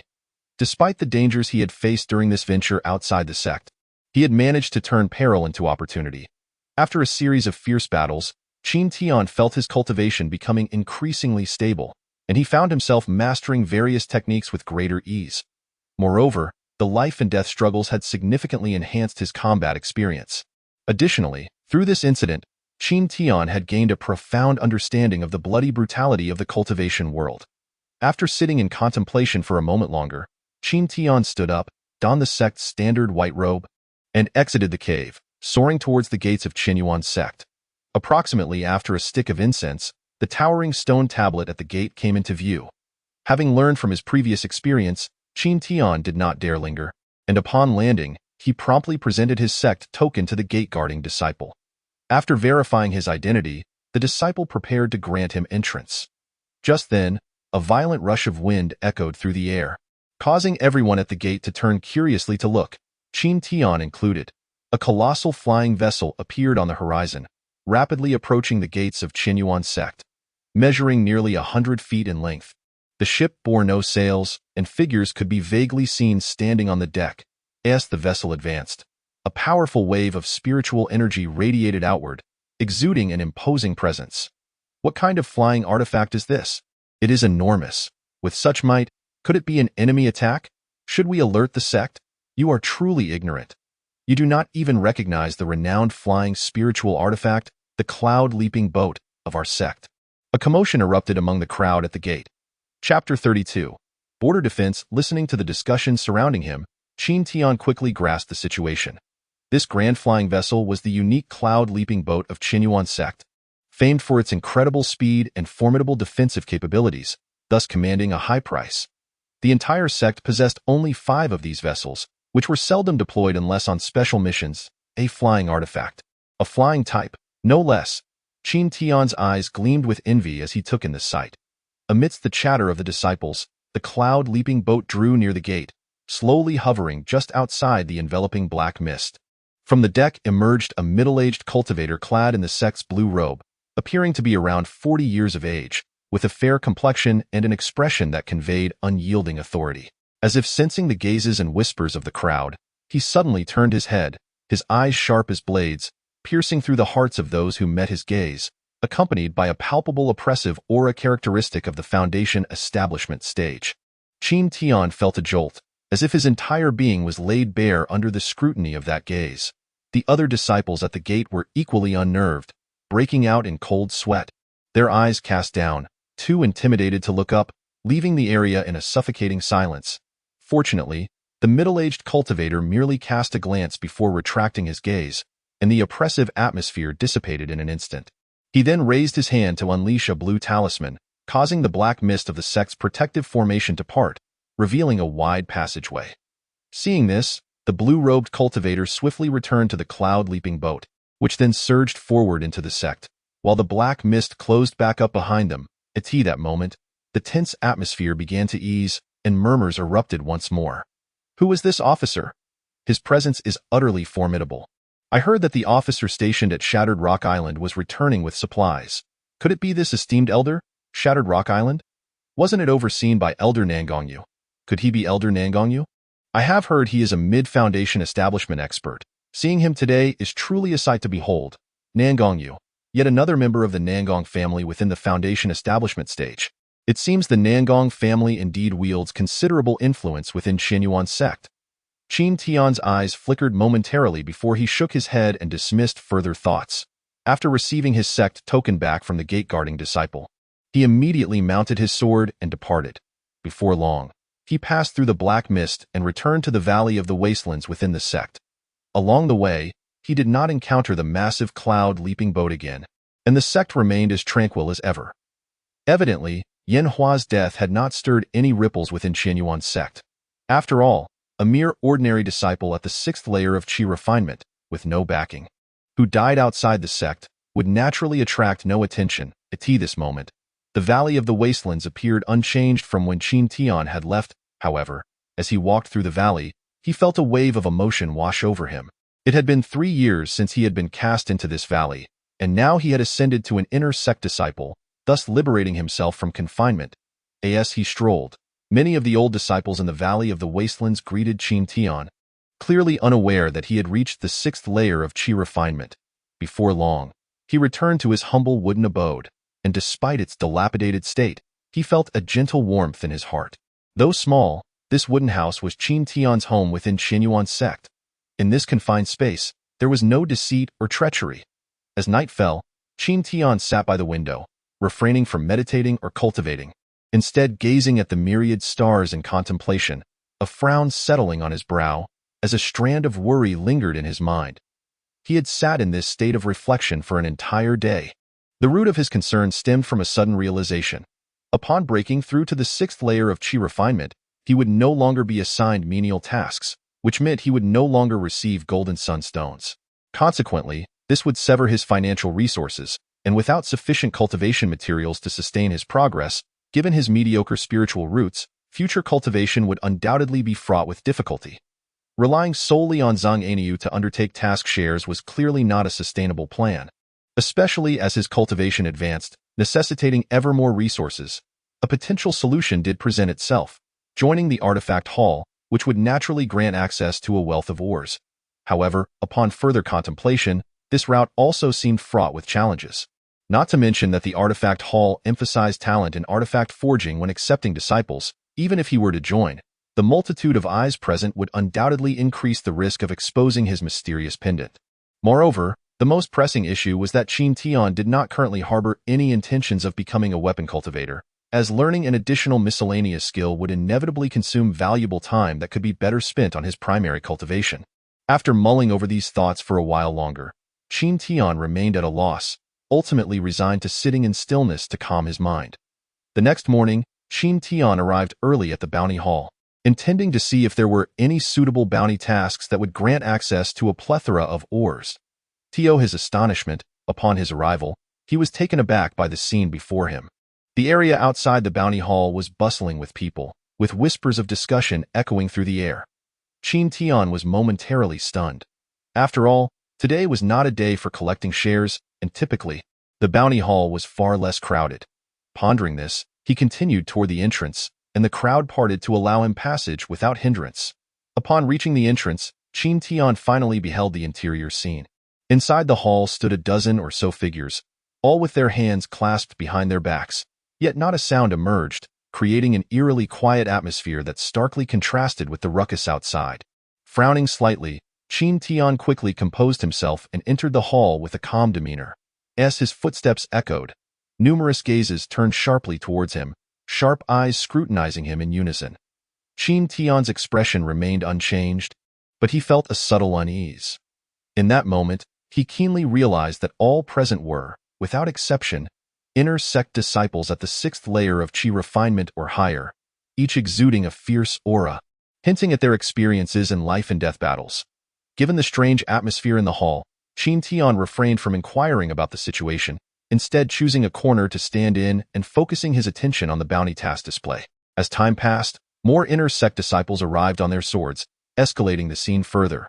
Through the whispers of the crowd, Qin Tian learned that these disciples had gathered for an impending announcement of a sect mission. Was it a high-reward task that had drawn so many inner sect experts? However, such lucrative opportunities rarely came without risks. He was well aware that higher rewards often meant greater dangers. Since discovering the extraordinary utility of his mysterious pendant, Qin Tian had grown accustomed to a life of ease, and he felt no inclination to risk his life for resources through perilous bounty tasks.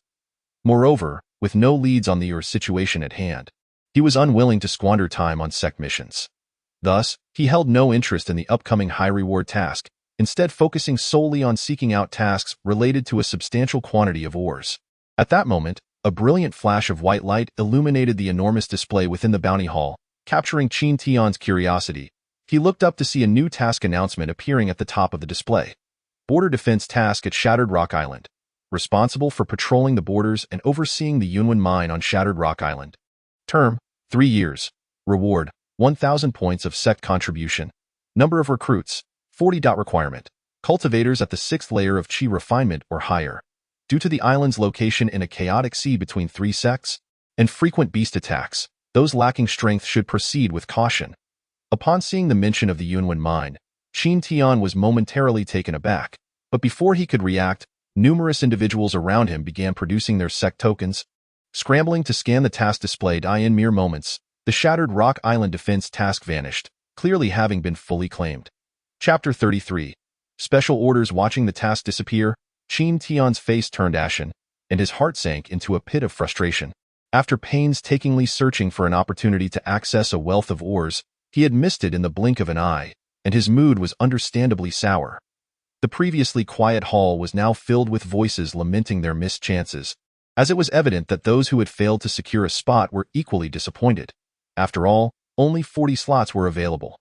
Meanwhile, those who had succeeded wore expressions of elation, showcasing the stark contrast of emotions in the room. Although the slots had filled, it was uncertain when another opportunity to access a significant quantity of ores would arise. Additionally, Shattered Rock Island housed an entire vein of ore, making it a tailor-made opportunity for Qin Tian. Thus, he had no intention of giving up. While he absorbed the bustling discussions within the hall, Qin Tian tuned them out, standing in a corner deep in thought. Suddenly, an idea sparked in his mind, and his expression brightened as he relaxed his furrowed brow, then strode out of the bounty hall, mounting his sword and departing in the fragrant valley. Within Nangong Ingjuan's loft, a voice of astonishment rang out. "What? You wish to go to Shattered Rock Island? Are you out of your mind?" Nangong Ingjuan stared at Qin Tian in shock, his expression akin to that of someone witnessing folly. "What is wrong with that?" Qin Tian asked, puzzled. Seeing that Qin Tian was genuinely unaware, Nangong Ingjuan's expression turned grave. "Do you not know that historically, the death rate of disciples stationed at the borders is nearly 1/3? Please, enlighten me." Qin Tian replied, his expression one of astonishment. This Shattered Rock Island lies at the intersection of three sects and is situated in a chaotic sea, a lawless zone controlled by various rogue cultivators and minor factions, a veritable mix of dragons and snakes. The high casualty rate among stationed disciples is primarily due to the Blood Spirit Demon sect, which has harbored enmity against our Qinyuan sect for ages, with ongoing skirmishes for centuries. The existence of the Yunwen mine on Shattered Rock Island has only intensified their greed, leading to frequent covert activities aimed at the island, which is the main reason for the high mortality rate among stationed disciples. At this juncture, Nangong Ingjuan paused momentarily, a cold smile replacing his previous expression as he continued. "Do you think the sect's substantial contribution points are given freely? As the saying goes, under heavy rewards. There are bound to be brave souls. Throughout history, those who take on guarding tasks are typically of mediocre talent, overlooked by the sect, risking their lives solely for cultivation resources." Upon hearing this, Qin Tian's expression began to fluctuate. He had not anticipated that a guarding task would encompass such peril. No wonder there had been explicit warnings during the task's announcement, urging those lacking sufficient strength to choose wisely. Yet, did he truly have a choice? Without adequate cultivation resources to sustain him, with his mixed elemental roots, remaining in the sect would merely render him indistinguishable from the masses, wasting precious time. Contemplating this, Qin Tian's demeanor steadied, and he turned to Nangong Ingjuan with resolute eyes, stating, "My mind is made up. Securing the quota relies on you. Have you truly thought this through? Given your cultivation speed, there's no need to take such risks." Nangong Ingjuan continued to persuade earnestly. However, after a considerable pause, seeing that Qin Tian remained unfazed, he had no choice but to relent. "I can assist you in securing the quota, but consider this a debt repaid, and you must swear not to leak a word about the Spirit Herb Garden incident." Nangong Ingjuan then donned a playful grin. Qin Tian could not help but cast a disdainful glance in his direction. By the time Qin Tian departed from Huaxiang Valley, it was already afternoon. After finalizing the departure date with Nangong Ingjuan, anxious about the time constraints, Qin Tian headed directly to Qinyuan Square, spending 200 low-grade spirit stones to purchase the soul disturbance bell, leaving Yin Yang in a state of astonishment. Subsequently, Qin Tian strolled through the market, but due to its limited size, he found little of value, acquiring only a handful of spirit talismans, better than nothing. Ever since tasting the sweetness of victory in the last battle, Qin Tian had grown fond of talismans, which consumed minimal spiritual energy yet could be activated instantaneously. As he was about to set off for Shattered Stone Island, It was only prudent to prepare some for unforeseen circumstances. Upon returning to Waste Valley, the sky had already darkened. Qin Tian met with Xing Aniu once more, informing him of his impending departure. The latter, shocked by Qin Tian's rapid progress, genuinely felt happy for him. As few could enter Waste Valley and emerge successfully, the two conversed for a long time, and Xing Aniu even brought 2 jars of fine wine, claiming it was a farewell gift for Qin Tian. They toasted and celebrated, refraining from using spiritual power to dissipate the alcohol's aroma. Only in the deep of night did Qin Tian return to the small wooden cabin, thoroughly intoxicated. Before leaving, he left behind a portion of cultivation resources for Xing Aniu, who, understanding Qin Tian's character, gratefully accepted without hesitation. That night, Qin Tian refrained from cultivating and instead succumbed to a deep slumber, aided by his inebriation. The next morning, Nangong Ingjuan's efficiency in handling matters did not disappoint Qin Tian. Early that day, a disciple clad in white arrived outside Waste Valley. This individual, possessing a cultivation of the 9th level of Qi refinement, walked with hands clasped behind his back, exuding an air of arrogance. Upon entering the valley, he observed the bustling surroundings with a glance of disdain. After casually inquiring about Qin Tian's whereabouts, he disregarded the astonished gazes of others and strode directly towards Qin Tian's wooden cabin. Upon seeing the dilapidated structure, the disdain in his eyes deepened. Inside, Qin Tian was still sound asleep. Upon being roused, he opened the door in confusion. The white-robed disciple scrutinized Qin Tian with piercing eyes before arrogantly asking, "Are you Qin Tian?" Furrowing his brow at the tone of this individual, Qin Tian wondered if this was yet another attempt by Chao Su to provoke him. "Indeed," he replied solemnly, "I am Lin Feng, a disciple under Elder Nangong Yu. You are specifically summoned to accompany us on the guarding task at Shattered Stone Island. We will gather outside the reward hall tomorrow morning. Do not be late." After delivering his message, Lin Feng turned to leave without waiting for a response. However, after taking a few steps, he paused, not bothering to look back as he remarked, "This task spans 3 years, and according to sect regulations, you may collect the quota ahead of time at the reward hall." With that, Lin Feng swiftly departed, as if he wished to linger no longer. Qin Tian, taken aback, felt a mix of surprise and joy. Observing Lin Feng's haughty retreat, he couldn't help but feel somewhat speechless. The young man exhibited commendable qualities, as evidenced by his final considerate reminder, albeit with an excessively proud demeanor. Meanwhile, the distant figures of the bearded men, having learned of the white-robed disciple's intent, approached Qin Tian with expressions of envy. "Brother Qin, you truly have concealed your talents. With the Nangong family backing you, Waste Valley can no longer contain you," remarked one bearded man, a hint of jealousy in his tone. "Indeed, Brother Qin, as you embark on this journey, do not forget your humble beginnings." Another chimed in jest. As soon as these words were spoken, a chorus of agreement erupted, filling the atmosphere with camaraderie. "Having just arrived, I am grateful for the care from all my brothers. Should I achieve success in my cultivation in the future, I will certainly not decline any request within my capabilities." Qin Tian expressed with gratitude, reflecting on the faces before him, many of whom were trapped in this forsaken place, living out the remnants of their lives, stirring deep emotions within him. Chapter 34. Departure from the sect. After bidding farewell to the people in the valley, Qin Tian arrived outside the reward hall. It was not yet the time for quotas to be distributed. Aside from the main hall where the task projection was situated, there were few others present in the side halls. After waiting patiently for a little while, only Qin Tian and a steward namely remained. After respectfully greeting him, Qin Tian stated his purpose. "What? You wish to go to Shattered Stone Island for rotation?" Li Steward inquired, somewhat surprised. "Indeed, I have received a summons from Elder Nangong Yu to accompany tomorrow," Qin Tian replied respectfully. Upon hearing this, Li Steward's expression shifted slightly, revealing a hint of intrigue in his eyes. "Nangong Yu, from the Nangong family. This young man possesses some capability," he mused internally. With a wave of his sleeve, Li Steward produced 720 low-grade spirit stones, along with several bottles of fasting pills, placing them on the table. "Thank you, Steward." Qin Tian expressed his gratitude, hastily collecting the unexpected windfall. However, Li Steward continued, "Young man, since you have received the summons from Brother Nangong, you may consider your duty for the sect's border guarding task fulfilled. Hand over your sect token." Qin Tian, filled with joy, quickly and respectfully presented the sect's token. After receiving it, Li's steward took out a small, exquisite rod-like artifact and pointed it at the token, then tossed it back to Qin Tian. Upon inspection, Qin Tian discovered a new task message inscribed upon it. Border guarding at Shattered Stone Island, duration 3 years, reward, 1,000 contribution points, to be completed at the end of the term. At this moment, Li's steward's expression grew slightly grave as he remarked, "Young man, do not be too quick to rejoice. While gaining recognition from the Nangong family appears to be a blessing, are you aware of their background?" Perplexed, Qin Tian inquired, "What do you mean, elderly?"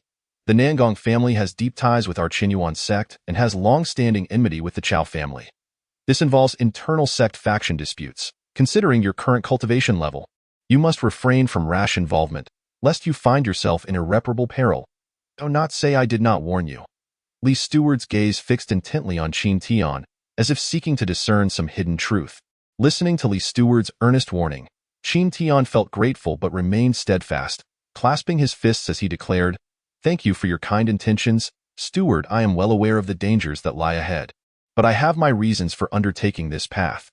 Moreover, as cultivators, we strive for the fleeting moments. Why should we fear the future?" With that, Qin Tian respectfully bowed and turned to leave, his posture straight as an arrow, akin to a sword pointing skyward.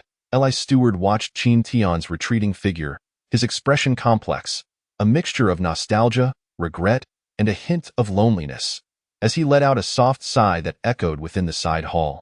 What a young soul, so eager to seize the day, unafraid of what lies ahead. Youth is indeed a wondrous thing. The waste of Misty Peak. In a lavish courtyard, Chao Su glared coldly at Wang Lin below. "So, you mean to say, that brat Qin Tian not only survived but has taken the guarding task at Shattered Stone Island?" Chao Su asked, his face darkened. "Yes, and I've heard it was a direct order from Nangongyu." Wang Lin stammered, "Hmph, to think we can't even deal with a mere mixed element root waste. What are you doing?" Chao Su chastised him. Wang Lin, upon hearing this, trembled in fear and did not dare to speak. "Wang Lin, I recall there's an elite disciple at Misty Peak named Pang Hu. I believe he also accepted a rotation task." After pondering for a moment, Chao Su fixed his gaze on Wang Lin with a sinister expression.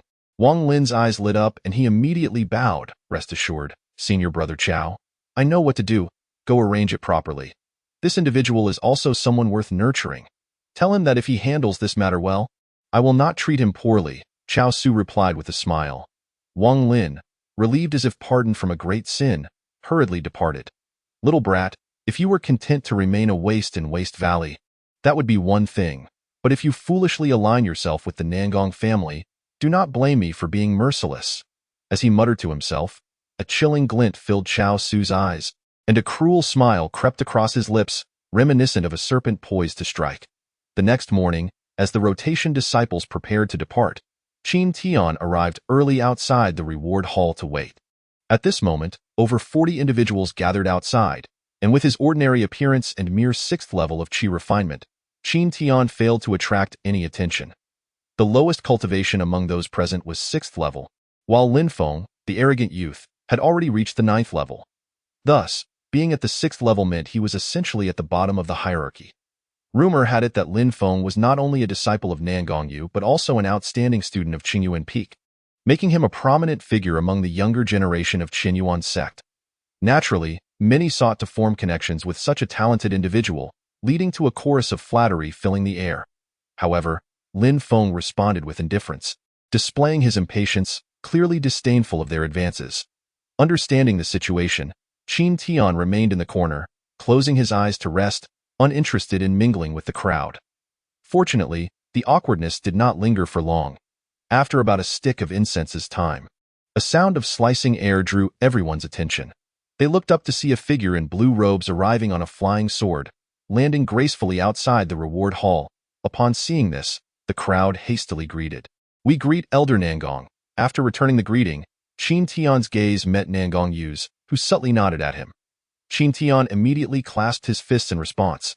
Nangongyu stepped forward, addressing Lin Feng directly. "Lin Feng, are all the participants present?" Reporting to Master, "There are a total of 41 individuals, all accounted for," Lin Feng respectfully replied. Without further ado, Nangongyu waved his sleeve, and a small boat flew out from his storage bag. After landing, it expanded to nearly 100 feet in length. Nangongyu leaped onto the bow and called out, "Board the ship. Prepare to set sail." Upon hearing this, everyone hurriedly followed suit, leaping onto the boat, with Qin Tian among them, though his method of ascent, relying on mundane lightness techniques, drew a few derisive glances. Unfazed, Qin Tian made his way to the side of the deck and sat cross-legged. Before long, the boat trembled slightly and began to ascend, flying towards a certain direction outside the sect. As they approached the protective barrier of the sect, the boat paused momentarily, and Nangongyu extended a hand, projecting a faint blue sect token. The barrier shimmered and twisted, revealing a circular opening just large enough for the boat to pass through. With a flick of his mind, Nangongyu commanded the boat to speed away, and the opening gradually closed behind them. The vessel was enveloped in a faint protective light, shielding them from the howling winds outside, allowing the passengers to feel only a gentle breeze. Qin Tian marveled at the speed of the boat, which far exceeded his own sword flight as he gazed down at the receding Twin Moons island of Qinyuan sect. His expression grew complex, mingling relief and apprehension. For over 3 years, he had resided in the desolate waste valley, enduring the scorn of other disciples, with Chao Su constantly watching him like a hawk. Now, as he distanced himself from the sect, he felt a tremendous weight lift from his shoulders. Of course, his worries lay in the impending guarding task. After about half a day's journey, while Qin Tian was meditating, the boat shuddered and gradually came to a stop. Curious, he stood and leaned over the side to observe. Below, a small island began to take shape, gradually enlarging until it came into full view. Chapter 35. Shattered Stone Island. The island appeared quite desolate, devoid of any vegetation, its surface littered with black stones, and its mountains steep and uneven. This must be Shattered Stone Island. It truly lived up to its name, Qin Tian mused as he surveyed the scene. The boat gently descended into a valley at the island's center, where a barrier of formation light enveloped the entrance. Perhaps alerted by the commotion, the barrier slowly dissipated, revealing a plump, middle-aged woman with a charming demeanor emerging from within. Upon the boat's arrival, the woman stepped forward with a smile, addressing Nangongyu, "Brother Nangong, you must have had a difficult journey." Nangongyu, disembarking, returned her greeting with a smile. "Sister Tianxin, you flatter me. It is merely my duty." He then turned to introduce Qin Tian and the others. "This is Tian Steward, a highly regarded disciple of Master Yunxiu of Listening Tide Peak. You should greet her." Qin Tian and the others promptly bowed respectfully. "We greet Aunt Tian." Satisfied with their response, Nangongyu nodded and instructed Lin Feng. "Lin Feng, please lead them to arrange their residences and inform them of the local rules. We shall begin our duties tomorrow." With that, Nangongyu and Tianxin Steward entered the valley together, while Lin Feng called out to the others, guiding them into the valley. The valley was modest in size, flanked on 3 sides by sheer cliffs, with the black stone walls appearing remarkably solid. The only narrow exit was covered by a formation. Even without understanding the intricacies of formations, Qin Tian could discern that this place was indeed easy to defend but difficult to assault. Although the spiritual energy within the valley was not overly dense, it was significantly stronger than that of Waste Valley. Lin Feng, walking ahead, spoke, "The entrance to this valley is protected by a formation, requiring a sect token to enter or exit.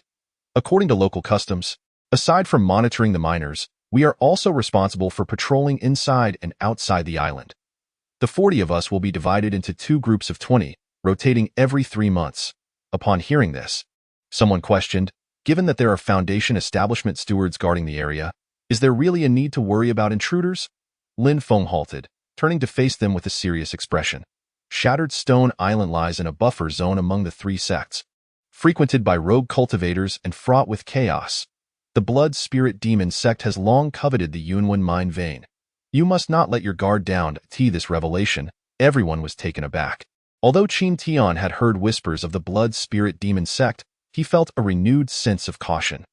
While the rogue cultivators were nothing more than a disorganized rabble, the Blood Spirit Demon sect was one of the 3 major forces of the human race and was notorious for its brutal methods.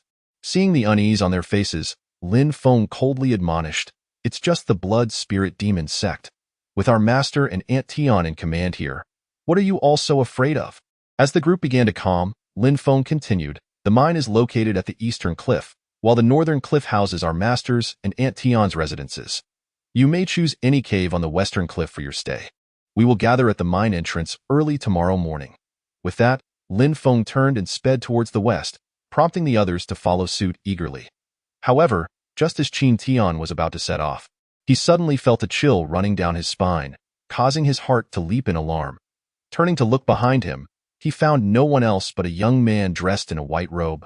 With thick eyebrows and big eyes, his expression innocent and good-natured. The simple-minded youth caught Qin Tian's gaze and, after a fleeting moment of surprise, flashed a hearty smile and nodded at him in an instant. He dashed past Qin Tian towards the western cliff. Observing the retreating figure of the simple-minded youth, Qin Tian's face was clouded with confusion, yet his heart remained on high alert. If he had not misinterpreted the feeling just now, that was clearly a murderous intent. As night fell, Qin Tian sat cross-legged on the stone bed within the dimly lit cave. The cave was modest in size, containing only a stone bed and a stone table, with a luminous pearl embedded in the stone wall, casting a soft glow.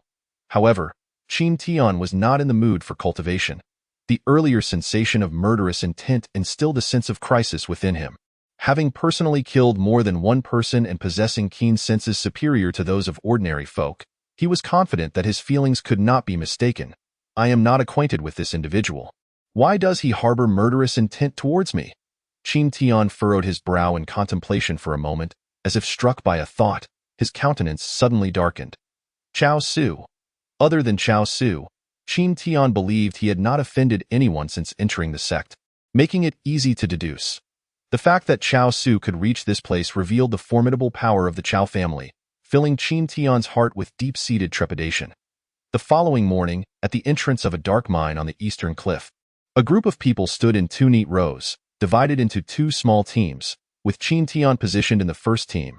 At the forefront of the first team was a young man with a horse-like face, known as Luo Zhang, who had been chosen by Lin Feng as the team leader. What relieved Qin Tian was that the simple-minded youth, named Peng Hu, who also had a cultivation level of the 8th layer of Qi refining, was assigned as the leader of the second team instead of being placed with him. At this moment, Lin Feng spoke. From today onwards, the two teams of cultivators will begin their rotation. The first team is responsible for monitoring the mine, and after 3 months, we will switch. As he spoke, Lin Feng pointed to Qin Tian's team. Luo Zhang nodded in response, and then Lin Feng led Peng Hu and the second team out of the valley for their patrol. Once Lin Feng was out of earshot, Luo Zhang turned to face everyone, his horse-like face revealing a hint of menace as he declared, "I am fortunate to be chosen as the team leader. For the next 3 years, I hope for your support, junior brothers. We are all here to earn contributions for the sect. It is best if we coexist peacefully. However, should anyone choose to defy this, do not blame me for being ruthless." Upon hearing this, everyone fell silent, clearly in agreement.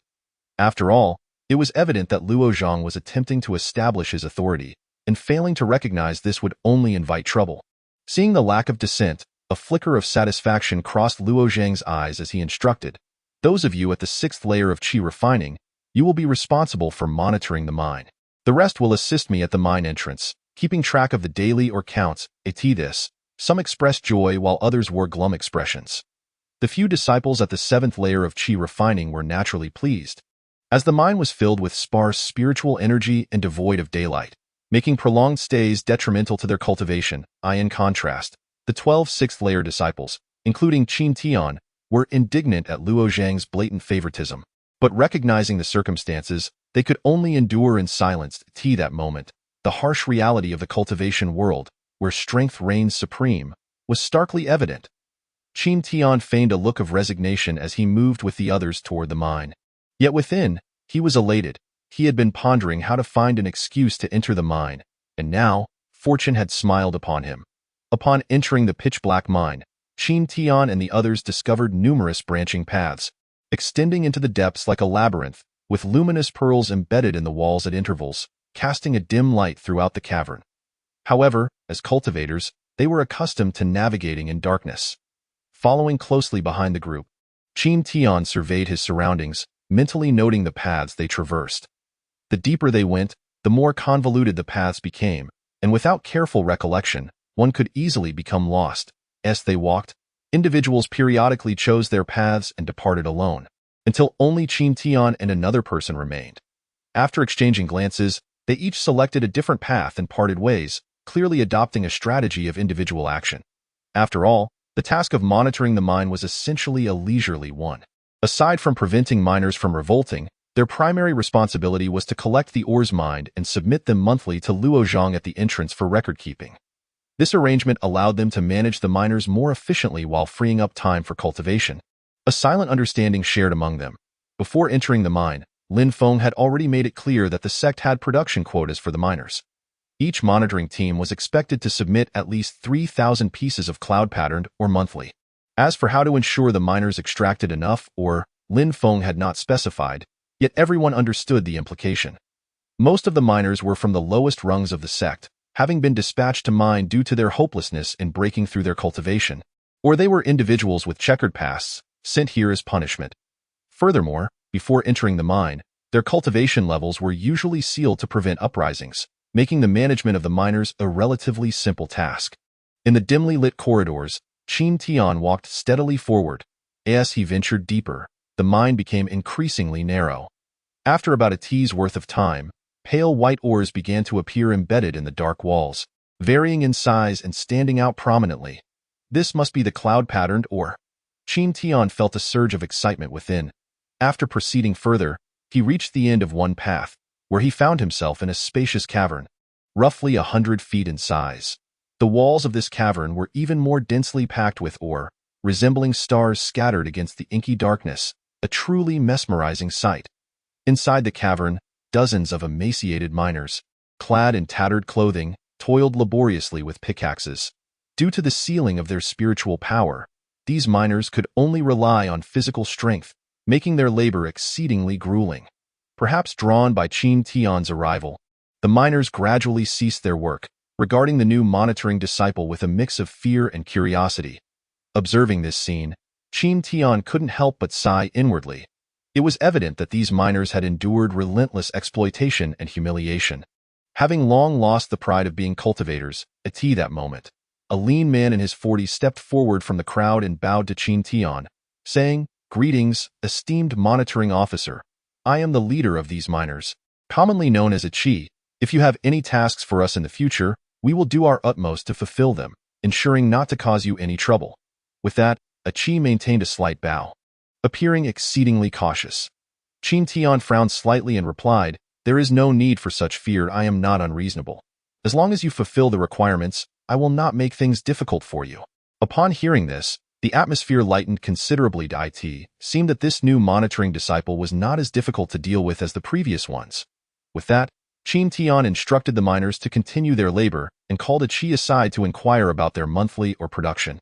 A Qi, not daring to be dismissive, promptly replied with respect, "Reporting to you, esteemed officer, we can currently extract approximately 300 pieces of cloud-patterned ore each month, which should suffice for the task." Upon hearing this, Qin Tian nodded in satisfaction and offered a Qi a few more words of advice before dismissing him. With a monthly quota of 3,000 pieces and 12 sixth-layer disciples entering the mine, each would only need to submit 250 pieces, leaving Qin Tian with a comfortable surplus. As for whether he would be discovered, he was not concerned at all. After all, the process of refining and purifying the ore was time-consuming, and the higher the ore grade, the higher the failure rate, which was beyond the capabilities of the disciples of the artifact hall. Thus, cloud-patterned ore had always been transported back to the sect, where it was handled by the artifact hall members. The sect had never suspected that monitoring disciples might hoard the raw ore, as it was generally more beneficial for them to spend their time cultivating rather than engaging in such petty theft. With these thoughts swirling in his mind, Qin Tian felt no further reservations, seeking out a secluded path where he set up a barrier before consuming a Qi-gathering pill and settling into a meditative state. Time passed unnoticed in the cave, and after a month of uninterrupted cultivation, Qin Tian was finally awakened by a gnawing hunger in his belly. After consuming a nourishing pill, he sensed his cultivation had progressed and promptly stood up. Soon returning to the mine, this moment, a Qi and the others had set down their tools and were gathered around a pile of cloud-patterned ore. Upon seeing Qin Tian arrive, they quickly dispersed. Approaching the pile of ore, Qin Tian cast a glance and could not help but reveal a look of approval, saying, "Not bad. 300 pieces is just right. Today, I grant you a day of rest. The more you mine next month, the longer your rest will be." Upon hearing this, the miners were momentarily taken aback before most displayed expressions of gratitude. Clearly, this monitoring disciple was much more reasonable than the previous ones. After collecting the ore, Qin Tian did not linger.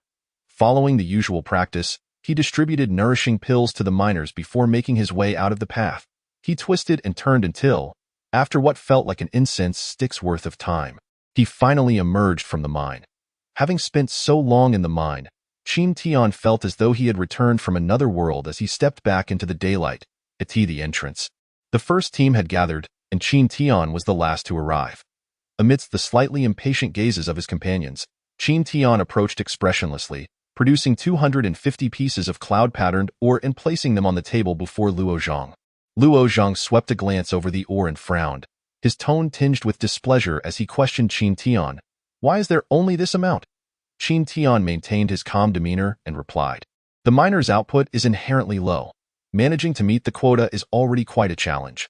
Upon hearing this, Luo Zhang's expression softened, though he continued in a frosty tone, "These miners are accustomed to being lazy. You all just need to give them a good talking to, and their output will naturally improve." Hearing this, Qin Tian could only respond with a resigned acknowledgement. Late at night, within the dim corridors, Qin Tian held a piece of cloud-patterned or enveloped in gray mist, clearly engaged in the process of refining and purifying it. After several breaths, the gray mist gradually receded back into a mysterious pendant, revealing a fist-sized piece of or adorned with silver cloud patterns, gleaming with a faint white light. It was indeed cloud-patterned stone. This or could be utilized in the crafting of magical artifacts, significantly enhancing the success rate of inscribing runes on them, and was worth much more than golden radiant stones. With the cloud-patterned stone in hand, Qin Tian toyed with it for a moment, a smile creeping onto his lips. This sensation of no longer worrying about cultivation resources felt wonderful. Chapter 37. The beast attack on the island. Time flew by swiftly, and in the blink of an eye, 2 months had passed. Today marked the day of rotation for the two teams, the entrance of the mine, in addition to Luo Zhang and the first team. The second team led by Pang, who had also gathered, with Lin Feng standing in the center. Qin Tian followed behind the others as they exited the mine, his expression as calm as ever. Having undergone over 3 years of arduous cultivation, the once Na'vi youth was gradually shedding his youthful demeanor, and his ordinary face now bore a hint of maturity. Once all the monitoring disciples had arrived, they stepped forward to present their monthly task quotas. When it came to Qin Tian's turn, he naturally produced another 250 pieces of cloud-patterned ore, prompting another round of frowns from Luo Zhang, who refrained from voicing any complaints, as completing the required task was the only necessity. Before long, all the ores were counted, totaling over 3,000 pieces, which were duly recorded and handed over to Lin Feng for safekeeping. Following this, Lin Feng announced the rotation arrangements, and Qin Tian and the others were led by Luo Zhang as they soared outside the valley. The shattered stone island stretched for hundreds of miles, and at Lin Feng's request, the monitoring disciples were required to spread out around the island's perimeter to guard against any untoward actions from the blood spirit demon sect. The so-called beast attack on the island occurred during the night when high tides allowed aquatic beasts to leverage the waves' power to assault the station monitoring disciples. Thus, the members of the first team circled the shattered stone island at low altitude, and under Luo Zhang's commands, individuals began to designate their respective watch areas and departed from the group. Not long after, at Luo Zhang's signal, Qin Tian was assigned to a beach. Upon landing, he began to survey the designated area. The beach was strewn with black rocks of various sizes, yet the terrain was remarkably flat. Such a landscape would pose significant challenges in defending against any beast attacks. Qin Tian furrowed his brow, scanning the surroundings before moving to the rear of a towering rock several yards high. After setting up a barrier, he intended to keep watch from there. As night fell, Qin Tian sat cross-legged, concealed by the barrier while simultaneously refining and purifying the cloud-patterned ore. Over the past 3 months, the miners had extracted nearly 1,000 pieces of cloud-patterned stones. After delivering 750 to the sect, 250 remained in Qin Tian's storage bag, which he considered a satisfactory yield. He only awaited the completion of the refining process to head to the nearby market and exchange them for spirit stones. Yet, amidst this tranquility, another 2 hours passed. Just as Qin Tian concluded the refining process, his senses suddenly stirred, and he opened his eyes wide. The previously calm sea surface began to churn violently, accompanied by howling winds, and the waves surged into towering crests, crashing against the rocky shore with thunderous roars. The tide was rising. Qin Tian dispelled the barrier and stood atop the rock, his expression graved. That moment, a water arrow shot from a few yards away, hurtling towards him. With the water arrow only a few yards away, there was no time to summon the golden light shield. Qin Tian's heart raced as he swiftly dodged to the side, narrowly evading the water arrow. Yet even so, his right arm was grazed, leaving a bloody scratch and tearing his sleeve, blood gushing forth. Qin Tian's expression darkened as he scrutinized the sea, where a sharp-nosed fish emerged, its elongated mouth resembling an arrow, its streamlined body a vibrant blue. It emanated a faint aura of power distinct from that of cultivators. This was demonic power, the mid-tier aquatic demon beast, arrow fish. Facing a demon beast for the first time, Qin Tian felt a weight of seriousness settle upon him, unwilling to underestimate the situation. With one hand, he swiftly pressed to seal the blood flow from his arm while grasping the golden light sword in the other. "Let's see what you can do," Qin Tian declared coldly, then sent the golden light sword hurtling towards the arrow fish. Realizing that a golden sword was approaching, the arrow fish flicked its tail and vanished beneath the waves. Just as the sword was about to strike the water's surface, it agilely veered away, swiftly circling back to hover around Qin Tian. Qin Tian remained vigilant, watching the spot where the arrow fish had disappeared.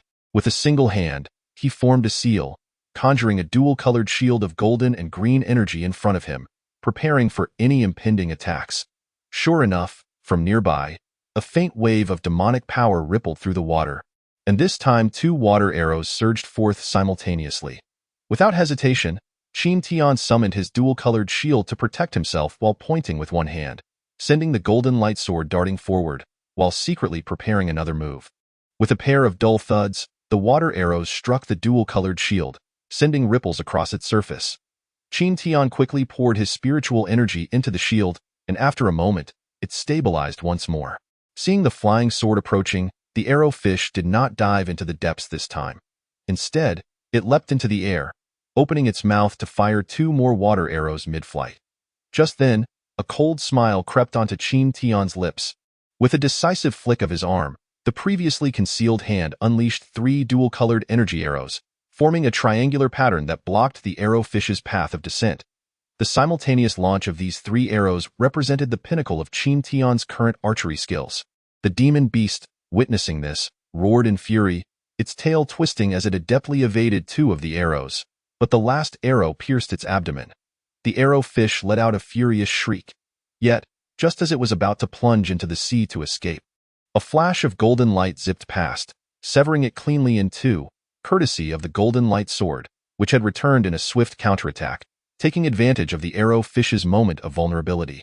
Meanwhile, the 2 water arrows were intercepted by the bicolored spirit shield, subsequently dissipating into vapor. Observing this, Qin Tian let out a quiet sigh of relief, raising his hand to summon back his flying sword, severing the arrowfish's sharp beak, a most precious part of the arrowfish demon beast, which could fetch a considerable sum in the market for spirit stones one day. After all, even the smallest mosquito is still meat. Qin Tian had already gleaned much about these matters during casual conversations with his team members in the mine. After a bit of commotion, he extracted a spirit stone to begin replenishing his magical energy, while his consciousness spread around him in vigilance. After all, the demon beast's assault on the island had persisted for some time, necessitating a constant state of readiness for battle.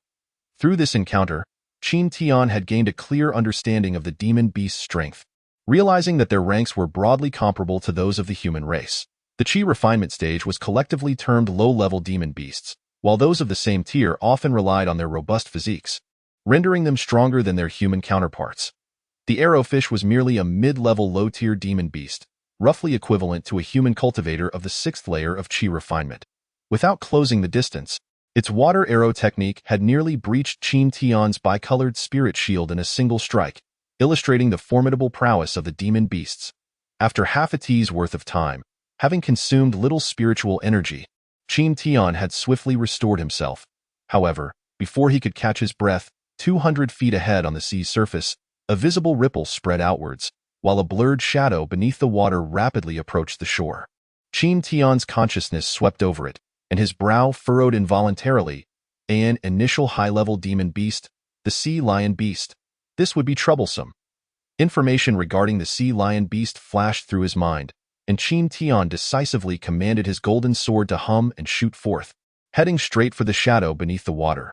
This move was clearly an attempt to strike first. Chapter 38. The dog-walking tactic. The sea lion beast was swiftly swimming beneath the surface when it suddenly sensed a sharp, piercing energy approaching. He let out a roar, and with a peculiar fish tail, it struck forcefully, producing a resounding clang as the golden sword was repelled. This demon beast was astonishingly resilient to withstand a blow from the flying sword. Qin Tian's brows knitted tightly as he formed a hand gesture, launching 3 bicolored arrows in a line toward the sea lion beast. Simultaneously, he struck his waist storage bag with his other hand, and a black whip shot forth with a whistle.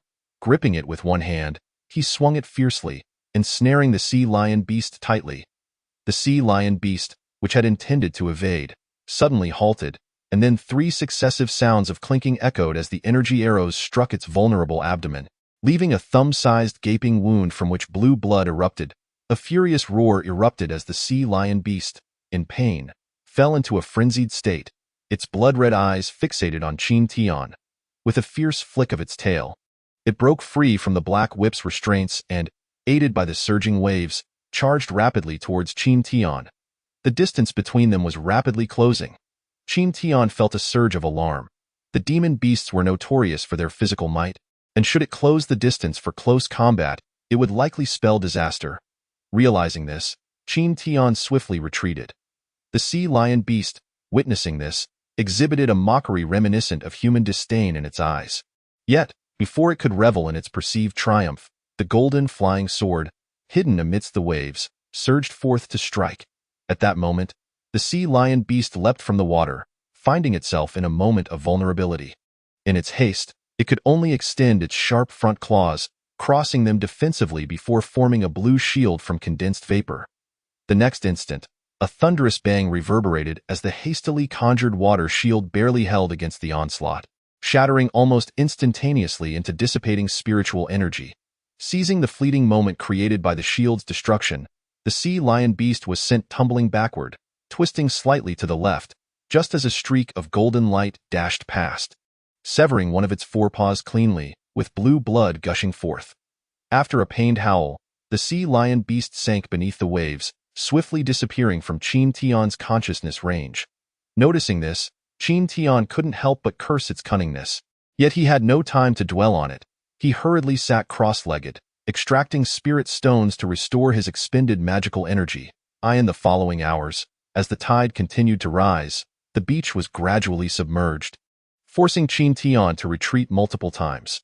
Along the way, he encountered several waves of demon beast attacks, but fortunately, they were all low to mid-level demon beasts, and after some effort, he managed to slay them all. Finally, as the sun rose in the east, dispersing the darkness that enveloped the sea, the winds and waves gradually calmed, and the tide began to recede. Qin Tian exhaled quietly, finally understanding why the defense task required disciples of at least the 6th layer of Qi refinement. After all, simply contending with the demon beasts attacking the island would be insurmountable for anyone of lesser strength. And this was merely the first day, yet it had proven so arduous. The thought of nearly 3 months ahead made Qin Tian's head spin. This couldn't continue. Demon beasts in the sea were endless, and one could not simply fight them endlessly. One had to master techniques or risk being worn down to death. With this in mind, Qin Tian sat in meditation to restore his spiritual energy while pondering strategies. Soon, night fell again, and the howling winds and towering waves surged back in. Qin Tian's expression grew serious. With his left hand, he formed a concealed gesture, while gripping the black whip artifact in his right hand. Meanwhile, the golden sword hovered in midair under his mental control, its golden light flickering, evidently gathering strength. Simultaneously, Qin Tian's consciousness enveloped an area of over 300 feet, keenly observing the surface of the sea, waiting for the demon beasts to reveal themselves so he could unleash his lethal strikes. Before long, his anticipation was rewarded. A shadow lurked beneath the water's surface, slowly closing in on Qin Tian. Its pace was deliberate, clearly intending to conceal itself and launch a surprise attack. Qin Tian's consciousness swept over it, and he realized with a chill that it was the same sea lion beast. Evidently, having suffered the previous day, it was now preparing for revenge. demonstrating that demon beasts bore grudges. As the sea lion beast approached within 100 feet, Qin Tian coldly smiled and, coordinating his consciousness with his hands, unleashed a flurry of deadly moves in an instant. The sea lion beast, gliding just beneath the surface, suddenly widened its eyes in shock, caught off guard as the black whip ensnared it let out a furious roar. Its peculiar fish tail thrashing violently before it broke free. It then charged directly at Qin Tian. However, this delay allowed the golden sword to close in. With a clang, it struck the top of the sea lion beast's head. The beast shook its head in pain, its body uncontrollably rearing back, exposing its dark, unprotected belly. Seizing the opportunity, Qin Tian unleashed a series of bicolored arrows, all striking the demon beast's vulnerable underbelly. A stream of blue blood erupted as a new wound opened on the sea lion beast, compounding its existing injuries.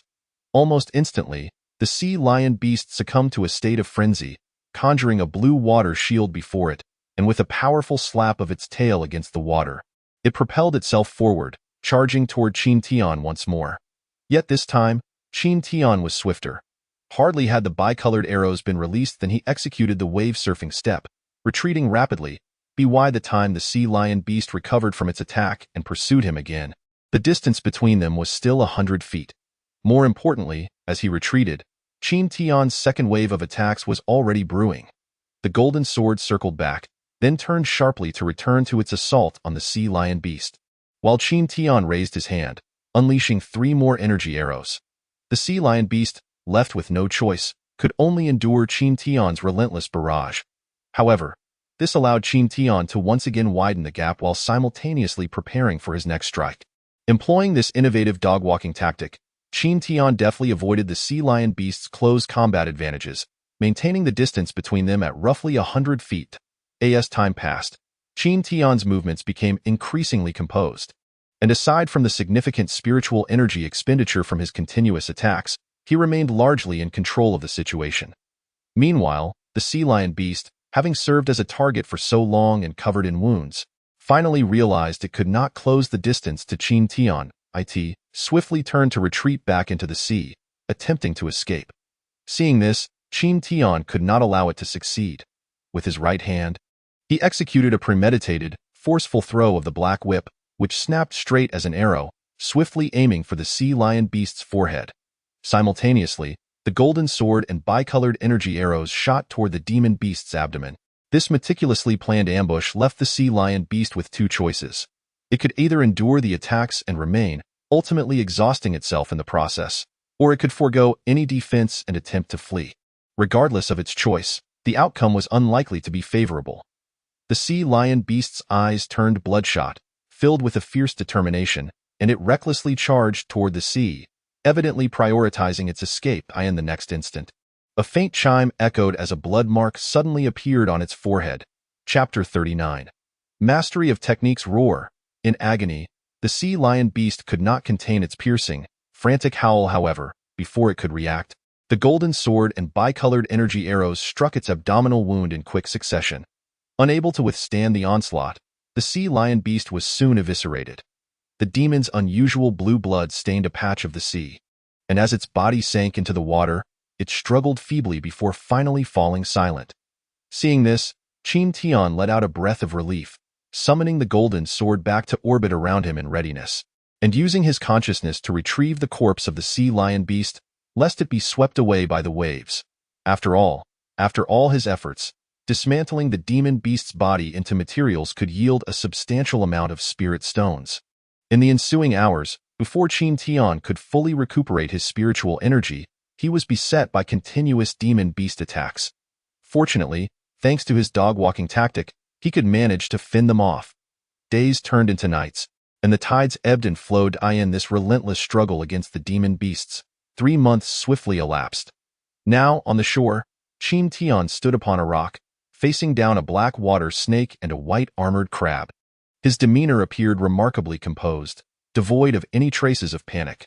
With a mere wave of his hand, 6 bicolored arrows shot forth, sending the 2 demon beasts reeling. Moments later, with a swift flick of his right hand, the black whip ensnared the white armored crab tightly. Seizing the opportunity, the golden sword plunged into the gaps of the crab's shell, and amidst a dazzling display of golden light, the interior of the demon beast was thoroughly mangled, leaving it motionless, evidently lifeless, on the other side. The black water snake proved somewhat more troublesome. Its body was thick as a bowl, entirely black and exceedingly smooth. Both the golden sword and spiritual energy arrows, upon striking its surface, had their force significantly diminished. After several unsuccessful attempts, the black water snake pressed closer to the shore. Just as Qin Tian felt a rush of anxiety, a flash of spiritual light illuminated his mind. He retrieved a low-grade fire-type flying sword, a spoils from Lu Air. Previously, due to the mismatch of attributes, its power had been somewhat diminished, and Qin Tian had refrained from using it. However, now it was perfectly suited for the task at hand. Qin Tian formed a hand gesture, causing the fire-type flying sword to radiate a brilliant red light, exuding a wave of scorching heat. With a light tremor, it shot directly toward the black water snake. The snake, gliding swiftly beneath the surface, caught sight of the incoming sword. Its emerald green eyes flashed with a mocking glint, and it disregarded the threat, continuing its relentless approach toward Qin Tian in the next instant. The fire-type flying sword sliced across the black water snake's back with a sizzling sound, leaving a long, slender gash in its otherwise smooth skin, from which green snake blood began to seep profusely. The sea snake emitted a pained hiss, and the injury only ignited its innate ferocity. The snake's body twisted violently, its massive maw opening wide as it lunged at Qin Tian. The distance between them shrank to a perilous degree as the black water snake surged onto the shore. Qin Tian, stepping forward, executed the wave-surfing step to evade to the left while simultaneously unleashing 6 prepared energy arrows aimed directly at the demon beast's profusely bleeding wound. The demon beast, having missed its attack, was struck again by Qin Tian, deepening its injuries, and it fell into a frenzied state. With its body thrashing wildly, the snake pursued Qin Tian relentlessly, while its tail whipped around, narrowing the already confined space for Qin Tian. The situation grew increasingly perilous. Though Qin Tian appeared somewhat beleaguered, dodging under the demon beast's pursuit, he still managed to inflict wounds on the black water snake with his occasional counterattacks. As time passed, the snake's injuries worsened, and the shore became drenched in the demon's green blood, filling the air with a pungent, metallic scent, creating a scene of eerie strangeness. Finally, the severely wounded black water snake, slow to react, failed to evade as the fire-type flying sword pierced its vital spot in a final, unwilling hiss. Its body thrashed for a moment before falling silent. Qin Tian's complexion turned slightly pale, a result of excessive spiritual energy expenditure. However, the black water snake was indeed formidable, far surpassing the strength of the sea lion beast. Likely even a typical 7th-layer Qi refinement cultivator would struggle against it. After clearing the battlefield, just as the sun rose, the tide receded once more, and the winds calmed. Qin Tian set up restrictions on the spot and sat down cross-legged, retrieving spirit stones to restore his depleted magical energy. Over the past 3 months, Qin Tian had grown accustomed to this intense rhythm of training during the day and battling demon beasts at night. Not only had his cultivation stabilized, but his combat experience also skyrocketed, leading to an unexpected boon. Due to his desire to sharpen his skills, he had refrained from relying on spiritual talismans, instead frequently employing various techniques in battle. As a result, he had made significant progress in his mastery of these techniques, now reaching a minor level of proficiency, with both his casting speed and power markedly improved. Not to mention, if another sea lion beast were to appear at this moment, Qin Tian was confident he could dispatch it with the power of his techniques alone. Moreover, after 3 months of relentless accumulation, the materials from the demon beasts in his storage bag had piled up considerably, all waiting to be sold in the next market visit. As noon approached, with the sun hanging high in the sky, Qin Tian was quietly meditating on the beach when he suddenly sensed a disturbance in his consciousness, instantly snapping his eyes open in the air. A figure clad in white robes rapidly approached, halting just 10 feet from the shore. It was none other than the captain of the first squad, Luo Zhang.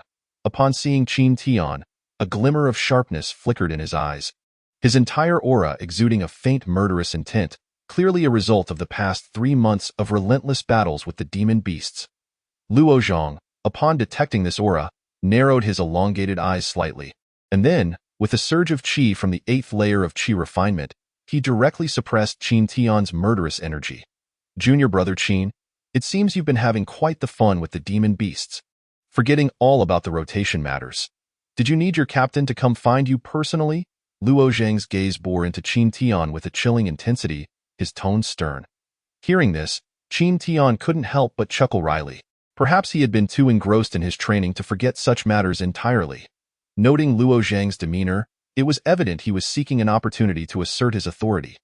Qin Tian, naturally, had no intention of provoking him and smiled as he replied, I just had a fierce battle with the black water snake and inadvertently lost track of time. I truly apologize for troubling senior brother Luo with the trip. Upon hearing this, Luo Zhang was momentarily taken aback. He was well aware of the black water snake's prowess, having personally battled it several times. Even he, at the 8th layer of Qi refinement, had to tread carefully against such a beast. The fact that this young man had escaped from its jaws indicated he possessed considerable strength. Unconsciously, Luo Zhang did not perceive a mere 6th layer Qi refinement cultivator as capable of overcoming the black water snake. Moreover, the bloodstains from the demon beasts on the beach had been washed away by the waves, and Qin Tian had already concealed the beast's corpse. Otherwise, if Luo Zhang were to witness it, he would surely have a different reaction. With this thought in mind, Luo Zhang's expression softened slightly. With a flick of his sleeve, he turned and soared toward the central valley of Shattered Stone Island. Observing this, Qin Tian promptly followed on his sword, inwardly reflecting on the hierarchy of power in this world. Only with strength could one earn respect. Chapter 40. Barriers to cultivation. As the tides ebbed and flowed, and the sun rose and set, 2 years passed in the blink of an eye. The gray-black Shattered Stone Island remained as desolate and lonely as ever, standing inconspicuously amidst the vast blue ocean, resembling an unremarkable deserted isle. Yet, who would have thought that this seemingly inconspicuous island was, in fact, the outpost of the Qin sect, one of the 3 major sects holding dominion over the human race? In the dead of night, the valley of the Shattered Stone Island's mine was enveloped in silence. On the northern face of the cliff, 2 small pavilions stood approximately 100 feet apart. At this moment, within one of the pavilions, Nangongyu and Lin Feng were engaged in a clandestine discussion. The attic is furnished with simplicity. Apart from the table and chairs, there are no other decorative items, save for a few luminous pearls embedded in the walls that emit a gentle glow. Within the living room sits a dignified middle-aged man in a blue robe, his eyes closed in meditation. Indeed, it is Nangongyu. Standing before him is a proud young man, Lin Feng, who is currently speaking with utmost reverence. You mean to say that there have been no unusual movements at the Blood Spirit Demon Sect stronghold recently? Even the resident cultivators rarely venture out? Nangongyu inquires, his expression tinged with surprise. According to our informants, this is undeniably true. Lin Feng responds, his brow furrowed in confusion. Though be honest, had he not witnessed it with his own eyes, Lin Feng would find it hard to believe that the Blood Spirit Demon Sect's usually scheming and underhanded stronghold could be so eerily quiet. Upon hearing this, Nangongyu bows his head in contemplation, and after a prolonged silence, he lifts his gaze and muses, it is precisely this unnatural quietude that raises suspicion. You must issue orders for the station disciples to heighten their vigilance and instruct our informants to remain alert. Should the Blood Spirit Demon Sect exhibit any unusual activity, they are to report it immediately. For some reason, I have an ominous premonition. Disciple will follow your command. Lin Feng responds respectfully, though a sense of unease grips his heart. For it is known that those of higher cultivation often possess an innate sense of impending events, indicating that something significant is about to unfold. This matter must remain confidential to avoid causing panic. You may withdraw for now, Nangongyu advises in a calm tone, thereafter ceasing further discourse. Lin Feng, seeing this, solemnly bows and departs. Meanwhile, Nangongyu remains seated in the main position, his brow slightly furrowed in deep thought. Because of this mineral vein, my Qin sect has nearly established a monopoly on the Yuan ore. Such immense profit, situated right on the border, makes it implausible for the Blood Spirit Demon Sect to remain idle. Yet it is so quiet now. What are they plotting? In the dimly lit living room, Nangongyu's figure appears imbued with an air of solemnity. By the coast, atop that very rocky outcrop, Qin Tian sits cross-legged. Although the task of guarding the island is monotonous, he finds no boredom in his training, especially with the occasional appearance of demonic beasts to spar against. Over the past 2 years, with the aid of the perfect Qi gathering pill, Qin Tian's cultivation has progressed steadily. His spiritual power has become increasingly robust and solid, and the potency of his techniques has grown stronger through constant practice and battle, propelling him toward a state of great achievement. Yet at this moment, Qin Tian, who should be rejoicing at his cultivation's advancement, wears a frown. The reason is simple. He has run out of pills. Although there has been a considerable influx of yuan or from his prolonged stay here, the medicinal pills were sustained only by previous stockpiles. As his cultivation level rises, his demand for pills has increased significantly, and now, with the supply exhausted, he can only rely on spiritual stones to assist in his training, which naturally diminishes the pace of his progress. It seems he must find an opportunity to visit the market. Having made this silent decision, Qin Tian closes his eyes once more to resume his meditation. During casual conversations with other station disciples, Qin Tian has learned that the nearest market is a staggering 5,000 miles away, and due to the chaotic waters at the intersection of the three sects, many nefarious individuals lurk along the route, engaging in highway robbery and violent theft. Given Qin Tian's current strength, unless he breaks through to the 7th layer of Qi refinement, it would be exceedingly difficult to ensure a safe round trip. Reluctantly, Qin Tian resolves to devote himself entirely to his cultivation in hopes of a swift breakthrough, even willing to expend the only mid-grade spiritual stones from the legacy of the old man Xian Lai to hasten his progress. Although such an act feels like a waste of precious resources, mid-grade spiritual stones possess astonishing effects. Their concentration of spiritual energy is more than 100 times stronger than that of low-grade stones. Over the course of these 2 years, Qin Tian has reached the peak of the 6th layer of Qi refinement, brushing against the barrier to the 7th layer. However, this time, he seems to have encountered a bottleneck.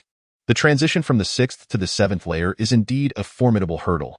Crossing it would allow him to enter the later stages of Qi refinement and begin preparations for foundation building. Failing to do so could result in being trapped at this bottleneck for decades without any advancement. The so-called breakthrough of a bottleneck relies not only on cultivation but primarily on the understanding of one's own mindset. For cultivators walk the path of self-cultivation. Without a solid mindset to support their cultivation, even the most advanced practitioners risk instability in their foundation, rendering their strength ineffectual and, in worse cases, leading to demonic deviation. It is evident that Qin Tian finds himself in such a predicament. Perhaps the pressure and sense of crisis stemming from Chao Su have instilled within him an urgent desire for greater strength. Consequently, he has relentlessly pursued the enhancement of his cultivation while neglecting the refinement of his mindset. Aware of this, Qin Tian's 2 attempts to break through have ended in failure, and he nearly suffered damage to his meridians, prompting an immediate awakening to his situation. In the ensuing time, Qin Tian refrains from cultivating spiritual power, opting instead to engage in continuous battles with demonic beasts to hone his techniques, aiming to refine his spiritual energy while simultaneously increasing the potency of his spells. One day, while stationed by the sea, Qin Tian diligently practices his techniques, observing the tides and listening to the wind in hopes of gaining insights that would propel him past his current limitations. At this moment, he invokes the spiritual arrow technique, summoning 10 exquisitely crafted, bicolored spiritual arrows that materialize before him with remarkable speed, forming in the blink of an eye. With a single wave of his hand, the 10 arrows shoot forth in unison towards the distant rocks with a series of muffled thuds, instantly transforming the sturdy outcrop into a sieve. Following this, Qin Tian swiftly executes hand seals, conjuring 4 spiritual shields that appear around him, radiating a bicolored glow, their spiritual energy so refined that the shields seem almost tangible. Seeing this, Qin Tian nods in satisfaction. Though he has been primarily focused on the speed of his cultivation, he has not neglected the refinement of his techniques. He wonders how far he might be from reaching the pinnacle of his spellcasting. As he contemplates, he shakes his head, chastising his own greed. With his mixed spiritual roots, achieving such a level of training should suffice. The realm of great accomplishment seems elusive, rumored to be attainable only by those of extraordinary will and fortune. Reflecting on this, Qin Tian resolves to let things unfold naturally. He then extends his spiritual sense, covering an area of 400 zhong, allowing all images within to vividly reflect in his mind, as if they were right before his eyes, even with his own eyes shut. After a thorough search, he sighs in frustration. For the past 2 years, whenever his turn to guard came, he would come here, training while battling demonic beasts, accumulating practical experience and refining his techniques. The low-level demonic beasts in this coastal area have either been slain by him or wounded and fled. As time passed, it has become increasingly difficult to encounter any traces of demonic beasts. Chapter 41. Demonic deviation in the dead of night. A crescent moon hangs in the sky, adorned by a multitude of stars, yet Qin Tian does not engage in cultivation. Instead, he stands atop the rocky outcrop, lost in thought as he gazes at the tumultuous sai. In recent days, he has encountered a bottleneck in his cultivation, unable to make any progress, and his practice of techniques has stagnated due to the lack of demonic beasts to spar with. Rarely does he find himself with such leisure time. Each day spent wandering the shores of shattered Rock Island, witnessing the grandeur of the waves and the rise and fall of the sun and moon. Occasionally exchanging insights on cultivation with the station disciples has led to profound realizations. During these days, Qin Tian has contemplated much. He finds himself missing the friends and family on Luoxia Island, having been away from home for several years. Simultaneously, he feels a sense of confusion. What is the true purpose of his pursuit of immortality? This question has plagued him for days. Is it for the sake of longevity? The notion of eternal life seems ethereal. Even the highest cultivation level in the endless demon sea, the golden core stage, only grants a lifespan of about 600 years. Even the legendary nascent soul stage, as rumored, offers merely over 1,000 years, far from the true immortality of existing alongside the heavens. Or is it the pursuit of immense power? In the endless demon sea, where human cultivators abound, golden core masters are not rare, yet they still find themselves at a disadvantage against the invasions of the demon race. Moreover, even if one were to reach the legendary nascent soul stage, would that guarantee supremacy? The path of the strong is riddled with thorns, and when will it reach its end? Is this truly what I desire? A multitude of doubts floods Qin Tian's mind, leading to a splitting headache. His eyes redden slightly, and his spiritual energy surges within him, hinting at a loss of control. At the outset of his cultivation, he was fueled by a fervent passion and a yearning for the celestial beings, embarking on the path of cultivation. However, after entering the realm, a series of injustices befell him. Lacking both a powerful background and formidable strength, the treachery of the cultivation world shattered his idealistic visions of immortals. Even as a bottom-tier disciple within the sect, he remains wary of the Chao family, who eye him with hostility, living in constant anxiety. The proverbial tree wishes for peace, yet the wind does not cease. In order to safeguard himself and break free from his predicament, he has taken the risk of being stationed at this border. Reflecting on it all, none of these events align with his original intentions. He feels like a drifting weed without roots, carried along by the tide. Thus, what is the true purpose of his cultivation? Is it to grow powerful enough to seek revenge against Chao Su? But what then? Or should he uphold the dying wishes of the old man Xin Lai and avenge the Chao family? Given the Chao family's might, such an endeavor would be akin to striking a stone with an egg. Or should he continue to drift along, like the countless beings in the endless demon sea, pursuing strength to contend with the demon race? Is this truly what he desires? In a moment of daze, Qin Tian envisions Luoxia Island, the small fishing village, the hard-working villagers, and his parents, now graying at the temples. Perhaps, had he not embarked on the path of cultivation but remained on Luoxia Island, living a mundane life alongside his parents, it would have been quite wonderful. With this thought, akin to a demonic obsession, Qin Tian's aura rapidly diminishes, and the meridians within him begin to show signs of cracks from the tumultuous spiritual energy. Instinctively, he coughs up a mouthful of blood, and his momentum plummets. However, he remains oblivious to this. His murky eyes flashing with an eerie red light, devoid of vitality, fixated on the distant sea. This moment, within the white expanse of his spiritual realm, a group of sinister black mist has appeared, swirling violently as his spiritual consciousness is forcefully suppressed in a corner of the realm. The danger of demonic deviation looms. Should it become severe, it could result in his body exploding. Should it be mild, he risks losing his sanity and becoming a mere shell of a person. The situation is suddenly dire. On shattered Rock Island, all is tranquil. The patrolling disciples from Qian Yuan sect remain oblivious to the anomaly. The gentle breeze caresses the surface of the sea. The waves crash against the rocks, and the cries of seagulls meld with the sounds of the ocean, rendering this beach seemingly as peaceful as ever. Below the surface, a vibrantly colored fish is tossed about by the waves, struggling vigorously to escape the undercurrents, but is flung out of the water by a surge.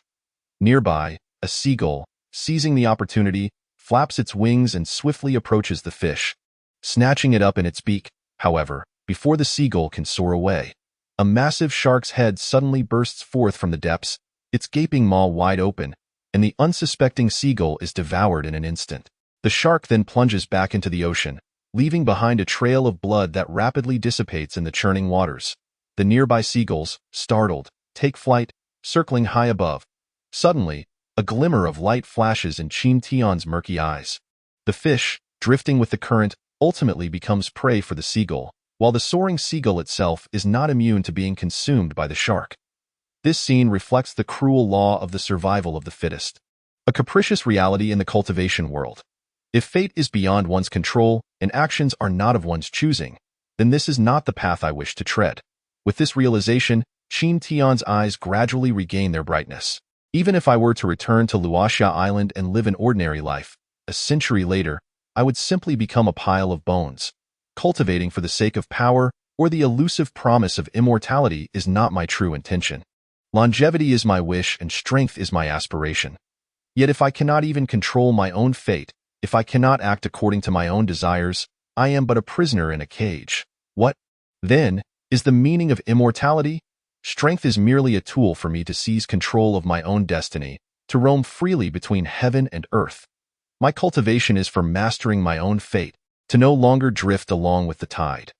As cultivators, we seek enlightenment, allowing our hearts to guide us, pursuing the freedom to act as we wish, unfettered by the constraints of the world. In an instant, Qin Tian's eyes shine brightly, akin to the stars in the heavens. The black mist within his spiritual realm emits a reluctant howl before gradually purifying into a transparent white mist, dispersing and merging with the white mist of spiritual consciousness within the realm. Qin Tian feels a resonating boom in his mind, as his spiritual consciousness surges, expanding to an astonishing radius of 500 zhang before finally stabilizing. The chaotic spiritual energy that previously emanated from his dantian now calms within his meridians. Not only that, but the spiritual energy in the surrounding environment seems to be drawn to him, converging towards Qin Tian. In an instant, a gust of wind whips up around him, the howling winds carrying the spiritual energy, which Qin Tian instinctively absorbs into his body, causing his bicolored spiritual power to operate autonomously, swiftly cycling through his meridians. The absorbed spiritual energy from heaven and earth rapidly undergoes assimilation and compression. At this moment, Qin Tian appears to be in a peculiar state, entirely oblivious to his surroundings. Meanwhile, on Shattered Rock Island, the patrolling disciples quickly notice the unusual disturbance in the spiritual energy and, without exception, rush towards Qin Tian's location on their swords.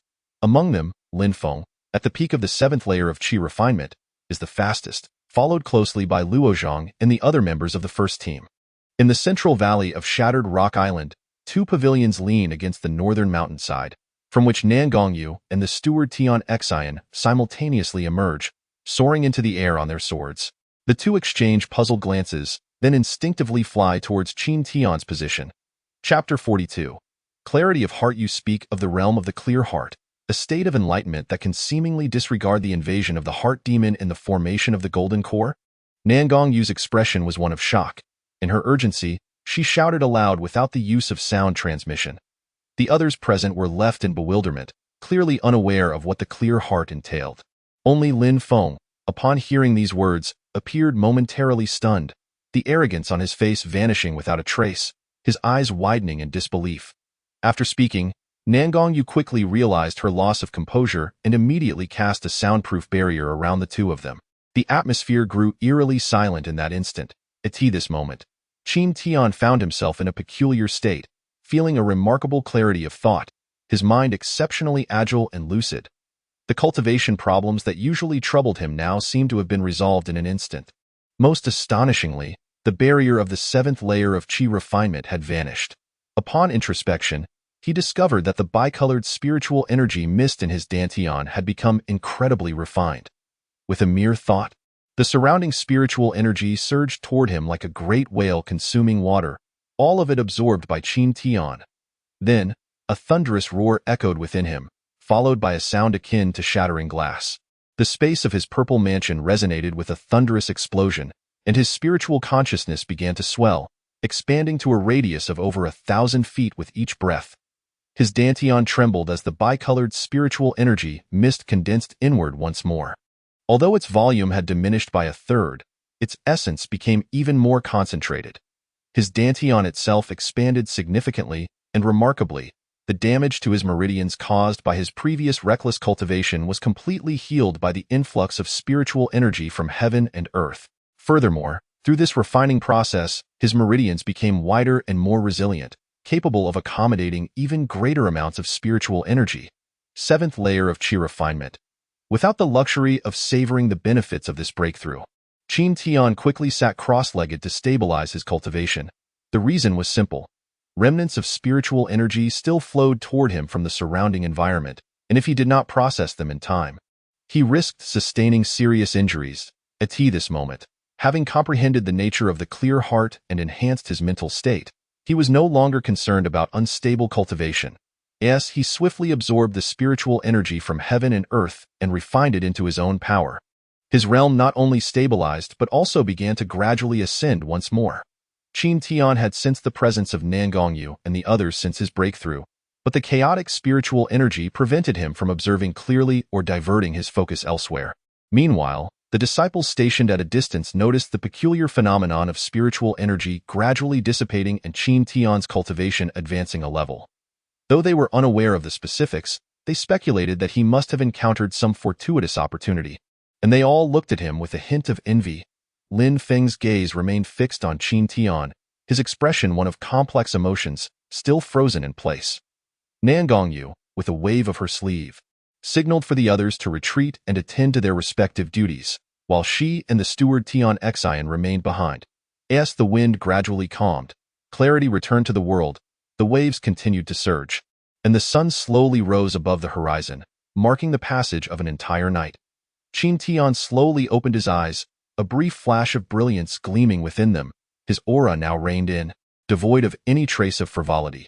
Through this period of cultivation, he had indeed made progress. Though he had not reached the pinnacle of the seventh layer of Qi refinement, his realm was now stable. In the distance, two figures swiftly approached and halted before him. It was Nangongyu and Tian Xian. Observing Qin Tian's restrained aura following his breakthrough, the two exchanged looks of astonishment, tinged with a slight jealousy. The realm of the clear heart had little to do with innate talent. Rather, it required both comprehension and fortunate circumstances, with only a slim probability of attainment. Thus, apart from marveling at his extraordinary insight, they could only envy his remarkable fortune. Chapter 43. Seventh layer of Qi refinement. Upon their arrival, Qin Tian respectfully saluted them. Nangongyu could not restrain her curiosity any longer and inquired, "Young man, do you know what you have just experienced?" Qin Tian, perplexed, replied, "I vaguely recall encountering a bottleneck in my cultivation, nearly succumbing to demonic deviation. Then my consciousness grew blurred. After resolving some issues, I awoke to find my cultivation had broken through." Upon hearing this, Nangongyu and the steward Tian Xian exchanged wry smiles. It truly was an extraordinary stroke of luck.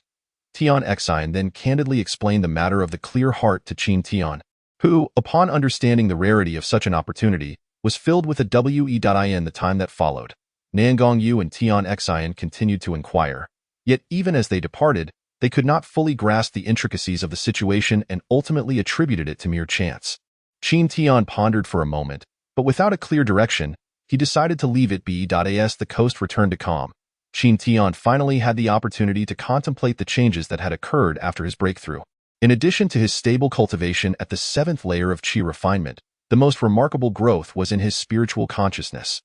With the insights he gained and the breakthrough in his realm, he estimated that his spiritual power could rival that of a peak practitioner at the eighth layer of Qi refinement. It is well known that spiritual consciousness profoundly influences a practitioner's strength. Those with robust spiritual awareness can anticipate their opponent's moves and simultaneously manipulate multiple magical artifacts without the risk of spiritual exhaustion. The breakthrough instilled in Qin Tian a newfound confidence. He believed that with his current strength, he could navigate the chaotic waters with some assurance. With over a month remaining before the next rotation to monitor the mine, he found it was timely to visit the marketplace. With this thought, Qin Tian immediately summoned his sword and sped toward the central valley. Shortly thereafter, he arrived at two pavilions on the northern side of the valley. Having been on Shattered Stone Island for 2 years, this was Qin Tian's first visit to this location. Unsure which pavilion belonged to Nangongyu, he stood still, cupped his hands in greeting, and called out, "Is Steward Nangong present?" Disciple Qin Tian seeks an audience. Before long, a crack appeared in the barrier of one of the pavilions, and upon seeing this, Qin Tian hurriedly stepped inside. The room was quite simple, almost austere. It appeared that Nangongyu was indeed a person dedicated to hardship. Qin Tian mused. He directly stated his intentions.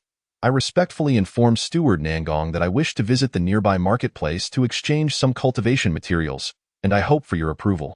Nangongyu was not surprised by this. Disciples stationed on Shattered Stone Island often sought permission to venture out due to the scarcity of cultivation resources. "The earlier you go, the sooner you return, but do not exceed 1 month," she instructed, after which she fell silent. Qin Tian, upon hearing this, deeply bowed and then turned to take his leave. Afterward, the pavilion returned to silence, but suddenly, Nangongyu's eyes snapped open, a glint of brilliance flashing within them as she murmured to herself, "Since that handsome lad holds you in such high regard, I must see for myself what capabilities you possess. Merely rapid cultivation speed holds little significance. If you cannot surpass this challenge, you shall remain unworthy in my eyes." As she spoke, Nangongyu's gaze shifted toward the direction of the mine, a hint of coldness flickering in her eyes.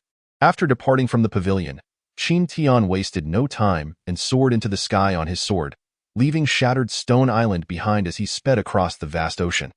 However, unbeknownst to him, shortly after his departure, a young man in a white robe emerged from behind a large rock on the shore. It was none other than Luo Zhang, the captain of the first team. Watching Qin Tian's departing figure, a glimmer of coldness flickered in his eyes before he turned away and headed toward the mine. Soon, he navigated through several winding paths, where he encountered a robust young man with a simple expression. It was undoubtedly Pang Hu. Upon seeing Luo Zhang, Pang Hu's eyes brightened with excitement as he eagerly asked, "Has that kid left the island?" "Indeed," Luo Zhang replied with a light chuckle. "That lad has recently broken through to the 7th layer of Qi refinement and just left the island." Pang Hu's expression shifted to one of urgency. "Quickly tell me, which direction did he go?" Hearing this, Luo Zhang's face displayed a teasing smirk as he replied leisurely, "No need to rush, junior brother Pang. Shouldn't you fulfill your promise first before discussing anything else?" At this, Pang Hu's expression darkened suddenly. After a moment's hesitation, he seemed to make up his mind, swiftly reaching for his waist pouch to retrieve a bottle of qi-gathering pills. With a voice that seemed almost forced, he coldly said, "This is what I promised you. Now tell me where that kid is gone." He, junior brother Pang truly is a man of his word. "No need to rush. The direction that lad headed is due east." "You know where that is, don't you?" Luo Zhang replied, greed evident in his eyes as he accepted the jade bottle. Almost as soon as he finished speaking, Pang Hu dashed past him, racing toward the cave's exit and promptly taking to the skies on his sword. Moments later, Luo Zhang leisurely exited the mine, a cold smile playing on his lips as he turned to head toward Nangongyu's pavilion. Before long, he arrived at the northern pavilion, where the barrier automatically opened. Seeing this, Luo Zhang hurriedly stepped inside. Upon the appearance of the white-robed disciple, Nangongyu maintained a calm demeanor and inquired, "Have you completed your task?" "The task entrusted by the steward has been fulfilled," the white-robed disciple replied respectfully. "Good, well done," Nangongyu said, waving her hand to dismiss the white-robed disciple, and the pavilion fell silent once more. The vast ocean stretched endlessly before Qin Tian, devoid of any reference points, and he could only fly straight in one direction. Along the way, should any islands appear, he would pause to replenish his expended spiritual energy. After all, venturing alone into the turbulent waters at the intersection of the 3 sects was no trivial matter. He needed to maintain ample spiritual energy to guard against unforeseen circumstances. Thus, half a day swiftly passed. As evening approached, the undulating silhouette of an island emerged on the horizon. The island spanned no less than several hundred miles, with mountains rising and lush vegetation flourishing atop its surface, exuding an astonishing aura of spiritual energy that could be felt from afar. As they drew closer, the number of practitioners in the vicinity increased, with sword lights darting past like shooting stars. Without exception, they were all cultivators above the 7th layer of Qi refinement, comprising people of all ages. it truly was a scene of prosperity befitting the celestial realm. Some of the more formidable individuals were undoubtedly at the foundation establishment stage, prompting Qin Tian, visiting for the first time, to adopt a cautious demeanor. He quickly sought a concealed spot, changing out of his Qinyuan sect robes to avoid revealing his true identity. Once prepared, he once again took to the skies, heading toward the island's central region. Before long, he beheld a magnificent city quietly seated upon the earth, its entrance adorned with three powerful characters. Qianling City. An unseen force of gravity suddenly pressed down upon him, causing Qin Tian's expression to shift slightly as he hastily maneuvered his sword to descend near the city gates. It was evident that a spatial restriction formation enveloped the entire city. Witnessing this, Qin Tian was inwardly alarmed and promptly followed the crowd toward the city entrance. Chapter 44. Qianling Marketplace. At this moment, the city gates were bustling with practitioners coming and going, and due to the sheer volume of entrants, a line had formed outside the gates, a testament to the prosperity of Qianling City. Beneath the gates, a wooden table was set up, behind which sat two practitioners at around the 7th layer of Qi refinement. Wielding magical artifacts and jade slips, seemingly recording something. As time passed, it soon became Qin Tian's turn to step forward. "What is your name?" inquired one of the practitioners, adorned with a pair of distinctive mustaches. Without looking up, "Nangong Wentian," Qin Tian replied. "And what brings you here?" The practitioner continued. "I seek to exchange necessary materials," Qin Tian replied, hastily concocting a reason. Having overheard the surrounding discussions while waiting in line, he understood that this was a routine inquiry, stemming from the area's long-standing instability due to its location at the intersection of the three sections just then. After recording his details, the practitioner tossed him a token inscribed with the ancient characters for Qianling. Noticing the puzzled expression on Qin Tian's face, the practitioner impatiently explained, "This is your identity token. A small spiritual stone will be collected for each month you stay within the city. It will be settled upon your departure. If you lose the token, you must compensate at its value. Furthermore, all fighting is strictly prohibited within Qianling City, or else law enforcement practitioners will expel you on the spot." Upon hearing this, Qin Tian frowned, thinking to himself that Qianling City was truly mercenary. It was no wonder such a vast spatial restriction formation had been established. It was all for the sake of collecting spiritual stones. However, the audacity of Qianling City to conduct such affairs at the intersection of the three sects indicated that their backing was formidable. As his thoughts raced, Qin Tian discreetly scanned his surroundings. He observed that every few paces atop the city walls stood practitioners in uniform, and the walls themselves were adorned with intricate formations. The sheer scale of this setup was enough to send shivers down one's spine. Shaking his head, Qin Tian dismissed his concerns and stepped into the city. However, shortly after entering, a lively voice called out from the side, "May I ask this young master if you are new here?" A young servant clad in blue, his cultivation roughly at the 4th layer of Qi refinement, and wearing a rather comical cap, gazed at Qin Tian with bright eyes filled with anticipation. "What of it?" Qin Tian's brows furrowed slightly at the sight. "Please do not misunderstand, young master. I am Tang Jin, a guide here in Qianling City." The servant hurriedly clarified upon seeing Qin Tian's displeasure. "A guide?" Qin Tian inquired, confusion evident in his tone. "It is normal for newcomers to be unfamiliar with the city, young master. Qianling City is quite bustling with a wide variety of shops in the marketplace, as well as many taboos. Should you have any questions or need assistance with transactions, I can offer detailed introductions and help facilitate connections," the young servant explained. Upon hearing this, Qin Tian finally understood and felt a flicker of interest. He inquired expressionlessly, "What is your fee?" "I charge 1 low-grade spiritual stone per day, an absolutely fair price, ensuring no deceit." Tang Jin replied with a beaming smile. Nodding in agreement, Qin Tian considered that having already spent a spiritual stone to enter the city, he wouldn't mind parting with another for guidance. Thus, he did not hesitate to inform Tang Jin of his intentions, and the servant led him into the bustling marketplace. As they traversed the streets, Qin Tian gained considerable insight thanks to Tang Jin's explanations. He learned that the formidable force behind Qianling City was a loose cultivator alliance, which explained their audacity to establish such a stronghold at the intersection of the three sects. Moreover, the rumored lord of Qianling City was a formidable golden core cultivator known as Qianling Sanren, one of the esteemed elders of the loose cultivator alliance, the boundless demon sea. He was a renowned figure among the ancient practitioners. Having cultivated for some time, Qin Tian had heard whispers of such a mysterious force. It was said that the alliance was founded by a powerful loose cultivator, dedicated to attracting formidable individuals to join, while remaining uninvolved in the conflicts of major factions, existing solely as a commercial entity. However, rumors circulated that the loose cultivator alliance's influence extended far and wide, nearly encompassing the entire human territory of the endless demon sea, with power rivaling that of the three major sects. Though such claims were largely anecdotal, they were not entirely unfounded. Because of this, Qin Tian felt a sense of reverence grow within him, and he became notably more cautious in his demeanor and conversations. In the time that followed, the two continued swiftly, traversing several lively streets. During this period, Qin Tian's awareness expanded significantly. Despite the city's formidable defenses, it surprisingly housed both mortals and cultivators alike. The primary distinction was that mortals resided in the outer city, entering without needing to pay spiritual stones, while cultivators predominantly occupied the inner city. Moreover, due to the pervasive spatial restrictions covering the city, only those at the foundation establishment stage or above could disregard them. Thus, the two could only employ lightness techniques to walk. After about the time it takes for a stick of incense to burn, they finally navigated through the outer city and arrived at a smaller city gate. However, this door was devoid of any cultivator on guard, merely separated by a layer of transparent, rudimentary enchantments, which posed no hindrance to those possessed of spiritual power.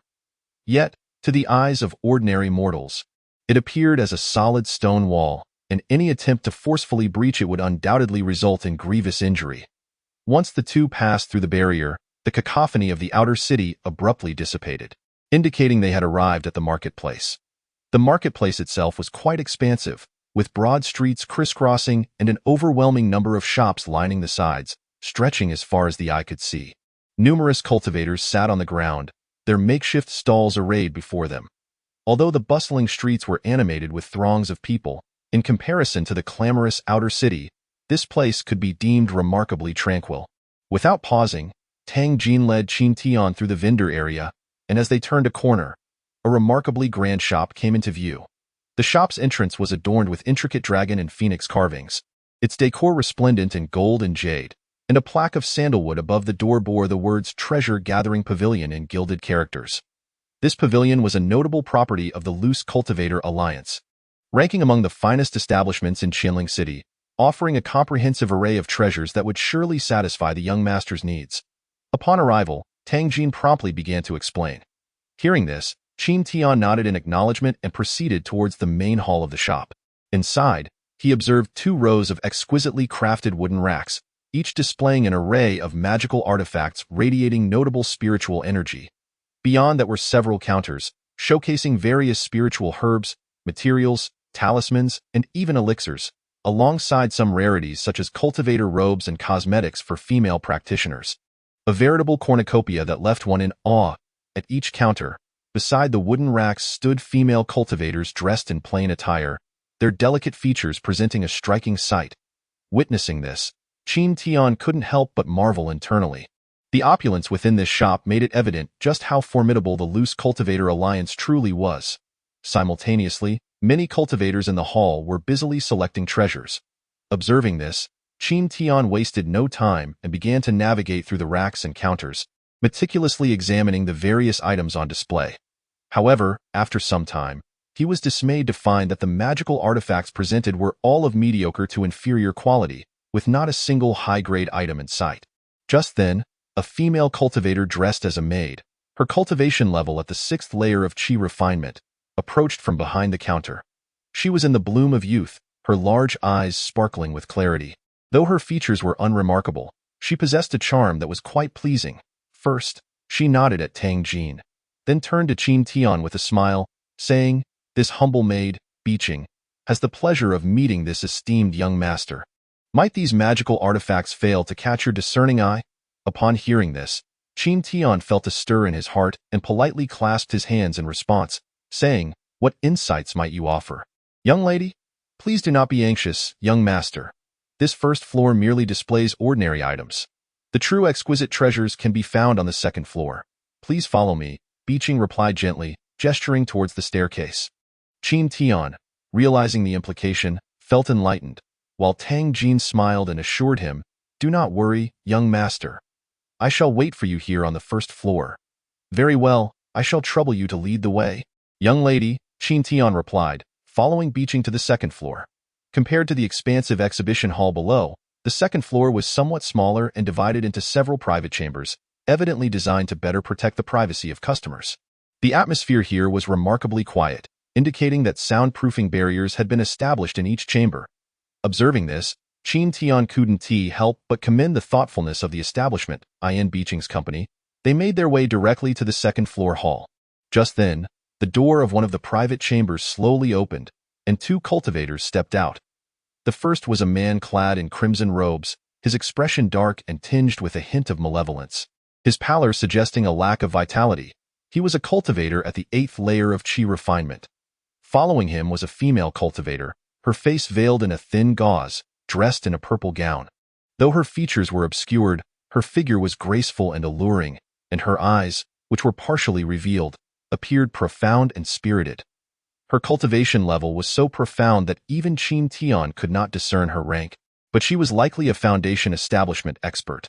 Witnessing this scene, Qin Tian couldn't help but furrow his brow slightly. Judging by the insignia on the crimson-robed cultivator, he discerned that this individual was a disciple of the Blood Spirit Demon sect. It should be noted that the Blood Spirit Demon sect, while one of the three great factions of humanity, had always been at odds with the two righteous sects, and skirmishes often erupted at the intersections of the three sects, leaving no room for Qin Tian to lower his guard. Meanwhile, the crimson-robed cultivator, upon spotting the solitary Qin Tian, suddenly paused, a flicker of sharp light flashing in his eyes, as if he had recognized the potential wealth in the young man. After all, those who could ascend to the second floor of the treasure-gathering pavilion were typically individuals of considerable means, and with Qin Tian's cultivation at the 7th layer of Qi refinement, he was naturally an easy target for attention. As they passed each other, the crimson-robed cultivator's figure momentarily hesitated, his fingers subtly twitching within his sleeve before he resumed his indifferent stride. In that instant, a sense of unease crept into Qin Tian's heart. However, after probing with his divine sense, he detected no anomalies. Ultimately, he could only furrow his brow for a moment before setting the matter aside for the time being. Meanwhile, the veiled woman standing at the chamber's entrance appeared to sense something, her beautiful eyes flashing with a hint of coldness, yet she said nothing further. Beeching hastily approached, whispering a few words before turning to leave. The veiled woman's gaze then fell upon Qin Tian, and after scrutinizing him for a moment, a flicker of intrigue flashed in her eyes. "This young master is quite courteous.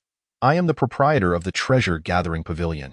Would you care to enter and discuss matters in detail?" she said, slightly stepping aside to allow him entrance.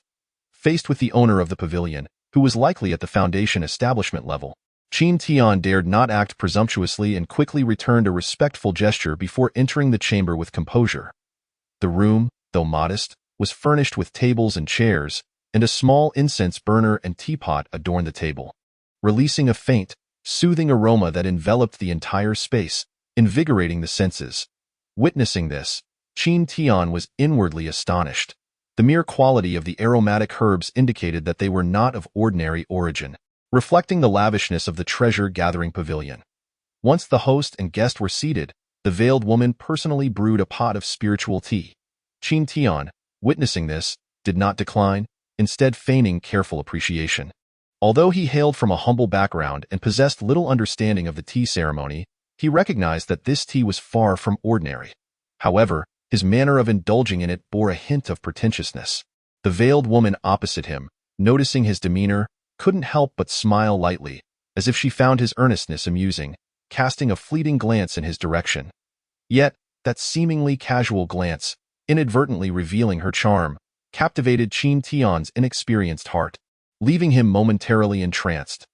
Quickly, he regained his composure, biting his tongue to steady his thoughts while averting his gaze, unwilling to meet her eyes again. It is said that there exist female cultivators who practice seductive arts, drawing upon the essence of male cultivators to enhance their own power, employing methods that are nothing short of vicious.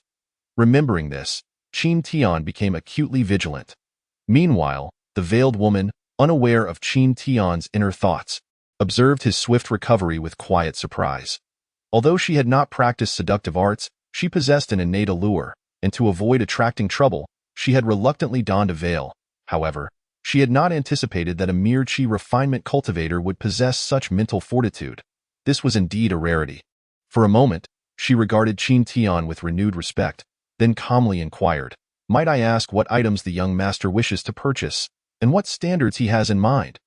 Her voice was melodious, akin to a songbird's sweet serenade. In response, Qin Tian composedly set down his glass of glazed tea and, without preamble, stated, "Let us set aside the matter of purchasing for now. I wish to first sell a batch of items. May I inquire if your pavilion is interested in acquiring them?"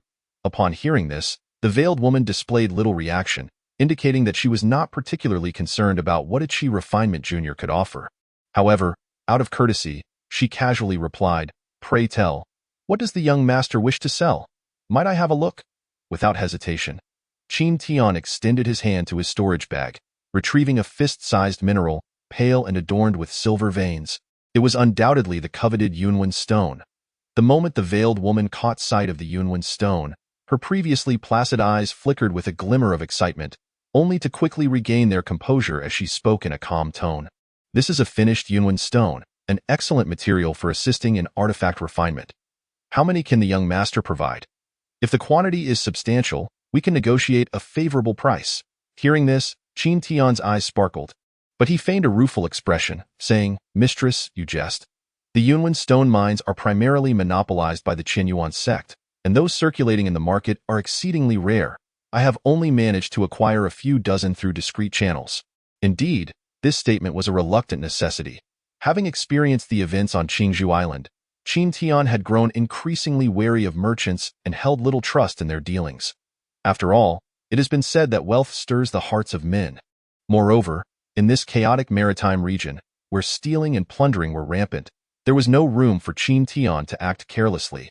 Upon hearing his words, the veiled woman's gaze shifted, as if she could see through Qin Tian's apprehensions, and she solemnly stated, "Since you harbor concerns, I must assure you that the treasure-gathering pavilion is a property of the Loose Cultivator Alliance. As you likely know, in this boundless demon sea, the shops under the Loose Cultivator Alliance are numerous, and we would not tarnish our reputation for a mere transaction with you, so please rest assured." Her words were resolute, carrying a weight that belied her earlier nonchalance. At least on the surface, her assurance did not seem fabricated. Furthermore, her argument held merit. Given the Loose Cultivator Alliance's prestigious reputation, they would not stoop to targeting a mere Qi refinement cultivator.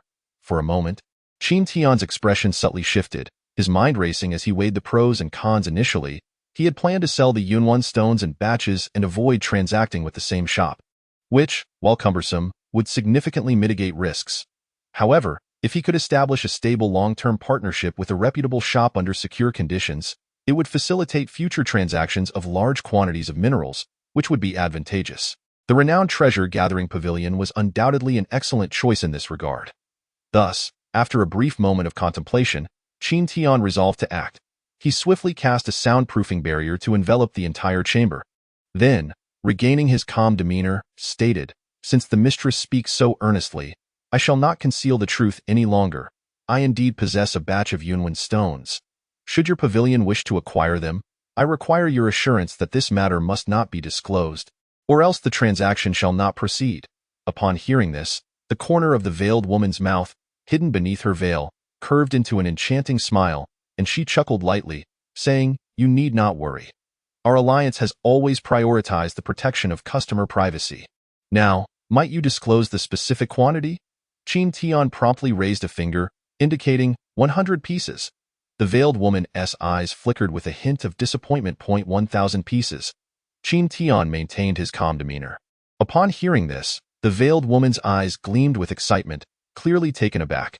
Chapter 46. A kind reminder. It is well known that Yunwen stones serve as auxiliary materials in artifact refinement, enhancing the success rate of engraving magical inscriptions and spirit patterns, thus underscoring their value. However, the only small-scale Yunwen stone mine in the entire boundless demon sea had fallen under the monopoly of the Qinyuan sect, resulting in exceedingly few finished stones circulating in the market. While acquiring a small quantity might not be difficult, procuring them in bulk was a formidable challenge.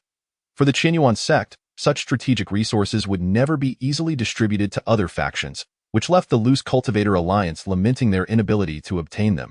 Now, With this opportunity at hand, the fact that this young man could produce such a significant quantity of Yunwen stones suggested he had access to special channels, perhaps indicating he was affiliated with the Qin sect's artifact hall. After all, it was not uncommon for members of various sects to engage in corrupt practices. As her thoughts raced, the veiled woman quickly pieced together the situation. Yet, for her, the origin of the Yunwen stones was of little consequence. What truly mattered was the stability of the supply channel and the potential for long-term collaboration. As the proprietor of the treasure-gathering pavilion, she was acutely aware of these interests. Thus, her beautiful eyes fixed upon Qin Tian, as if attempting to see through him, before she cautiously inquired, "The Yunwen stones you possess, our pavilion can acquire them at market price, and should you have further batches in the future, we could establish a long-term partnership, thereby sparing you considerable hassle. Wouldn't that be agreeable?" Upon hearing this, a glimmer of excitement flashed in Qin Tian's eyes, though he maintained a feigned smile as he replied, "Mistress, you jest? Yunwen stones are not so easily obtained. I am merely running an errand for my elders, so I cannot guarantee a long-term partnership. However, should the need arise in the future, I shall prioritize considering the treasure-gathering pavilion." In his words, Qin Tian did not hesitate to raise a cautionary flag, subtly indicating that there were formidable individuals behind him, to instill a sense of caution in the other party, thus dissuading any thoughts of avarice. Indeed, upon hearing this, the veiled woman's expression grew serious, and she promptly responded with courtesy, "In that case, I shall await your good news." The finished Yunwen stones are approximately worth 20 inferior spiritual stones per piece. Here are 20,000 inferior spiritual stones for you. With that, the veiled woman elegantly waved her hand, and a pile of neatly arranged inferior spiritual stones appeared before them. The sheer quantity caused the spiritual energy in the chamber to surge noticeably. Witnessing this, Qin Tian felt a surge of excitement within, yet he maintained an expression of casual indifference, swiftly retrieving 1,000 pieces of Yunwen stones to place on the ground. After both parties gathered their respective items, the transaction was complete, and Qin Tian could finally feel a sense of exhilaration. After all, this was his first time possessing such a substantial amount of spiritual stones, and the sudden windfall was undoubtedly thrilling. Now that his minerals had been exchanged for spiritual stones, he no longer had to worry about resources for cultivation, and his heart settled with assurance. He then recalled the items he sought to purchase during this trip and promptly inquired, "Might I ask if your pavilion has any fine magical artifacts or cultivation elixirs for sale?" "Merely magical artifacts and elixirs? Young master, if you seek spirit artifacts, the treasure-gathering pavilion can provide those as well." The veiled woman replied with a hint of pride before she sent a message to someone outside the chamber, then waited quietly. Shortly thereafter, the door to the chamber swung open and Beeching entered, struggling to carry a stack of jade boxes, which she placed on the table. "Please, young master," she said, bowing slightly before retreating behind the veiled woman, her demeanor markedly more respectful than before. Clearly, Qin Tian's transaction of a large quantity of Yunwen stones had earned him favorable treatment from the treasure-gathering pavilion. Qin Tian, indifferent to the accolades, waved his sleeve, opening several of the jade boxes to reveal the treasures contained within. Within one of the wooden boxes lay a pair of oddly shaped twin swords, one male and one female, adorned in golden and green hues. The blades were elegantly curved, resembling a pair of agile serpents. Each of the flying swords bore 12 intricate runes engraved upon their surfaces, emitting a faint yet formidable wave of spiritual energy, undoubtedly marking them as exceptional magical artifacts. Now, however, Qin Tian was no longer a naive youth. He possessed a fair understanding of various treasures. It is known that the potency of a magical artifact is determined by the materials used in its crafting and the number of runes inscribed upon it. For instance, low-tier artifacts are limited to a maximum of 3 runes, while medium-tier artifacts can have up to by extension. High-tier artifacts reach a ceiling of 12 runes. As for artifacts of an even higher grade, it is said they are inscribed with powerful spirit runes, though Qin Tian had yet to witness one personally, leaving him unaware of their true nature. In another jade box rested a long sword of black and gold. However, upon inspection, Qin Tian discerned that while this sword was also a high-tier magical artifact, it paled in comparison to the twin serpentine swords. The remaining wooden box contained a thumb-sized pill of light red hue, known as the Winding Pill. This elixir was significantly more effective than the Gathering Chi pill, and as Qin Tian understood, It was typically affordable only to those of considerable wealth at that moment. The masked woman began her introduction. These twin spirit serpent swords are a rare complete set of magical artifacts. When used in tandem, their power is quite remarkable. I observe that your spiritual affinities lie in both metal and wood. Thus, these swords are perfectly suited for you. As for the winding pill, you may assess its market price at your leisure. Please feel free to select. Upon hearing her words, Qin Tian contemplated for a brief moment, and a resolution formed in his mind. He quickly inquired, "May I ask the price of these spirit serpent swords?" "These spirit serpent swords," she replied, "are the painstaking creation of our refining masters at the Gathering Treasure Pavilion. They are priced at 2,000 low-tier spiritual stones." Upon hearing this, Qin Tian couldn't help but furrow his brow, preparing to negotiate.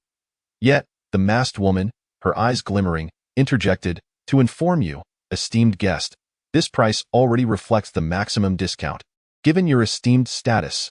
At this, Qin Tian felt a sense of helplessness. Nevertheless, with a mysterious pendant in hand, he need not worry about spiritual stones for the time being. Replenishing his stock of cultivation pills and enhancing his power were of greater priority. With this thought in mind, he produced the spiritual stones and secured the spirit serpent swords, along with 10 vials of low-tier winding pills. According to market rates, each vial of winding pills required 300 low-tier spiritual stones, thus swiftly depleting 5,000 low-tier spiritual stones in total. Once the transaction was settled, having achieved his purpose for this visit, and feeling a pang of regret over the loss of spiritual stones, Qin Tian promptly rose to take his leave. "I have urgent matters to attend to, and shall not disturb your meditation any longer." Having spoken, he cupped his hands in a gesture of respect and prepared to depart. However, the masked woman, with a smile, remarked, "If you wish to avoid being ambushed by the blood spirit demon sect, it would be prudent to examine the remaining items in the wooden boxes." As she spoke, a glint of cunning flashed in her eyes as she produced another wooden box, gently pushing it forward towards Qin Tian. At this moment, his expression shifted and his steps froze in place. The implications of her words were all too clear. Coupled with his earlier encounter outside the private chamber, it was not difficult to deduce the situation. Clearly, the blood-robed cultivator had sinister intentions, having secretly plotted something in order to ambush him. With this realization, Qin Tian quickly extended his spiritual sense, meticulously scanning his surroundings, yet he could detect no abnormalities. Just then, the masked woman shifted her posture languidly in her chair, adding with a hint of mischief, "There is no need to exhaust your efforts. The blood spirit demon sect's blood tracking technique is nearly undetectable unless one possesses significantly superior cultivation. Given your esteemed guest status, I can assist in dispelling that blood aura. But rest assured, the blood-robed cultivator will likely be lying in wait outside the city. Thus you cannot entirely escape the pursuit." Upon hearing this, Qin Tian's expression flickered, only to gradually settle back into calmness as he resumed his seat, pondering what the proprietor of the Gathering Treasure Pavilion was up to. With a decision made, he reached out and opened the wooden box, revealing a small, glossy black shield inscribed with 12 runes, pulsating with a powerful spiritual energy, another high-tier magical artifact. Seeing this, Qin Tian furrowed his brow and inquired, "Thank you for your generosity, but what is the significance of this shield? If you are willing to purchase this black spirit shield, it will ensure your safety during this ordeal," the masked woman said, a hint of amusement in her tone. Upon hearing this, Qin Tian inwardly sighed, realizing that his spiritual stones had barely warmed up before he would likely need to spend again. "What is the price?" "The cost of this defensive artifact is steep. 4,000 low-tier spiritual stones, fixed price." The masked woman's voice remained as melodious and gentle as ever. "Rogue merchant," Qin Tian thought to himself, suppressing a scoff. However, outwardly, he displayed no sign of discontent, instead producing the 4,000 low-tier spiritual stones and placing them on the table, all while claiming the black spirit shield, awaiting her next words. The woman waved her hand to collect the spiritual stones, then with a smile, began to speak. "I urge you to acquire this black spirit shield for your own good. Are you aware of what the blood-robed cultivator purchased from our pavilion?" Before Qin Tian could respond, the attendant, by Qing, interjected, "To inform this esteemed guest, the blood spirit demon sect cultivator procured the shadowless needle from our Gathering Treasure Pavilion. This artifact can strike without a trace and is specifically designed to pierce through spiritual energy shields. making it an ideal tool for ambush. Moreover, that individual's cultivation is already above yours. Without this black spirit shield, the consequences could be dire. Therefore, my lady's intentions are indeed well-meaning. Upon hearing this, Qin Tian finally grasped the situation and quickly rose. Cupping his hands in gratitude, "I shall always remember your goodwill, esteemed proprietor." "Think nothing of it," the masked woman replied with a slight nod, before her tone shifted to a more serious note. "That shadowless needle is exceptionally sharp. When you confront this individual, you must first shield yourself with the black spirit shield. Its defensive capabilities are unmatched, perfectly countering the shadowless needle. However, due to the restrictions of the Alliance rules, our pavilion can assist only to this extent. The remainder relies on your own fortune.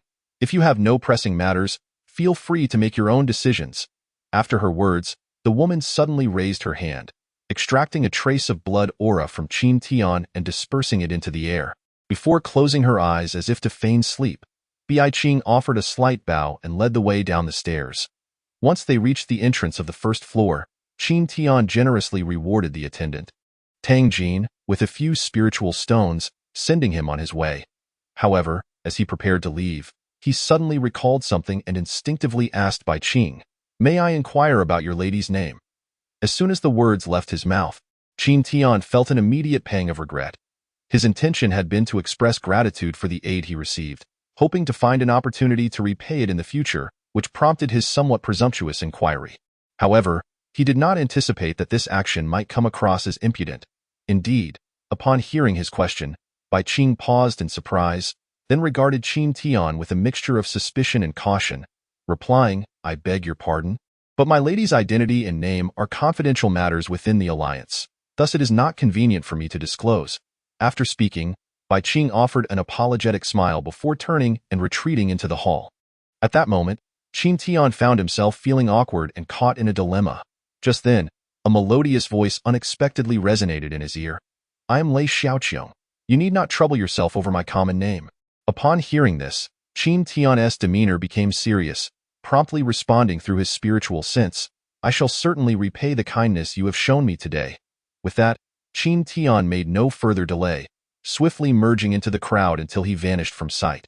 Meanwhile, within the inner hall of the Gathering Treasure Pavilion, the masked woman, Lei Xiaoqiong, sat gracefully in her principal seat, delicately sipping a cup of spiritual tea. Beside her, Bai Qing prattled on about something, and why lady is truly kind-hearted. "Why concern yourself with such an impudent fellow? He even dared to inquire about your name." If word gets out, before she could finish, Lei Xiaoqiong suddenly turned, feigning anger as she retorted, "Do not speak foolishly. I merely offered my assistance for the sake of business, facilitating a long-term transaction." At her words, Bai Qing was taken aback, silenced by her authority. As Lei Xiaoqiong's gaze shifted, she murmured to herself, to think he could procure a substantial quantity of finished Yunwen stones from the Qinyuan sect. This matter is indeed intriguing. As she spoke, a faint glimmer of spiritual light flickered within her beautiful eyes. Should anyone witness such a phenomenon at that moment, they would surely be astonished, for it was a clear indication that she had cultivated the legendary spirit eye technique. With the primary objectives of his trip achieved, Qin Tian no longer needed to worry about transaction channels. Yet, he did not rush to leave the city. Instead, he sought out a material shop to process the large number of low-tier demon beast corpses he had accumulated. Subsequently, he found a store specializing in spiritual talismans, purchasing a batch of low-tier talismans for emergencies. Thus, his expenditures balanced out nicely. Once everything was prepared, Qin Tian located an inn, requested a private room, and set up barriers to isolate himself, closing the door to begin refining the newly acquired high-tier magical artifacts. By the following morning, when Qin Tian stepped out once more, his demeanor had returned to one of calm composure. Even his attire had been changed. Without any further hesitation, he made his way swiftly to the city gates. Notably, upon reaching the gates, Qin Tian paid 2 low-tier spiritual stones to successfully exit the city. He then mounted his golden light sword, soaring into the sky while extending his spiritual sense to its fullest, remaining vigilant in no time. The sword light had left Qianling Island, and the figures of surrounding cultivators began to dwindle. However, what was surprising was that during this time, no unusual occurrences took place. The blood-robed cultivators seemed to have vanished without a trace. Yet, just as Qin Tian was on high alert, a barely perceptible sound of something cutting through the air emerged from below the sea. In a moment of urgency, Qin Tian wasted no time, swiftly throwing the black spirit shield he had concealed in his sleeve, which transformed into an ancient black shield of half a person's height. Positioning itself before him, a sharp clang echoed as the black spirit shield flickered with spiritual light before quickly returning to its normal state.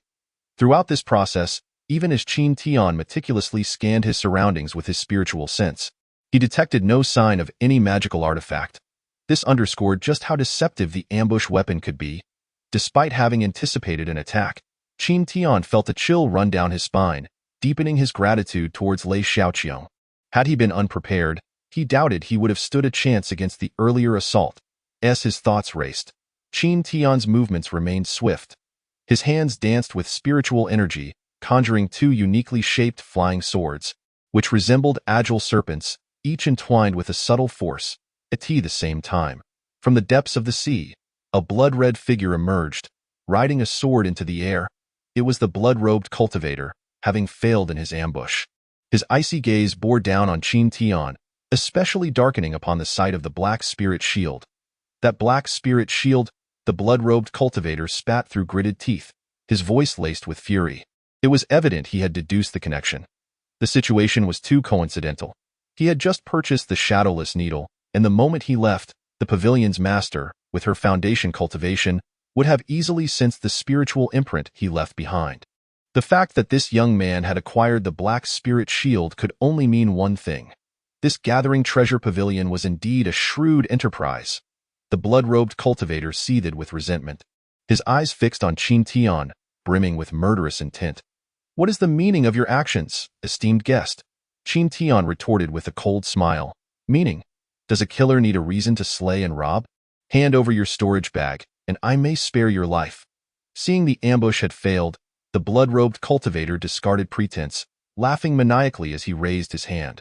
The shadowless needle began to circle around Qin Tian, clearly poised for a strike. Meanwhile, the blood-robed cultivator drew forth a blood-red flying sword, hurtling towards Qin Tian with alarming speed. The sword, drenched in a crimson hue, radiated a strong aura of bloodlust, bearing 12 runes that emitted a formidable wave of spiritual energy, indicating it too was a high-tier magical artifact.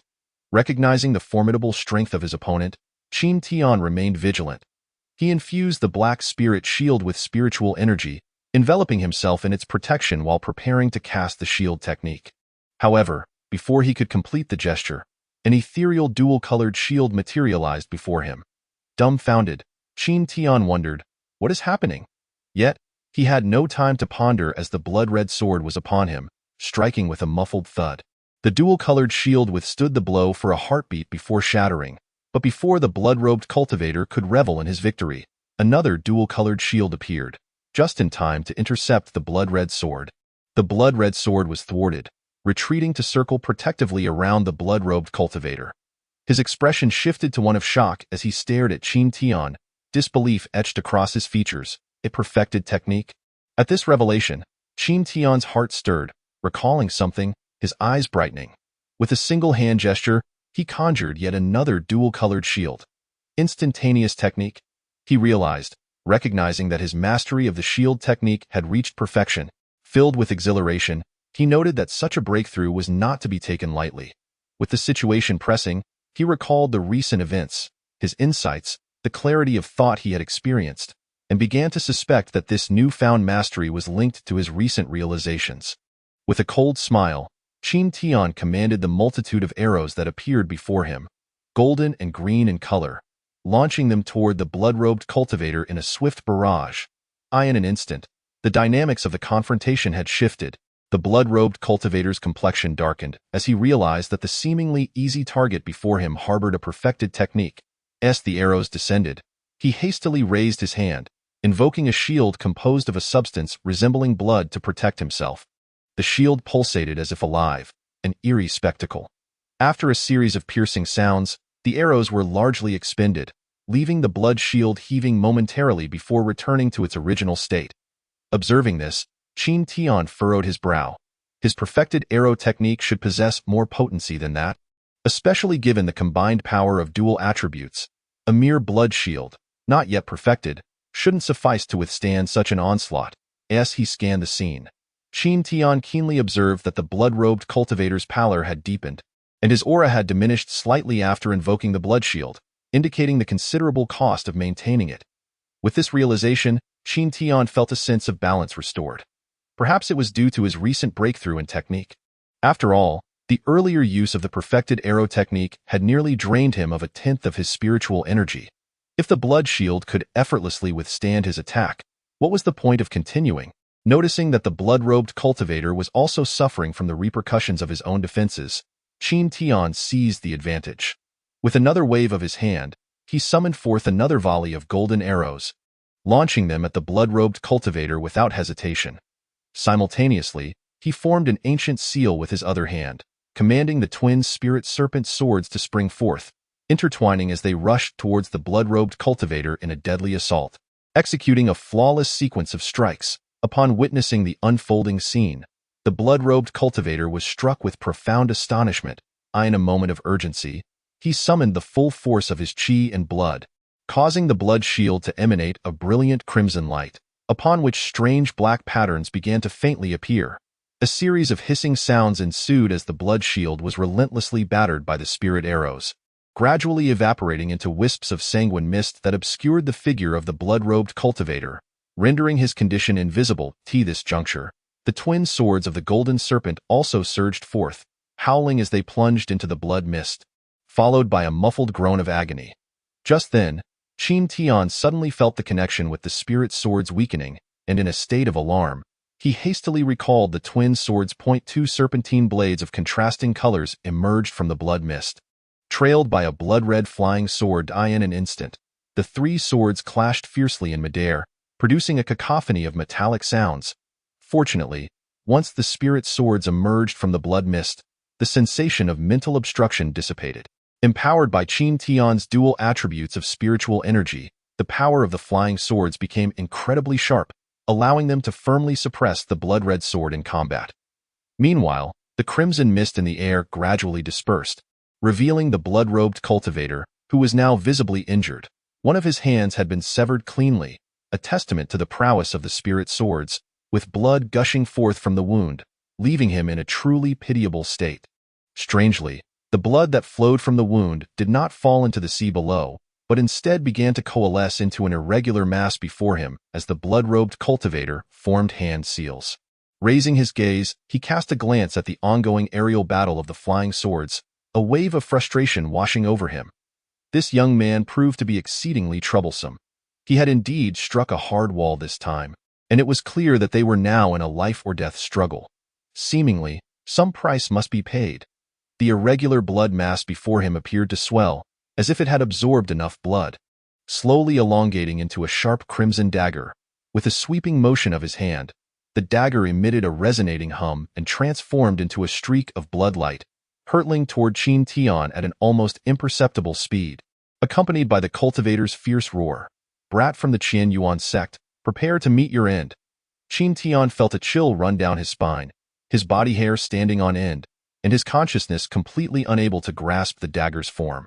In a swift motion, he summoned for spirit shields to stack in front of him. However, in the next moment, the shield seemed utterly futile as the blood light pierced through them effortlessly. It was as if the spiritual barriers were disregarded entirely. Before Qin Tian could react, the blood light struck the black spirit shield with a resounding crash, causing it to flicker and then shatter completely, the remnants crashing down upon him. The impact sent him tumbling back several dozen yards. Chapter 49. Soul disruption and counterattack. Qin Tian spat out a mouthful of blood, but dared not hesitate, channeling his spiritual energy into the black spirit shield, which quickly regained its stability. Indeed, the next instant, a clanging sound echoed as the incoming shadow needle was thwarted once more. Qin Tian had no time to assess his injuries, drenched in cold sweat in that fleeting moment of life and death. Had he not reacted swiftly, he would have surely fallen victim to the blood-robed cultivator's stealthy attack. That eerie dagger was truly formidable. Yet, before Qin Tian could regain his footing, a series of whooshing sounds pierced the air, revealing 4 small black flags that had mysteriously appeared around him. Each flagpole bore 9 intricate spiritual patterns, emanating a wave of spiritual energy that formed a cohesive aura, indicating they were a set of high-grade magical artifacts. A thick black mist rapidly billowed forth from the flag surfaces, enveloping Qin Tian in an instant, a formation. This set of magical artifacts turned out to be formation flags. Qin Tian had encountered descriptions of such treasures in the sect's tomes, noting their portability and ability to quickly form arrays. However, he never anticipated experiencing it firsthand today. A mournful wail echoed from outside the formation. Qin Tian found his consciousness obstructed by the black mist, clearly indicating that the spirit swords had fallen under the control of the blood-robed cultivators' spells after losing Qin Tian's mental guidance. Qin Tian's expression darkened, his eyes narrowing as he released his consciousness to scan the surroundings, pondering strategies to break free. The situation was undeniably dire. After all, Qin Tian was utterly ignorant of the intricacies of formations. Rather than recklessly expend spiritual energy in futile attacks, it would be wiser to remain steadfast against the impending storm. Sensing that the black spirit shield was insufficient, he waved his hand again, summoning 4 dual-colored spirit shields to further protect himself. That moment, however, the blood-robed cultivator's mocking voice emerged from the black mist. "Brat, spare your efforts. You have fallen into my spirit-sealing hidden kill array, and you shall find it impossible to escape. To have been driven to such a state by you, you may as well close your eyes." Qin Tian paid no heed to the taunts, retrieving a spirit stone to replenish his spiritual energy while remaining vigilant. Just then, the black mist began to roil, morphing into various weapon shapes, swiftly coalescing into a barrage of over 100 blades, spears, and halberds that shot forth. A tightness gripped Qin Tian's heart. This formation possessed lethal capabilities, clearly a rare and formidable killing array. In the blink of an eye, the various attacks struck against the outer dual-colored spirit shields. After a series of clanging sounds, both the shields and the oncoming weapons disintegrated.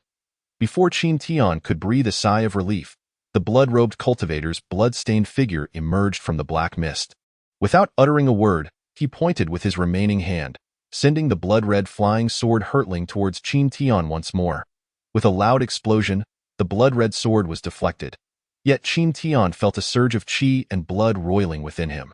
The black spirit shield flickered erratically. He struggled to suppress the blood rising in his throat, but before he could react, an ear-piercing hum resonated as the shadow needle launched another surprise attack. Unable to contain himself any longer, Qin Tian coughed up more blood, his form wavering unsteadily. Trapped within the array, besieged by continuous attacks, and without the spirit swords to aid him, Qin Tian found himself in a perilous predicament, continuously releasing the Great Spirit Shield technique to alleviate the burden on the Black Spirit Shield. However, this was taking a significant toll on his reserves. After the prolonged battle, Qin Tian's spiritual energy was nearly depleted. The blood-robed cultivator, cunning as ever, refrained from engaging Qin Tian directly. After a round of attacks, he would vanish back into the black mist, only to reappear behind Qin Tian. After several such exchanges, Qin Tian felt his internal organs shift, indicating he had sustained internal injuries.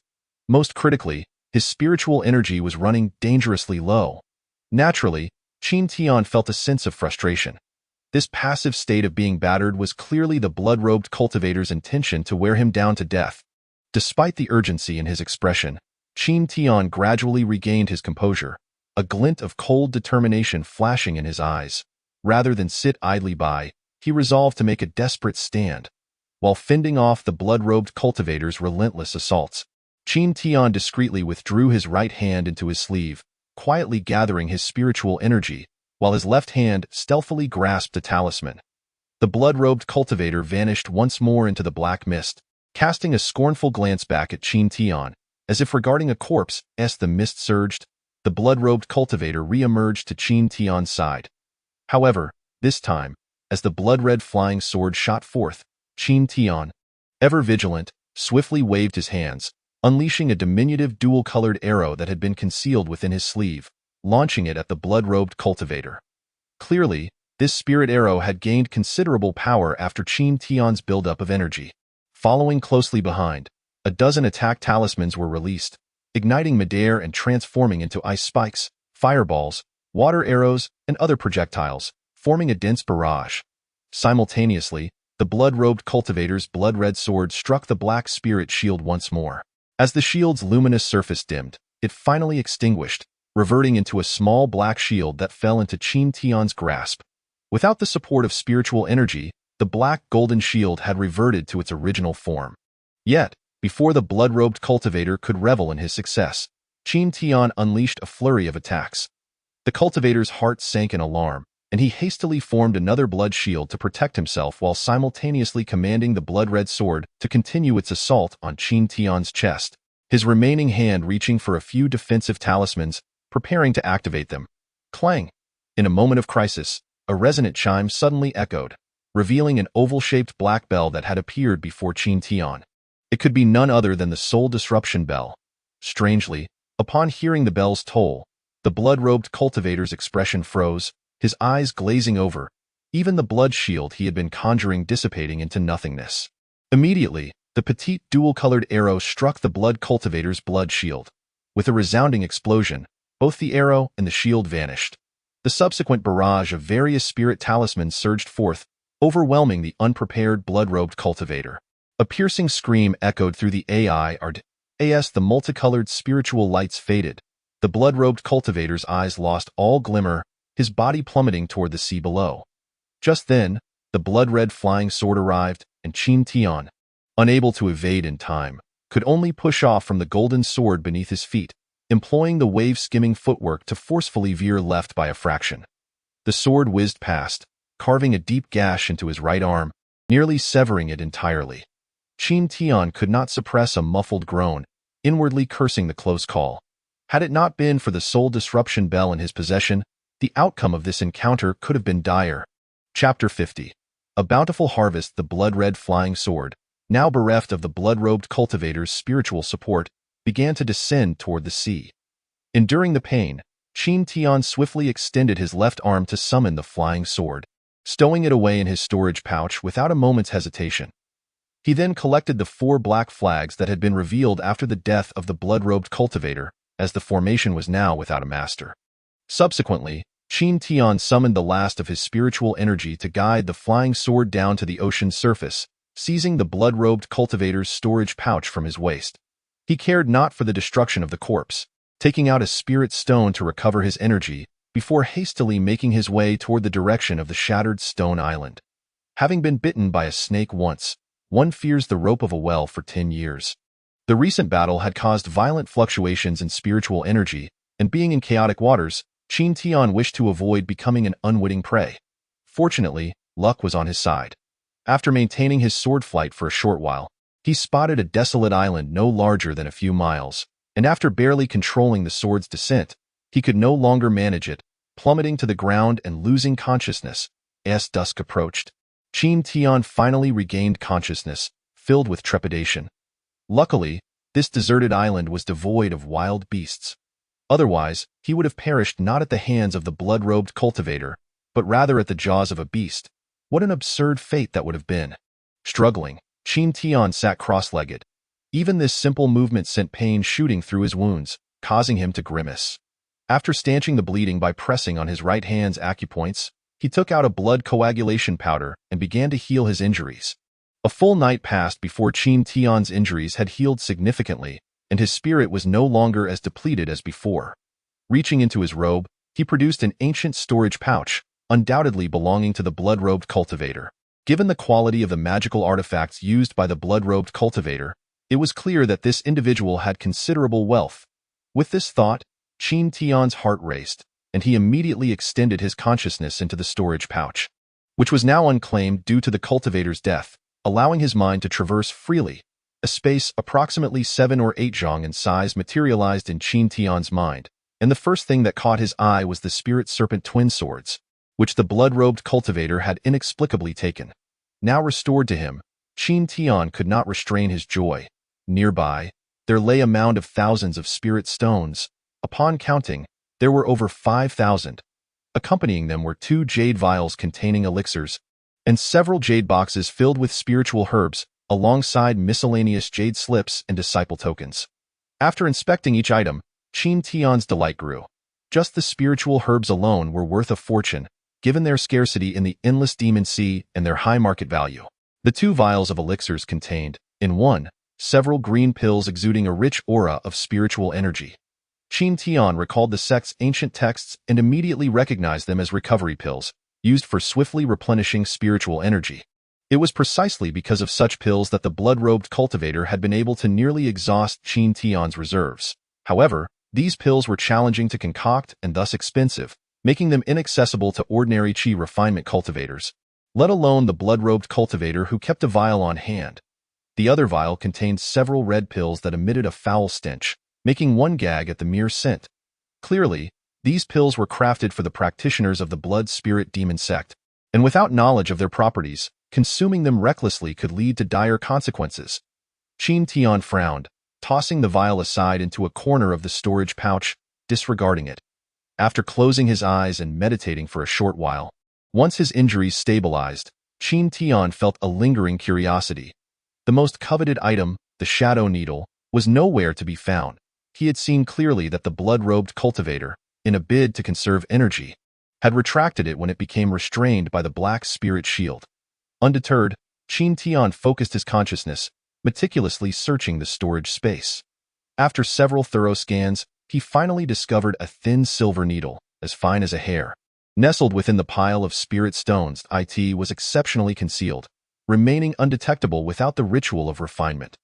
After some effort, Qin Tian gathered the spirit stones, jade boxes, and the spirit serpent twin swords into his storage pouch, then took out the delicate shadow needle, along with the 4 black flags, to examine closely. The shadow needle's power was already well understood by Qin Tian. Had it not been for the timely intervention of the black spirit shield, he would have surely met his demise from a sneak attack. As for the 4 black flags, Qin Tian was deeply intrigued. According to the blood-robed cultivator, these flags formed the spirit-sealing hidden kill array, a formation he was not unfamiliar with, as it not only trapped and killed enemies but also obstructed mental connections and severed a cultivator's access to external spiritual energy, truly a treasure of immeasurable utility. Extending his finger, Qin Tian dripped several drops of his blood onto the shadow needle and the 4 flags, initiating their refinement. After a full incense stick's worth of time, the refinement was finally complete. With his consciousness imprint laid upon them, Qin Tian had now comprehended the various applications of these lethal artifacts.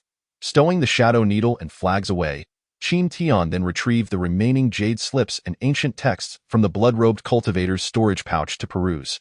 Most of the contents were merely cultivation insights or various travelogues and notes, which Qin Tian skimmed through before discarding aside. However, one blood-red ancient text captured his attention. It bore 4 crimson characters, Bloodthirsty Demon Tome, which was undoubtedly the cultivation method of the blood-spirit demon sect. Unable to contain his curiosity, Qin Tian began to leaf through the pages. After a full half-hour of engrossed reading, Qin Tian finally closed the tome, his expression a mixture of complexity. Go be honest, while this bloodline cultivation method was undeniably nefarious, with a training process that was often gruesome and prone to leading one astray, its power was truly remarkable. Especially notable were some of the techniques recorded within, which boasted extraordinary might, making Qin Tian's heart race with desire. For instance, the blood-red dagger that the blood-robed cultivator had employed was a lethal technique called the bloodthirsty blade, requiring the practitioner to sacrifice at least a third of their blood essence to manifest. Its speed could even break through cultivation limits with devastating attack power. Additionally, the blood escape technique, which the old man Xianlai had once mentioned, was also contained within. However, this technique could only be practiced by those at the foundation establishment stage. Suddenly, a spark of insight flashed through Qin Tian's mind, as if he grasped something elusive. The old man Xianlai had not cultivated the bloodline techniques yet could still perform the blood escape technique. What did this imply? Could it be that the arts of spellcasting were not confined by the restrictions of cultivation methods? With this thought, Qin Tian felt a surge of excitement. However, now was not the time for cultivation. After calming himself down, he realized that he was in chaotic waters, and with his injuries unhealed, it would be prudent to rest and recuperate before hastily returning to the shattered stone island. With a plan in mind, Qin Tian began to circulate his spiritual energy throughout his body while gently nurturing his wounds with spiritual energy, aiming to enhance his recovery speed. Chapter 51. A second encounter with Pang Hu. 3 full days passed before Qin Tian finally opened his eyes. In this moment, Qin Tian was brimming with energy, his body radiating spiritual power, showing no signs of injury. Although his wounds had yet to fully heal, they posed no hindrance to his capabilities. He merely needed to return to Shattered Stone Island and take some time to recuperate. He reached out to retrieve the jade token belonging to the blood-robed cultivator's disciple, tossing it casually into the sea. With a swift motion, Qin Tian mounted his sword and soared into the sky, heading rapidly towards Shattered Stone Island. Perhaps due to the recent ambush, Qin Tian was somewhat cautious. To maintain a constant flow of spiritual energy, he flew at a moderate speed, remaining vigilant of his surroundings. After traveling approximately 2,000 miles, it took him a full 2 hours to cover the distance. At that moment, the silhouette of a small island appeared on the horizon, still half the distance from Shattered Stone Island. As Qin Tian prepared to bypass it, however, suddenly, a figure shot up from the island, standing atop a sword, blocking his path 100 feet ahead. Qin Tian furrowed his brow. This individual was none other than Peng Hu, who had been on Shattered Stone Island for 2 years. Given the murderous intent he sensed upon their first meeting and the current actions of this individual, it was evident that he meant no good. Qin Tian couldn't help but bitterly smile at his ill fate.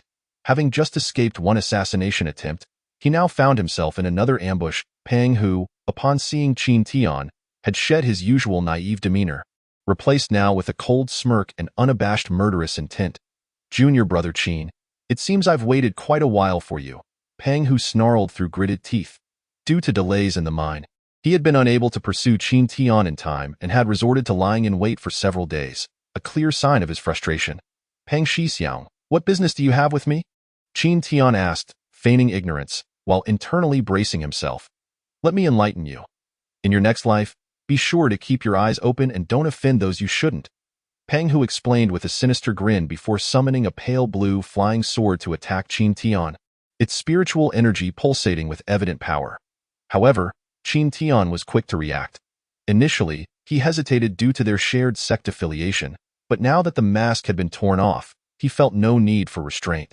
Narrowing his eyes, a fierce glint flashed across his face as he executed a hand gesture, summoning 2 spirit snake swords that entwined with Peng Hu's flying sword.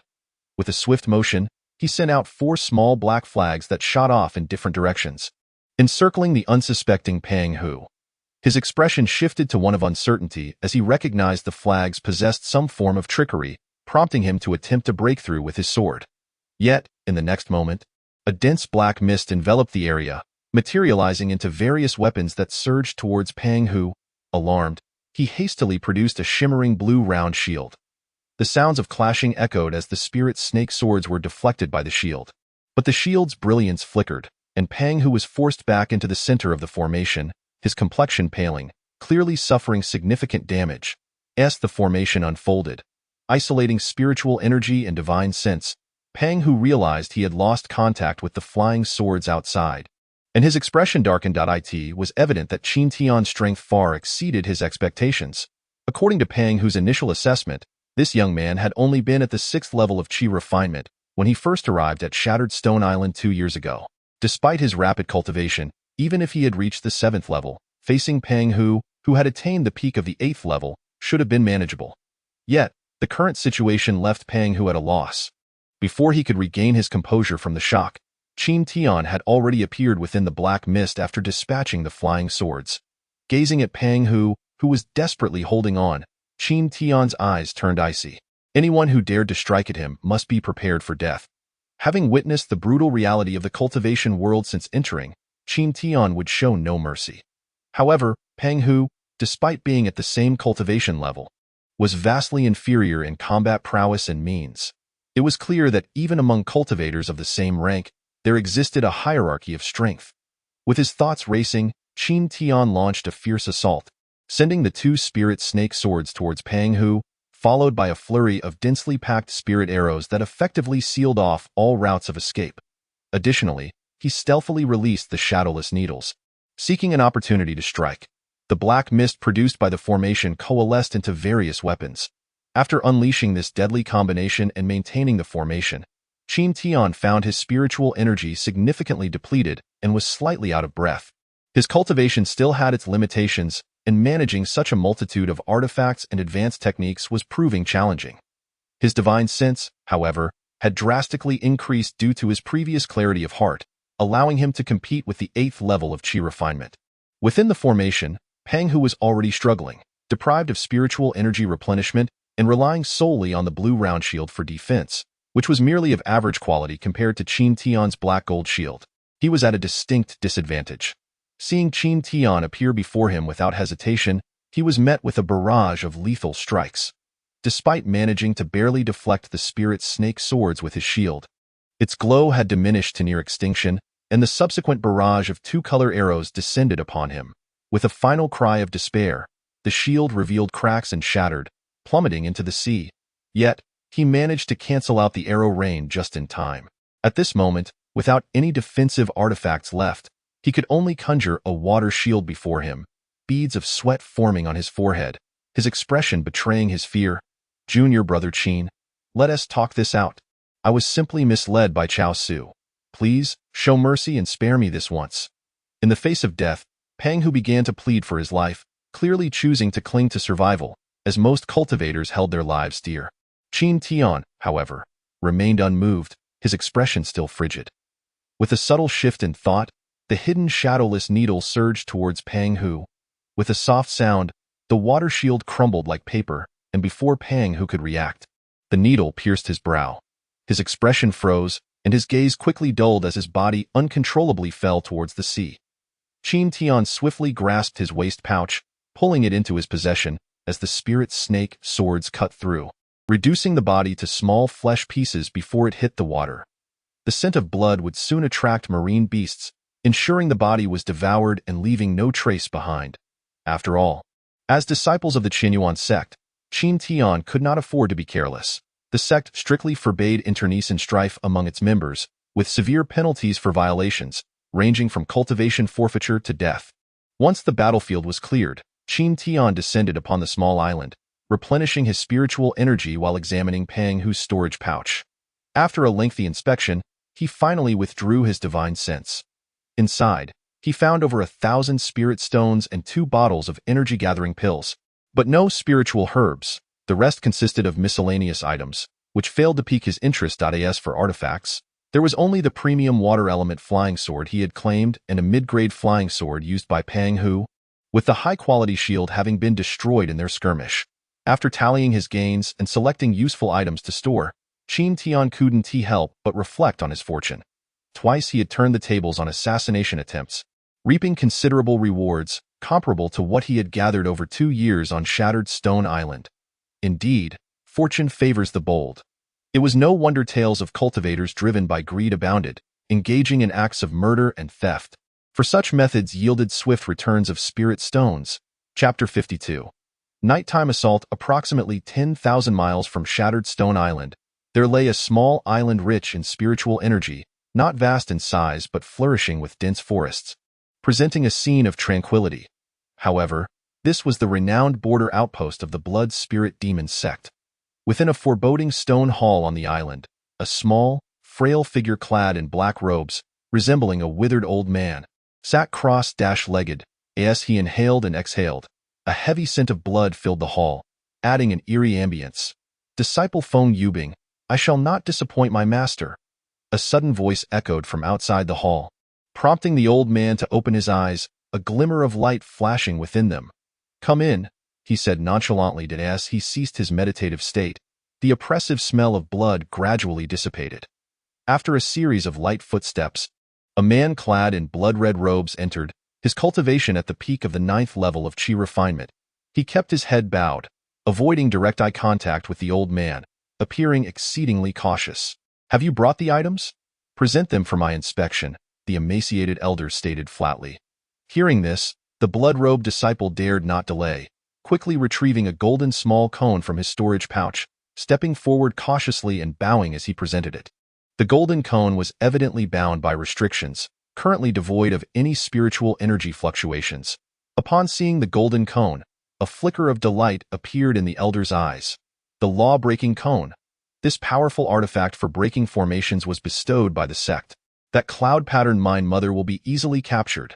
Just then, his expression shifted, and he produced a jade token, within which were bound 2 strands of black silk, one of which was slowly dissipating. The soul-binding token. This is the soul strand of my junior brother. Could it be that he has encountered some misfortune? Feng Yubing gasped, his voice barely above a whisper. Hearing this, the elder shot him a cold glance, offering no response. Realizing he had overstepped, Feng Yubing quickly lowered his gaze, though a flash of icy malice crossed his downcast eyes, harboring deep-seated hatred. This soul-binding token was a particularly vile artifact of the demonic path, binding the soul strands within it, as if life and death were held in the hands of another. If the token shattered, the person would perish. The other soul strand within the token belonged to Feng Yubing himself. The elder appeared oblivious to Feng Yubing's turmoil, and with a wave of his storage pouch, he retrieved a finely crafted blood-red compass, performing a hand gesture to extract the soul strand from the soul-binding token. The strand was then absorbed into the compass, which glowed ominously, its needle spinning erratically before settling in the southwest direction, precisely towards Shattered Stone Island. The elder's face broke into a sinister smile. Heh? So it is someone from Qin Tian's sect's Shattered Stone Island. I shall take this opportunity to strike. In his tone, he exhibited no concern for his disciple's demise. Upon hearing this, Feng Yubing trembled slightly, feeling a sense of sorrow for the fallen. That night, Qin Tian's figure appeared above Shattered Stone Island, subsequently descending towards the valley of the mine. The patrolling disciples stationed in the shadows recognized him and did not impede his passage. However, upon reaching the valley entrance, a figure emerged from within. The proud youth, Lin Feng. Upon seeing Qin Tian, he was momentarily taken aback, quickly realizing something, and a look of shock flickered in his eyes. Since that day when Pang Hu had departed, only Qin Tian had returned alone, which was quite telling. After all, Pang Hu was at the peak of the 8th level of Qi refinement, and Lin Feng's cultivation was not far behind, while Qin Tian had only just broken through to the 7th level. How could this not astonish him? As his thoughts raced, Lin Feng, seeing Qin Tian approach, rapidly shifted his expression and surprisingly initiated a conversation, his tone unusually warm. Junior brother Qin, it has been a few days, yet you still shine with brilliance. Qin Tian, hearing this, furrowed his brow, a hint of confusion in his gaze, but he returned the greeting with a cupped fist. My cultivation is shallow, but senior brother Luo's demeanor is remarkable. I presume your cultivation has also advanced. Lin Feng, noticing this, silently scoffed. This kid hides his depths well. The two exchanged pleasantries like old friends before parting ways. Yet, as Qin Tian turned, a shadow of unease crossed his eyes. As the saying goes, no good deed goes unpunished, and Lin Feng's unusual warmth surely concealed some ulterior motive. Could it be that the matter with Pang Hu had already been exposed? Additionally, Pang Hu's second squad had been monitoring the mine, and it was suspicious that he had followed so closely after Qin Tian's departure. It was entirely possible someone had leaked information. As these thoughts raced through his mind, Qin Tian's expression fluctuated between dark and light before returning to calm, though the cold glint in his eyes remained. For now, I shall observe this person from the shadows. If he is indeed sent by Chao Su, I may have no choice but to eliminate him. With this resolve, Qin Tian ceased his speculations, entering the valley and heading towards his cave dwelling. Upon returning to the cave he had inhabited for 2 years, Qin Tian finally sighed in relief. Having faced repeated assassination attempts and fought 2 battles in quick succession, especially the perilous encounter with the blood-robed cultivator, he was utterly exhausted. After sealing the cave entrance with a barrier, he wasted no time collapsing onto the stone bed, falling into a deep slumber. Meanwhile, in the northern pavilion, Nangongyu was seated cross-legged on a meditation mat, eyes closed in contemplation. As Qin Tian entered the valley, her eyes suddenly snapped open, a fleeting glimmer of light flashing through them. Indeed, he possesses some ability. That handsome young man has an eye for talent. After pondering for a moment, Nangongyu closed her eyes once more, returning to her meditative state, and the pavilion fell silent again. After a full day and night, Qin Tian finally awoke, rising with a sense of clarity and vitality. Although cultivators absorb the world's spiritual energy to enhance themselves and no longer require sleep as mortals do, occasional relaxation is neither harmful nor unbeneficial. It was still nighttime, and as Qin Tian calculated the time, he realized there were still a few days left in his patrol duties. He rose to leave the cave, intending to fly towards the coast when suddenly a frantic shout shattered the stillness of the night. It's bad. We are under attack. alarmed. Qin Tian quickly looked towards the valley entrance, where 3 bloodied figures were rushing out on their swords. Leading the charge was the proud youth Lin Feng, whose aura indicated he had reached the peak of the 9th level of Qi refinement. Yet he appeared extremely disheveled and pale, urgency etched on his face.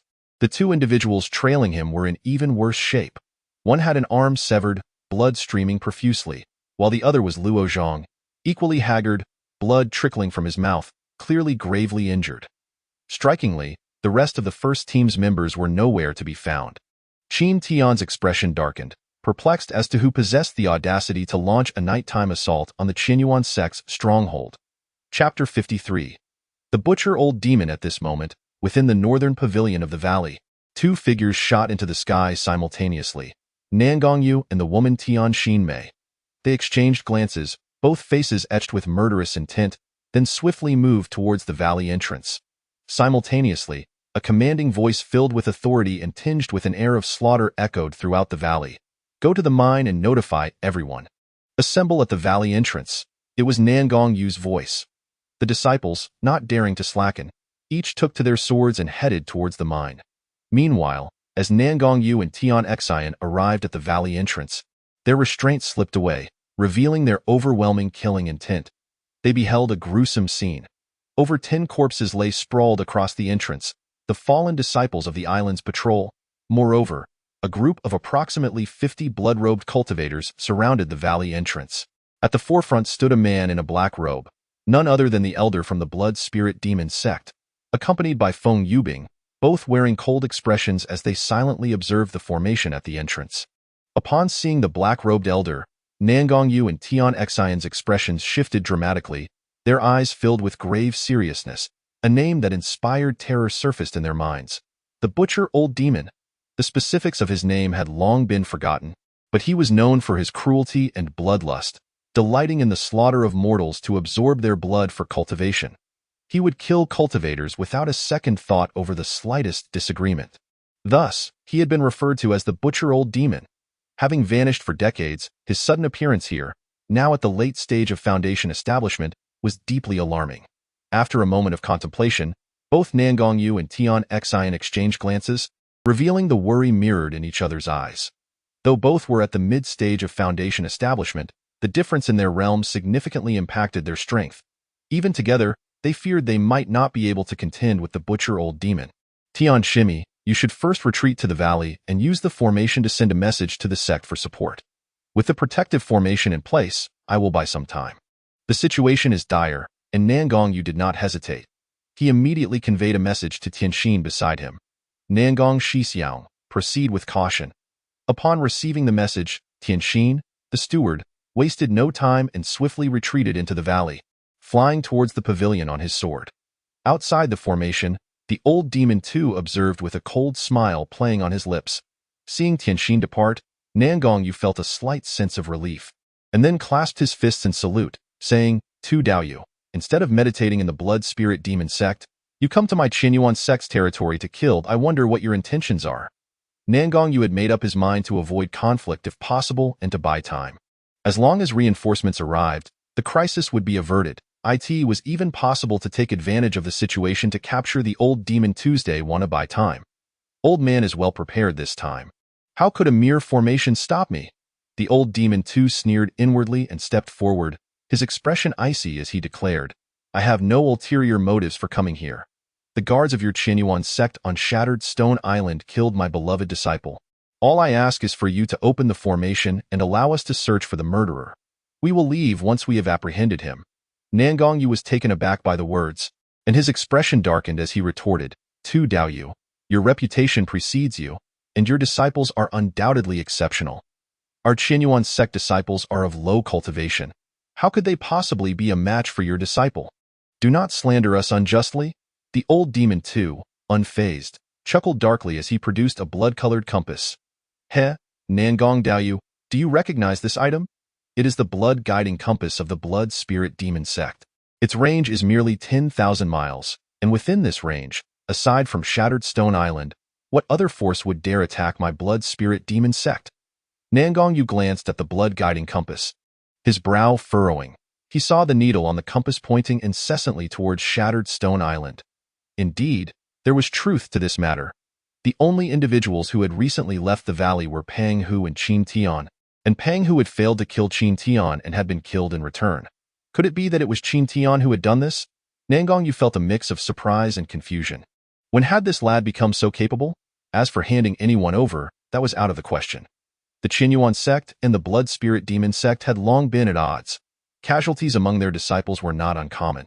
If they were to voluntarily hand over their disciples, it would surely chill the hearts of the sect members.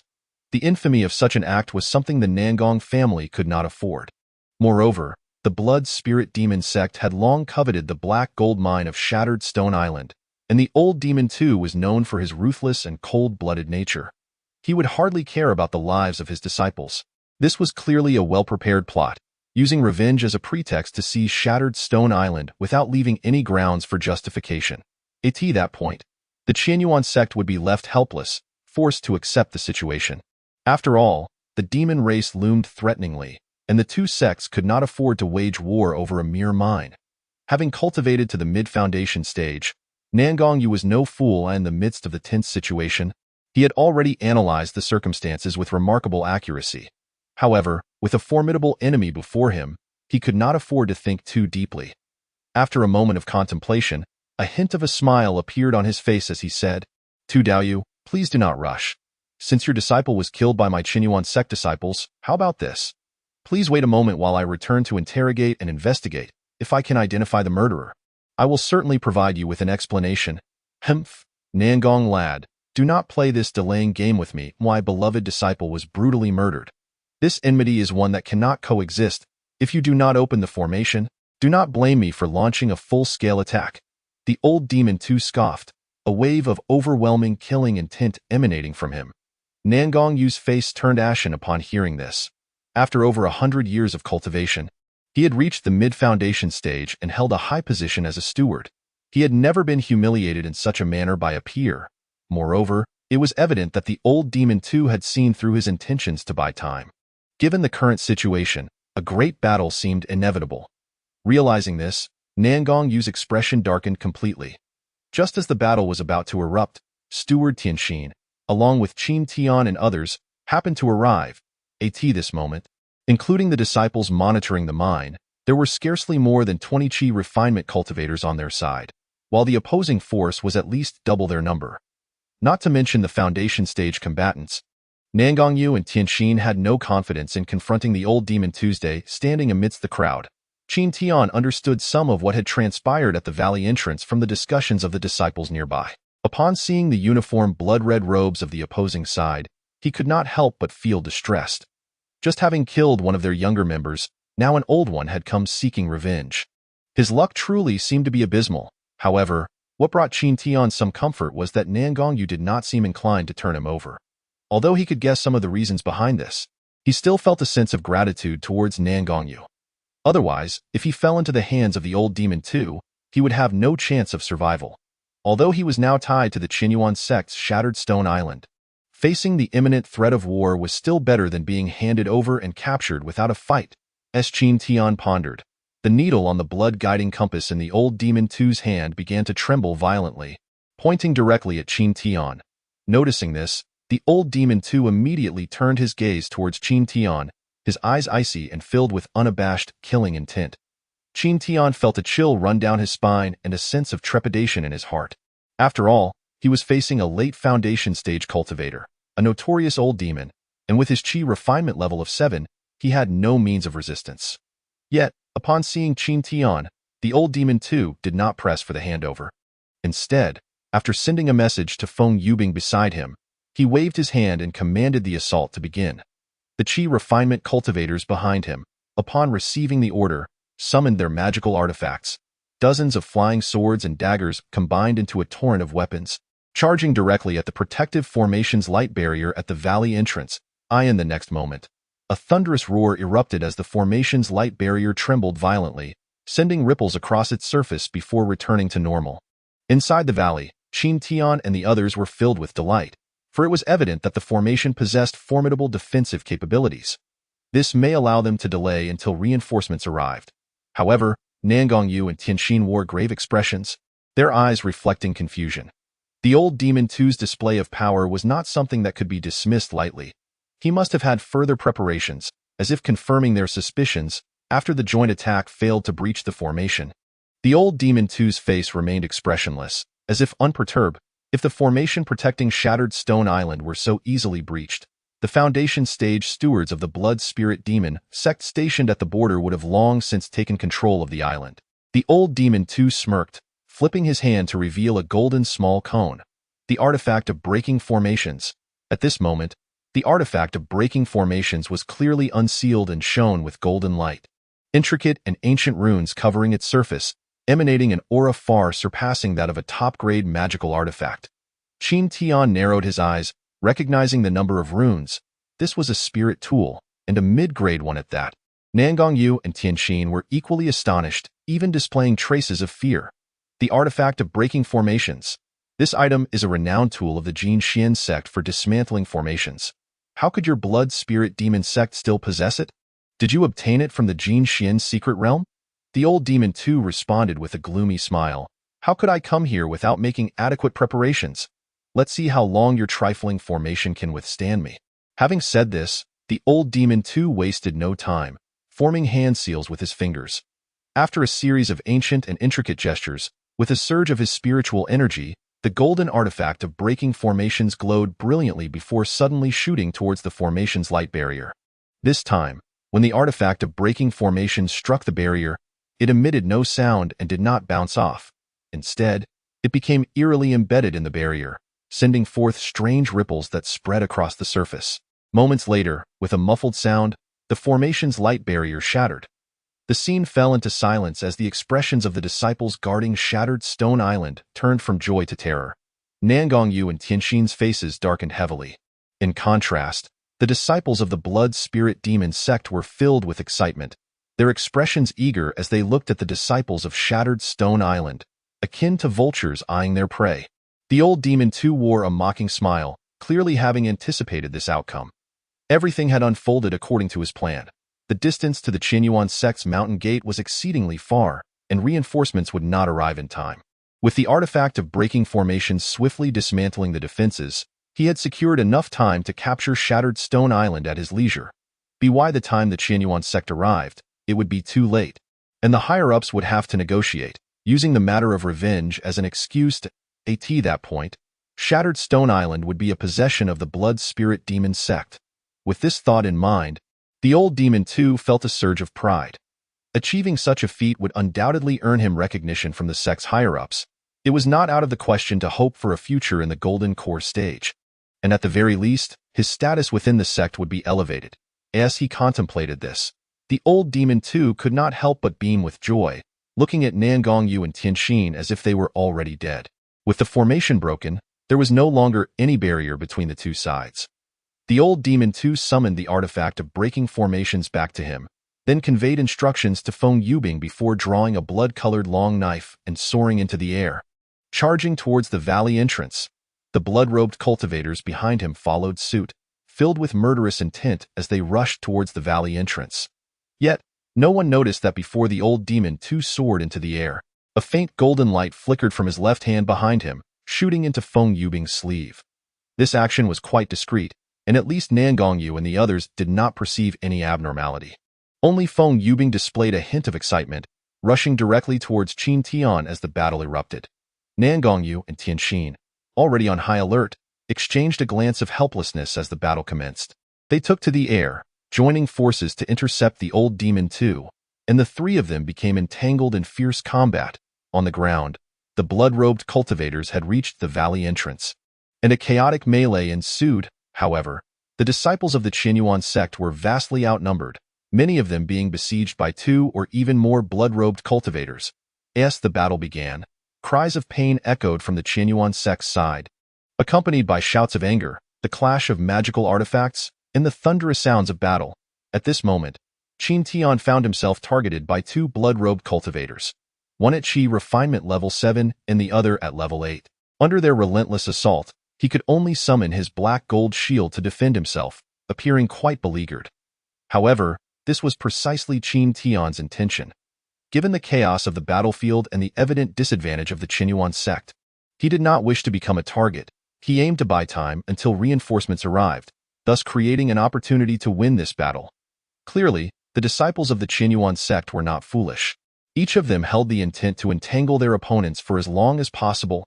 However, this strategy made the Qin sect appear even more beleaguered, with each disciple struggling under the relentless assault of the blood-robed cultivators.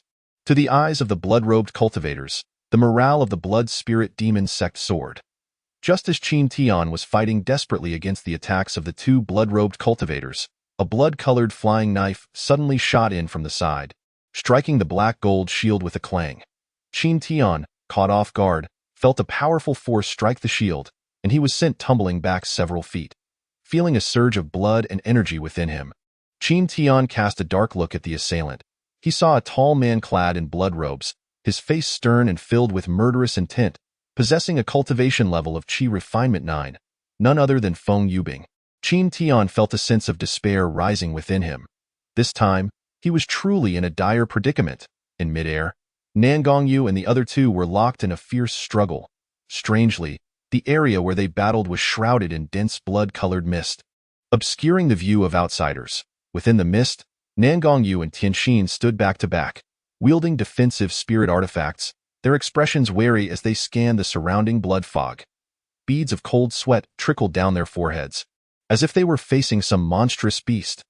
Within the blood fog, the old demon too gripped a blood-colored large knife, his gaze icy as he stared at Nangongyu and Tianxin. In the next instant, he suddenly charged towards Nangongyu. By the time Nangongyu reacted, he could only hurriedly summon a mid-grade defensive spirit artifact, the turtle shell, to shield himself. With a resounding crash, the old demon too struck the turtle shell with his blood-colored knife, causing the artifact to flicker and dim, as blood spilled from Nangongyu's mouth, clearly suffering internal injuries. The power of that blow was terrifying, dual cultivation of body and spirit. I never expected the infamous old demon too to also practice body refinement, Tianxin exclaimed in fear. Nangongyu, wiping the blood from his lips, wore an extremely grim expression. This seemingly simple strike was actually a combination of spiritual energy wielding the knife, augmented by the physical strength of a body-refining cultivator. Such an effect was unimaginable. This withered old man possessed immense physical strength, demonstrating the might of dual cultivation. While everyone knew that dual cultivation of body and spirit was powerful, few dared to pursue it, as merely cultivating spiritual energy to break through realms was already exceedingly difficult. Not to mention the grueling process of body refinement, which required immense willpower to achieve any success. Thus, it was evident that the old demon too was an extraordinary individual, and it was no wonder he had earned such a fearsome reputation. As Nangongyu's thoughts raced, the old demon too did not grant them any respite, launching another attack with his knife. Nangongyu and Tianxin, not daring to underestimate him, struggled to fight back against the old demon two's relentless onslaught. However, under his fierce assault, they could only focus on defense, clearly struggling to hold their ground. Defeat was only a matter of time. Approximately 1,000 miles away from Shattered Stone Island, on a surging sea, a burly middle-aged man, clad in a tattered gray robe, with a long staff on his back and a wine gourd in his left hand, was striding through the air. While flying, the middle-aged man suddenly paused and turned his head to one side. Although a golden core cultivator could not sense 1,000 miles away, the faint fluctuations of spiritual energy could be felt distinctly. It was coming from the direction of Shattered Stone Island, suggesting that a battle was underway. Was the blood spirit demon sect causing trouble? The middle-aged man stroked his beard, raising an eyebrow, a glint of excitement in his eyes. It seems there's a fight brewing. Well, since the Qin sect has a good relationship with the Tai sect, I must lend a hand this time. Afterwards, I'll find that old man Qinling to settle the score. Yes, that sounds just right. Having found himself a good excuse, the burly middle-aged man took a hearty swig from the wine gourd before not delaying any further. With an excited expression, he soared towards Shattered Stone Island, as if some miraculous elixir or enchanting female cultivator awaited him ahead. At this moment, the situation on Shattered Stone Island was precarious and mid-air. Nangongyu and his companion were being overwhelmed by the old demon too, lacking any strength to contend with the chaos at the valley entrance. The highest-ranking disciple of the Qin sect, Lin Feng, had already been injured from a sneak attack, and now faced two Qi refinement level 9 cultivators. Struggling to cope, if this trend continued, Shattered Stone Island would likely not receive reinforcements in time. Watching the unfolding situation, Qin Tian felt a surge of anxiety. Having only entered the cultivation world for a few years, he did not wish to perish on this small island. Yet, if he were to break through now, not only would he be uncertain of success, but he would also be branded as a coward, potentially facing repercussions from the Qinyuan sect later. Moreover, the three individuals before him might not agree. As he deliberated, Qin Tian poured his spiritual energy into the black gold shield, once again deflecting the attacks of the three. Feeling his internal spiritual energy nearly depleted, he no longer hesitated. With a wave of his hand, he summoned 4 dual-colored spirit shields to overlap in front of him, then stored away the black gold shield and flew low towards the valley, directing his sword light inward. After all, there were foundation stage experts battling in midair, and Qin Tian did not wish to become collateral damage. Upon witnessing Qin Tian's retreat, the three adversaries were immediately engulfed in fury.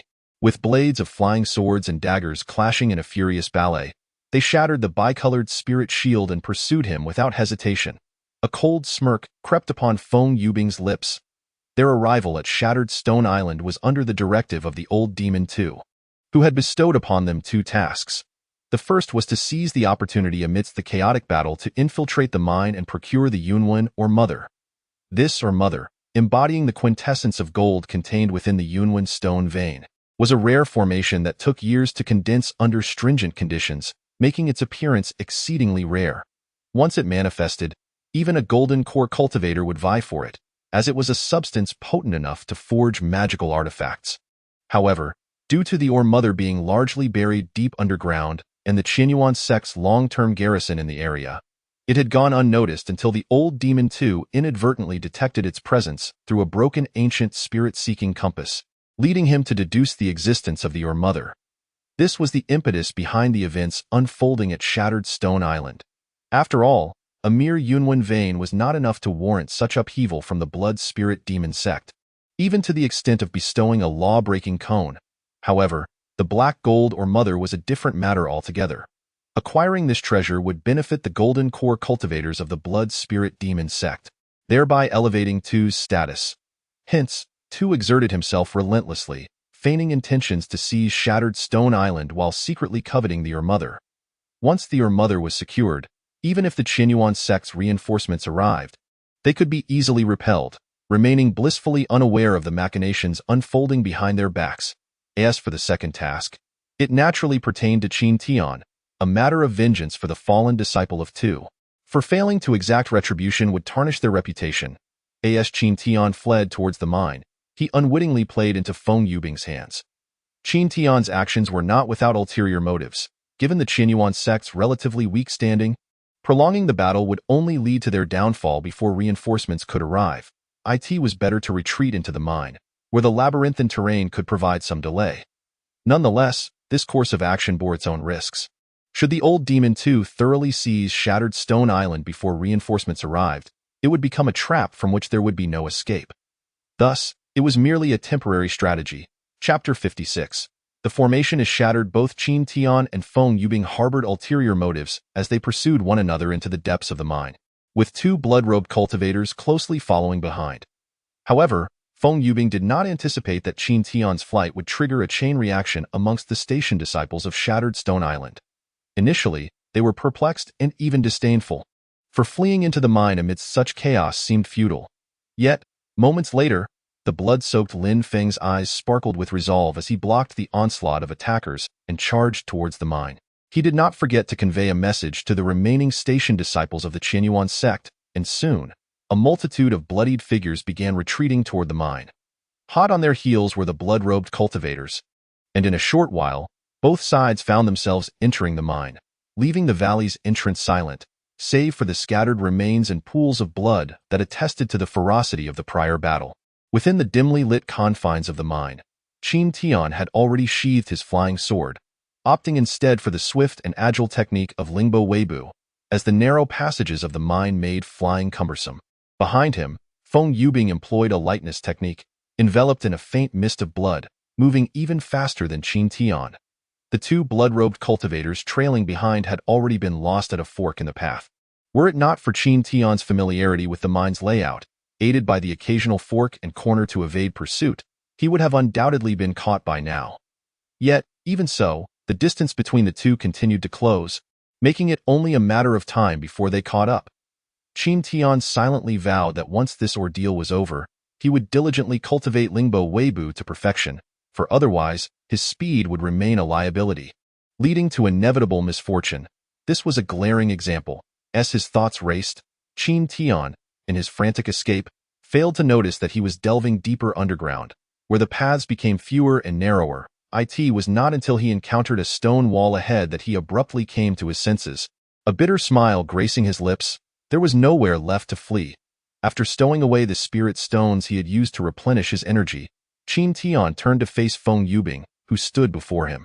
A ninth-layer Qi refinement cultivator. Realizing that confrontation was unavoidable, Qin Tian's expression turned calm, though his guard was unwavering. Feng Yubing also ceased his evasive maneuvers, a mocking smile playing on his lips as he leisurely approached, hands clasped behind his back. "Why have you stopped running, boy?" he taunted. Qin Tian maintained his composure, responding, "I bear no enmity towards you. Why must you be so aggressive? Ha! You killed my incompetent junior brother.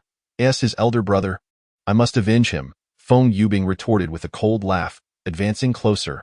However, at that moment, without warning, Qin Tian struck first. A volley of bicolored spirit arrows coalesced almost instantaneously, shooting toward Feng Yubing's head. Following this were two beams of bicolored sword light, intertwining as they pursued the arrows. Within the mine, the abundant essence of gold and the rich aura of earth spiritual energy enhanced the potency of both the arrows and the golden serpent swords, creating a palpable aura of sharpness as they shot forth. Feng Yubing halted in his tracks, his expression one of shock, for he had encountered a fully developed technique. The flying swords were an exceedingly rare set of magical instruments, revealing that this boy had been concealing his strength amidst the chaos. Enraged, Feng Yubing felt as though he had been mocked.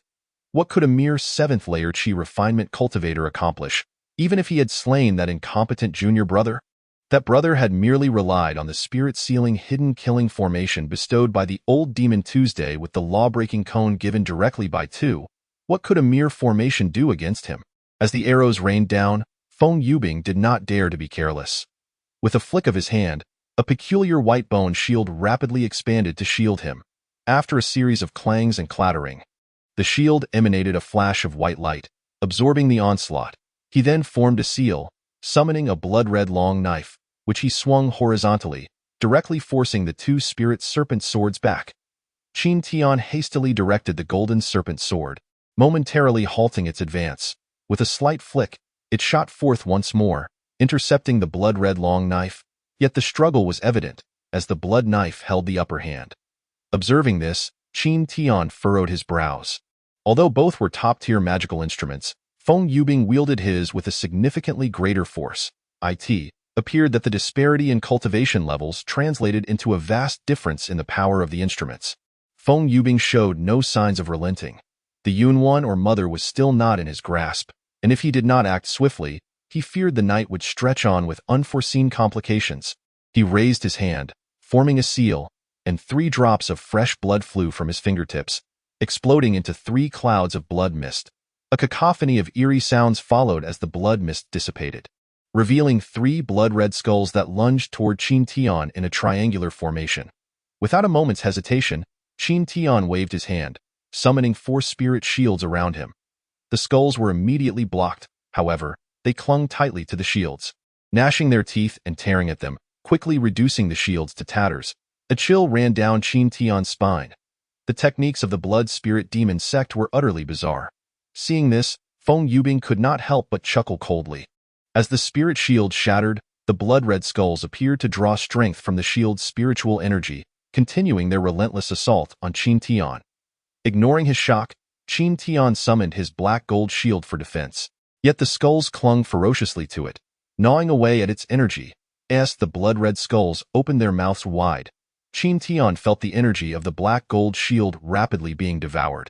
To prevent the shield from breaking, he had no choice but to increase the input of spiritual energy, only to find the consumption escalating drastically. having already expended more than half of his spiritual energy in the previous skirmish at the valley entrance. Although he had rapidly replenished some by absorbing spirit stones during his escape, it was but a drop in the bucket. Meanwhile, Feng Yubing, a ninth-layer Qi refinement cultivator, possessed a far greater reservoir of energy. If this continued, Qin Tian would undoubtedly face defeat when his energy ran dry. A cold determination flickered in Qin Tian's eyes. Seizing the moment when the black gold shield was engaged with the blood-red skulls, he launched 4 black flags toward Feng Yubing. However, Feng Yubing did not attempt to block them, a mocking smile lingering on his lips. In the next instant, the 4 black flags occupied their respective positions, and thick black mist surged forth from their surfaces, swiftly coalescing into a shroud that enveloped Feng Yubing. Recognizing that the formation was complete, Qin Tian did not hesitate. He unleashed a volley of bicolored arrows, sending the 3 skulls flying. He then aimed to subdue the blood-red flying knife that had been restraining the spirit serpent swords. Yet, before Qin Tian could act, the black mist of the spirit-sealing hidden killing formation suddenly erupted with a blinding golden light, and a ripple spread through the clouds of mist, tearing open a gap. In an instant, Feng Yubing darted out, having broken the formation. As the formation was shattered, the 4 black flags dimmed and returned to Qin Tian's grasp. Upon inspection, he discovered a small hole in one of the flags, indicating that it was no longer usable. Chapter 57. The life and death battle. Ignoring the pang of regret, Qin Tian collected the 4 flags, his expression darkening as he beheld Feng Yubing hovering before him, a golden cone shimmering with mysterious runes, pulsating with strange waves of spiritual energy, a law-breaking cone. Qin Tian's face paled slightly amidst his grim expression. The old demon too had gone so far as to bestow such a mid-grade spiritual instrument upon Feng Yubing in his quest to kill him. However, Feng Yubing, after breaking the formation, inexplicably returned the law-breaking cone to his side. From the faint pallor of his face, it was clear that wielding the spiritual instrument had taken a toll on him. As Feng Yubing observed Qin Tian's drawn face, a sense of satisfaction welled within him. He taunted, "This spirit-sealing hidden killing formation was a protective artifact given to my junior brother by the old demon Tuesday. Since I dare come to kill you, how could I not prepare a few tricks? Now that the formation is broken, let us see what else you can rely on." His words displayed a blatant disregard for his master, the old demon Tuesday. With a sinister grin, Feng Yubing pointed at the blood-red skulls that Qin Tian had just sent flying. The 3 skulls suddenly burst apart, reforming into a larger blood-red skull that charged toward Qin Tian with renewed vigor. Qin Tian's expression darkened. He could only continue to defend with his black gold shield, but this time, the rate of energy consumption nearly doubled. Before he could catch his breath, Feng Yubing unleashed his speed, darting toward Qin Tian's flank, revealing a dozen colorful talismans in his palm. This scene felt eerily familiar to Qin Tian.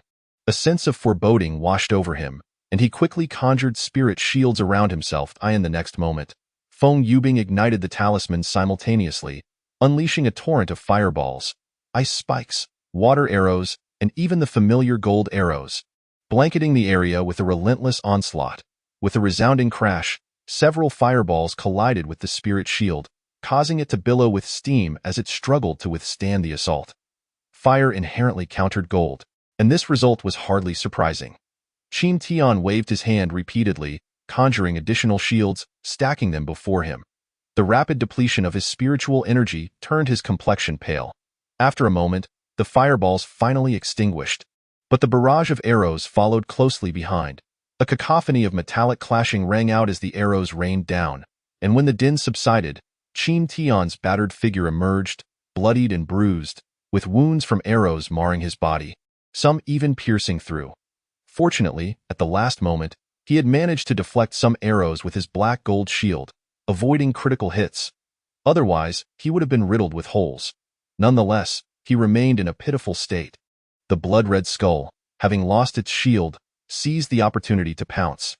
Instinctively, Qin Tian raised his arm in defense, as the skull gnawed and tore at him.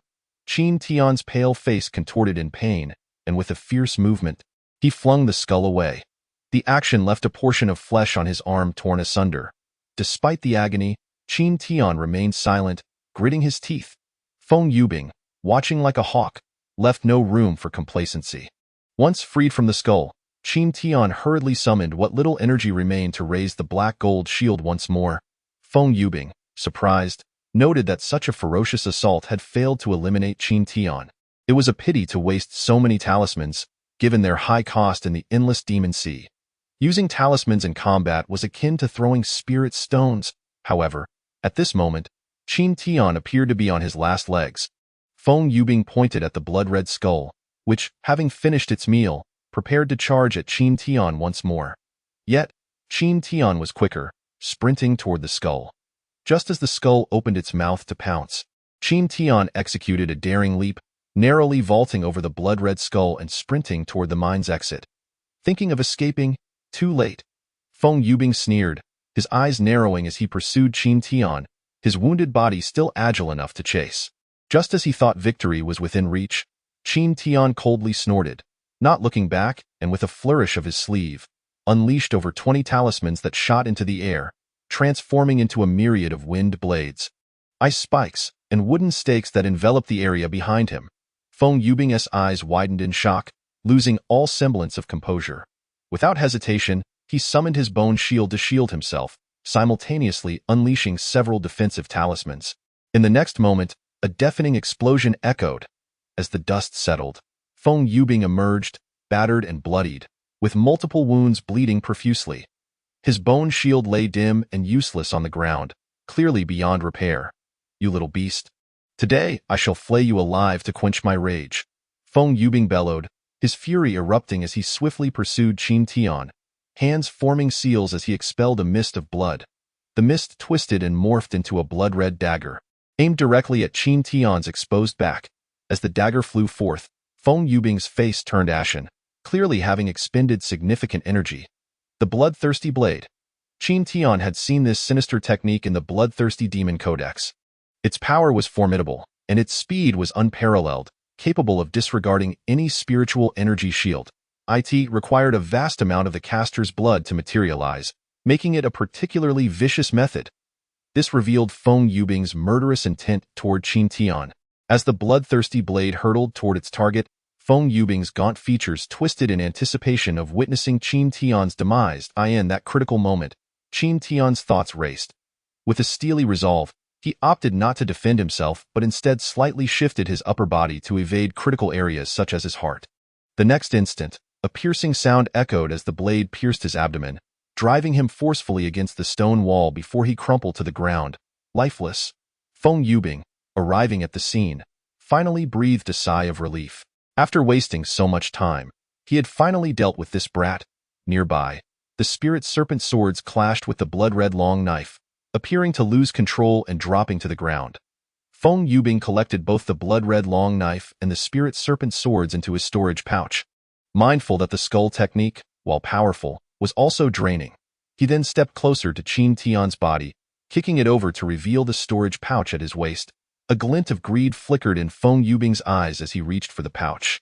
He had long coveted the spirit-sealing hidden killing formation. His fervent desire to kill Qin Tian stemmed not only from the old Demon II's orders, but also from his avarice for the formation flags. Although damaged, a skilled artifact refiner could restore them to their former glory.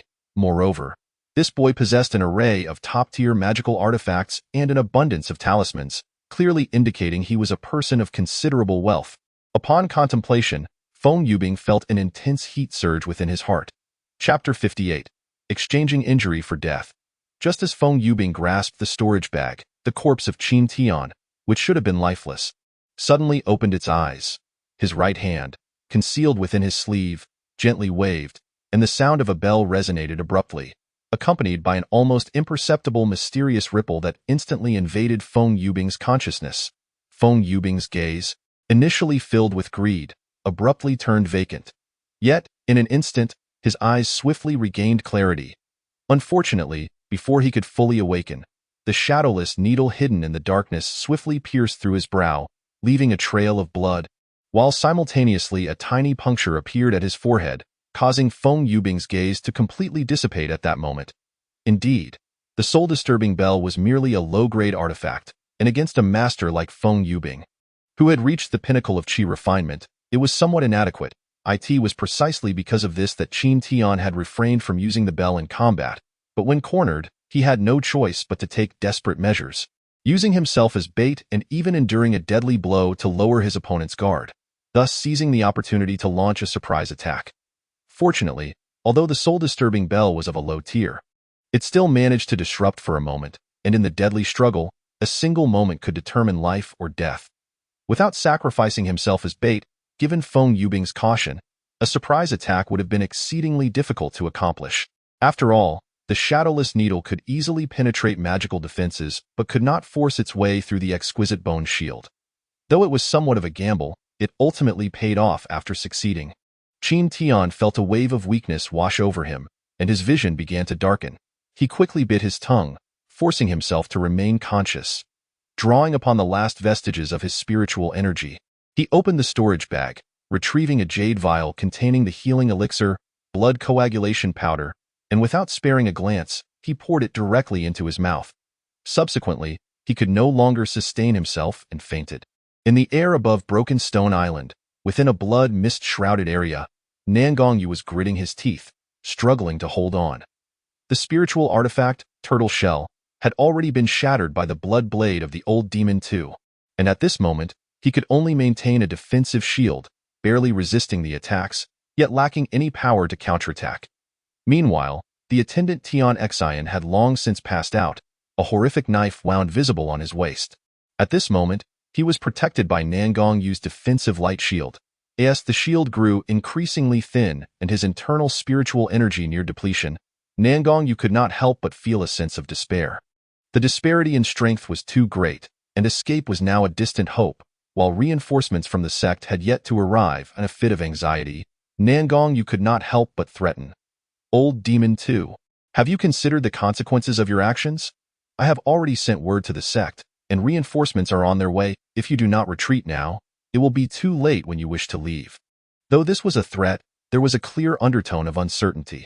After all, several hours had passed since the battle began, and not a shadow of reinforcements had appeared. Doi, 2, fear anything in my actions? Today, I shall claim both of your lives. As the two faced imminent defeat, Old Demon 2, not wishing for a prolonged night filled with dreams, exerted himself without reserve, his eerie laughter echoing as he no longer concealed his form within the blood mist, revealing himself with a long knife, relentlessly attacking Nangongyu. Break for me, with a thunderous shout, Old Demon 2 brought down his heavy, forceful blade once more. The light shield finally could not withstand the assault and shattered with a resounding crash. Nangongyu, having exhausted his spiritual energy, was powerless to resist. Upon seeing the blade's light descending, his face turned ashen. Who would have thought that after years of cultivation, he would meet his end on Broken Stone Island today? Regretfully, he would not witness his family's triumphant return to prominence in that fleeting moment before death. Nangongyu was overwhelmed by sentiment, as the memories of his life played out like scenes before his eyes. Just as the blood-red blade was about to strike down upon his head, Old Demon 2 wore a cold smile, as if he had already envisioned the sight of Nangongyu being cleaved in two. Yet, with his heart resigned to death, Nangongyu, in a daze, found himself unable to resist any longer. In the dire moment of life and death, a golden staff suddenly raced toward him from a distance. Deep within the dimly lit mine, a blood-soaked, tattered corpse lay silently on the ground. Suddenly, the eyelids of that corpse trembled, and its eyes snapped open. Upon closer inspection, it was none other than Qin Tian. Initially dazed, after a brief moment, the light began to gather in his eyes, and he finally reacted. With great effort, Qin Tian supported himself and sat up slowly. This simple action caused him to grimace in pain. Having consumed an entire vial of healing elixir prior to losing consciousness, although lacking the refinement of spiritual energy, the effects were somewhat diminished, yet his wounds had crusted and stopped bleeding, except for the horrific injury in his abdomen caused by the blood blade. Fortunately, at a critical moment, Qin Tian had avoided a fatal blow. Otherwise, had it been just a little more off the mark, he might have suffered the destruction of his dantian. The importance of the dantian to a cultivator is self-evident. Once injured, it could lead to death or, at the very least, cripple one's cultivation. At this moment, Qin Tian felt an overwhelming sense of fear, yet he was ultimately victorious. Glancing at the corpse of Feng Yubing not far away, Qin Tian momentarily set aside his concerns and, with some difficulty, sat cross-legged to begin catalyzing the remaining medicinal energy within his body to heal his wounds. After about the time it takes to burn an incense stick, a heavy sound of footsteps suddenly echoed through the quiet mine. Qin Tian's eyes widened in alarm. Without time for contemplation, he swiftly reached out and seized Feng Yubing's storage bag from his waist before pressing himself against the stone wall at the corner, focusing his mind while his right hand readied the shadowless needle for action. The situation in the mine was complex, and Qin Tian could not discern whether the newcomer was friend or foe. But judging by the heavy footsteps, it seemed the person was also injured. After his recent healing, Qin Tian was temporarily able to move without issue, though any excessive movement would still aggravate his wounds. Nonetheless, he could not afford to be overly cautious at that moment. As the footsteps drew near, a hint of murderous intent crept into Qin Tian's pale face. Just as the figure rounded the corner, without hesitation, he flicked his right hand, and the shadowless needle shot forth.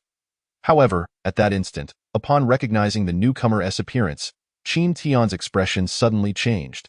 With a surge of mental energy, he slightly adjusted the needle's trajectory, causing it to graze past the newcomer's ear, a lock of hair falling to the ground. The newcomer was evidently startled as well. After forming a seal, a water shield immediately appeared in front of him, and upon realizing it was Qin Tian, he finally breathed a sigh of relief. "Senior brother Lin, what brings you here?" Qin Tian exclaimed in surprise. The newcomer was none other than Lin Feng, a disciple of Nangongyu. Chapter 59. A chance encounter with Lin Feng. However, Lin Feng's current situation was scarcely better than Qin Tian's. He too was tattered and bloodied, his face pale as if drained of color, and it was unclear whether this was due to fear or injury. "So it was you, junior brother Qin. You startled me just now," Lin Feng replied, still somewhat shaken.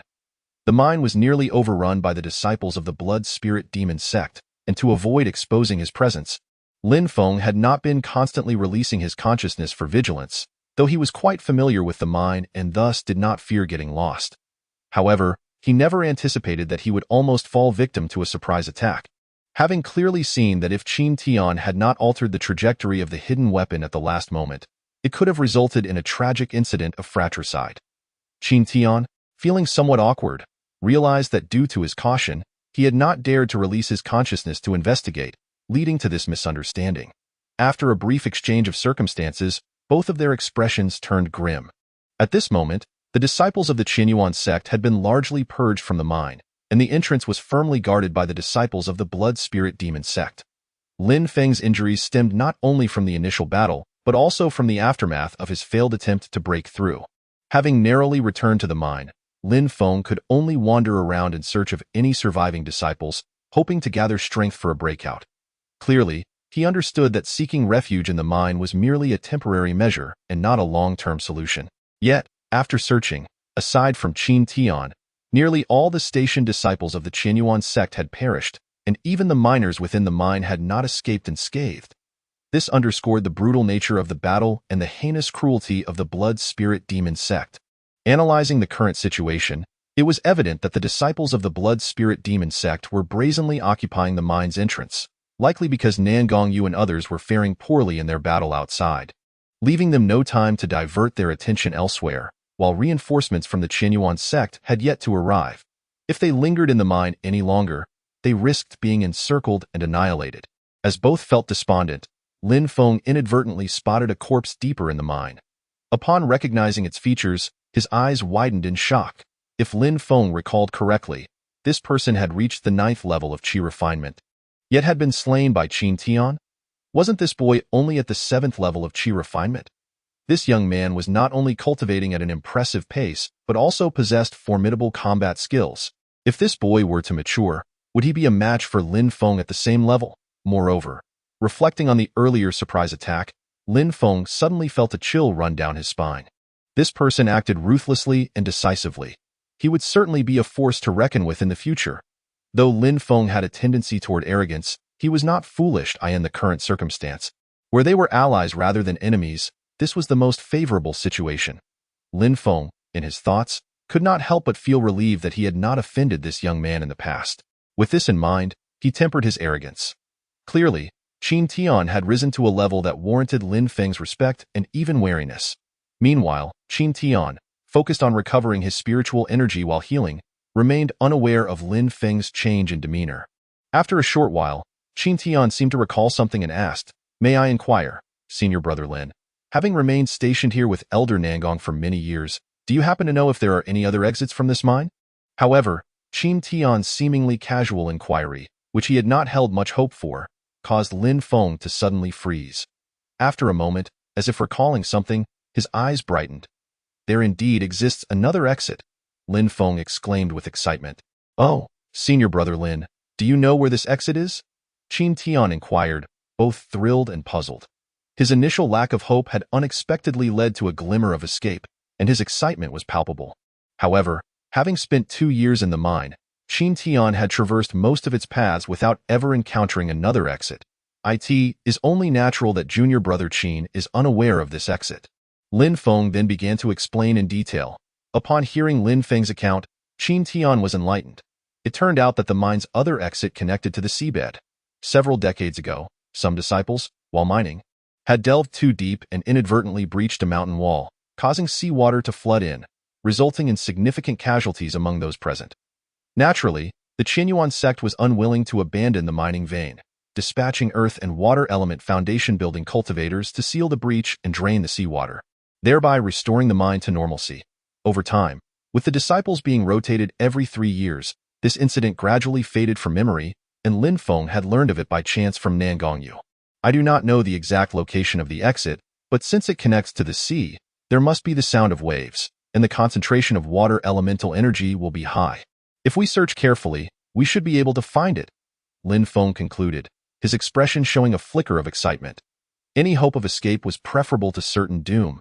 After discussing their plans, the two decided to restore their spiritual energy before taking action, as the disciples of the Blood Spirit Demon sect could invade the mine at any moment, and both were still heavily injured. Without sufficient spiritual energy, encountering the disciples of the Blood Spirit Demon sect would spell trouble. Qin Tian settled down a little distance from Lin Feng against the cave wall, sitting cross-legged with a spirit stone in hand to fully restore his spiritual energy. However, concealed within his sleeve, he gripped a storage bag, probing it with his consciousness. Having rushed through healing and then unexpectedly encountering Lin Feng, he had not had the chance to examine Feng Yubing's storage bag until now. This storage bag had a space of approximately 7 to 8 zhang. After scanning it with his consciousness, Qin Tian quickly comprehended its contents. Within, there were several vials of elixirs, including one for healing, while the rest were blood-red pills unique to the Blood Spirit Demon sect. There was also that exquisite blood-colored long knife. Unfortunately, the bone shield had been destroyed, and the remaining items consisted of several upper-grade and middle-grade artifacts, though it was unclear whether they were discarded by this individual or seized from slain foes. However, one particular broken gray compass drew Qin Tian's attention. The compass appeared very ancient, roughly hexagonal, intricately engraved with complex patterns, yet it bore several cracks and was significantly damaged at the edges. Scanning it with his consciousness revealed no fluctuations of spiritual energy, rendering it impossible to discern whether it was a spiritual tool or a magical artifact. At this moment, faint golden light flickered on the compass, and the needle within was oscillating toward a certain direction. Though Qin Tian was curious, it was clearly not the time for a detailed investigation, so he set it aside for the moment and continued to inspect the other items. What piqued Qin Tian's interest the most was the golden artifact known as the Breaking Law Spike. Currently nestled in a corner, its spiritual light subdued. However, this item was too sensitive, and it was not the right moment to take it out for examination. Unfortunately, there were no talismans to be found. Qin Tian felt somewhat disheartened. These instant-use spiritual talismans, while not as powerful as fully formed spells, could be devastating if used in sufficient quantity, a fact that Qin Tian well understood. However, talismans are consumables with a hefty price. Even a cultivator at the 9th level of Qi refinement would have scant reserves. During the earlier battle, it was likely that Feng Yubing had exhausted them all. Aside from that, there were plenty of spirit stones. Counting them, there were nearly 5,000, and the twin spirit snake swords had also been left quietly nearby, alongside some miscellaneous items. Indeed, engaging in killing and plundering had yielded substantial rewards, and Qin Tian could not help but feel a sense of satisfaction amidst his reflections. Chapter 60. Golden Core Powerhouses. In a remarkably good mood, Qin Tian transferred all the contents into his own storage bag and consumed a healing elixir to begin healing while restoring his spiritual energy. Not far away, Lin Feng opened his eyes slightly and glanced at Qin Tian, yet he chose not to reveal anything. Everyone had their own secrets, and Lin Feng had also gained some benefits from this battle. So his proud nature would not lead him to envy Qin Tian. After another stick of incense's worth of time, the two rose simultaneously. At this moment, both had replenished their spiritual energy, and their injuries had stabilized. Apart from appearing somewhat disheveled, their ability to exert strength was not significantly affected. They did not dare to delay any further, swiftly exiting the mine to commence a thorough search in the dim mine. Qin Tian concealed his spiritual energy and moved swiftly, utilizing the wave-gliding steps to navigate like a phantom, each step covering several zhang, and making no sound as he moved. By the speed he exhibited, it was evident that he was not far from mastering his movement technique. The mine was strewn with corpses and severed limbs, a veritable river of blood. Aside from the disciples of the Qinyuan sect, even the laborers had been silenced, saturating the air with a heavy stench of blood. As he traversed the gruesome scene, even with Qin Tian's steadfast mind, he could not help but furrow his brow. After half an hour, the two had searched a significant portion of the mine and finally heard the sound of surging seawater at the end of a deep fork in the tunnel. After regrouping, they exchanged glances before each summoning their magical artifacts to unleash a barrage of attacks against the rock wall. The current Qin Tian was not the same as when he first arrived at Broken Stone Island. Now, with his 7th level of Qi refinement, he wielded the spirit snake sword to excavate the rock at an impressive speed. Lin Feng, wielding a blue short sword, matched Qin Tian's pace without lag. In no time, they had driven the wall back a considerable distance, and upon their next combined strike, the wall began to crack, releasing a torrent of vapor as seawater began to seep through. Not daring to be complacent, they quickly summoned their spiritual energy shields to protect themselves. In the next instant, with a resounding crash, the thin stone wall collapsed under the pressure of the water, and the seawater surged in, forcing the two back several meters. Fortunately, having prepared defensively, they emerged unscathed. Seeing the exit opened, they hesitated no longer, each shielding themselves with their spiritual energy as they held their breath and soared into the rushing seawater. In the pitch-black depths of the ocean, they were immediately met with immense pressure, and neither Qin Tian nor Lin Feng dared to linger, propelling themselves upward toward the surface, though their speed was hampered by the water's force. After a considerable amount of time, two figures emerged from the sea near Shattered Stone Island, breaking through the water's surface. Qin Tian's face flushed crimson, panting heavily, clearly feeling the terrifying pressure of wielding a sword in the ocean. The strain was far from pleasant. Not to mention the depletion of spiritual energy, his body was also experiencing a sense of tearing due to the water pressure. Lin Feng beside him fared little better. Sharing a countenance of lingering dread, the distance between the sea surface and Shattered Stone Island's valley was not great. Both men looked up to discover the battle formation of Nangong Yu and others in the air, obscured by a blood mist, leaving them uncertain about the state of the conflict within. However, before either could make their next move, an astonishing shadow of a staff suddenly surged from afar, appearing particularly conspicuous in the night. Its speed was akin to tearing through the void, crashing almost instantaneously into the blood mist suspended in midair.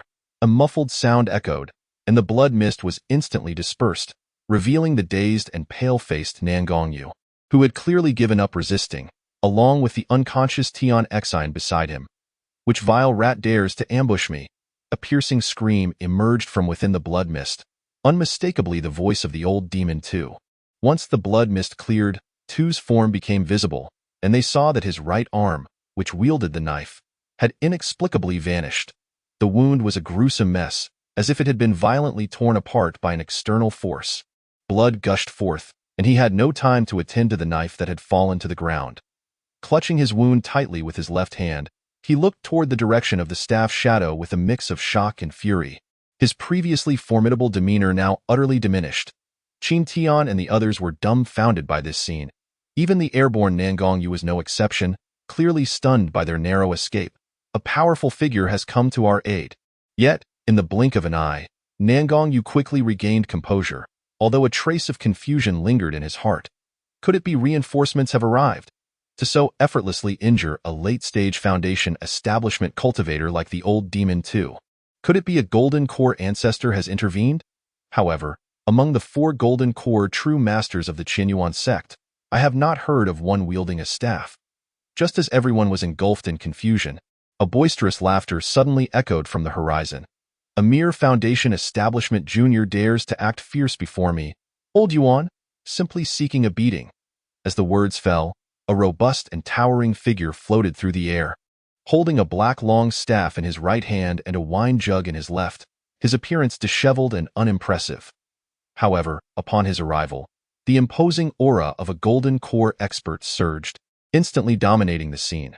For a moment, all present were left in astonished silence.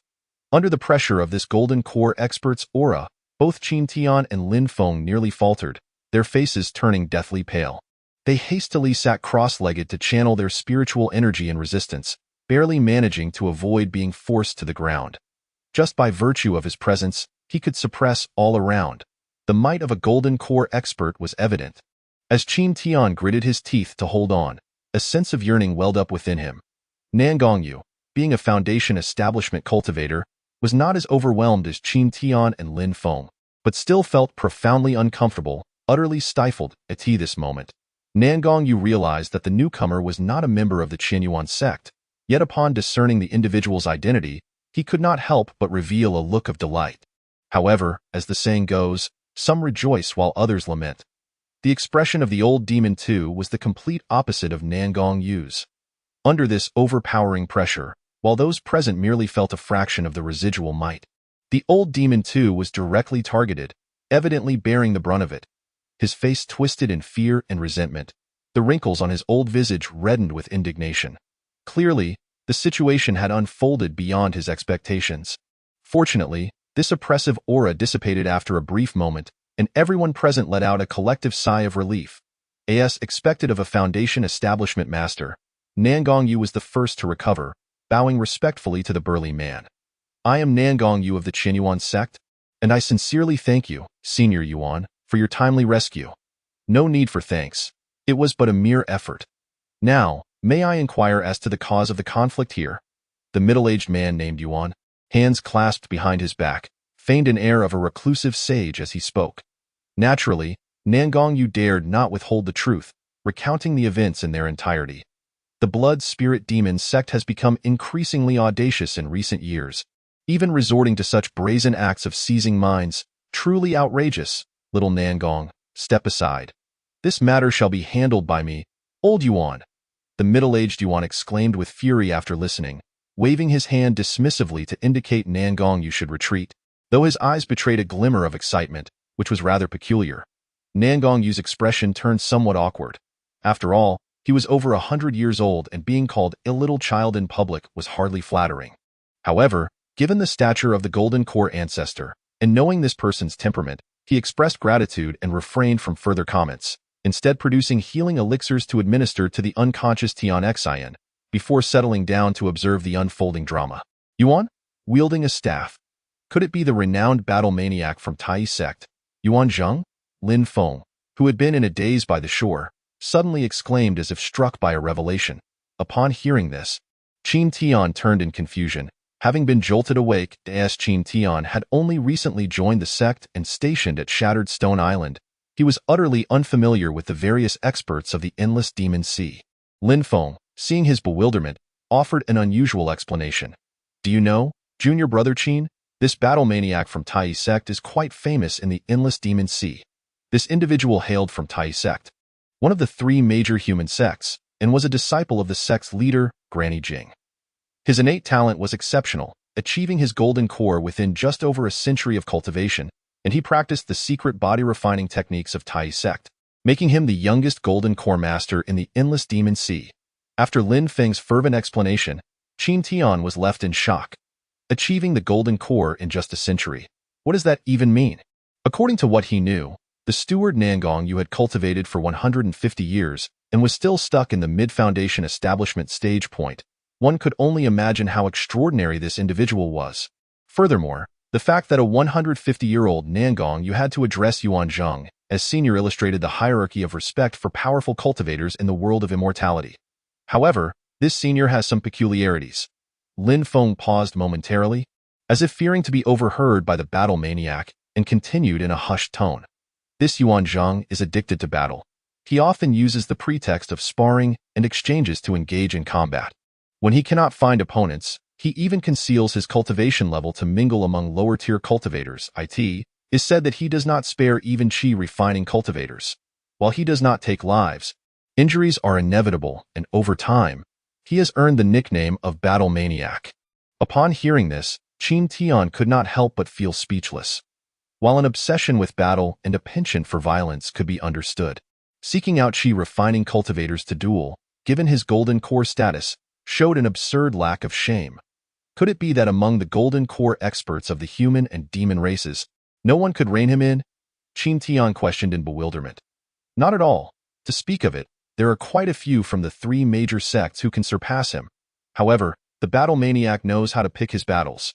He never chooses opponents significantly stronger than himself, and relying on his formidable strength, he finds few rivals of his level. Thus, this battle maniac has become quite the lonely expert, Lin Feng concluded, wearing a look of resignation. Hearing this, Qin Tian could not help but inwardly lament. Indeed, a remarkable person. With the situation in the air unclear and the presence of the battle maniac, both Qin Tian and Lin Feng, aware of his character, dared not approach, opting instead to watch from the shore. After suppressing his injuries, the old demon too gazed at the renowned battle maniac of the human race before him. Though he was seething with anger and resentment, he dared not show a hint of ITT this stage. Tu understood that today's operation had met its failure. The Tai sect and Qinyuan sect had always been on good terms, and since Yuan Zhang had intervened, his priority now was to consider how to preserve his own life. Given the battle maniac's reputation, it was evident he would not be concerned with sect identities nor exhibit any semblance of a senior's demeanor. After scheming for so long, only to have a wild card emerge, not only was all his effort in vain, but he now faced the threat of his life. Contemplating this, the old demon too felt a bitter pang in his heart. Dare I ask, battle maniac, why do you attack a junior without cause? Do you believe my blood spirit demon sect has no one to contend with? Tu coldly questioned, even going so far as to invoke the name of the blood spirit demon sect, hoping to invoke a sense of caution in Yuan Zhang. Yet, the airborne Yuan Zhang, with righteous indignation, retorted, I simply witnessed injustice and drew my sword to assist. Is that not acceptable? Upon hearing this, the old demon two's face turned an ashen shade, realizing this was a blatant dismissal of his concerns. However, the situation was dire, and he dared not react, only swallowing his anger and continuing. Since you have intervened, we juniors naturally do not dare to oppose. I will summon the disciples of the blood spirit demon sect and withdraw immediately. Theo hear the old demon too speak in such a subservient manner could only be attributed to the presence of a golden core ancestor. Everyone present felt a wave of emotions. Unbeknownst to them, while Tu's expression was grim, he secretly felt a sense of satisfaction. As long as I obtain the cloud pattern mind mother, my objective will have been achieved. Though it is somewhat regrettable that I could not see Shattered Stone Island, having a golden core master from Tai sect intervene means I can preserve my life. Golden core.himph. Once I reach the golden core myself, I will surely avenge this grievance. Meanwhile, Nangong Yu wore a cold smile at Tu's retreat, making no effort to stop him, still appearing to enjoy the spectacle indeed, just as the old demon too harbored resentment and prepared to turn away. Yuan Zhang was not pleased. The facade of a reclusive sage he had crafted vanished entirely, replaced by a furious shout. I traveled a great distance to come here, and you think you can just leave? No way. You must spar with me first. The already injured old demon too stumbled at these words, nearly losing his footing. A battle between a foundation establishment cultivator and a golden core expert? Was he courting death? Senior, you jest. My humble cultivation is unworthy of your attention. I am self-aware and shall not disturb your enjoyment, Tu said, his face as dark as the bottom of a pot, eager to make a hasty exit. Yet Yuan Zhang was relentless, swinging his long staff, sending forth a shadow of the staff that suddenly struck the ground, creating a pit dozens of feet wide, sending debris flying. The old demon too, frightened, halted in his tracks. Do not say I am bullying you. If you can withstand a single strike from me, I will let you go. If not, Yuan Zhang paused momentarily, a glint of murderous intent flashing across his face as he grinned coldly. I won't mind turning you into mush. Tu's face changed colors, alternating between green and white, and he finally sighed, lamenting. Only one strike. Is the senior truly serious? Deep down, Tu believed that with preparation, he could withstand a single strike. Indeed, I, old Yuan, never speak falsehoods, Yuan Zheng replied with excitement, taking a hearty swig from his wine jug before standing ready with his staff. Across from him, the old demon Tu assumed a defensive posture, bracing himself for the impending clash. The atmosphere in the arena grew tense once more. For Qin Tian and the others, this was an opportunity to witness the prowess of a golden core expert. Making them unable to tear their eyes away from the two combatants, as the wind howled. Yuan Zheng's expression turned unusually serious, suddenly bellowing. Do not say I am bullying you. This strike will only use 50% of my strength. Watch closely, the first stance of the mountain-shaking staff technique. Mountain opening. As the words fell, Yuan Zheng raised the staff high above his head before slamming it downward, a shadow of the staff, solid as reality, stretching several hundred feet long, descended upon the old demon Tu's head with fury. The staff shadow howled through the air, compressing the atmosphere and producing a series of explosive sounds, while the clouds above were stirred, parting to the sides. Before the staff shadow even descended, an overwhelming momentum locked onto the old demon Tu, leaving him with no avenue for escape. A staff that stirs the winds and clouds. A staff that can cleave mountains. Feeling that fierce momentum and witnessing the astonishing scene unfolding above, Qin Tian and the others were filled with trepidation and awed. A golden core expert, fearsome indeed. Beneath the shadow of the staff, the old demon Tu appeared as insignificant as an ant. His face paled nearly instantaneously, his eyes wide with terror. Under the oppressive aura, he felt an unbearable weight. As the staff shadow was about to descend, the old demon Tu, disregarding his inner horror, hastily conjured a defensive barrier, simultaneously summoning a defensive spiritual artifact shield to place above his head. In the next moment, the staff shadow crashed down onto the shield with a thunderous roar, instantly shattering it into countless pieces, utterly destroyed.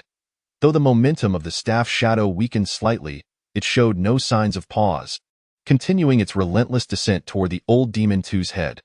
Just as the staff shadow was about to crash onto the final layer of his spiritual energy barrier, the old demon Tu's eyes suddenly turned blood red, a feral expression overtaking him. With a swift gesture, he summoned the blood knife that had fallen to the ground, which shot up into the air to block the staff shadow. Then, he roared, explode. The blood-colored spiritual artifact knife detonated with a resounding boom, scattering countless shards in all directions. The spiritual energy wave generated by the self-detonation rippled outward, causing the staff shadow in midair to lose some of its force, momentarily slowing its descent. The old demon Tu, ignoring the pain of losing his artifact, bit his tongue and spat out a mouthful of essence blood. With a series of hand seals, the blood transformed into numerous crimson symbols that fused into the defensive barrier surrounding him. The barrier glowed with a sinister red light, appearing unusually eerie. In the next moment, the imposing staff shadow struck the defensive barrier with a resounding crash. A massive explosion echoed, and the barrier held for a fleeting instant before collapsing under the immense pressure. The already weakened staff shadow, now unimpeded, crashed down violently. The wave of spiritual energy surged from the center of the battle, rapidly expanding outward, sending debris flying and cracking the ground for hundreds of feet before finally beginning to settle. Nangongyu, closest to the battlefield, was alarmed and quickly erected a protective barrier to shield himself and the unconscious Tian Xian within it. Meanwhile, Qin Tian and the others were left in shock, their hearts racing.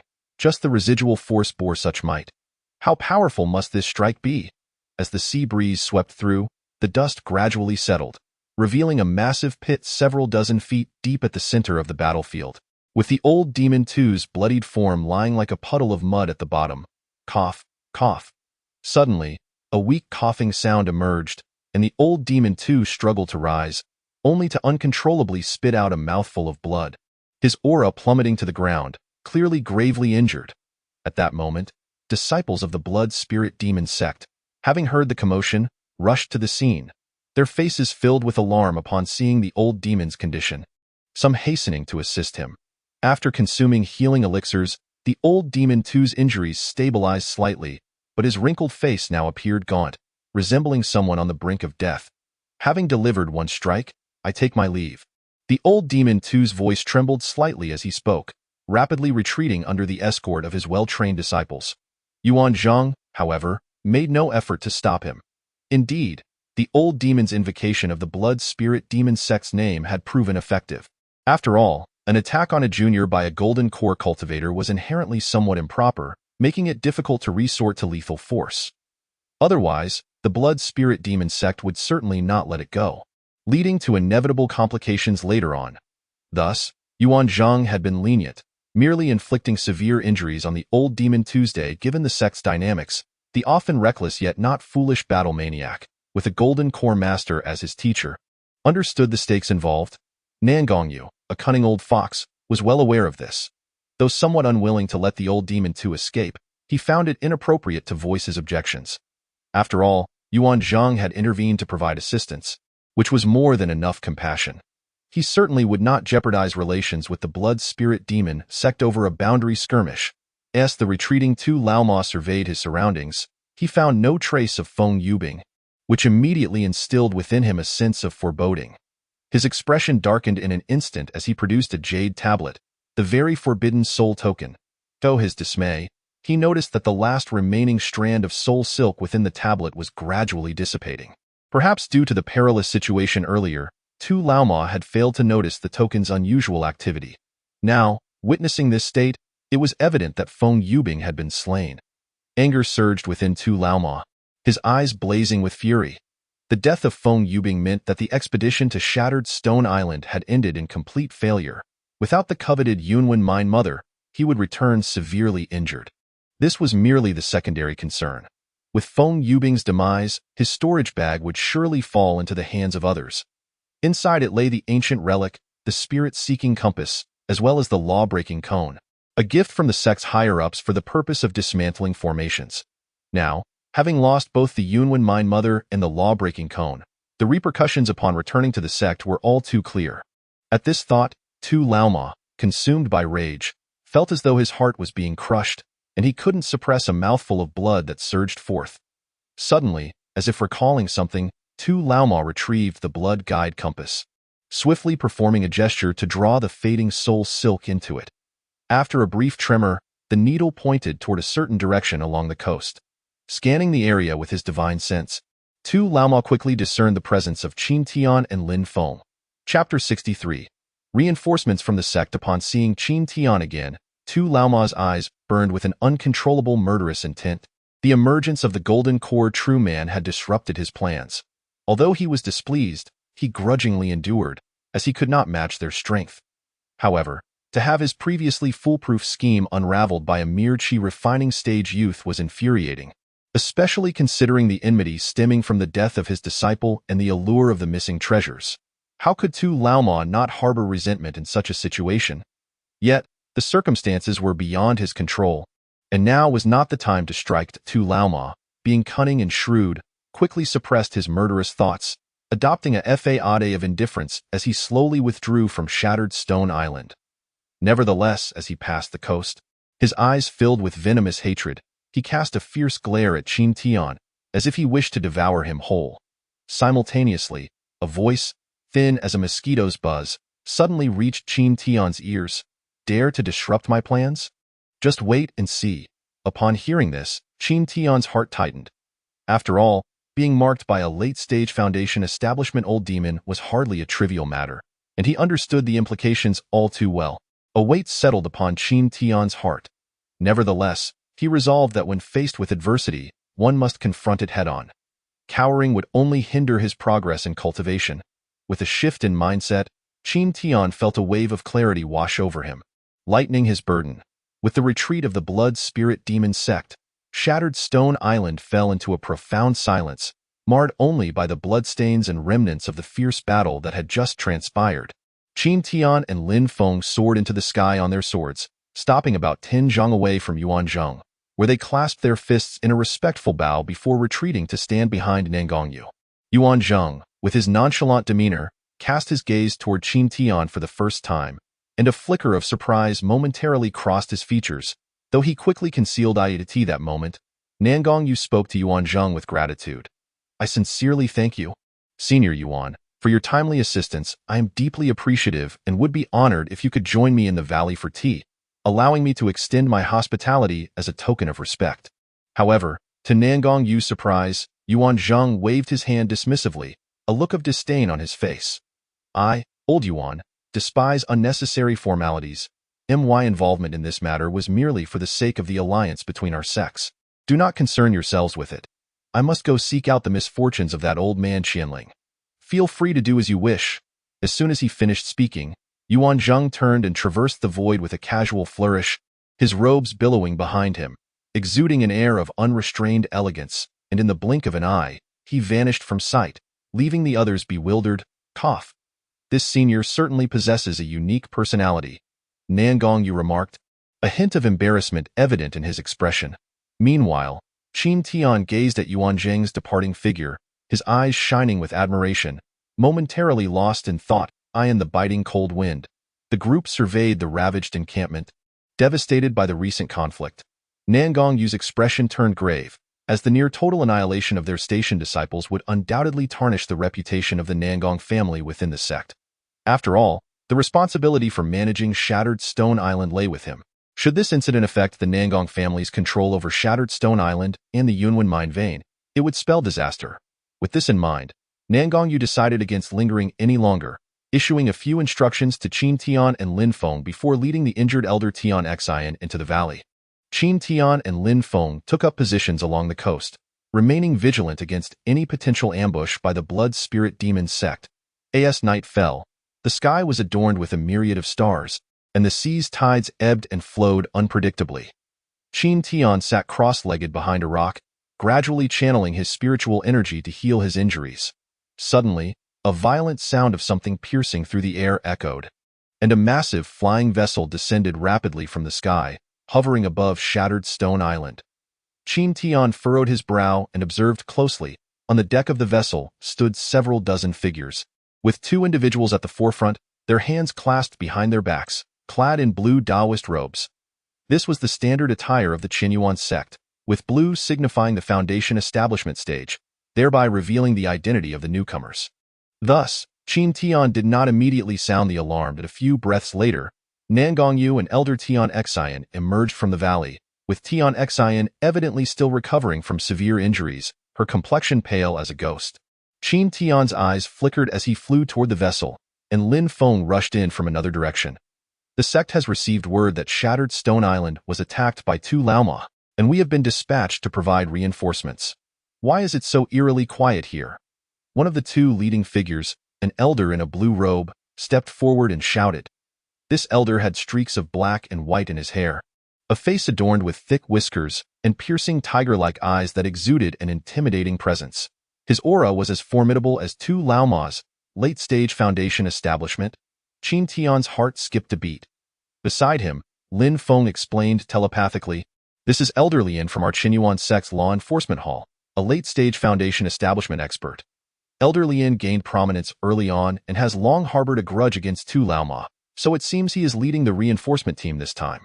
Elder of the law enforcement hall, no wonder he carries himself with such authority. It should be noted that the law enforcement hall governs the sect's regulations, wielding tremendous power over the lives of the sect's disciples." Lin Feng added. Upon hearing this, Qin Tian's heart raced. That scoundrel Chao Xian, the father of Chao Su. He is also a junior of the venerable Xian Lai, who, according to Xian Lai, was once ambushed by him.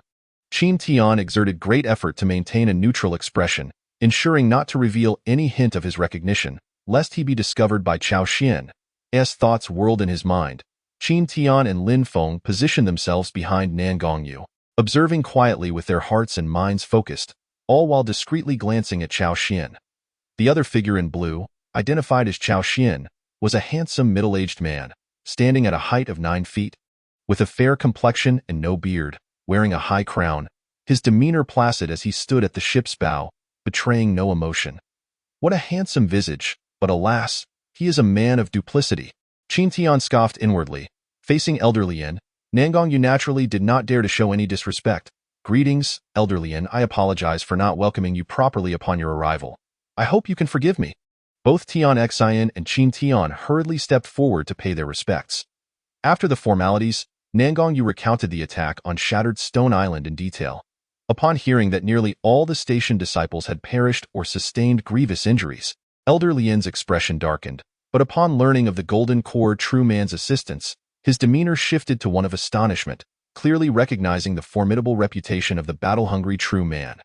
When he heard that Tu Laoma had left heavily wounded, his eyes glinted coldly, and he proclaimed with righteous fervor, "Nangong Junior Brother and Tian Junior Sister, your efforts in defending the island shall not go unrewarded. I shall certainly report to the sect leader, ensuring that your contributions are duly recognized. Furthermore, the disciples who sacrificed themselves in battle deserve to be honored. Please compile a list so that we may provide offerings at the Hall of Eternal Life for future generations to pay their respects. Thank you, Elder Lian." Nangong Yu and Elder Tian Xin exchanged glances before responding with forced smiles. "You two are injured. Rest here for now. The rest of you, follow me as we march toward the Blood Spirit Demon Sect stronghold." Elder Lian commanded authoritatively, then turned to Chao Xian, his expression softening slightly as he said, "I appreciate your assistance in accompanying me, Junior Brothers Aoda." As he spoke, he was surprisingly polite to Chao Xian. Chao Xian smiled warmly, replying, "Elder Lian, you flatter me. It is my duty to contribute to the sect." With their banter exchanged, the vessel turned and sped toward the Blood Spirit Demon Sect's base. Once the flying ship departed, Nangong Yu's expression darkened suddenly. With a cold snort, he said nothing and soared toward the valley's tower, while Elder Tian Xin followed closely behind, wearing a look of helplessness. Qin Tian felt a twinge of confusion but dared not inquire further. He and Lin Feng resumed their duties of patrolling the area. Chapter 64. The Yunwen Mine Mother. However, Chao Xian and Elder Lian's party departed swiftly and returned just as quickly. From their grim countenances, Qin Tian surmised that their expedition had yielded little success. After all, given Tu Laoma's cunning nature, he would not return to the Blood Spirit Demon Sect stronghold while gravely injured, awaiting the Qinyuan sect's reinforcements to come knocking. With a resigned sigh, Qin Tian's flicker of hope was extinguished in the days that followed. Elder Lian and Chao Xian did not leave, but instead established a camp in the valley of Shattered Stone Island, indicating their intention to remain for an extended period. Meanwhile, Qin Tian and Lin Feng retreated into the valley to recuperate. As days passed, Qin Tian's injuries stabilized, though his complexion remained somewhat pale, a result of diminished vitality, but nothing too serious. The aftermath of the battle at the valley entrance had been cleared, and the protective formations had been repaired and reinforced, even better than before. The newly arrived reinforcement disciples took up the duties of guarding and patrolling the area. Time flew swiftly as Qin Tian focused on his cultivation and recovery, and before he knew it, 3 months had passed. During this period, it was unclear how the sect's higher-ups and the Blood Spirit Demon Sect had negotiated. But Shattered Stone Island remained eerily quiet. After Chao Xian's arrival at Shattered Stone Island, he established a new pavilion in the northern valley, shutting himself away, while Elder Lian seemed unwilling to give up, frequently venturing out to search for traces of Tu Laoma, yet to no avail. One day, as Qin Tian's injuries finally healed completely, he changed out of his blood-stained, tattered disciple's robe and headed straight for the mine. Due to his recovery, this was the first time he had entered the mine since the battle. The mine, once flooded with seawater, had been thoroughly cleared by the sect's dispatched Foundation establishment experts, and the connection to the seabed had been sealed once more. Now, the mine still carried a faint hint of brine as Qin Tian walked through the mine at a leisurely pace. He held a shattered hexagonal compass in his hand, the needle quivering slightly in a certain direction. This was the spirit-seeking compass, and after performing a blood ritual, Qin Tian had come to understand its name and purpose. This artifact could locate areas of unusual spiritual energy nearby, serving the purpose of finding spiritual materials, as it was well known that the growth or formation sites of rare treasures would exhibit distinct spiritual energy. Additionally, the spirit-seeking compass could assess the level of spiritual materials based on the intensity of the spiritual energy. Having grasped the utility of this treasure and considering the compass's unusual behavior that day, Qin Tian quickly deduced that there must be a spiritual material hidden within the mine.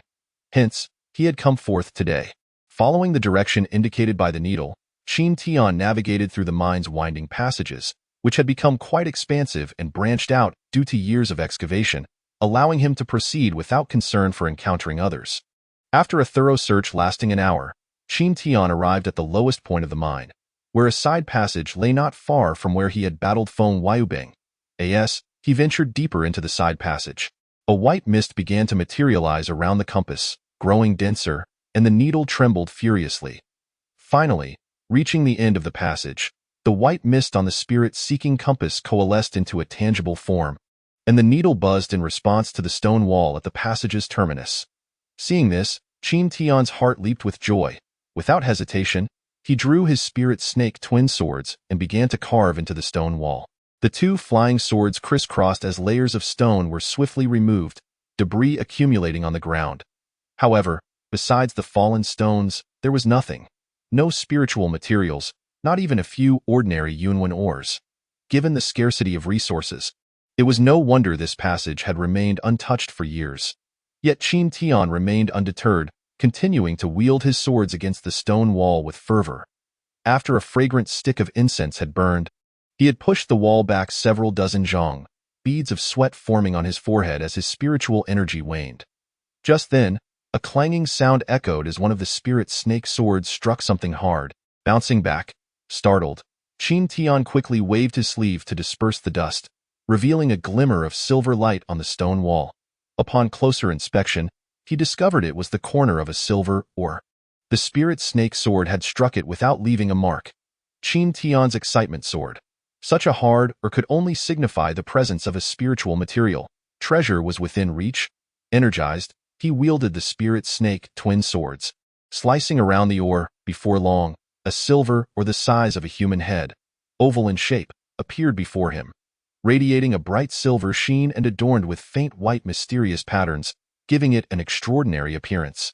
After carefully recalling various descriptions of spiritual ores from his memory, Qin Tian's eyes sparkled with realization, and he exclaimed, "It's actually the Yunwen Mine Mother." The Yunwen Mine Mother, formed from the essence of a mineral vein, had an extremely low probability of occurrence. Thus, this ore was exceedingly rare and could be used to refine magical artifacts. It was well known that magical artifacts were utilized by golden core true men and were exorbitantly valuable, with refinement materials being exceptionally scarce. As thoughts raced through his mind about the Yunwen Mine Mother, Qin Tian glanced at the impressive specimen before him, realizing it could serve as the primary material for several magical artifacts. He was certain that if this Mine Mother were to be auctioned, it would fetch an astronomical price. Such a windfall was truly fortuitous. Yet this thought flickered only briefly in his mind, for he knew all too well that an innocent man is not guilty. However, possessing treasure invites calamity. With his mere qi refining cultivation, were he to expose the Yunwen Mine Mother to the world, he would likely perish without understanding how it happened. As for surrendering it to the sect, Qin Tian had never even entertained the idea. Such an opportunity, if relinquished voluntarily, would indeed be a grave mistake. With a beaming face, Qin Tian stowed the Mine Mother into his storage bag, then sliced away another layer of the stone wall with his spirit snake sword, completely erasing any trace of his find, before confidently exiting the passage. Without pausing, Qin Tian made his way out of the mine, returning to his cave dwelling. After setting up defensive barriers with a wave of his hand, he sat cross-legged on his stone bed. Placing the Yunwen Mine Mother before him, Qin Tian reached out to connect with the mysterious pendant at his chest. In the next moment, a gray mist emerged, enveloping the Mine Mother. Time passed slowly, and after a fragrant stick of incense had burned, the gray mist finally retreated back into the mysterious pendant. At this point, Qin Tian's complexion appeared somewhat pale, a clear sign of the high level of the Yunwen Mine Mother and the lengthy process of refinement that had drained his spiritual energy. After taking a moment to recuperate, Qin Tian opened his eyes and gazed at the now slightly smaller Yunwen Mine Mother before him. Upon scanning it with his divine sense, he found that aside from its reduced size and clearer patterns from the refinement, it remained unchanged. The efficacy of the gray mist's refining process was undeniable. This Mine Mother had undoubtedly reached a perfect grade. Such a celestial material must never be displayed lightly. After pondering for a moment, Qin Tian decided to put the Mine Mother away for future consideration. Then, with a flick of his hand, he produced a golden cone, the mid-grade spiritual artifact, the law-breaking cone. Qin Tian had witnessed the power of this treasure firsthand. Setting aside other factors, merely its mid-grade status was enough to ignite his enthusiasm. Qin Tian squeezed a drop of his essence blood onto the law-breaking cone, wrapping it in spiritual energy and infusing it into the artifact while simultaneously imprinting his divine sense onto the spiritual patterns engraved on the cone. A moment later, the ritual was complete. The golden cone radiated a brilliant golden light, and with a thought, Qin Tian launched the law-breaking cone toward the wall of his cave dwelling. With a muffled thud, the cone embedded itself into the wall, revealing only a portion of its tail. However, upon witnessing this, Qin Tian furrowed his brows. How could such a mid-grade spiritual artifact possess only this level of power? Such an attack seemed weaker than even a mid-grade magical artifact. Yet, upon further reflection, Qin Tian began to comprehend. The peculiar treasures, often bizarre in appearance, tend to possess unique skills. For instance, the spirit-seeking compass excels in treasure hunting, and it seems that this law-breaking cone specializes in dismantling formations. After all, on that fateful day, the old demon too demonstrated its formidable ability to break formations firsthand. Reflecting on this, Qin Tian felt a sense of relief. Having a potent tool for dismantling formations by his side would undoubtedly bolster his confidence as he traversed the realm of cultivation in the future. Moreover, this was Qin Tian's first spiritual device, which he naturally cherished. After familiarizing himself with the law-breaking cone once more, he stowed it away and began contemplating his current situation. Chapter 65. The third transition. The battle in the mining cave had revealed Qin Tian's shortcomings. Firstly, his body technique was not yet perfected, rendering speed a significant weakness. Particularly in combat, he felt like a living target, with little room for evasion. While a partially developed body technique sufficed against opponents of the same rank, it fell short compared to those at the 9th level of Qi training, like Feng Yubing and Lin Feng, thus illustrating a classic case of being outmatched above while being superior below. Furthermore, concerning his magical tools, although the two spirit snake swords were quite handy, the defensive artifact, the black spirit shield, was adequate, and the stealthy shadow needle was available for ambushes. However, the most critical artifact, the soul-disturbing bell, which could significantly influence the battlefield, was somewhat lagging due to tier limitations. Given Qin Tian's current cultivation level, the strength of his opponents was considerable, and the impact of a low-grade artifact like the soul-disturbing bell was negligible. At this moment, Qin Tian did not realize that, after several intense battles, he had subconsciously aligned his perception of potential adversaries with those at the 9th level of Qi training. It appeared that before the task of guarding Shattered Stone Island concluded, another trip to Chilling City was necessary. Yet, prior to that, some preparations were required. Resolutely, Qin Tian rose from his dwelling and soared towards the coastline on his sword, soon departing from Shattered Stone Island. An hour later, he had thoroughly surveyed all the surrounding islands, ultimately selecting a desolate isle spanning several dozen miles. This island was uninhabited, with sparse vegetation, situated approximately 100 miles from Shattered Stone Island, still within the influence of the Qinyuan sect. However, the concentration of Earth-type spiritual energy was the most potent in the surrounding maritime regions. Qin Tian chose this location for his third transition of spiritual power. According to the principles of the 5 elements, metal overcomes wood, wood overcomes earth, earth overcomes water, water overcomes fire, and fire overcomes metal. Thus, the third transition pertained to Earth-type spiritual energy. After circling the desolate island, Qin Tian landed atop a barren mountain, evidently the focal point of spiritual energy accumulation on the entire island. Summoning the spirit snake twin swords, he began to carve into the mountain wall. Before long, a rudimentary cave measuring several dozen feet began to take shape. Qin Tian nodded in satisfaction, then set up concealment restrictions at the cave entrance to render it indistinguishable from an ordinary mountain face, effectively obscuring it from prying eyes. Once everything was completed, Qin Tian sat cross-legged within the cave, his eyes gently closed, breathing steadily as he began to circulate his spiritual energy. After a night had passed, Qin Tian adjusted his state to its optimal condition. He then raised his left hand to the heavens, his right hand forming a peculiar seal before his chest, simultaneously commencing the process for the transition of spiritual energy, allowing the energy to flow through his meridians along an unusual pathway. Moments later, the surrounding Earth-type spiritual energy began to surge toward Qin Tian, initially limited to a radius of merely several dozen feet. This range gradually expanded over time, and due to the movement of spiritual energy, a gust of wind began to swirl around the cave, causing sand and stones to obscure the entrance further, making it even more concealed. Inside the cave, Qin Tian felt the earth-type spiritual energy continuously manifesting within him, transforming his dantian into a battlefield of spiritual forces. The wood and earth types clashed fiercely, with metal-type energy intermingling, sending tremors through the dantian as if it were on the verge of shattering under the strain. Drawing from his previous experience in transitioning spiritual energy, Qin Tian, though internally tense, remained composed. The process of transitioning spiritual energy becomes increasingly arduous. The primary challenge lies in the chaotic nature of the energies, as more attributes result in greater strength and consequently, more significant resistance during the transition. A moment's negligence could lead to chaotic energy surges. Therefore, aside from seeking a suitable location to continuously replenish fresh spiritual energy, the key focus must be on controlling the energies. On one hand, he must manage his existing metal and wood energies to ensure they do not deplete during their struggle against the newly formed energy. Otherwise, the desired fusion effect would be unattainable. On the other hand, he must not allow the metal and wood energies to replenish too quickly, or the newly formed earth-type energy would fail to keep pace and inevitably be extinguished, rendering his efforts futile. To achieve such fine control over the spiritual energies, one must possess a formidable consciousness, and Qin Tian precisely met this criterion. In addition to having attained the state of clarity in his heart, which greatly enhanced his consciousness, the prolonged use of the mysterious pendant's gray mist had further honed his mental acuity.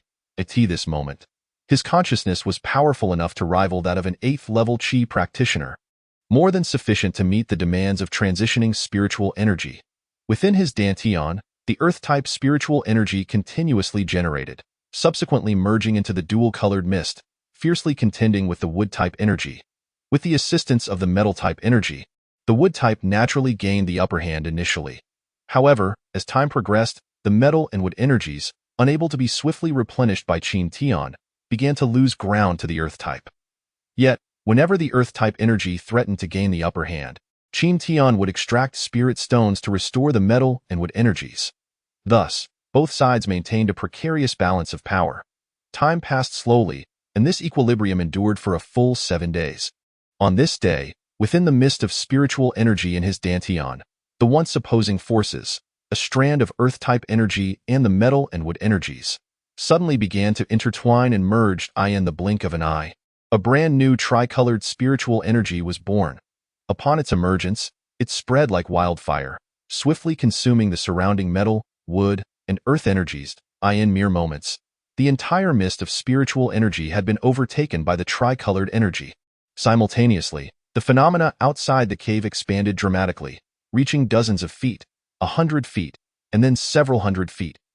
Ultimately, the spiritual energy from the surrounding area within a 1,000-foot radius surged toward Qin Tian, now encompassing not just earth energy, but all 3 types: metal, wood, and earth.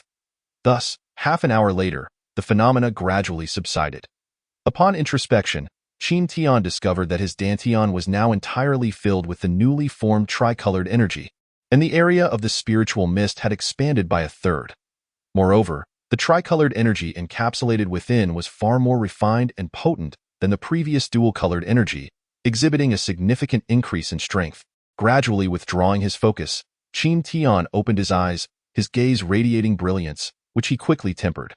Subsequently, he released a strand of tricolored energy, carefully assessing the power it contained, nodding in satisfaction. With his newfound strength following the 3rd transition, if he were to confront Feng Yubing once more, complemented by various strategies, Qin Tian felt confident in easily overcoming him. 3 days later, after solidifying his 3rd transition, Qin Tian did not head directly to Qinling City, but instead returned to Shattered Stone Island. Given that his absence had not been lengthy and he had informed Lin Feng in advance, he attracted no undue attention. In the dead of night, within the dim cave, Qin Tian sat cross-legged on the stone bed, contemplating his future plans. Chapter 66. A frenzied mining expedition. The task of guarding the border of Shattered Stone Island was set to conclude in less than a year. Although Qin Tian had recently experienced a breakthrough in his cultivation and significantly enhanced his power, completing the 3 transitions of spiritual energy, the path ahead remained fraught with challenges. The sect had regulations stipulating that disciples below the foundation establishment stage could not consecutively undertake border guard duties, a measure designed to prevent the abuse of power by border overseers and maintain the sect's control over the borders. Even overseers at the foundation establishment stage were assigned in pairs, with a rotation every 10 years, underscoring the sect's emphasis on border outposts, particularly the cloud-patterned mine of Shattered Stone Island, which was of utmost importance. Once Qin Tian departed from the Shattered Stone Island mine, finding opportunities to continuously gather ore would undoubtedly prove challenging, especially for rare ores like cloud-patterned stones, which were easy to sell. Thus, upon returning to the sect, Qin Tian's immediate concern remained the issue of resources for future cultivation. Having learned from previous experiences, he was determined to prepare adequately, avoiding a last-minute scramble when the time came. However, after ruminating throughout the night, he found himself at a loss and sighed deeply. Well, since no viable solutions presented themselves, he could only resort to gathering more cultivation resources while he still had the chance. With this in mind, Qin Tian retrieved his storage bag and began to take stock. Several dozen cloud-patterned stones, a cloud-patterned or mother, over 24,000 low-grade spirit stones, 5 medium-grade spirit stones, several bottles of the warming condensation pill, and a pile of various spoils of war that were of no use to him. While these resources would suffice for short-term cultivation, they were far from adequate to sustain him until he reached the pinnacle of the 9th level of Qi training. After counting, Qin Tian's expression turned contemplative. The following morning, Qin Tian sought out Lin Feng early. Due to the recent battle, many of the mining laborers had been ruthlessly slain, and the sect had yet to dispatch a new batch of laborers, leaving the current mining tasks temporarily to be shouldered by the newly assigned guarding disciples. Presently, the original 2 teams on Shattered Stone Island had suffered heavy casualties, and although a new contingent of guarding disciples led by Elder Chao Xian had joined, Lin Feng remained responsible for most matters, having worked alongside Nan Gongyu for many years and being most familiar with the operations. Upon their meeting, after Qin Tian expressed his intentions, Lin Feng felt a tinge of confusion but did not dwell on it, readily agreeing. Given the current manpower shortage on Shattered Stone Island, Qin Tian could have easily claimed to be recuperating from injuries, but instead chose to take on the mining tasks, which alleviated the immediate crisis. After bidding farewell to Lin Feng, Qin Tian entered the mine, located the fork he had previously been responsible for, and after setting up restrictions at the entrance, he began to excavate the ore with a sense of purpose. With his cultivation at the 7th level of Qi training and wielding the exquisite spirit snake twin swords, his mining speed was exponentially faster than that of the laborers whose powers were sealed. As the sounds of chiseling echoed, the stone walls were systematically stripped away, and under the precise control of his formidable consciousness, chunks of cloud-patterned ore were extracted and eagerly stored into his storage bag. In the days that followed, Qin Tian would alternate his mining locations every 3 days to avoid drawing any suspicion from excessive digging in one spot. Before long, a month had passed. Exhausted, Qin Tian emerged from the mine, delivering 1,000 pieces of cloud-patterned ore to Lin Feng before heading back to his cave dwelling. Lin Feng observed Qin Tian's weary gait, resembling that of someone still recovering from injuries. He couldn't help but feel a surge of gratitude. Who would have thought that junior brother Qin, so deeply concerned for the sect, was such a remarkably selfless individual? Returning to his cave, Qin Tian collapsed onto the stone bed and promptly fell into a deep slumber. When dawn broke, he awoke leisurely and, having shed his exhaustion, reached for a storage bag. This bag belonged to Feng Yubing, and due to its ample space, Qin Tian had decided to keep it. It now proved invaluable. Upon inverting the storage bag, a vast quantity of cloud-patterned ore tumbled out, filling the cave to the brim. Upon counting, there were no fewer than 10,000 pieces. Qin Tian's eyes sparkled with excitement as he gazed at the cloud-patterned ore, grinning foolishly. This was a veritable treasure trove of spirit stones. But he still needed to complete the final step. With this in mind, Qin Tian once again entered seclusion, commencing the bulk refinement of the cloud-patterned, or using the gray mist from the mysterious pendant. When his consciousness became exhausted, he would meditate to recover before continuing the refinement process. This cycle repeated, and 2 months passed on this day. The cave that had been sealed for 2 months finally opened, and Qin Tian emerged with a calm demeanor. He then summoned his sword light and headed toward the northern mountain wall. Shortly after, he exited Nangongyu's tower and, without pausing, soared into the sky, racing toward Qianling City. Just before his departure, Nangongyu, noticing his intent to venture out, naturally cautioned him to be careful, especially considering the murderous intent the old demon too had displayed toward Qin Tian, which everyone had witnessed. However, Qin Tian felt no such apprehension. Although the old demon too had fled heavily wounded, he was likely still lurking in the chaotic SAT present. Elder Lien was scouring for traces of the old demon, eager to seize the opportunity to eliminate him while he was weak. Qin Tian did not believe that such a cunning individual as the old demon too would remain oblivious to the developments. He was surely hiding in some corner, recuperating from his grievous injuries, which Qin Tian had witnessed firsthand. Thus, Qin Tian was unconcerned about encountering the old demon, barring an exceptionally unfortunate stroke of luck that would lead him directly to the demon's hiding place. Fortunately, the journey was uneventful, free from any dramatic incidents. By dusk, Qin Tian finally caught sight of the outline of Qinling Island in the distance. Upon reaching the city gates, he descended from his sword and entered the city on foot. Having visited this place before, Qin Tian was well acquainted with the surroundings. After collecting his identity token, he made a beeline for the inner city market. Perhaps due to the assistance he had received from Lei Xiaoqiong at the Gathering Treasure Tower during his previous visit, Qin Tian held a favorable impression of the establishment, prompting him to pursue further collaboration with the treasure shop. Moreover, the clandestine flow of cloud-patterned stones into the market was a serious matter. Should the Qinyuan sect catch wind of it and trace it back to its source, the consequences for Qin Tian would be dire. Reflecting on this, he deemed it most prudent to transact with the Gathering Treasure Tower, which operated under the umbrella of the Loose Cultivator Alliance. As he walked, he soon entered the inner city. At that moment, he overheard snippets of conversation around him. Piquing his curiosity, he concentrated to listen closely. Have you heard? Recently, the Blood Spirit Demon sect launched a fierce assault on Shattered Stone Island, but returned empty-handed. It's said that the old demon too was gravely injured during his retreat. Impossible. That old demon too is at the Foundation establishment stage. Another voice interjected, you seem to be quite uninformed. It is said that on that day, a golden core expert from the Tai sect, the battle-crazed Junren, made an appearance. With just a single strike, he nearly killed the old demon too on the spot. Indeed, if it weren't for the fear of provoking conflict between the two sects, given the battle-crazed Junren's temperament, the old demon too would likely not have made it out of the Qinyuan sect's territory. At this point, a voice tinged with confusion spoke up. Speaking of which, the Qinyuan sect has been bullied right to their doorstep by the Blood Spirit Demon sect. They surely won't let it slide. Will they? The machinations among the upper echelons of the three major sects are beyond our comprehension.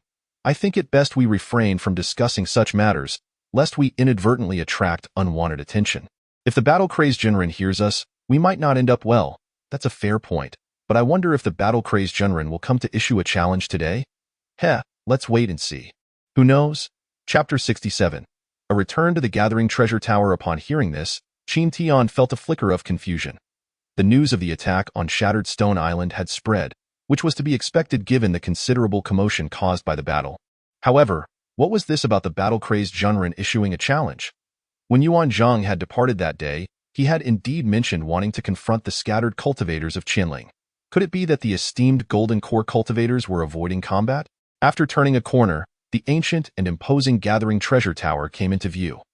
Qin Tian shook his head, deciding not to dwell on it. After all, the affairs of Golden Core experts and the power struggles among the three sects had little to do with him.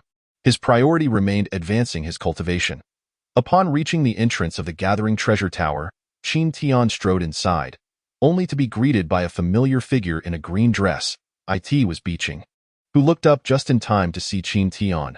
She initially hesitated, then promptly approached with a respectful bow, gracefully stating, "It has been some time. Your appearance remains as impressive as ever." Hearing this, Qin Tian's face broke into a smile, and he responded courteously with a fist salute. "Miss Biqing, you honor me. I have come to discuss important matters with Miss Lei." Biqing, seemingly expecting this, showed no surprise. "Please follow me to the private room. My lady will arrive shortly." With these words, Biqing led Qin Tian to a private room on the second floor, personally serving him spirit tea and fruits before gracefully departing. Not one to be polite. Qin Tian settled in, savoring the spirit tea as he awaited the arrival of Lei Xiaoqiong.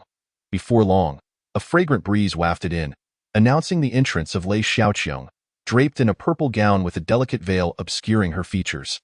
Biqing remained outside, standing guard. Recognizing her, Qin Tian did not dare to be negligent.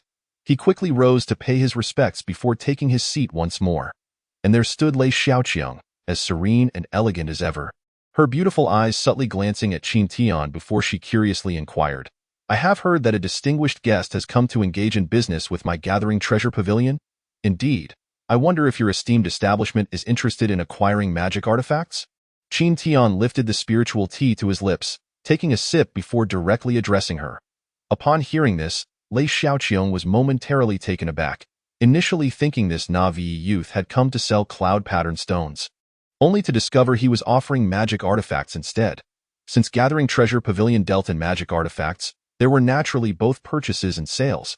However, the acquisition price for such artifacts could not compare to their selling price, a point she felt necessary to clarify to the esteemed guest. With her discerning eye, Lei Xiaoqiong regarded the trivial magic artifacts with indifference. Had it not been for her responsibility in managing the alliance's various businesses, she would not have ventured to this intersection of the three sects. No worries, Miss Lei. I have full trust in your judgment. Please provide an estimated price, Qin Tian said with a smile, casually tapping his storage bag.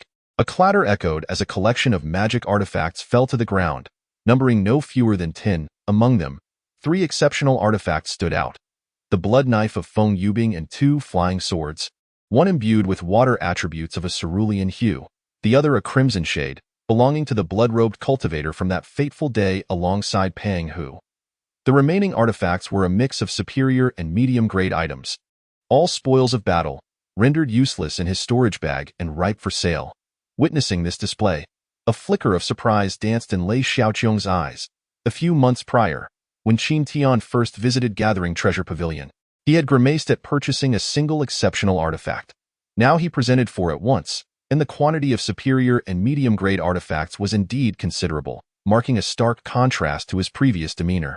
Consequently, Lei Xiaoqiong scrutinized Qin Tian intently, as though trying to peer into his very soul, while he sat upright, calmly sipping his spiritual tea. It is well known that Gathering Treasure Pavilion, the largest establishment in Qinling City, facilitated the exchange of numerous magic artifacts within the chaotic seas. Coincidentally, 2 of the 3 exceptional artifacts were ones she had personally sold. The blood knife had been sold to Feng Yubing, the renowned disciple of the infamous Tu Laoma, while the blood sword belonged to the blood-robed cultivator. The simultaneous appearance of these 2 artifacts here spoke volumes. Contemplating this, Lei Xiaoqiong discreetly extended her divine sense over Qin Tian, confirming he was indeed at the 7th level of Qi refinement. It was no surprise to her that he had managed to escape the blood-robed cultivator. However, she had never anticipated that he had not merely fled but had turned the tables and killed his adversary. As for the blood knife, it inevitably reminded her of a recent widely discussed incident. Months ago, the battle at the Qinyuan sect's stronghold had not escaped the notice of various factions, and many individuals had witnessed the skirmish from a distance in the chaotic seas. Consequently, the events had stirred considerable chatter in Qinling City. Many speculated whether the Qinyuan sect and the Blood Spirit Demon sect would engage in direct conflict, especially since reports indicated that the disciples stationed on the island of the Qinyuan sect had suffered catastrophic losses, while Tu Laoma had barely escaped with severe injuries. With all the disciples of the Qinyuan sect slain, yet this young man had survived, potentially slaying the 9th level Qi refinement Feng Yubing. Was it luck or true strength? Furthermore, the audacity to come to Qinling City after having slain 2 of Tu Laoma's disciples was nothing short of remarkable. Amidst this whirlwind of thoughts, Lei Xiaoqiong cast a glance at the various magic artifacts on the ground before calmly stating, "For these artifacts, I can offer you 7,000 spirit stones, Mr. Qin, at market price." "That sounds excellent," Qin Tian nodded, not bothering to haggle. Once their transaction was complete and the exchange settled, Qin Tian showed no intention of leaving, remaining seated. Noticing this, a glimmer of curiosity flickered in Lei Xiaoqiong's eyes, and a captivating smile graced her lips as she gestured for Biqing to withdraw. Biqing, albeit reluctantly, dared not oppose the command and exited the private chamber. Lei Xiaoqiong then took a sip of the spiritual tea beside her, savoring it with an air of unhurried grace.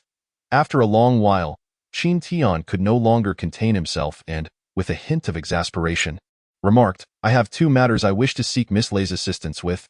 "Please, do share," Lei Xiaoqiong replied, her expression remaining composed as she spoke in a calm tone.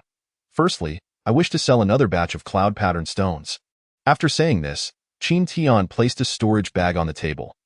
The restrictions had been lifted, allowing her divine sense to sweep through unobstructed, and upon inspecting its contents, Lei Xiaoqiong's eyes brightened. "Mr. Qin, what skill you possess? This must be nearly half a year's yield from the Qinyuan sect's cloud pattern mine."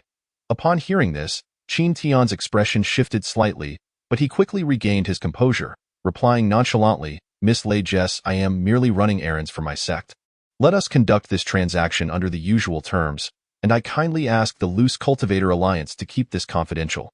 Hearing this, Lei Xiaoqiong couldn't help but roll her eyes, the corner of her mouth twitching slightly beneath the veil as she internally berated. The Qinyuan sect truly has a talent, secretly selling off sect resources while speaking so nobly. Yet upon reflection, she realized that although his methods were somewhat crude, his dealings in spirit mines were highly beneficial to Gathering Treasure Pavilion and the Loose Cultivator Alliance. After all, cloud pattern stones were a scarce strategic resource. Moreover, Lei Xiaoqiong hoped that Qin Tian would manage to procure more batches in the future, making confidentiality paramount. Both understood this unspoken agreement, even if Lei Xiaoqiong was curious about how Qin Tian managed to purify the ore. She wisely refrained from probing further and readily agreed to the transaction, saying, "No problem. We shall trade at the previous price. It will be a pleasure to cooperate." After saying this, Lei Xiaoqiong playfully winked at Qin Tian, oblivious to the charm she exuded. The latter nearly lost his composure, hastily averting his gaze, lest he succumb to her allure, silently cursing her captivating nature. Unperturbed, Lei Xiaoqiong waved her hand, producing 2,000 medium-grade spirit stones to place on the table. Once both parties had secured their spirit stones and storage bags, the transaction was considered complete. With 2,000 medium-grade spirit stones translating to a hefty sum of 200,000 low-grade spirit stones, Qin Tian felt a surge of excitement. This would ensure he would not have to worry about cultivation resources until reaching the foundation establishment stage. Conversely, Lei Xiaoqiong, who had just disbursed a substantial sum of spirit stones, remained unfazed. Witnessing this scene, Qin Tian couldn't help but marvel at the vastness of her family's wealth. Once he calmed his emotions, he inquired, "One last matter. May I ask, Miss Lei, does your establishment have any artifact refiners?"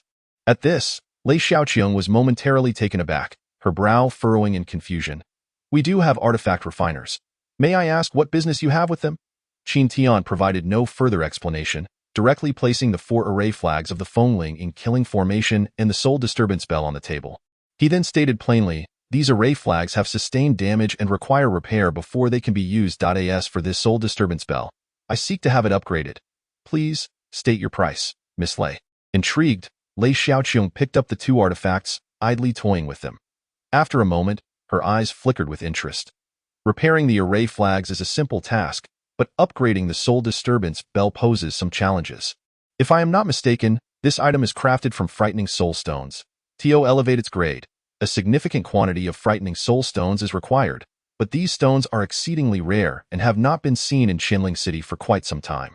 Upon hearing this, Qin Tian's brow furrowed slightly, disappointment creeping into his heart.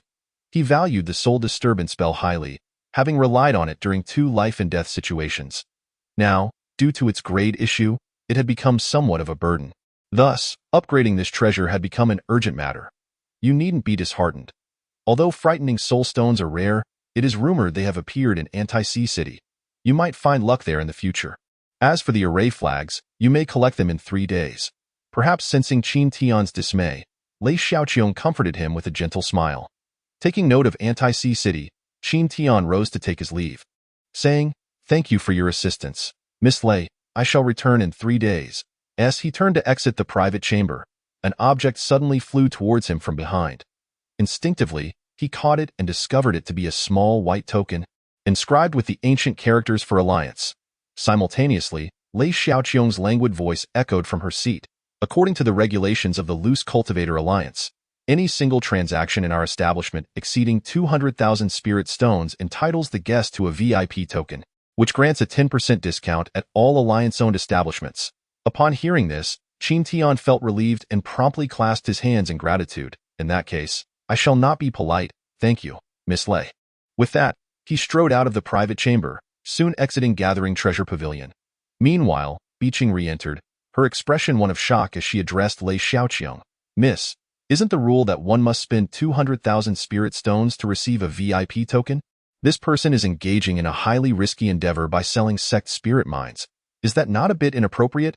However, Lei Xiaoqiang remained unfazed, replying, rules are dead. People are alive. What is inappropriate about it? Her expression then turned serious as she expressed, cultivators struggle against fate, pursuing the path of longevity, a journey fraught with hardship and twists, in the quest for cultivation resources. Many forsake their humanity, betraying their sects and turning against their kin, committing heinous acts of slaughter. What is a mere trade in spirit mines compared to that? At this point, Lei Xiaoqiang paused, her eyes shimmering with an enigmatic light as she added, moreover, I am curious to see how far this young man can go. Perhaps there will be use for him in matters regarding the secret realm. Just then, a loud shout reverberated through the air, echoing across all of Qinling City. Old man Qinling, dare you step forth for a battle? Lei Xiaoqiang's brows knitted together in surprise, her gaze turning icy as she asked Biqing, has Uncle Qinling not emerged from his seclusion yet? Biqing, equally troubled, replied, there has been no news from the city lord's manor. He should still be in closed-door cultivation. The two exchanged glances, both feeling a sense of helplessness. This moment, high above Qinling City, a disheveled middle-aged cultivator, brandishing a long staff, stood defiantly in the air, disregarding the restrictions of the anti-flight formation. Upon closer inspection, it was none other than Yuan Zhang. Meanwhile, the streets of Qinling City were abuzz with excitement as crowds gathered, pointing at the commotion above. After all, the infamous Zhan Qizhenren was not a stranger to anyone. Seeing the uproar below, a smirk of satisfaction crept onto Yuan Zhang's face, clearly pleased with the chaos he had caused. He raised his wine jug, took a hearty swig, and continued his tirade. Old man Qinling, you, a dignified golden core ancestor, are not hiding like a turtle, are you? If you have the guts, don't cower. Come out and fight me. A dignified golden core ancestor, yet you cower in fear. I've been shouting for a month, and you still dare not show your face. I won't say I am bullying you. Just give me one hand. And do you dare to come out and have a go? In the inner city of Qinling, the streets were packed, and among the murmuring crowd, Qin Tian stood in a corner, observing the raucous Yuan Zhang above with a blank expression, feeling a mix of emotions. Here was a golden core powerhouse behaving like a street thug, hurling insults as if he were a fishwife. This scene was nothing short of extraordinary. The instigator of this spectacle, the renowned Zhan Qizhenren, truly lived up to the title of an eccentric. In the center of the inner city of Qinling, a vast and imposing courtyard served as the residence of the city lord. Qinling Sanren, a golden core cultivator, this moment, the main hall was filled with numerous cultivators, all of whom were at the foundation establishment stage. Among them, a middle-aged man seated at the head possessed the most formidable aura. Being at the peak of the late foundation establishment stage, the atmosphere in the hall felt rather strange. Listening to the incessant shouts from above, the middle-aged man could hardly contain his frustration, exclaiming that Zhan Qizhenren certainly knows how to pick his moments, challenging us just as our ancestor is in closed-door cultivation. Now, if word gets out, won't Qinling City become the laughingstock of the cultivation world? Upon hearing this, the several individuals standing below could only laugh bitterly. Faced with the antics of this notorious eccentric, they felt utterly helpless.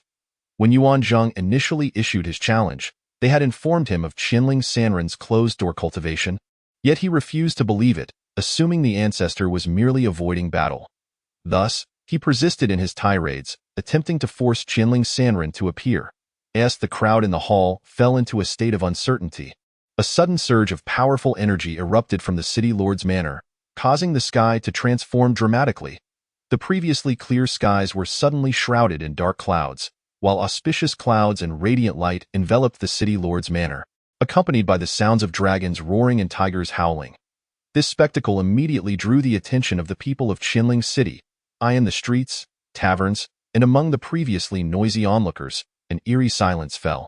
Meanwhile, Yuan Zhang, hovering in the air, raised an eyebrow at the unfolding scene, a strange expression crossing his face, accompanied by an ominous premonition.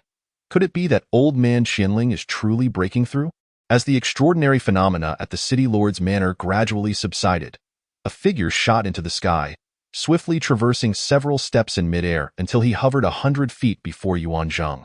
The newcomer was an elderly man, elegantly clad, with white hair and beard, exuding an aura of restrained power, wielding a whisk and radiating an air of serene authority, none other than Qinling Sanren, Upon witnessing this, Yuan Zheng instinctively scanned the newcomer with his divine sense, only to have his pupils constrict in shock as he felt a wave of dread wash over him. Mid-golden core. He really broke through. This was a serious matter. Meanwhile, the previously hushed atmosphere in Qinling City erupted into a frenzy of whispers. Is that Qinling Sanren? A golden core powerhouse? He truly has an overwhelming presence. I heard the city lord was in closed-door cultivation, and it appears to be true. I reckon Zhan Qizhenren has bitten off more than he can chew this time. Not necessarily. Zhan Qizhenren is a famed body cultivator known for his toughness. Who knows, he might challenge beyond his level. Suspended in the air, the elegantly dressed elder, Qinling Sanren, gazed at the notorious Yuan Zheng below, a glimmer of murderous intent flashing in his eyes as he coldly remarked, "You rogue! Instead of guarding the Tai sect's mountain gate, you sneak out to cause trouble. Are you not afraid that Jingpupu will drag you back? As the saying goes, strike the man, not the face. Insult the person, not their weaknesses." Being publicly shamed like this stirred a surge of anger within Yuan Zheng, his face flushing red as he glared at Qinling Sanren, indignantly retorting, "You old man Qinling, if you wish to fight, then let us fight. Why all this preamble?" Hearing this, Qinling Sanren's expression darkened, an unusual glint appearing in his eyes. It is said that even a clay man can muster some fire. This rogue was clearly oblivious to his own limitations, and today, he would undoubtedly teach him a lesson. With that thought in mind, Qinling Sanren waved his sleeve and soared into the air, his voice booming across Qinling City. "If you have the courage, follow me. If you destroy Qinling City, do not expect the Tai sect to make reparations." As those words left his lips, Yuan Zheng's fury reached new heights. He propelled himself into the air with a single powerful leap, the sound of an explosion resonating as he shot forth, pursuing Qinling Sanren. Upon witnessing the unfolding situation, the atmosphere in Qinling City erupted instantaneously, with voices of discussion ringing out incessantly. Many individuals leapt to their feet, hurrying towards the city gates, clearly unwilling to miss a spectacular battle. However, upon reaching the gates, the figures of the two formidable beings had long since vanished, their speed of retreat far surpassing that of the lower-tier cultivators. The crowd could only sigh in disappointment, lamenting their missed opportunity. Qin Tian was no exception, following the throng back to the inner city.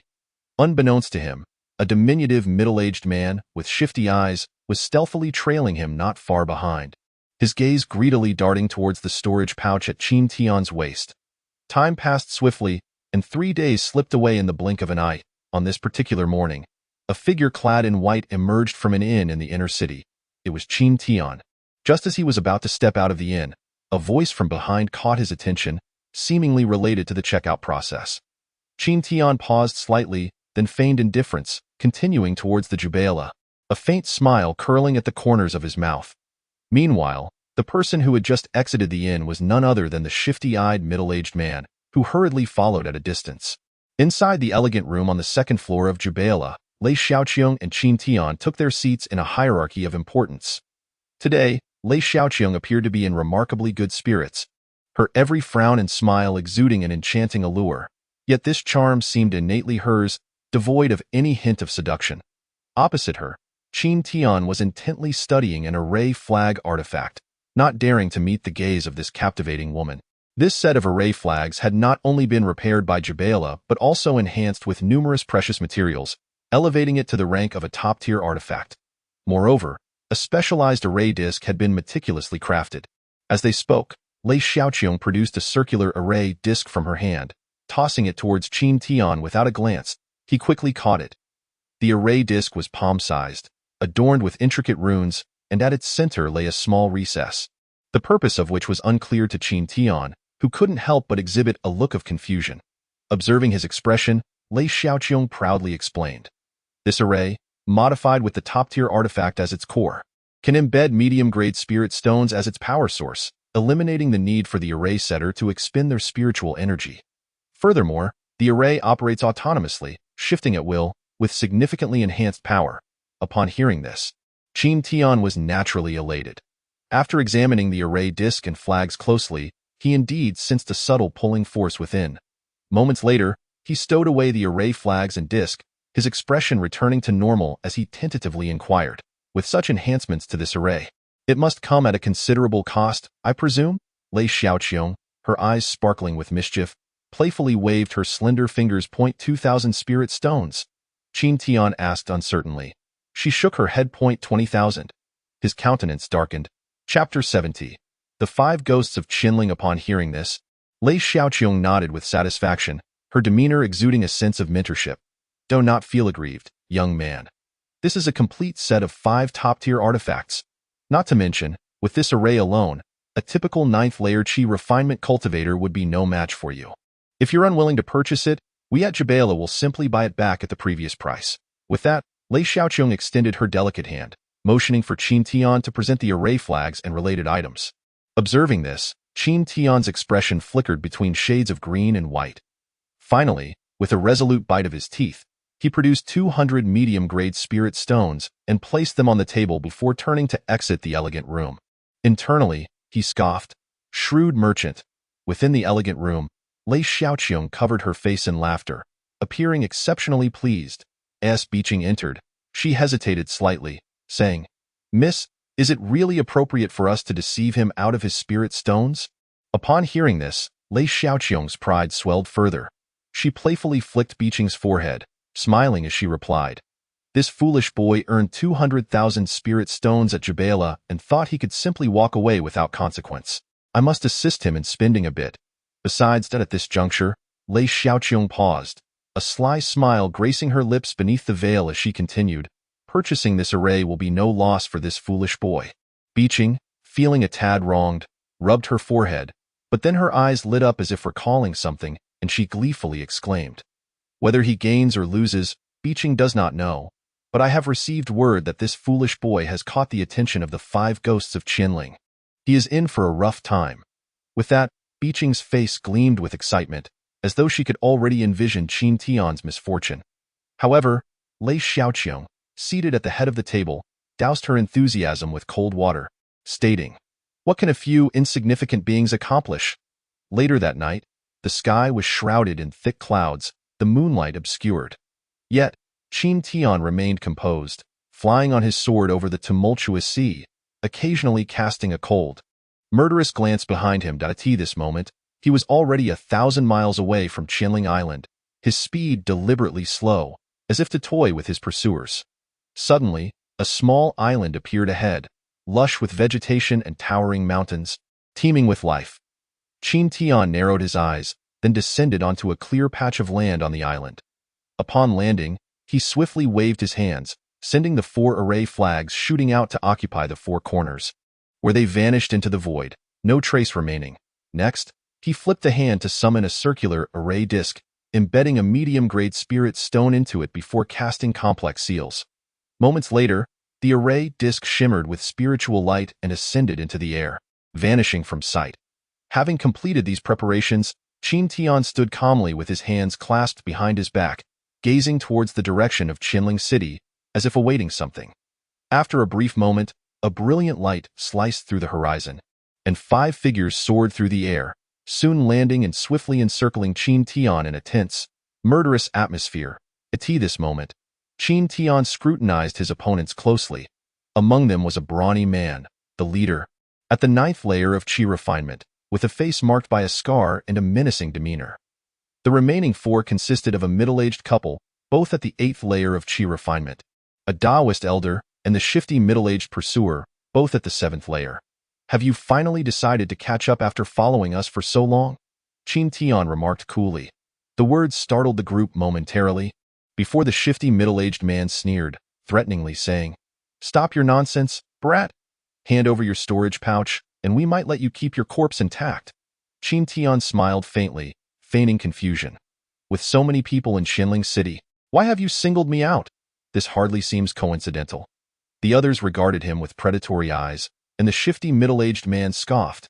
"You've entered Jubala twice, each time accompanied by that girl Beeching.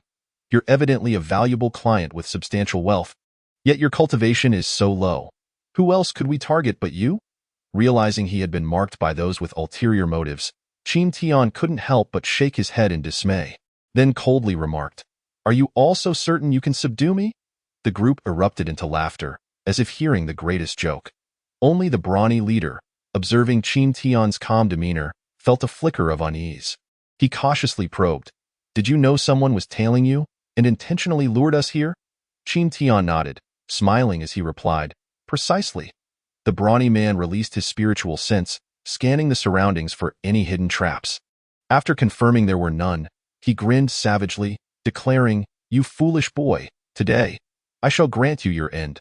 As he spoke, the brawny man drew a large, tiger-headed blade and charged straight at Qin Tian, his powerful physique revealing him to be a body cultivator. Qin Tian's lips curled into a cold smile as he raised a hand, forming an ancient seal, and called out, "Spirit sealing hidden killing array, activate." The brawny man, mid-charge, was struck with dread upon hearing the command and witnessing Qin Tian's gestures. But before he could react, the 4 blue array flags materialized around him, and a circular array disc emerged overhead. The 5 artifacts radiated spiritual light, intertwining their energies to unleash a peculiar ripple that swiftly enveloped everyone in the vicinity. The area was vast, extending over 100 feet. The crowd blinked in surprise as white light flashed before their eyes, and they found themselves shrouded in a dense fog, while the others around them vanished without a trace. Seeing the sudden appearance of the array, the brawny man's expression turned grim. Swinging his blade in a fit of rage, he merely managed to part the fog slightly, which quickly reformed, concealing Qin Tian's original position completely. Clearly, the power of this array was formidable. The fact that it could initially trap enemies was already impressive. Witnessing this, the brawny man's expression finally darkened. After all this time hunting, he had not anticipated becoming the hunted. Meanwhile, the remaining 4 were scattered throughout the array, having quickly discerned their predicament after a few probing attacks. Recalling Qin Tian's words and his deliberate ambush, a chill of dread surged through them. In the air above, Qin Tian stood on his sword, looking down at the panicked expressions of the 5 ghosts, his demeanor cold and devoid of any compassion. He who kills must also be prepared to be killed. Chapter 71. Divide and conquer. Within the array, the white mist began to churn violently. After a few breaths, the fog settled, revealing hundreds of weapons. Swords, spears, and halberds congealed from the mist, densely filling the array. The 5 ghosts of Qinling, their expressions shifting dramatically, hurriedly summoned defensive artifacts to shield themselves. Even the brawny leader was no exception. In the next moment, the myriad weapons trembled with a light quiver before launching towards the individuals within the array. The sounds of clashing metal rang out incessantly. After several breaths, the onslaught gradually ceased. Although the 5 ghosts were somewhat disheveled, none had sustained injuries. Yet, before they could breathe a sigh of relief, the mist began to swirl once more, conjuring yet more weapons. Fear gripped their hearts, and they could only continue to defend against the relentless attacks. This cycle persisted, leaving them in a state of utter despair. Meanwhile, Qin Tian hovered above, leisurely observing the beleaguered figures below. A sense of satisfaction swelling within him. This feeling of being the predator while they were the prey was exhilarating. Just then, the medium-grade spirit stones embedded in the array disc began to crack, and with a sharp sound, they shattered, clearly indicating that the spiritual energy had been depleted. With the power source interrupted, the array's operation came to a sudden halt. Quick-witted, Qin Tian replaced the broken stone with another medium-grade spirit stone. Restoring the array's functionality. It was disheartening to realize that just 5 rounds of attacks consumed a single medium-grade spirit stone, equating to 100 low-grade spirit stones. With a pang of regret, Qin Tian's gaze turned murderous as he focused on the 5 below. The situation could not be prolonged. Decisive action was essential. Within the swirling mist, the shifty middle-aged man found himself cowering behind a protective shield, struggling to withstand the onslaught. After enduring several rounds of attacks, he was nearly drained of spiritual energy. Seeing the mist begin to swirl once more, panic flooded his eyes, and the next instant, a barrage of weapons surged forth. The shifty middle-aged man hastily infused his shield with spiritual energy. However, from behind him, Qin Tian suddenly appeared. Without a word, he pointed, and the spirit serpent twin swords shot toward the man's back. As the saying goes, one targets the weak first, and Qin Tian was no exception. The sound of clashing metal echoed as the shield absorbed the array's attack. Yet the shifty man's face paled, clearly indicating his dwindling spiritual energy. Before he could react, a sudden rush of air sliced through, and 2 sharp energies bore down on him. The shifty middle-aged man's soul nearly left his body in terror as he opened his mouth to utter something. But before he could respond, the twin swords crossed, and his head was severed. Soaring into the air, blood spraying dramatically. The scene was gruesome. Yet, Qin Tian remained unfazed. Recalling the spirit serpent twin swords, he then collected the shifty man's storage pouch, disappearing back into the white mist, moving towards the Daoist elder. A piercing scream shattered the silence within the array moments later. Qin Tian stood amidst the mist, clutching a storage pouch, while not far off. The dismembered body of the Daoist elder lay sprawled on the ground in a grim tableau. Without pausing, Qin Tian continued towards the middle-aged couple at the 8th layer of Qi refinement. Meanwhile, within the mist, the couple stood back to back, each summoning their defenses, sweat beading on their foreheads, their eyes betraying their growing terror at the swirling white fog.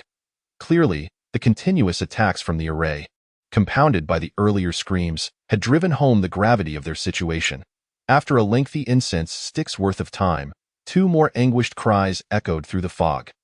The bodies of the middle-aged couple collapsed onto the ground, entwined, with a gaping wound the size of a fist piercing through their chests, their hearts evidently crushed. Qin Tian stood nearby, slightly sweating from exertion. Given their high cultivation and their proficiency in joint attacks as a dual cultivating couple, Qin Tian's ambush, along with the array's advantage, had still required considerable effort, draining a significant portion of his spiritual energy. At this juncture, 4 of the 5 ghosts had perished, leaving only the 9th layer brawny leader to struggle on. Thus, Qin Tian felt no urgency, casually seating himself cross-legged, consuming a recovery pill to regain his spiritual energy. After another incense stick's worth of time, Qin Tian's spiritual energy was fully restored, and he rose to his feet, unhurriedly making his way towards a specific location within the array. Meanwhile, in one part of the mist, the brawny leader faced mounting pressure due to the array's concentrated attacks on a single point. His complexion had turned pale, his clothing tattered, and his body battered, rage, regret, and fear swirling within his eyes. Regretful for having believed the shifty middle-aged man's words, he had mistakenly assumed he was facing an easy target. Fearful of the haunting screams that echoed in his mind, each one a reminder of his impending doom. Furious that the infamous 5 ghosts of Qinling were being slaughtered like mere mice. Indeed, it felt as though a cat was toying with a mouse. It was common knowledge that any array capable of trapping foes would sever their spiritual energy and consciousness, rendering their cries inaudible. Thus, the screams they had heard were clearly a deliberate tactic employed by the array's creator to sow fear and panic among them, inducing trepidation before the battle even began. As these thoughts coursed through his mind, the brawny leader felt a surge of despair, unable to suppress his anguish as he shouted, "You cowardly brat, come out and face me in a proper battle. Hiding like a coward is not the mark of a true hero." Yet, almost immediately after his words fell silent, a mocking laugh emerged from behind him. "Qin has been here all along. You simply failed to notice."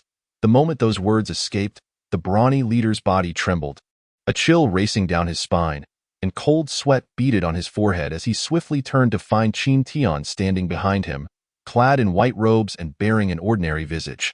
Confronted by the mastermind behind his predicament, the brawny leader's pupils contracted in sheer terror.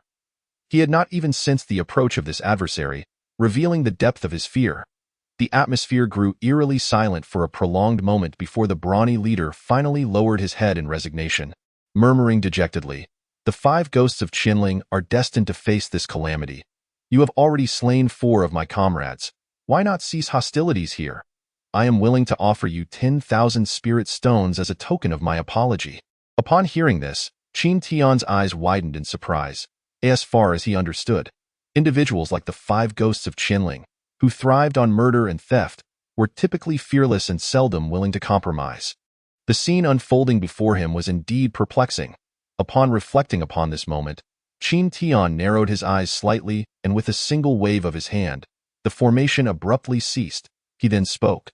"Since you are sincere, I shall not refuse. Withdraw the defenses and present the spirit stones." Having said this, Qin Tian advanced greedily, as if he genuinely intended to seize the spirit stones. The burly man, witnessing this, displayed a flicker of intrigue in his eyes and indeed retracted the inkstone artifact, then reached toward his storage pouch, seemingly preparing to extract spirit stones for his own protection. Chapter 72. Intrigue and deceit. At the moment when the two were scarcely 10 paces apart, they almost simultaneously raised their hands and waved. Suddenly, twin swords resembling agile serpents materialized, hurtling towards the burly man. In response, the burly man drew a long, nail-like artifact and thrust it towards Qin Tian's head. Given the proximity of their positions, the attacks arrived almost instantaneously. After summoning the serpent swords, Qin Tian could only swiftly conjure a tricolored spirit shield to shield himself. The burly man, being a body cultivator with formidable physical defenses, dared not confront the sharpness of the superior artifact head. In haste, he could only form a blue water shield to protect himself. In the next moment, two muffled sounds echoed as both defenses shattered. At this critical juncture, Qin Tian executed the wave step, sidestepping slightly. The nail-like artifact grazed his cheek, leaving a slender trail of blood. Meanwhile, the burly man fared better.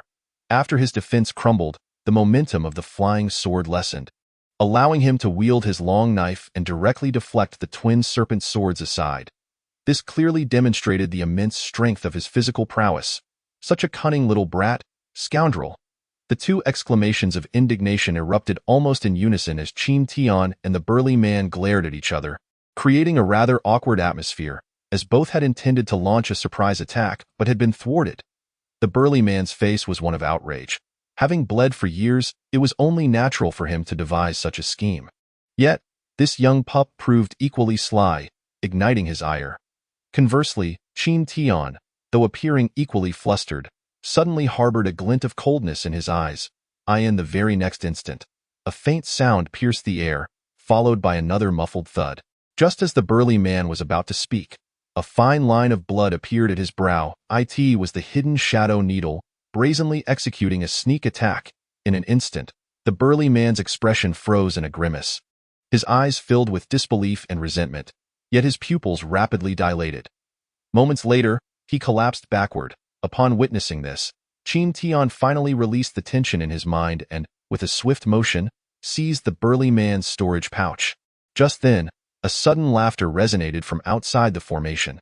Not bad, not bad. The young lad remains unflinching in the face of danger, employing underhanded tactics with a meticulous mind. Truly a promising talent. Ha ha ha. At these words, Qin Tian's expression darkened considerably, his body stiffening in place, and his heart filled with trepidation. Could there be another? Was it yet another schemer? To be so close without his notice, this newcomer must possess profound cultivation. Yet, why did that voice sound so familiar?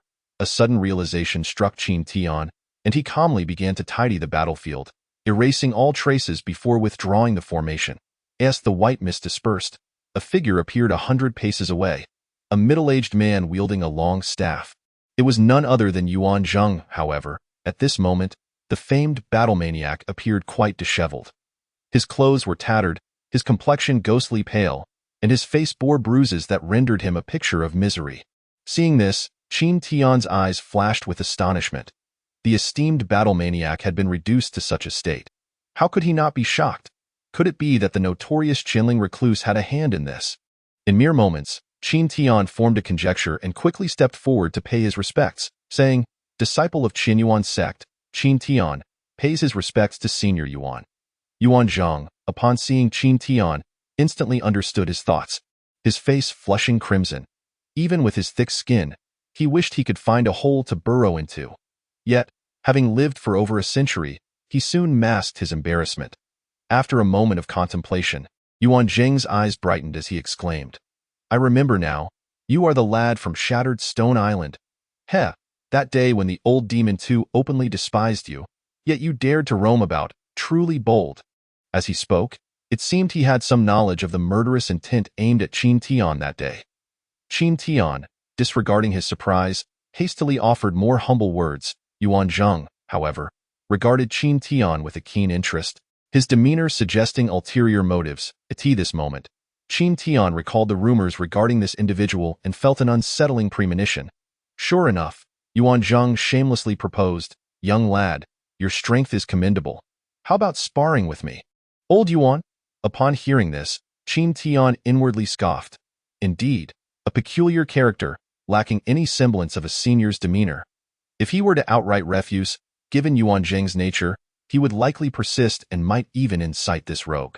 Qin Tian's thoughts raced, and after a brief moment, he finally brightened with a plan. To him, "To be honest, Senior, during the recent skirmish, I inadvertently sustained some internal injuries and am currently unable to engage further. I hope for your understanding. Moreover, at this point, Qin Tian paused, adopting an expression of hesitation. Yuan Zheng furrowed his brows at his words, and his expression darkened slightly. Noticing this, Qin Tian quickly added in a roundabout manner, "Furthermore, I have heard that your sect's leader, Senior Jing, seems to have emerged from seclusion. I wonder if there is any truth to this?" Upon hearing this, Yuan Zheng's expression shifted dramatically, and he could not help but glance around anxiously, as if fearing some imminent disaster. Moments later, he could no longer contain his dread and shot into the sky, hastily fleeing, while a voice echoed in Qin Tian's ear.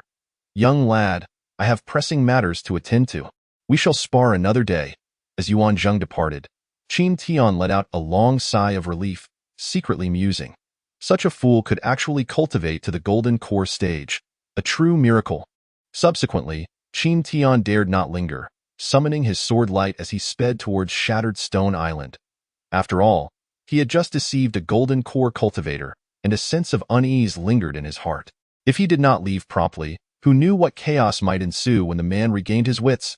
2 hours later, Qin Tian covered nearly 5,000 miles on his sword, finally returning to the residence of Shattered Stone Island as the sun dipped below the horizon. After a series of fierce battles and continuous high-speed travel, he was utterly exhausted. Upon returning to his cave, he promptly set up defenses and fell into a deep sleep. It was not until a day and a night had passed that Qin Tian leisurely awoke and hurried to the northern pavilion to report to Nangongyu. In the following days, Qin Tian secluded himself in his cave, immersing himself in cultivation. Due to the recent unexpected events and the impressive display of golden core cultivators, Qin Tian became acutely aware of his own weakness. Thus, his cultivation efforts intensified to an almost obsessive degree. Not long after Qin Tian's return, the urgently dispatched miners from the sect finally arrived. With sufficient manpower on Shattered Stone Island, Qin Tian found himself enjoying a rare sense of leisure. Chapter 73. The foundations of cultivation time slipped by quietly in this serene manner, and soon, 6 months had passed. During this half-year, Shattered Stone Island remained tranquil. With the arrival of the new batch of miners, the station disciples, under Lin Feng's arrangement, were formed into 2 small teams, each fulfilling their duties. The old demon, too, seemed to have vanished entirely, with no news of him circulating in the chaotic seas. As for Elder Lien of the Law Enforcement Hall, after months of fruitless searching, he was compelled to abandon the endeavor and return to the sect. After all, as an elder in a position of authority, he could not afford to waste excessive time at the border outpost. In stark contrast, Qin Tian, during these 6 months, leveraged the power of pills to steadily enhance his cultivation, reaching the peak of the 7th layer of Qi refinement, and even subtly nearing the barrier of the 8th layer. On this day marked the end of a 3-year duty cycle. Within Shattered Stone Island, a cloud-jumping vessel ascended slowly, carrying 3 individuals. Aside from Nangongyu, who operated the flying vessel, there were also Qin Tian and Lin Feng. After a tremor, the vessel's speed surged, transforming into a streak of light as it hurtled towards Qinyuan's sect. Qin Tian stood at the ship's railing with his hands clasped behind him, his robes billowing in the breeze, watching as Shattered Stone Island gradually shrank below, ultimately vanishing into a mirror. A wave of melancholy washed over him. Of the 40 or so who had arrived, only 2 remained to return to the sect. The harshness of the cultivation world was evident. Just then, a light laugh broke through his thoughts. I never expected junior brother Qin to possess a sentimental side. Without needing to turn, Qin Tian knew it was Lin Feng. I didn't expect senior brother Lin to still be smiling, Qin Tian retorted without holding back. Lin Feng did not dispute this, instead approaching the railing to stand beside Qin Tian. Over the course of 3 years, compounded by the attack on Shattered Stone Island, Lin Feng had shed his previous arrogance, adopting a more composed demeanor. Gazing into the distance, Lin Feng spoke in a calm tone. With your current strength, junior brother Qin, your return to the sect will surely be remarkable. Senior brother's praise is unwarranted. I consider my strength lacking and do not dare to harbor such expectations, Qin Tian replied non-committally. This time, you cannot afford to be modest, Lin Feng responded with an enigmatic expression. Qin Tian, intrigued by his words, queried, What do you mean, senior brother? In 3 years, the sect's grand competition will occur, and the results will determine the foundation of cultivation. Lin Feng turned to fixate on Qin Tian, his tone serious. At this, Qin Tian's eyes brightened. The foundation establishment stage, originally an unattainable realm, but with his peak of the 7th layer of Qi refinement, a breakthrough to the 8th layer was imminent. It was indeed time to prepare. Turning to Lin Feng, Qin Tian clasped his hands in respect and said, "Please speak plainly, senior brother." Hearing this, Lin Feng resumed his gaze towards the distant horizon, recounting, as is well known, achieving foundation establishment is exceedingly difficult. The vast majority stagnate at this bottleneck. Many spend their lives without progress, ultimately succumbing to the passage of time and returning to dust. The foundation establishment pill's efficacy lies in assisting cultivators to break through this barrier, increasing the success rate by approximately 30%. This highlights the importance of the foundation establishment pill, however, due to the current cultivation world, where spiritual energy was sparse and resources scarce. The prosperity of ancient times had long since faded. Consequently, the spiritual herbs required for refining foundation establishment pills were incredibly rare, compounded by the high failure rate during alchemy. Thus, the various sects found themselves in a state of demand far exceeding supply for foundation establishment pills. In such circumstances, the sects could only adopt a survival of the fittest approach, selecting exceptionally gifted individuals to bestow the precious foundation establishment pills for their use. This is why the Qinyuan sect holds the grand competition every 20 years. The rules dictate that regardless of the 4 inner peaks or the outer sect valleys, any disciple who has reached the 7th layer of Qi refinement may participate. The top 5 in the competition will directly receive a foundation establishment pill. Upon hearing this, Qin Tian furrowed his brows, gravely asking, "Is it true that out of the vast Qinyuan sect, with over 10,000 Qi refinement disciples, only 5 have the opportunity for foundation establishment?" Upon hearing this, Lin Feng's face lit up with excitement as he continued, "Of course not. The intricacies of this matter lead to another purpose of the competition. Junior brother Qin, are you aware of the Jin Xian's secret realm?" At this, Qin Tian narrowed his eyes slightly and nodded. "I have heard of it. It is said that this secret realm opens once every 50 years, filled with countless heavenly materials and earthly treasures, containing numerous cultivation techniques and scriptures. There are even rumors that foundation establishment pills can be found within. To be honest, the fragment of the 5 elements transformation technique I cultivate originated from this secret realm." "What? You cultivate the renowned 5 elements transformation technique?" Lin Feng exclaimed in shock. Although he was aware that Qin Tian hailed from the Waste Valley, he never anticipated that this decisive and formidable junior brother would practice such a technique. Lin Feng was no stranger to this cultivation method. It was said that to refine it, one must first possess 5 elemental root attributes. Yet, this junior brother Qin, with his mixed elemental roots, had entered the path merely a few years ago and had already reached the peak of the 7th layer of Qi refinement. Thus, Lin Feng could not help but be astounded. "Junior brother Qin truly hides his talents well. I admire you," Lin Feng remarked in awe. "Senior brother overstates it. I merely had good fortune," Qin Tian replied with a calm demeanor, clearly not taking pride in this achievement. The reason he disclosed this information was strategic. After all, many within the sect were aware of the 5 elements transformation technique, and sooner or later, it would come to light in the competition. Since this was the case, there was no need for further concealment. Informing Lin Feng in advance could also yield useful information. As expected, upon learning of Qin Tian's cultivation method, Lin Feng continued, "In that case, junior brother Qin, you must seize the opportunity to enter the Jin Xian's secret realm." Hearing this, Qin Tian's expression turned serious as he said, "I wish to hear more." Lin Feng, seeing his intent, did not withhold any information and explained everything regarding the secret realm. It turned out that the upcoming sect competition coincided with the impending opening of the secret realm. According to past precedents, those ranking highly in the competition would also gain entry to the secret realm. Within the Jin Xian secret realm, the spiritual energy was dense, and a limited amount of herbs required for refining foundation establishment pills could be found. Those who obtained these herbs could exchange them with the sect for foundation establishment pills. Thus, for those who failed to secure a top 5 ranking in the competition, the secret realm would be their last opportunity. Upon hearing this, Qin Tian immediately understood and made a decisive resolution. He could not miss the Jin Xian secret realm. After all, given Qin Tian's mixed elemental roots, the number of foundation establishment pills required for his breakthrough would not be limited to just 1 or 2. Moreover, for the subsequent techniques of the 5 elements transformation. It was imperative that he go. Chapter 74. The plight of the Waste Valley. The cloud-jumping vessel, as a unique, large-scale flying spiritual tool of the Qin Tian sect, traveled at remarkable speeds to in just over half a day's time. Shattered Stone Island was far behind. The vessel passed through the protective array of the sect and was swiftly retracted by Nangongyu, who then directed it straight towards the Peak of Heaven's Command. The Peak of Heaven's Command served as the training ground for the Qin Tian sect's leader and housed the sect's deliberation hall. Nangongyu's action was a routine report, as the attack on Shattered Stone Island had resulted in severe casualties among the station disciples, and she felt compelled to provide an account to the sect. Once Nangongyu departed, only Qin Tian and Lin Feng remained. After bowing to Lin Feng to bid farewell, Qin Tian intended to head towards the Waste Valley. However, Lin Feng, noticing Qin Tian's direction, was struck by a thought and quickly called out, "Junior brother Qin, please wait." Upon hearing this, Qin Tian turned around with a puzzled expression. "I observe that your cultivation is commendable, yet you remain confined to the Forsaken Lands. Why not join my Qingyuan Peak?" Lin Feng earnestly invited. "I often venture out to train, so this matter is not urgent." Qin Tian replied with an apologetic bow. Though phrased politely, his refusal was unmistakably clear.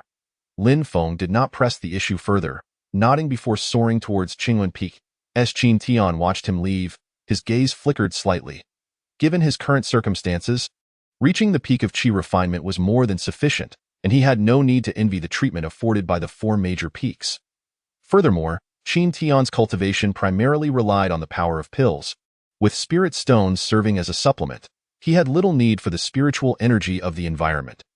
Therefore, rather than joining the 4 major peaks and incurring additional constraints, it was preferable to remain in the outer sect, relishing in his freedom, and later, upon achieving foundation establishment, he could consider other options.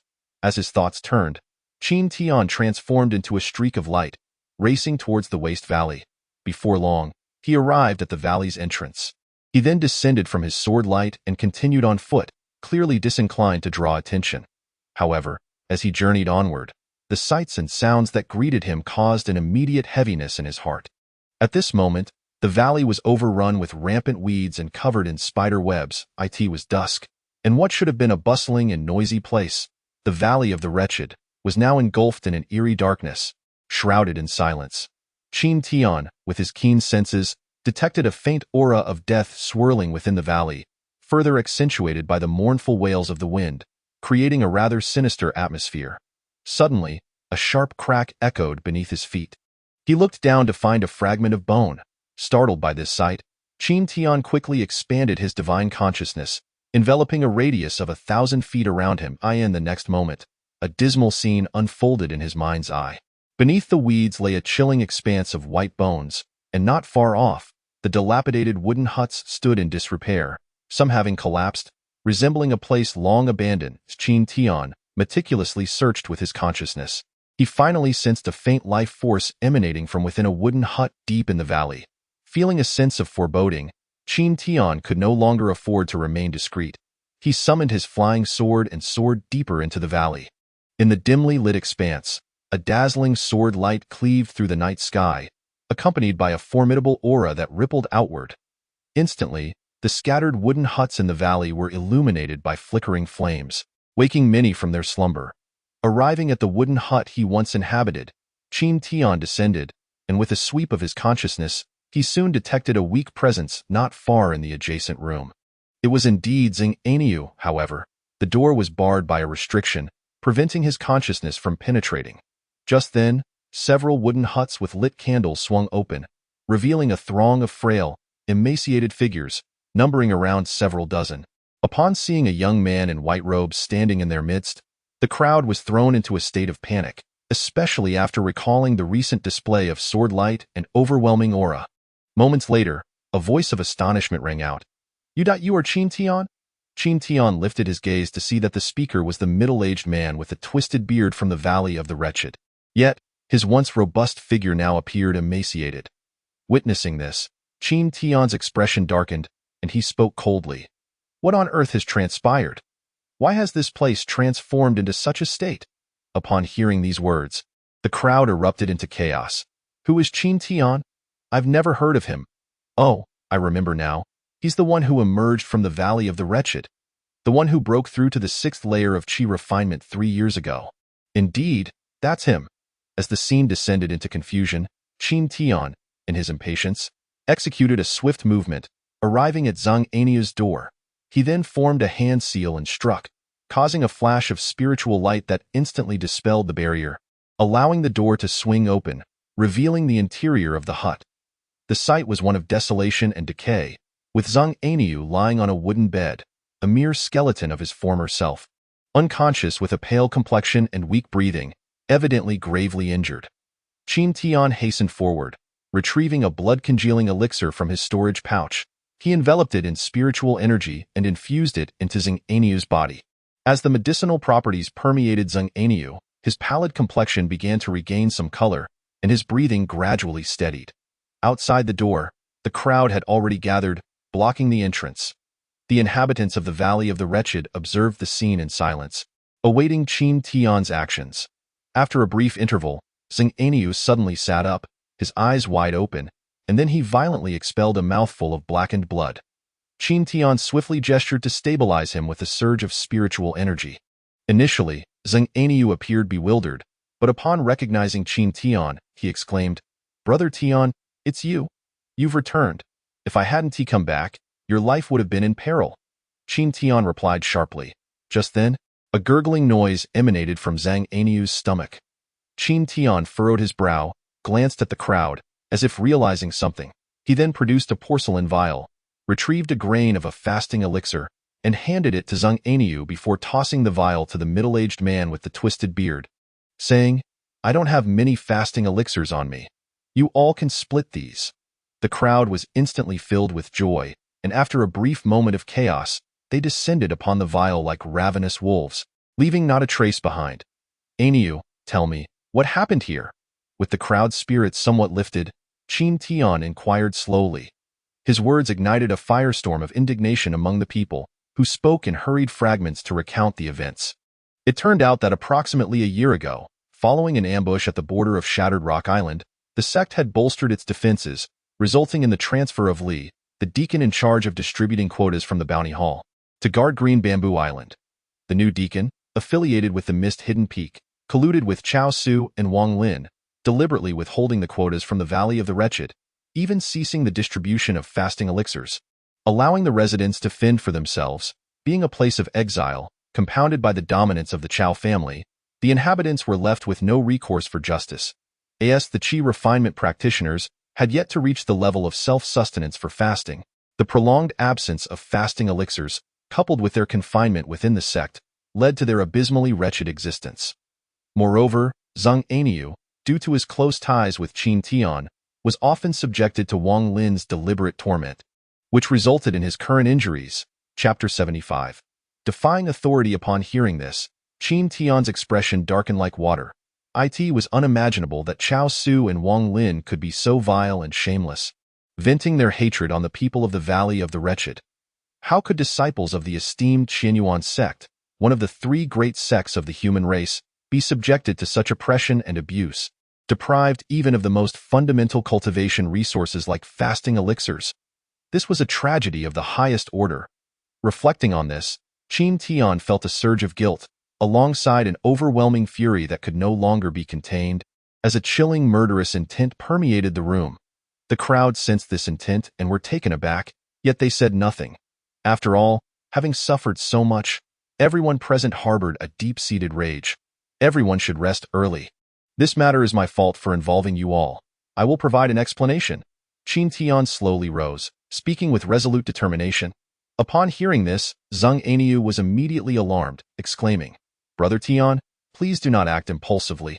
The Chao family is not to be trifled with." Qin Tian, noticing his concern, softened his expression and reassured him. "I know what I'm doing. I won't act recklessly. Just trust me with that." Qin Tian turned and strode out of the hut, his steps resolute. His figure, though not tall, radiated an aura of lethal intent. Outside the wooden hut, the crowd remained silent, their expressions complex as they watched him depart. On this day, it was once again time for the Qinyuan sect to distribute quotas. Qin Tian made his way leisurely to the Bounty Hall. However, as he passed by the fragrant Flower Valley, A beam of sword light streaked overhead before returning, revealing the figure of Nangong Yingjun. Upon noticing Qin Tian, he was momentarily taken aback, and then, recalling Qin Tian's destination, his expression shifted slightly, though he quickly regained his composure and grinned, saying, "I thought today heralded the arrival of auspicious energy. It turns out to be Brother Qin returning."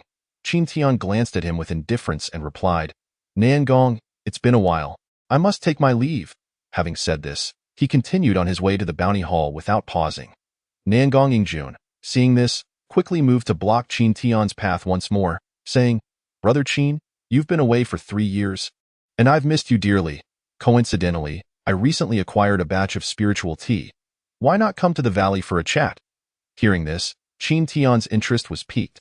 He fixed a cold gaze on Nangong Yingjun and replied, "Since you've already guessed, don't obstruct me. Besides, you can't stop me." Upon hearing this, Nangong Yingjun's playful demeanor faded, replaced by a serious expression. "Kid, you're a clever one. I know your strength has greatly increased, but have you considered the consequences?" Qin Tian smirked slightly, coldly declaring, "I act only with a clear conscience." With that, Qin Tian swiftly maneuvered past Nangong Yingjun, summoning a beam of sword light that transformed into a swift swan, dashing towards the bounty hall.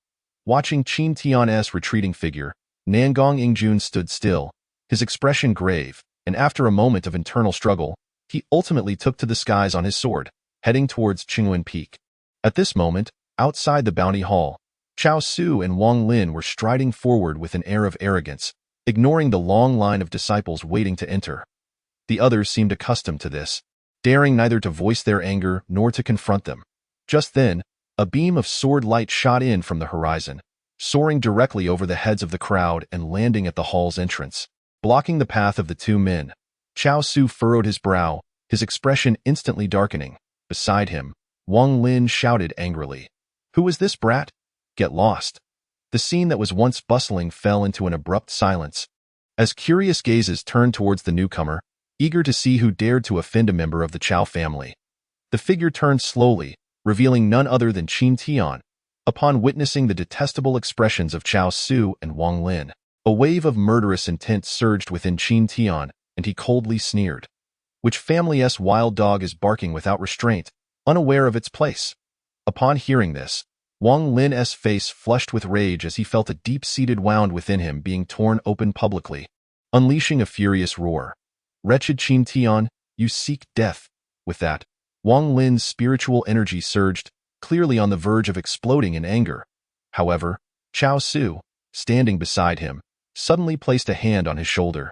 The spiritual energy Wang Lin had just gathered dissipated in an instant, and his mind cleared in an instant. "Stand down," Chao Su commanded coldly. Wang Lin, his face a mix of green and white, ultimately stepped aside, unwilling to speak further. Observing this, Qin Tian couldn't help but feel a pang of regret. Just then, Chao Su turned to glare at Qin Tian, sneering, 3 years apart, and you've grown stronger? It seems you've survived the ambush at the border. You truly are lucky." Qin Tian responded with faint astonishment. "What do you mean by that, Brother Chao? Is the ambush at the border related to you?" His words were ambiguous, cleverly misleading the onlookers. You dare spout nonsense?" Chao Su immediately realized he had misspoken, falling momentarily silent, afraid to respond. After all, being accused of treason was a serious matter, and even as a member of the Chao family, he could not withstand the weight of public opinion. Sensing this, a smirk of derision crept onto Qin Tian's face as he turned to strut confidently into the hall. Behind him, Chao Su stood there, his face ashen. Clearly, the humiliation of being publicly embarrassed was hard to bear. The onlookers were left astonished at this display, marveling at the audacity of one who dared to humiliate Chao Su publicly. Paying no heed to the crowd's reactions, Qin Tian strode directly into the side hall. Inside, at the head of a table sat a middle-aged cultivator clad in a green robe, his features sharp and unpleasant, with narrow eyes and thin lips, exuding an air of bitterness. Upon seeing Qin Tian's arrival, the middle-aged cultivator's eyes narrowed with displeasure, and he coldly inquired, "Which peak's disciple are you? Why are you not in line?" Unfazed, Qin Tian stepped forward boldly, placing his identity token on the table, and calmly stated, "I am Qin Tian from the Valley of the Wretched, here to collect my quota." Upon hearing this, The middle-aged cultivator relaxed momentarily, but then his expression darkened, revealing a mocking smile. A disciple from the Valley of the Wretched? The sect is currently low on resources. You may come again another time. As he spoke, a surge of foundational-level power erupted from him, pressing down upon Qin Tian. However, with the middle-aged cultivator intentionally controlling his aura, the other disciples in the hall felt no discomfort. Qin Tian's face paled slightly, his body trembling for a moment before he swiftly regained his composure, straightening his back like a sword aimed at the heavens. He had felt the terrifying pressure of a golden core expert before. A mere foundational-level threat was but a futile endeavor to suppress him. As far as I know, the disciples of the Valley of the Wretched have not received any quotas for an entire year. May I ask when exactly you mean by next time? Qin Tian fixed his gaze upon the middle-aged cultivator, his tone neither servile nor overbearing. Hearing this, the middle-aged cultivator was immediately enraged and rose from his seat, shouting, "You audacious brat, does the bounty hall require your interference? I will personally take you down and escort you to the sect's law enforcement hall." As the words fell, the middle-aged cultivator abruptly extended his right hand, gathering spiritual light to strike down upon Qin Tian. Just then, Chao Su and Wang Lin, who had just entered the hall, exchanged glances filled with malicious delight, reveling in the unfolding spectacle. However, at that moment, a cold voice rang out from outside the hall. "This is the sect's sacred ground. What is with this uproar? What sort of decorum is this?" Chapter 76. Life and Death packed with these words. An overwhelming aura surged from outside the hall, almost instantaneously suppressing the middle-aged cultivator's momentum. Qin Tian felt a wave of relief wash over him. At the same time, a figure in a green robe stepped into the side hall. It was Nangong Yu. Behind him trailed Lin Feng and the ever-smirking Nangong Yingjun, whose expression seemed to say, "See, my brother stands up for you." Upon entering, Nangong Yu cast a cold glance around the hall before addressing the middle-aged cultivator with authority. "Dong Shidi? What a show of power! Why do you attack the disciples of the sect without cause?" The middle-aged deacon named Dong's expression shifted slightly, lowering his hand as he replied coldly. "This person is disrespectful and lacking in decorum. I deemed it appropriate to teach him a lesson. Yet, why is Brother Nangong here instead of guarding the borders?" The implication was clear. He was criticizing Nangong Yu for meddling. Nangong Yu sneered. "Your discipline of others is your concern, but this person, as a disciple stationed at the borders, fought valiantly during the ambush at Shattered Rock Island, showing unwavering resolve to, shouldn't I, as the borders deacon, uphold justice?" His words drew gasps of astonishment. They had not expected this seemingly unremarkable disciple from the Valley of the Wretched to possess such a commendable record. The middle-aged deacon's expression flickered as it dawned on him that Qin Tian was not merely an ordinary disciple, but one who had performed a commendable service at the border. If he were to publicly apprehend him, it would undoubtedly attract criticism. After a moment of contemplation, the middle-aged deacon's expression softened slightly as he addressed Qin Tian sternly. "Since Brother Nangong is vouching for you this time, we will let it slide. But know that next time, the rules of the sect will apply." With that, the middle-aged man decisively retrieved the spiritual stones and fasting elixirs from the inner sect's quotas, placing them on the table, before taking Qin Tian's disciple token and performing a series of actions that resulted in an additional 1,000 contribution points being added to his account. Qin Tian observed this with a composed expression, waving his sleeve to collect everything.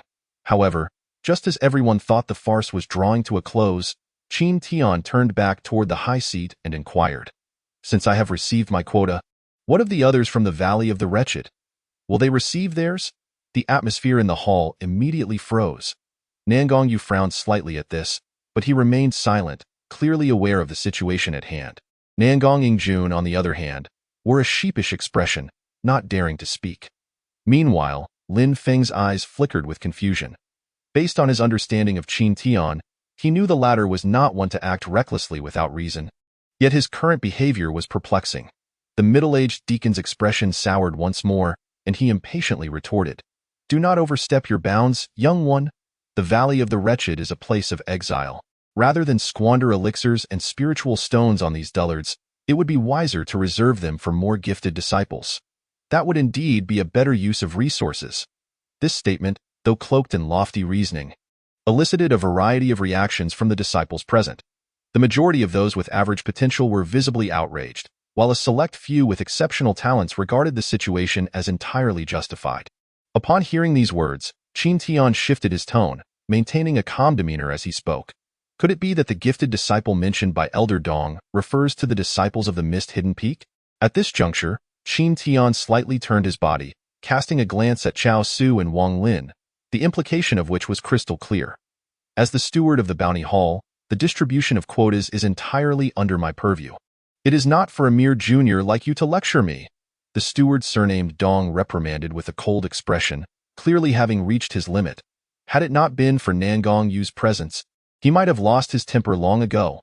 Meanwhile, Chao Su, who had originally stood by to watch the spectacle, was already simmering with resentment from his earlier humiliation outside the hall.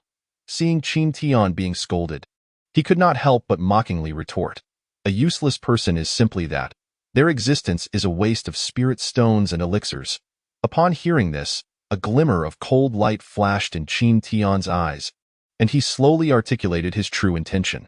Since Elder Dong believes the disciples of the Useless Valley to be so inept, I, as a representative of the Useless Valley, propose a duel with you, Elder, to resolve the issue of quota distribution. I wonder if you dare? At this pronouncement, the crowd fell into stunned silence. Had this young man lost his mind, daring to challenge an elder at the Foundation establishment stage? Nangong Yu and the others were equally perplexed. Only Lin Feng's eyes sparkled with a hint of understanding. Such an obvious provocation was apparent even to a fool, let alone the steward surnamed Dong. With a mocking expression, he responded, "A duel? With your mere qi refinement cultivation? I am self-aware enough not to challenge an elder," Qin Tian replied, pausing momentarily before turning to Chao Su. "However, I have heard that senior brother Chao possesses extraordinary talent and is a paragon of the mist-hidden peak. How about you battle with senior brother Chao instead?" Chao Su was taken aback at first, but then sneered disdainfully. "A mere qi refinement 7th layer dares to spar with me?" At this point, he turned to Wang Lin with a cold smile. "This brat is on par with you in cultivation. Why don't you take the lead and teach him a lesson on how to behave?" Wang Lin, upon hearing this, guaranteed with a smirk, "I will not disappoint senior brother Chao." Witnessing this scene, a strange glint flickered in Qin Tian's eyes, and he turned to the steward surnamed Dong, inquiring, "What does Elder Dong think? Let it be as Chao Shi's nephew suggested." After finishing his words, the steward surnamed Dong nodded in approval towards Chao Su, exhibiting an unusually warm demeanor. Though the steward of Mist-Hidden Peak, the Useless Valley and Qin Tian were inconsequential. However, Chao Su was different. He had close ties with the ancestral figure of Mist-Hidden Peak, Yun Zhe, and thus could not be disregarded.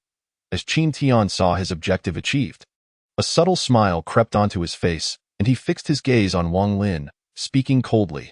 "Since senior brother Wang is so confident, why not make it a life-and-death duel?"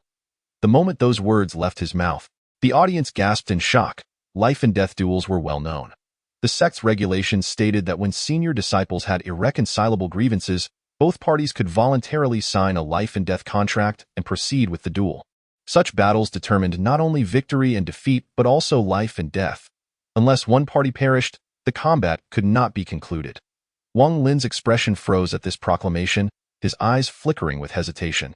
He had not anticipated that Qin Tian would suddenly propose a life-and-death duel at this moment. Chapter 77. No room for doubt. Observing Wang Lin's expression, Qin Tian quickly provoked. "What? Does senior brother Wang dare not? Is this the spirit of a disciple from Mist-Hidden Peak?" At this remark, which touched upon the reputation of Mist-Hidden Peak, Wang Lin felt trapped, unable to retreat. Meanwhile, Chao Su's eyes flickered momentarily before he transmitted a cold message. After receiving the transmission, Wang Lin gradually regained his composure, and after much hesitation, he gritted his teeth and declared, "Why would I not dare? Let us engage in a life-and-death duel." Upon hearing this, Qin Tian produced a sheet of spirit paper from his storage bag, using his spiritual will to levitate it before Wang Lin, coldly taunting. "If that is the case, I have prepared the contract. Let our fellow disciples be witnesses." Having said this, Qin Tian pressed a drop of blood from his finger, using a hand seal to infuse it into the contract, which immediately transformed into a blood-red rune and imprinted upon the suspended document. Witnessing this, the crowd was momentarily taken aback. He had even prepared the contract in advance. This was clearly a well-thought-out plan. In Nangong Yu's eyes, a flicker of realization crossed over, and and he could not help but silently admire Qin Tian. He was aware of Qin Tian's capabilities, especially since both of Tu Lao Ma's disciples had fallen at this young man's hands. Today's events revealed that Qin Tian was low-key in demeanor yet remarkably shrewd in action. Truly a promising talent, however, his poor spiritual roots were regrettable. Contemplating this, Nangong could not help but feel a tinge of pity. Meanwhile, the steward surnamed Dong furrowed his brow. At this stage, if he still failed to discern the situation, he would truly be unworthy of being a foundation establishment cultivator. Upon seeing this, Wang Lin's heart filled with panic once more. For some reason, ever since Qin Tian proposed the life and death duel, he felt an overwhelming sense of danger. Yet, upon catching a glimpse of Chao Su's icy countenance from the corner of his eye, he forced himself to calm down. The arrow was nocked, and it could not be unshot. With this thought, Wang Lin steeled himself and, emulating Qin Tian, infused his blood into the life and death contract. Instantly, the contract radiated a brilliant glow before falling silent again. The life and death contract is now in effect. You too, resolve this swiftly. I have other matters to attend to. Seeing this development, Nangong impatiently urged. Qin Tian's lips curled upward, and with a cold gaze directed at Wang Lin, he stated, I will be waiting for you outside the hall. After saying this, Qin Tian turned and strode toward the entrance of the bounty hall, followed closely by Nangong Yingjun and Lin Feng. Elder Dong, shall we observe the battle outside? Nangong said with a hint of sarcasm toward the steward surnamed Dong, completely disregarding the latter's grim expression as he made his way outside.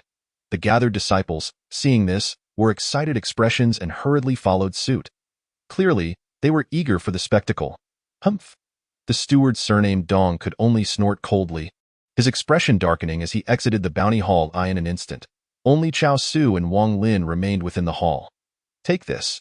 You know what to do, right? Chao Su coldly stated as he retrieved a pitch-black orb, tossing it to Wang Lin. Wang Lin hurriedly caught it, treating it as if it were fragile. It was noon, and the blazing sun hung high in the sky, scorching the earth to a parched yellow. Outside the bounty hall, no fewer than several hundred people had gathered. Yet an eerie silence enveloped the scene. In the center of the crowd lay a clearing of 100 feet, shrouded by a transparent barrier, within which two figures stood in fierce confrontation. It was none other than Qin Tian and Wang Lin. Third uncle, do you think Qin Tian can win? In the front row, Nangong Yingjun, with a hint of concern in his eyes, asked Nangong who was seated in a grand chair. Upon hearing this, Nangong simply closed his eyes, choosing to meditate. Nangong Yingjun rolled his eyes and turned to Lin Feng beside him, his expression speaking volumes. Lin Feng smirked, his tone flat. This battle is without a doubt settled. Nangong Yingjun rolled his eyes again, inwardly cursing. As expected, like master, like disciple. They are truly of the same ilk. Meanwhile, in the crowd, Chao Su's gaze remained fixed on Qin Tian, an expression full of derision and malice.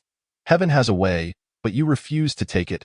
Hell has no door, yet you come knocking. Oh, not blame me for being ruthless.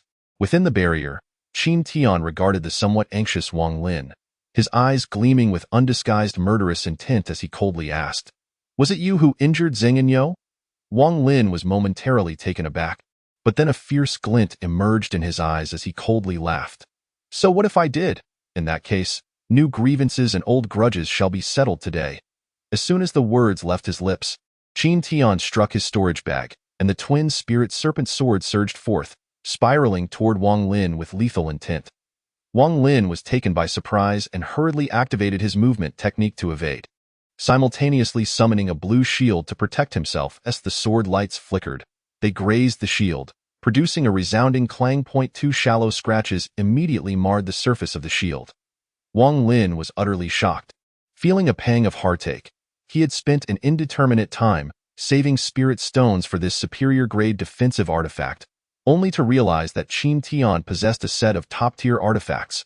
The battle had barely commenced, yet his defensive artifact was already damaged and could shatter at any moment, leading to his inevitable suppression. It was imperative to finish this quickly. With this thought in mind, Wang Lin evaded while summoning a black dagger, launching it toward Qin Tian.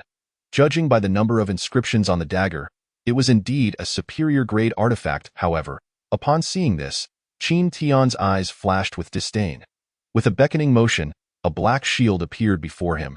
gradually enlarging. It was none other than the black spirit shield. Qin Tian remained rooted to the spot, making no effort to evade. In the next moment, a sharp metallic sound echoed through the air as the black dagger was instantly deflected, and the black spirit shield merely flickered with spiritual light before swiftly returning to its normal state. Wang Lin's eyes turned red with rage, his heart consumed by jealousy and indignation. A complete set of top-tier artifacts is one thing. Even his defensive artifact is top-tier. Meanwhile, I have been groveling for years, treated like a servant by Chao Su, yet I possess not a single top-tier artifact. How can a waste with mixed elemental roots possess such fortune? With this thought, Wang Lin felt a surge of madness rising within him. After barely fending off the twin spirit serpent sword's assault with his shield, he disregarded everything and unleashed a frenzied barrage of attacks on Qin Tian. In an instant, a flurry of colorfully diverse attacks engulfed Qin Tian, including the black dagger and occasionally a few spirit talismans. Yet, amidst this relentless onslaught, Qin Tian stood firm, wielding the twin spirit serpent swords to counterattack while bracing himself against the black spirit shield. Remaining immovable, witnessing this scene, the onlookers held varied thoughts. Nangong Yu remained unfazed, even keeping his eyes shut. Lin Feng shook his head, lamenting. Wang Lin's temperament is unstable. His strategy is in disarray. This battle is without a doubt settled.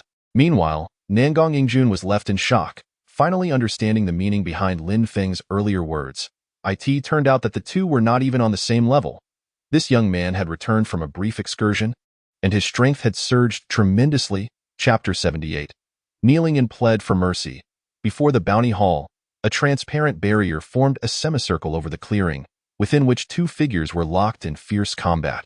As time wore on, Wang Lin, amid his reckless onslaught, began to pale, his face growing increasingly ashen as he gasped for breath due to the excessive consumption of spiritual energy. Yet, he could not breach Qin Tian's defenses. In stark contrast, Qin Tian remained calm and composed, standing resolutely in place. Although manipulating the black spirit shield consumed a significant amount of spiritual energy, he clearly fared better than Wang Lin, who was exerting himself excessively. Furthermore, with the 5 elements transmutation technique at the third transition, Qin Tian's spiritual energy was inherently more robust than that of his peers at the same stage. Thus, the scene unfolding before the crowd was unmistakably clear. With such meager strength, how dare he speak so brazenly? Observing Wang Lin's frantic movements, Qin Tian sneered derisively. With this level of power, you dare to boast? Shut your mouth.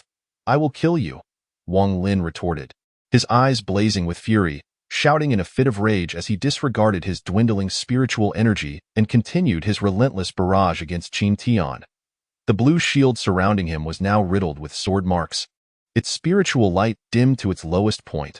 I will make you feel what despair truly is. After uttering these words, Qin Tian narrowed his eyes slightly, a cold smile tugging at the corners of his lips.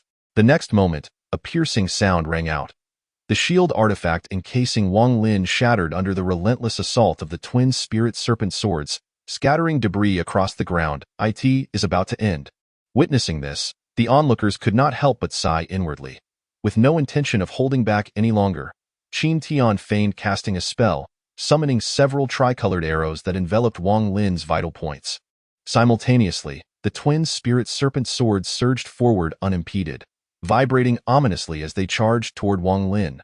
Wang Lin was struck with panic, hurriedly activating his movement technique to evade, yet he found himself ensnared by the spiritual arrows surrounding him, leaving him with no means of escape. 3 muffled thuds echoed. An arrow pierced through Wang Lin's thigh and both shoulders, causing blood to spurt uncontrollably, and the searing pain made his vision blur. Before he could catch his breath, the whistling sound of the twin spirit serpent swords approached once more. Overwhelmed by a life-and-death crisis, Wang Lin instinctively suppressed the pain coursing through his body, desperately channeling the remaining spiritual energy to form a water shield in front of him. In an instant, the twin spirit serpent swords arrived, momentarily deflecting them with a brilliant flash of spiritual light. However, the impact sent Wang Lin crashing backward over 10 feet, collapsing to the ground as he coughed up a mouthful of blood, mixed with fragments of his internal organs, clearly sustaining severe injuries. His momentum dwindled rapidly. Before Wang Lin could react, golden and green lights flickered, and the twin spirit serpent swords were poised against his neck. Wang Lin's expression turned vacant, his face drained of color. Yet his eyes were filled with unwillingness and indignation. No, it can't be. How could I lose to this waste? Absolutely impossible. Meanwhile, the audience erupted into a cacophony of astonishment, sighs, and confusion. Among the crowd, Chao Su wore an ashen expression, his eyes flickering uncertainly as the dust settled. Qin Tian sheathed the black spirit shield and approached Wang Lin, his expression one of cold fury as he declared, "I told you I would make you despair. I always keep my word." Hearing this, Wang Lin regained his composure, realizing that this was a life-and-death battle, and panic surged within him. Recalling the life-and-death contract he had signed earlier, and the events leading up to this moment, fear filled his eyes as he trembled and asked, "Did you plan this all along? To lure me into a life-and-death duel?" Qin Tian's lips curled into a smirk as he replied, "Indeed." Upon hearing this, despair washed over Wang Lin. Given the enmity between him and Qin Tian, the outcome awaiting him was all too clear. Just then, a voice echoed in Wang Lin's ear. "What are you waiting for? Take it out." The brief command ignited a spark of determination in Wang Lin's eyes, and he swiftly reached for his storage Daoists. The next moment, a pitch-black orb the size of a chicken egg appeared in his hand. A fierce glint flashed in Wang Lin's eyes as he prepared to throw it and activate its power. However, upon witnessing this, Qin Tian's expression hardened, and he summoned the spirit's serpent golden sword, which descended viciously. A piercing scream erupted, reverberating throughout the crowd. "Ah, my hand. Qin Tian, you shall not die well." Wang Lin's right hand, which had been holding the black orb, was severed at the wrist by the spirit's serpent golden sword, blood gushing forth as his severed arm fell to the ground. The scene turned gruesome in an instant. Qin Tian remained unfazed, coldly snorting. "Still unwilling to give up? It seems you need more." After stating this, Qin Tian raised his finger, and the spirit's serpent green sword cleaved down, severing Wang Lin's remaining left arm. Another piercing scream erupted, and Wang Lin writhed in agony, his bloodied body rolling on the ground, leaving a large crimson stain. Qin Tian's expression remained indifferent as he coldly declared, "I have said that I would make you feel despair, just like the souls of the useless valley who died in vain." Hearing this, Wang Lin's eyes filled with despair. Accustomed to groveling, he could not suppress his instinct for survival and knelt on the ground, pleading for mercy. "Please, do not kill me. I was wrong to offend you. Junior brother Qin, regarding the useless valley, I was merely following orders. Spare me this once, and I will never dare again." Witnessing this scene, Qin Tian's brow furrowed in distaste, and he pressed, "Oh? Who ordered you? Speak." Upon hearing this, Wang Lin hesitated, but upon meeting Qin Tian's murderous gaze, he shivered and was about to speak. Meanwhile, in the crowd, Chao Su's expression had grown increasingly grim since Wang Lin's defeat. Just as Wang Lin was about to speak, a glint of ferocity flashed in Chao Su's eyes. His right hand, concealed within his sleeve, formed a spell with a quick motion, simultaneously directing his spiritual intent. In the midst of the gathering, Qin Tian, who had previously appeared indifferent, felt an inexplicable tremor in his heart. Without the luxury of contemplation, Qin Tian instinctively unleashed the Lingbo Weibo, his figure suddenly retreating swiftly to the same time. He executed a hand gesture, causing the black spirit shield to rapidly expand and shield him. Just as the onlookers exhibited expressions of confusion, the pitch-black orb that had fallen alongside Wang Lin's hand suddenly shattered. In the next instant, a thunderous explosion echoed throughout the arena. Instantly, the entire luminous barrier was engulfed in the fiery light of the explosion, and Qin Tian's figure was also swallowed within. Chapter 79. Explosion Pearl outside the Bounty Hall. With the sound of the explosion, the crowd erupted into chaos, exclamations of shock rising and falling like waves. "What is happening? Wasn't that useless boy from the wasteful valley victorious? What kind of explosion could possess such formidable power?" It is utterly terrifying. As Qi refinement disciples, we would stand no chance of survival if caught within.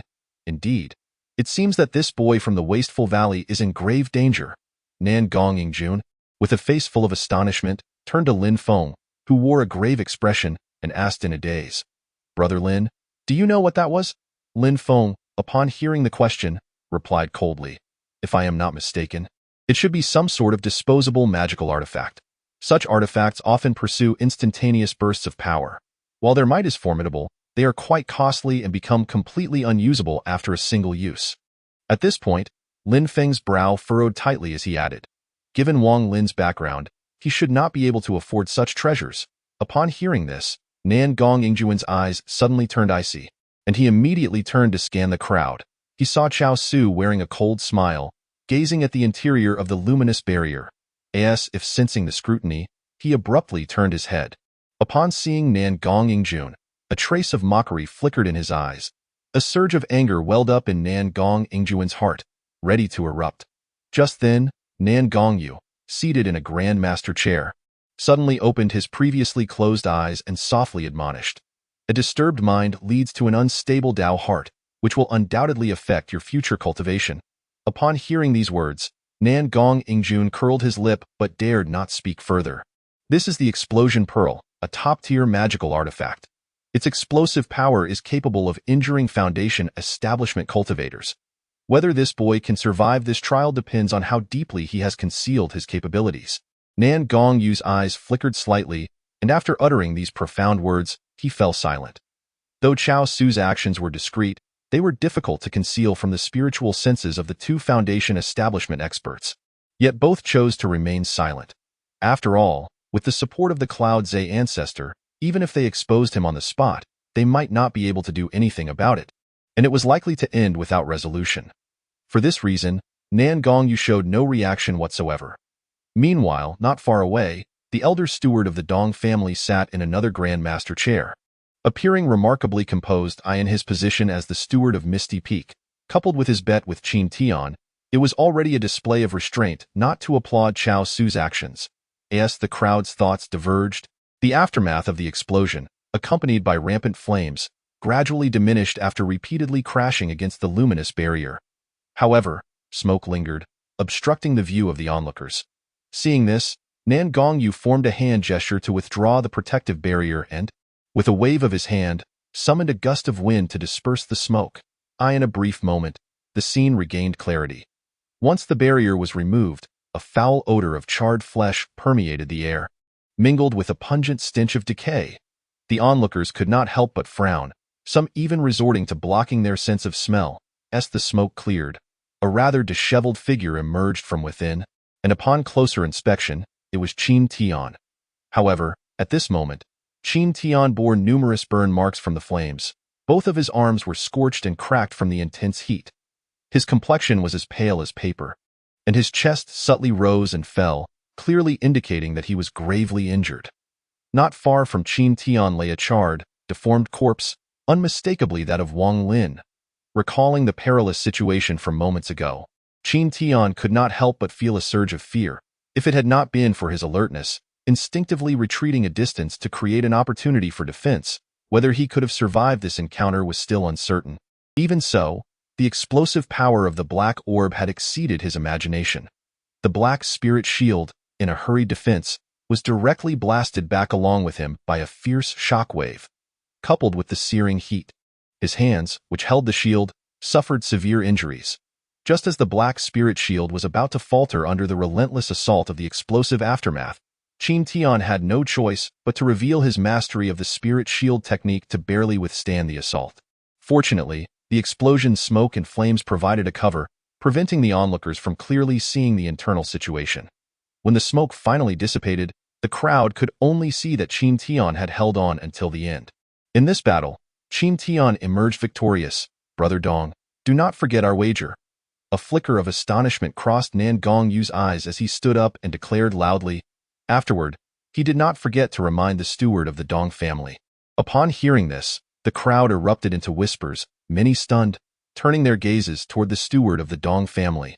The previously calm demeanor of the steward was now replaced with a cold expression. Hearing these words and seeing the gazes of the surrounding disciples, a surge of anger welled up within him, and with a cold snort, he replied, Dong will naturally keep his promise. There is no need for Brother Nan Gong to worry. After saying this, the steward of the Dong family shot a cold glare at Qin Tian before waving his sleeve and turning to leave. Meanwhile, Qin Tian, after consuming a blood-stabilizing elixir to stabilize his injuries, approached Nan Gongyu and bowed respectfully. Thank you, Senior Nan Gong, for your righteous intervention. I am deeply grateful.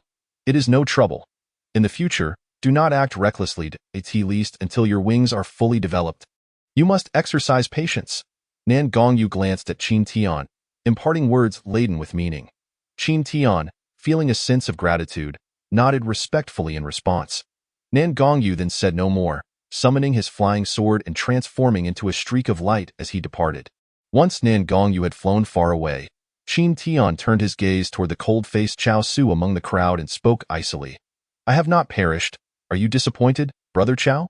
Upon hearing these words, the discussions among the crowd fell abruptly silent. What does this mean? Could it be that the explosion was orchestrated by Chao Su? Many sharp-witted disciples began to speculate, especially since Wang Lin had been utterly defenseless before the sudden explosion, which had occurred so suspiciously. Feeling the scrutinizing gazes directed at him, Chao Su's expression grew increasingly frigid as he sneered. Sharp-tongued brat, you have quite the luck. Hearing this, a smirk played on Qin Tian's lips as he stepped forward to approach Chao Su, and soon they stood face to face. The crowd, witnessing this, quickly parted to create a pathway, their expressions filled with astonishment. What is this boy from the wasteful valley planning? Is he truly going to confront Chao Su? Lin Feng and Nan Gong exchanged glances, both equally puzzled. Observing the loathsome expression before him, Qin Tian's eyes were filled with indifference, his heart brimming with murderous intent. From the moment he entered the sect, he had faced difficulties from this person, and subsequently endured several assassination attempts orchestrated by him. How could Qin Tian not be enraged? However, Qin Tian was no longer the inexperienced youth he once was and would not act impulsively.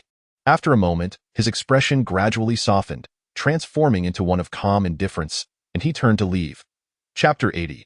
Factional struggles. Qin Tian called for Nan Gongyu and Lin Feng, and together they soared away on their swords, leaving Chao Su standing there with a sinister expression. As the onlookers observed this scene, they slowly began to disperse. However, starting from this day, the name of Qin Tian from the Wasteful Valley began to spread within the sect. At the entrance of the Flower Fragrance Valley, Nan Gongyu and Qin Tian exchanged handshakes with Lin Feng, who soon departed for Qingyuan Peak. Shortly after, within the valley's pavilion hall, the two took their seats as host and guest. Observing Qin Tian's steady demeanor, Nan Gongyu explained, I have been in seclusion for some time and only recently learned about the events in the exile zone. Coincidentally, as you return to the sect, it is of no matter. I naturally understand the reasoning behind it. Moreover, I owe much gratitude to Brother Nangong for your assistance. Qin Tian shook his head, signaling to Nan Gongyu not to dwell on the matter. Indeed, consider it a favor returned. I am quite curious about what you spoke of with Chao Su earlier. Nan Gongyu asked playfully, seeing that Qin Tian was not upset. Nothing much, just a warning. Qin Tian responded, his expression darkening as he recalled the matter concerning the spirit herb garden. Then, a thought struck Qin Tian, and he fixed his gaze on Nan Gongyu, asking curiously, there is something I do not comprehend. The Nangong family has repeatedly extended a helping hand to me, even at the risk of offending the Chao family. I am truly grateful, but I hope Brother Nangong can clarify the reasoning behind this. Upon hearing this, Nan Gongyu's expression gradually turned serious. He raised his hand to cast a soundproof barrier around them before speaking. I have always maintained that an enemy's enemy is a friend. Moreover, the Nangong family and the Chao family have long been at odds, akin to sworn enemies.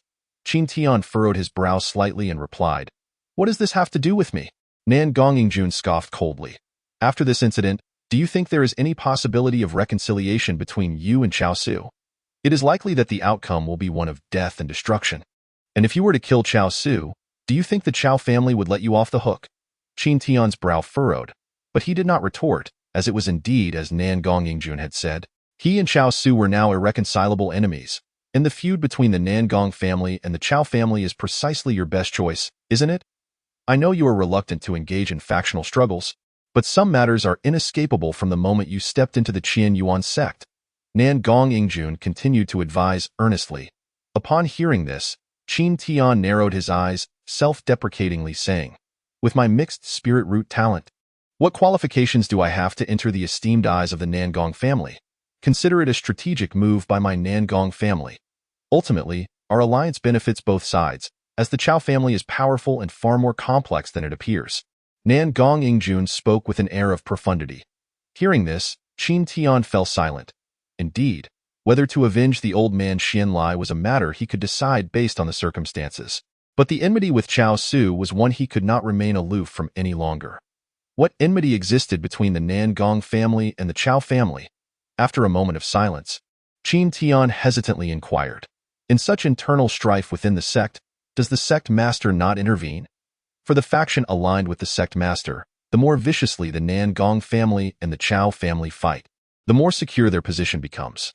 After all, both the Ji Chao peaks Yunxiu and the Qing Yuan peaks Yunhong are both from humble backgrounds, without any family power backing them. Posing no threat to the sect master's faction, Nan Gong Yingjun spoke with a cold smile, expressing disdain for the sect master's faction. Upon hearing this, a chill crept into Qin Tian's heart. He had not anticipated that within the renowned human sect, Qian Yuan sect, internal factional struggles would be so severe, to the point where even a golden core expert, the master of a peak, could not remain uninvolved. The atmosphere fell into a momentary silence as both men lapsed into contemplation.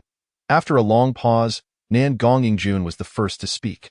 Brother Qin need not bear any psychological burden. Just focus on enhancing your cultivation, for strength is the foundation of our existence. At this point, Nan Gong Yingjun paused slightly before curiously asking, "You must be aware of the upcoming sect competition. What are your plans for the next 3 years?"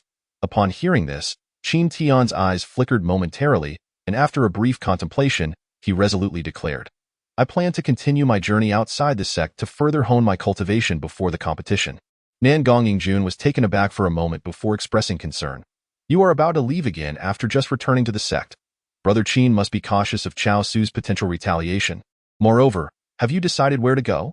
Qin Tian's eyes flashed with cold light, and he firmly replied, "The 3 cities of the border." Chapter 81. The 3 cities of the border. Upon Qin Tian's return to the wasteful valley, it was already deep into the night. As news of the events that transpired at the Bounty Hall during the day had spread, the inhabitants of the wasteful valley expressed their gratitude upon seeing Qin Tian. In no time, a torrent of flattering and thankful words filled the air. However, Qin Tian had always been accustomed to a low profile, and he found himself quite unaccustomed to such a scene. After finally managing to send the enthusiastic crowd away, Qin Tian and Xingyan returned to their wooden cabin, where the 2 old friends celebrated their reunion with merriment and conversation that lasted throughout the night. By the following morning, Qin Tian left behind several cultivation pills and a sum of spirit stones before quietly departing the valley. Not long after, he returned to the Bounty Hall. It was not the designated day for claiming shares. There were not many people present in the hall. Nevertheless, Qin Tian's appearance still sparked a flurry of whispers. "Look, it's Qin Tian from the Wasteful Valley. Who? Is he the one who defeated Wang Lin?" Wang Lin was merely a lackey of Cao Su. "I doubt this fellow will have a good time ahead. TSK. It's a rare talent to emerge from Wasteful Valley, yet he turns out to be such a fool." Qin Tian merely furrowed his brow at the murmurs, then chose to ignore them entirely as he strode toward the side hall. At that moment, the steward of the Dong family was absent, and a disciple was handling the affairs in his stead. This individual had presumably witnessed the life and death duel, so when Qin Tian explained his purpose, he did not dare to make things difficult for him and promptly exchanged all 1,000 contribution points from Qin Tian's identity token for cultivation use warming pills. Subsequently, Qin Tian wasted no time in exiting the Bounty Hall, soaring directly toward the mountain gate. Half a month later, at the borders of the human race sea region, a figure clad in black robes, weary and travel-worn, raced toward his destination on a flying sword. Upon closer inspection, it was none other than Qin Tian. At this moment, Qin Tian's expression bore signs of fatigue, evidently struggling after a continuous half-month journey. Due to the mixed nature of the destination on this journey, in order to avoid unnecessary troubles, Qin Tian had early on replaced his Qin Yuan sect's standard white robe with an ordinary black robe. At this moment, he appeared as nothing more than a down-and-out rogue cultivator, devoid of any insignia of power. After flying approximately 1,000 miles further, a large island suddenly came into view. As he approached, the outline of the island gradually expanded, revealing a truly breathtaking scene. Rather than simply being an island, it resembled a colossal city, a magnificent metropolis spanning hundreds of miles. At the island's edge stood an imposing black city wall, towering hundreds of feet high, encircling the entire island and rendering it remarkably fortified. The city wall featured gates on 3 sides to allow entry and exit for cultivators, while the northern side, facing the territory of the demon race, was merely a solid wall standing resolutely. This city was none other than Anti-Sea City, one of the three border cities of the human race, in the endless demon sea. The two races, humans and demons, coexisted in a state of perpetual conflict.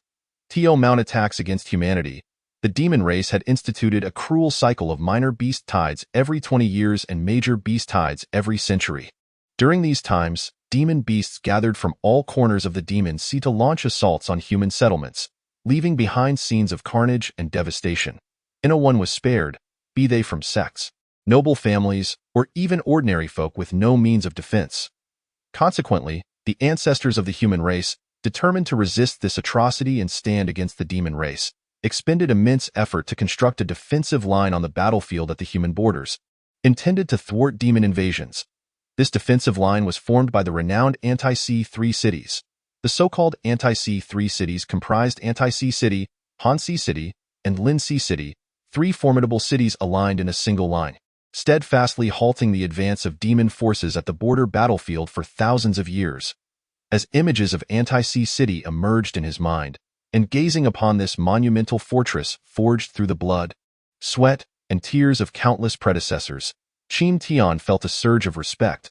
His heart resonating with a wit was as if he could envision countless human cultivators engaging in bloody battles to fend off the demon race, fighting valiantly against overwhelming odds.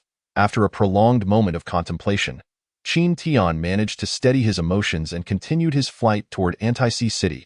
As he drew nearer, he increasingly felt the overwhelming grandeur of the city, an oppressive aura of determination greeting him. Even the black city walls bore faint scars and claw marks, seemingly narrating the fierceness of past battles.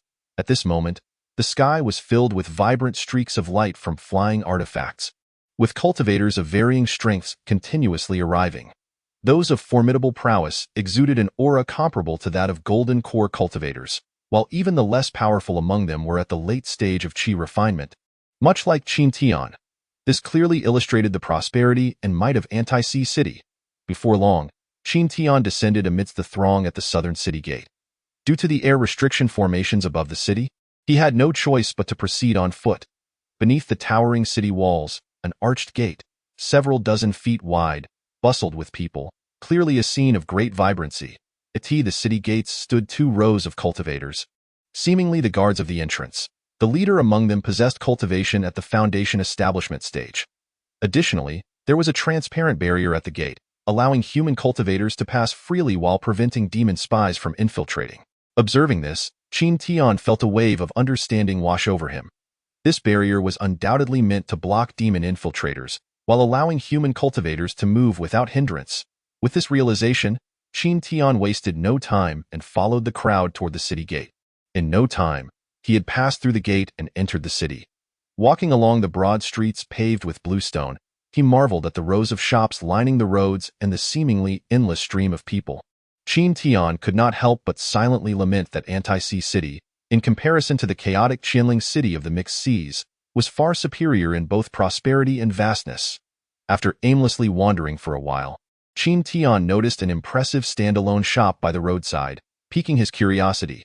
Above its entrance hung a plaque made of sandalwood, inscribed with the three gilded characters Jubao Tower. With a spark of interest, Qin Tian strode into the building. Inside the first-floor hall, aside from a few attendants, an elderly man sat behind the counter, dressed as the shopkeeper, his cultivation inscrutable, but certainly at least at the foundation establishment stage. Upon noticing a customer, an attendant immediately approached, respectfully clasping his hands and saying, "Welcome, esteemed guest. I apologize for not greeting you sooner. May I inquire what you wish to purchase? I cannot guarantee anything else, but our Jubao Tower boasts an unparalleled variety of goods, sure to satisfy you." Hearing this, Qin Tian replied noncommittally, "Is that so? I indeed seek a particular item, but it is rather rare. I wonder if your establishment has it in stock?" Upon hearing this, the elderly man behind the counter lifted his gaze. "Might you be willing to state what you seek?" The attendant asked with a confident smile. "Do you have any soul-startling stones for sale?" Qin Tian inquired, maintaining a neutral expression. The attendant's demeanor shifted, becoming somewhat awkward, while the elderly shopkeeper's eyes flashed with surprise as he slowly approached Qin Tian. "I may have to disappoint you, young friend," Soul-startling stones are quite rare, and our tower does not have any for sale. In fact, I fear that no shops in Anti-Sea City possess any stock. The elderly man spoke with a hint of regret, lacking any condescension typical of high-ranking cultivators. Although Qin Tian felt a twinge of disappointment at this revelation, he quickly composed himself and clasped his hands in gratitude, saying, "Thank you for your guidance, Senior. I am truly appreciative. If that is the case, I shall take my leave." After saying this, Qin Tian turned and exited swiftly, having arrived quickly and departed just as fast. The elderly shopkeeper watched Qin Tian's retreating figure, shaking his head before returning to his counter. After spending half a day traversing the entirety of Anti-Sea City, Qin Tian found that nearly all the shops lacked soul-startling stones for sale. Although he felt disappointed, he recognized that there was little he could do and had to suppress his thoughts for the time being. Having journeyed 1,000 miles to this border, Qin Tian certainly could not have come solely for the soul-startling stones. With that matter set aside, he had to begin planning for his cultivation. With the sect competition approaching, improving his strength was imperative. However, cultivation levels demanded a gradual progression, not a sudden leap. Moreover, despite having experienced numerous battles since beginning his cultivation, Qin Tian's combat experience was still lacking. Therefore, his primary purpose for this trip was to hunt demons. As the term suggests, hunting demons involved slaying members of the demon race. After all, in their mutual conflict, demon cultivators viewed humans as prey, consuming them to enhance their own powers. Conversely, human cultivators regarded demons as game. For every part of a demon beast was valuable. Blood, flesh, skin, and claws could all serve as materials for alchemy, artifact refinement, or be sold for spirit stones. Thus, in this border battlefield, the two races slaughtered one another, adhering to the jungle law of the strong preying on the weak. The higher-ups of both races adopted a laissez-faire attitude towards this, resulting in the emergence of a group specifically dedicated to hunting demon beasts for the purpose of acquiring cultivation resources, known as demon hunters. Most demon hunters were rogue cultivators, as they lacked the backing of any powerful sect and had to fight for their own resources. Very few sect cultivators were willing to join their ranks, given the considerable dangers of hunting demons. A moment's carelessness could result in a reversal of roles between hunter and prey. As demon beasts possessed formidable strength, often overpowering cultivators of the same tier, it was common for demon hunters to form small teams to venture out and hunt demons. With thoughts of the demon hunters swirling in his mind, Qin Tian arrived at a large plaza within the city. This plaza served as a marketplace while also functioning as a recruitment area for various demon hunting teams. The square was bustling with activity, filled with people. Some demon hunters were recruiting members, while others were seated on the ground, displaying a myriad of goods for sale. As Qin Tian wandered, his eyes were open to the variety of wares, yet he still could not find any soul-startling stones. Just then, as he passed by a particular stall, the mysterious pendant hanging from his chest suddenly radiated warmth. Qin Tian felt a jolt of excitement and stopped in his tracks, turning to examine the stall. The stall's owner was an elderly man with white eyebrows, at the 9th level of Qi refinement, who had various miscellaneous items displayed before him, including spirit talismans, elixirs, artifacts, jade slips, and several unknown beast bones.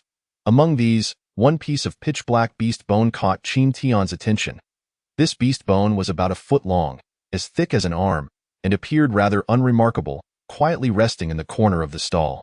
Qin Tian's eyes flickered slightly, and he feigned nonchalance as he approached the stall to inspect the items. The white-browed elder, however, showed no reaction to Qin Tian's arrival, remaining seated with his eyes closed. After examining the selection, Qin Tian inquired, "May I ask how much for the spirit talismans?" Upon hearing this, the elder opened his eyes, glanced at Qin Tian, and replied coolly, "The market price." Without further ado, Qin Tian grasped several dozen spirit talismans from the stall and handed over several hundred spirit stones to the elder. In Qin Tian's view, as he was preparing to venture out to hunt demons, it was only prudent to stock up on consumables like spirit talismans, so he spent the spirit stones without hesitation. Moreover, given his current wealth, a few hundred spirit stones were a minor expenditure. Once the transaction was completed, Qin Tian shifted his gaze as if casually and swept over the pitch-black beast bone. Then asked with a hint of curiosity, "This beast bone appears rather ordinary, yet you have it displayed here. Does it possess some hidden significance?" The elder's eyes flickered slightly as he explained, This item was obtained by me from an ancient cultivator's cave, but after years of contemplation, I have yet to discern its purpose. Reluctant to discard it, I decided to put it up for sale in hopes of encountering someone fated to uncover its mystery. Upon hearing this, Qin Tian feigned excitement and said, "Since it is an ancient relic, I am quite curious. May I ask how much it costs?" The elder's gaze swept over Qin Tian, revealing a glimmer of peculiarity, and he slowly replied, 5,000 spirit stones, no bargaining. Are you not asking for a lion's share? A mere fragment of bone is hardly worth such a price. Qin Tian retorted, his expression one of indignation.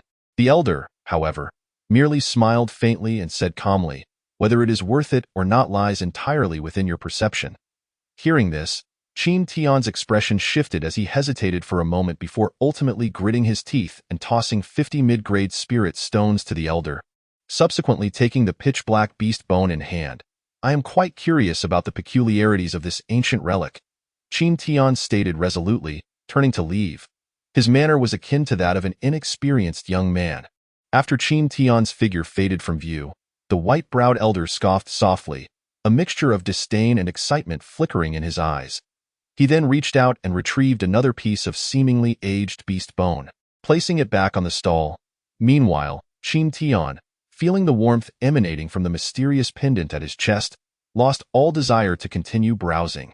After navigating through the bustling crowd in the plaza, he finally arrived at the entrance of an inn. He casually requested a room, instructing the innkeeper not to disturb him, then locked the door tightly, placing several layers of barriers for protection. Subsequently, he took out the beast bone to study it. However, despite infusing it with spiritual energy, probing with his consciousness, or attempting to recognize it with a drop of blood, the pitch-black beast bone remained unresponsive, as if it were truly just an ordinary piece of bone. Though Qin Tian bore a grave and anxious expression, he was certain that this object was extraordinary. After all, the pendant's reaction was not to be taken lightly. After numerous unsuccessful attempts, just as Qin Tian was about to put away the pitch-black beast bone, a sudden surge of gray mist erupted from the pendant, enveloping the beast bone entirely. Taken aback, Qin Tian's heart soared with joy, yet he also felt a pang of regret for having forgotten about the gray mist within the pendant in his moment of urgency. The gray mist wrapped around the beast bone, causing it to tremble incessantly. After a while, the gray mist, having dimmed somewhat, retreated back into the mysterious pendant, leaving behind a beast bone that had visibly shrunk in size and undergone a dramatic transformation. Upon closer inspection, Qin Tian's eyes widened in astonishment, and no longer could it be referred to as pitch black. The beast bone had transformed into a brilliant golden hue, resembling something forged from gold. Additionally, the surface of the bone was covered in intricate patterns, reminiscent of the inscriptions found on artifacts and spiritual devices. Could it be some form of spiritual artifact? Qin Tian curiously probed with his consciousness once more, yet it remained unresponsive. Recalling the earlier failure to recognize it with blood, he reluctantly discarded that notion. At this moment, Qin Tian also noticed that one end of the beast bone bore a jagged break, as though it had been forcefully snapped. Could it be that this beast bone was not a singular piece? Qin Tian pondered this thought. Perhaps only by locating the remaining pieces of the bone could he unravel its mysteries. With that in mind, Qin Tian ceased his speculation and, after a careful yet fruitless examination, placed the beast bone into an exquisite jade box and stored it within his spatial pouch. He then began to meditate, conserving his energy. A tranquil night passed, and as dawn broke the following day, Qin Tian returned to the plaza once more. However, this time, the white-browed elder was nowhere to be seen. It was uncertain whether he had fled in embarrassment or had gone out to hunt demons. Qin Tian paid this little mind, focusing instead on weaving through the crowd in search of a suitable demon-hunting team. Listening to the various recruitment calls echoing around him, he found himself momentarily at a loss for how to choose. Just then, a hearty voice caught his attention. "I see you are alone. Are you in search of a demon-hunting team?" Upon hearing this, Qin Tian turned to face the speaker. Standing 3 paces away was a tall youth clad in armor, with thick brows and large eyes, towering at 9 feet. His imposing presence exuded a fierce aura, suggesting he was accustomed to living on the edge of danger, and his cultivation reached the 9th level of Qi refinement. Qin Tian silently praised him in his heart but maintained a composed exterior as he replied, "Indeed, I am considering that, It is a pleasure to meet you. Qin Daoyu. I am Tao Ran. I happen to be forming a demon hunting team, and we are currently in need of one more member. Would you be interested in joining us? The tall youth, Tao Ran, extended an invitation with a respectful gesture. Qin Tian's eyes flickered for a moment before he returned the gesture, saying, "Since you have extended the invitation, I would be remiss to decline." Upon hearing this, Tao Ran displayed a smile and gestured for Qin Tian to follow him, saying, "Then please, come with me," after which, he turned and exited the plaza. Qin Tian naturally followed closely behind. For him, the primary objective was to hone his skills and accumulate combat experience. The specific team he joined was of little consequence. Thus, he did not resist Tao Ran's invitation. The two exited the plaza and traversed several streets before gradually leaving behind the bustling city and arriving at a more secluded area. This part of the city lacked the ubiquitous shops and vendors, featuring only elegant, standalone pavilions, clearly serving as residences for cultivators. After winding through several turns, they soon arrived outside a courtyard shrouded in formations. Tao Ran raised his hand and cast a command talisman, causing a gap to open in the formation's barrier. This is a cultivator's residence specifically prepared in the city. Though the rent is steep, I share this place with my team members, and the spirit stone expenses are divided among us each year. Tao Ran explained as he noticed Qin Tian's puzzled expression. Without pausing, he strode into the courtyard. Given the city's strict prohibition against violence, Qin Tian had no reason to suspect any ulterior motives and followed him inside. Once in the courtyard, Tao Ran closed his eyes to send a message, and shortly thereafter, doors opened around them, revealing 3 other cultivators, 2 men and 1 woman. All at the Qi refinement stage. Point 1 was a middle-aged man clad in a Daoist robe, holding a whisk, with a cultivation level of the 8th stage of Qi refinement. The other was a handsome youth with sharp eyebrows and bright eyes, his demeanor exuding grace, clad in a flowing white robe that fluttered in the wind. Also at the 8th stage of Qi refinement. The final individual was a young maiden clad in a blue gauze dress. She possessed delicate features and an elegant demeanor, yet her figure was alluringly curvaceous, undeniably enchanting. However, her cultivation level was merely at the 7th layer of Qi refinement, comparable to that of Qin Tian. Upon their arrival, the trio simultaneously cast curious glances towards Qin Tian, and upon realizing his cultivation was only at the 7th layer, the other two, aside from the maiden in blue, furrowed their brows in disapproval. That moment, Tao Ran took the initiative to introduce them to one another. After a round of introductions, Qin Tian became acquainted with their names. The middle-aged Daoist, known by the title de Hui, was a quintessential solitary cultivator. The handsome youth in white robes was named Li Hongfei, reputed to be a disciple of a small sect. The maiden in azure, called Lu Yao, was a fellow disciple of Li Hongfei, and I am Qin Tian, a wanderer without a sect. Greetings to all my fellow Daoists.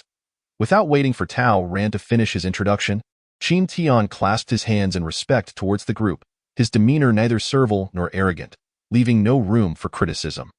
The middle-aged Daoist de Hui and Lu Yao promptly returned the gesture, whereas Li Hongfei, with a raised brow, revealed a hint of disdain in his eyes and coldly remarked, "Hunting demons at sea is no trivial matter.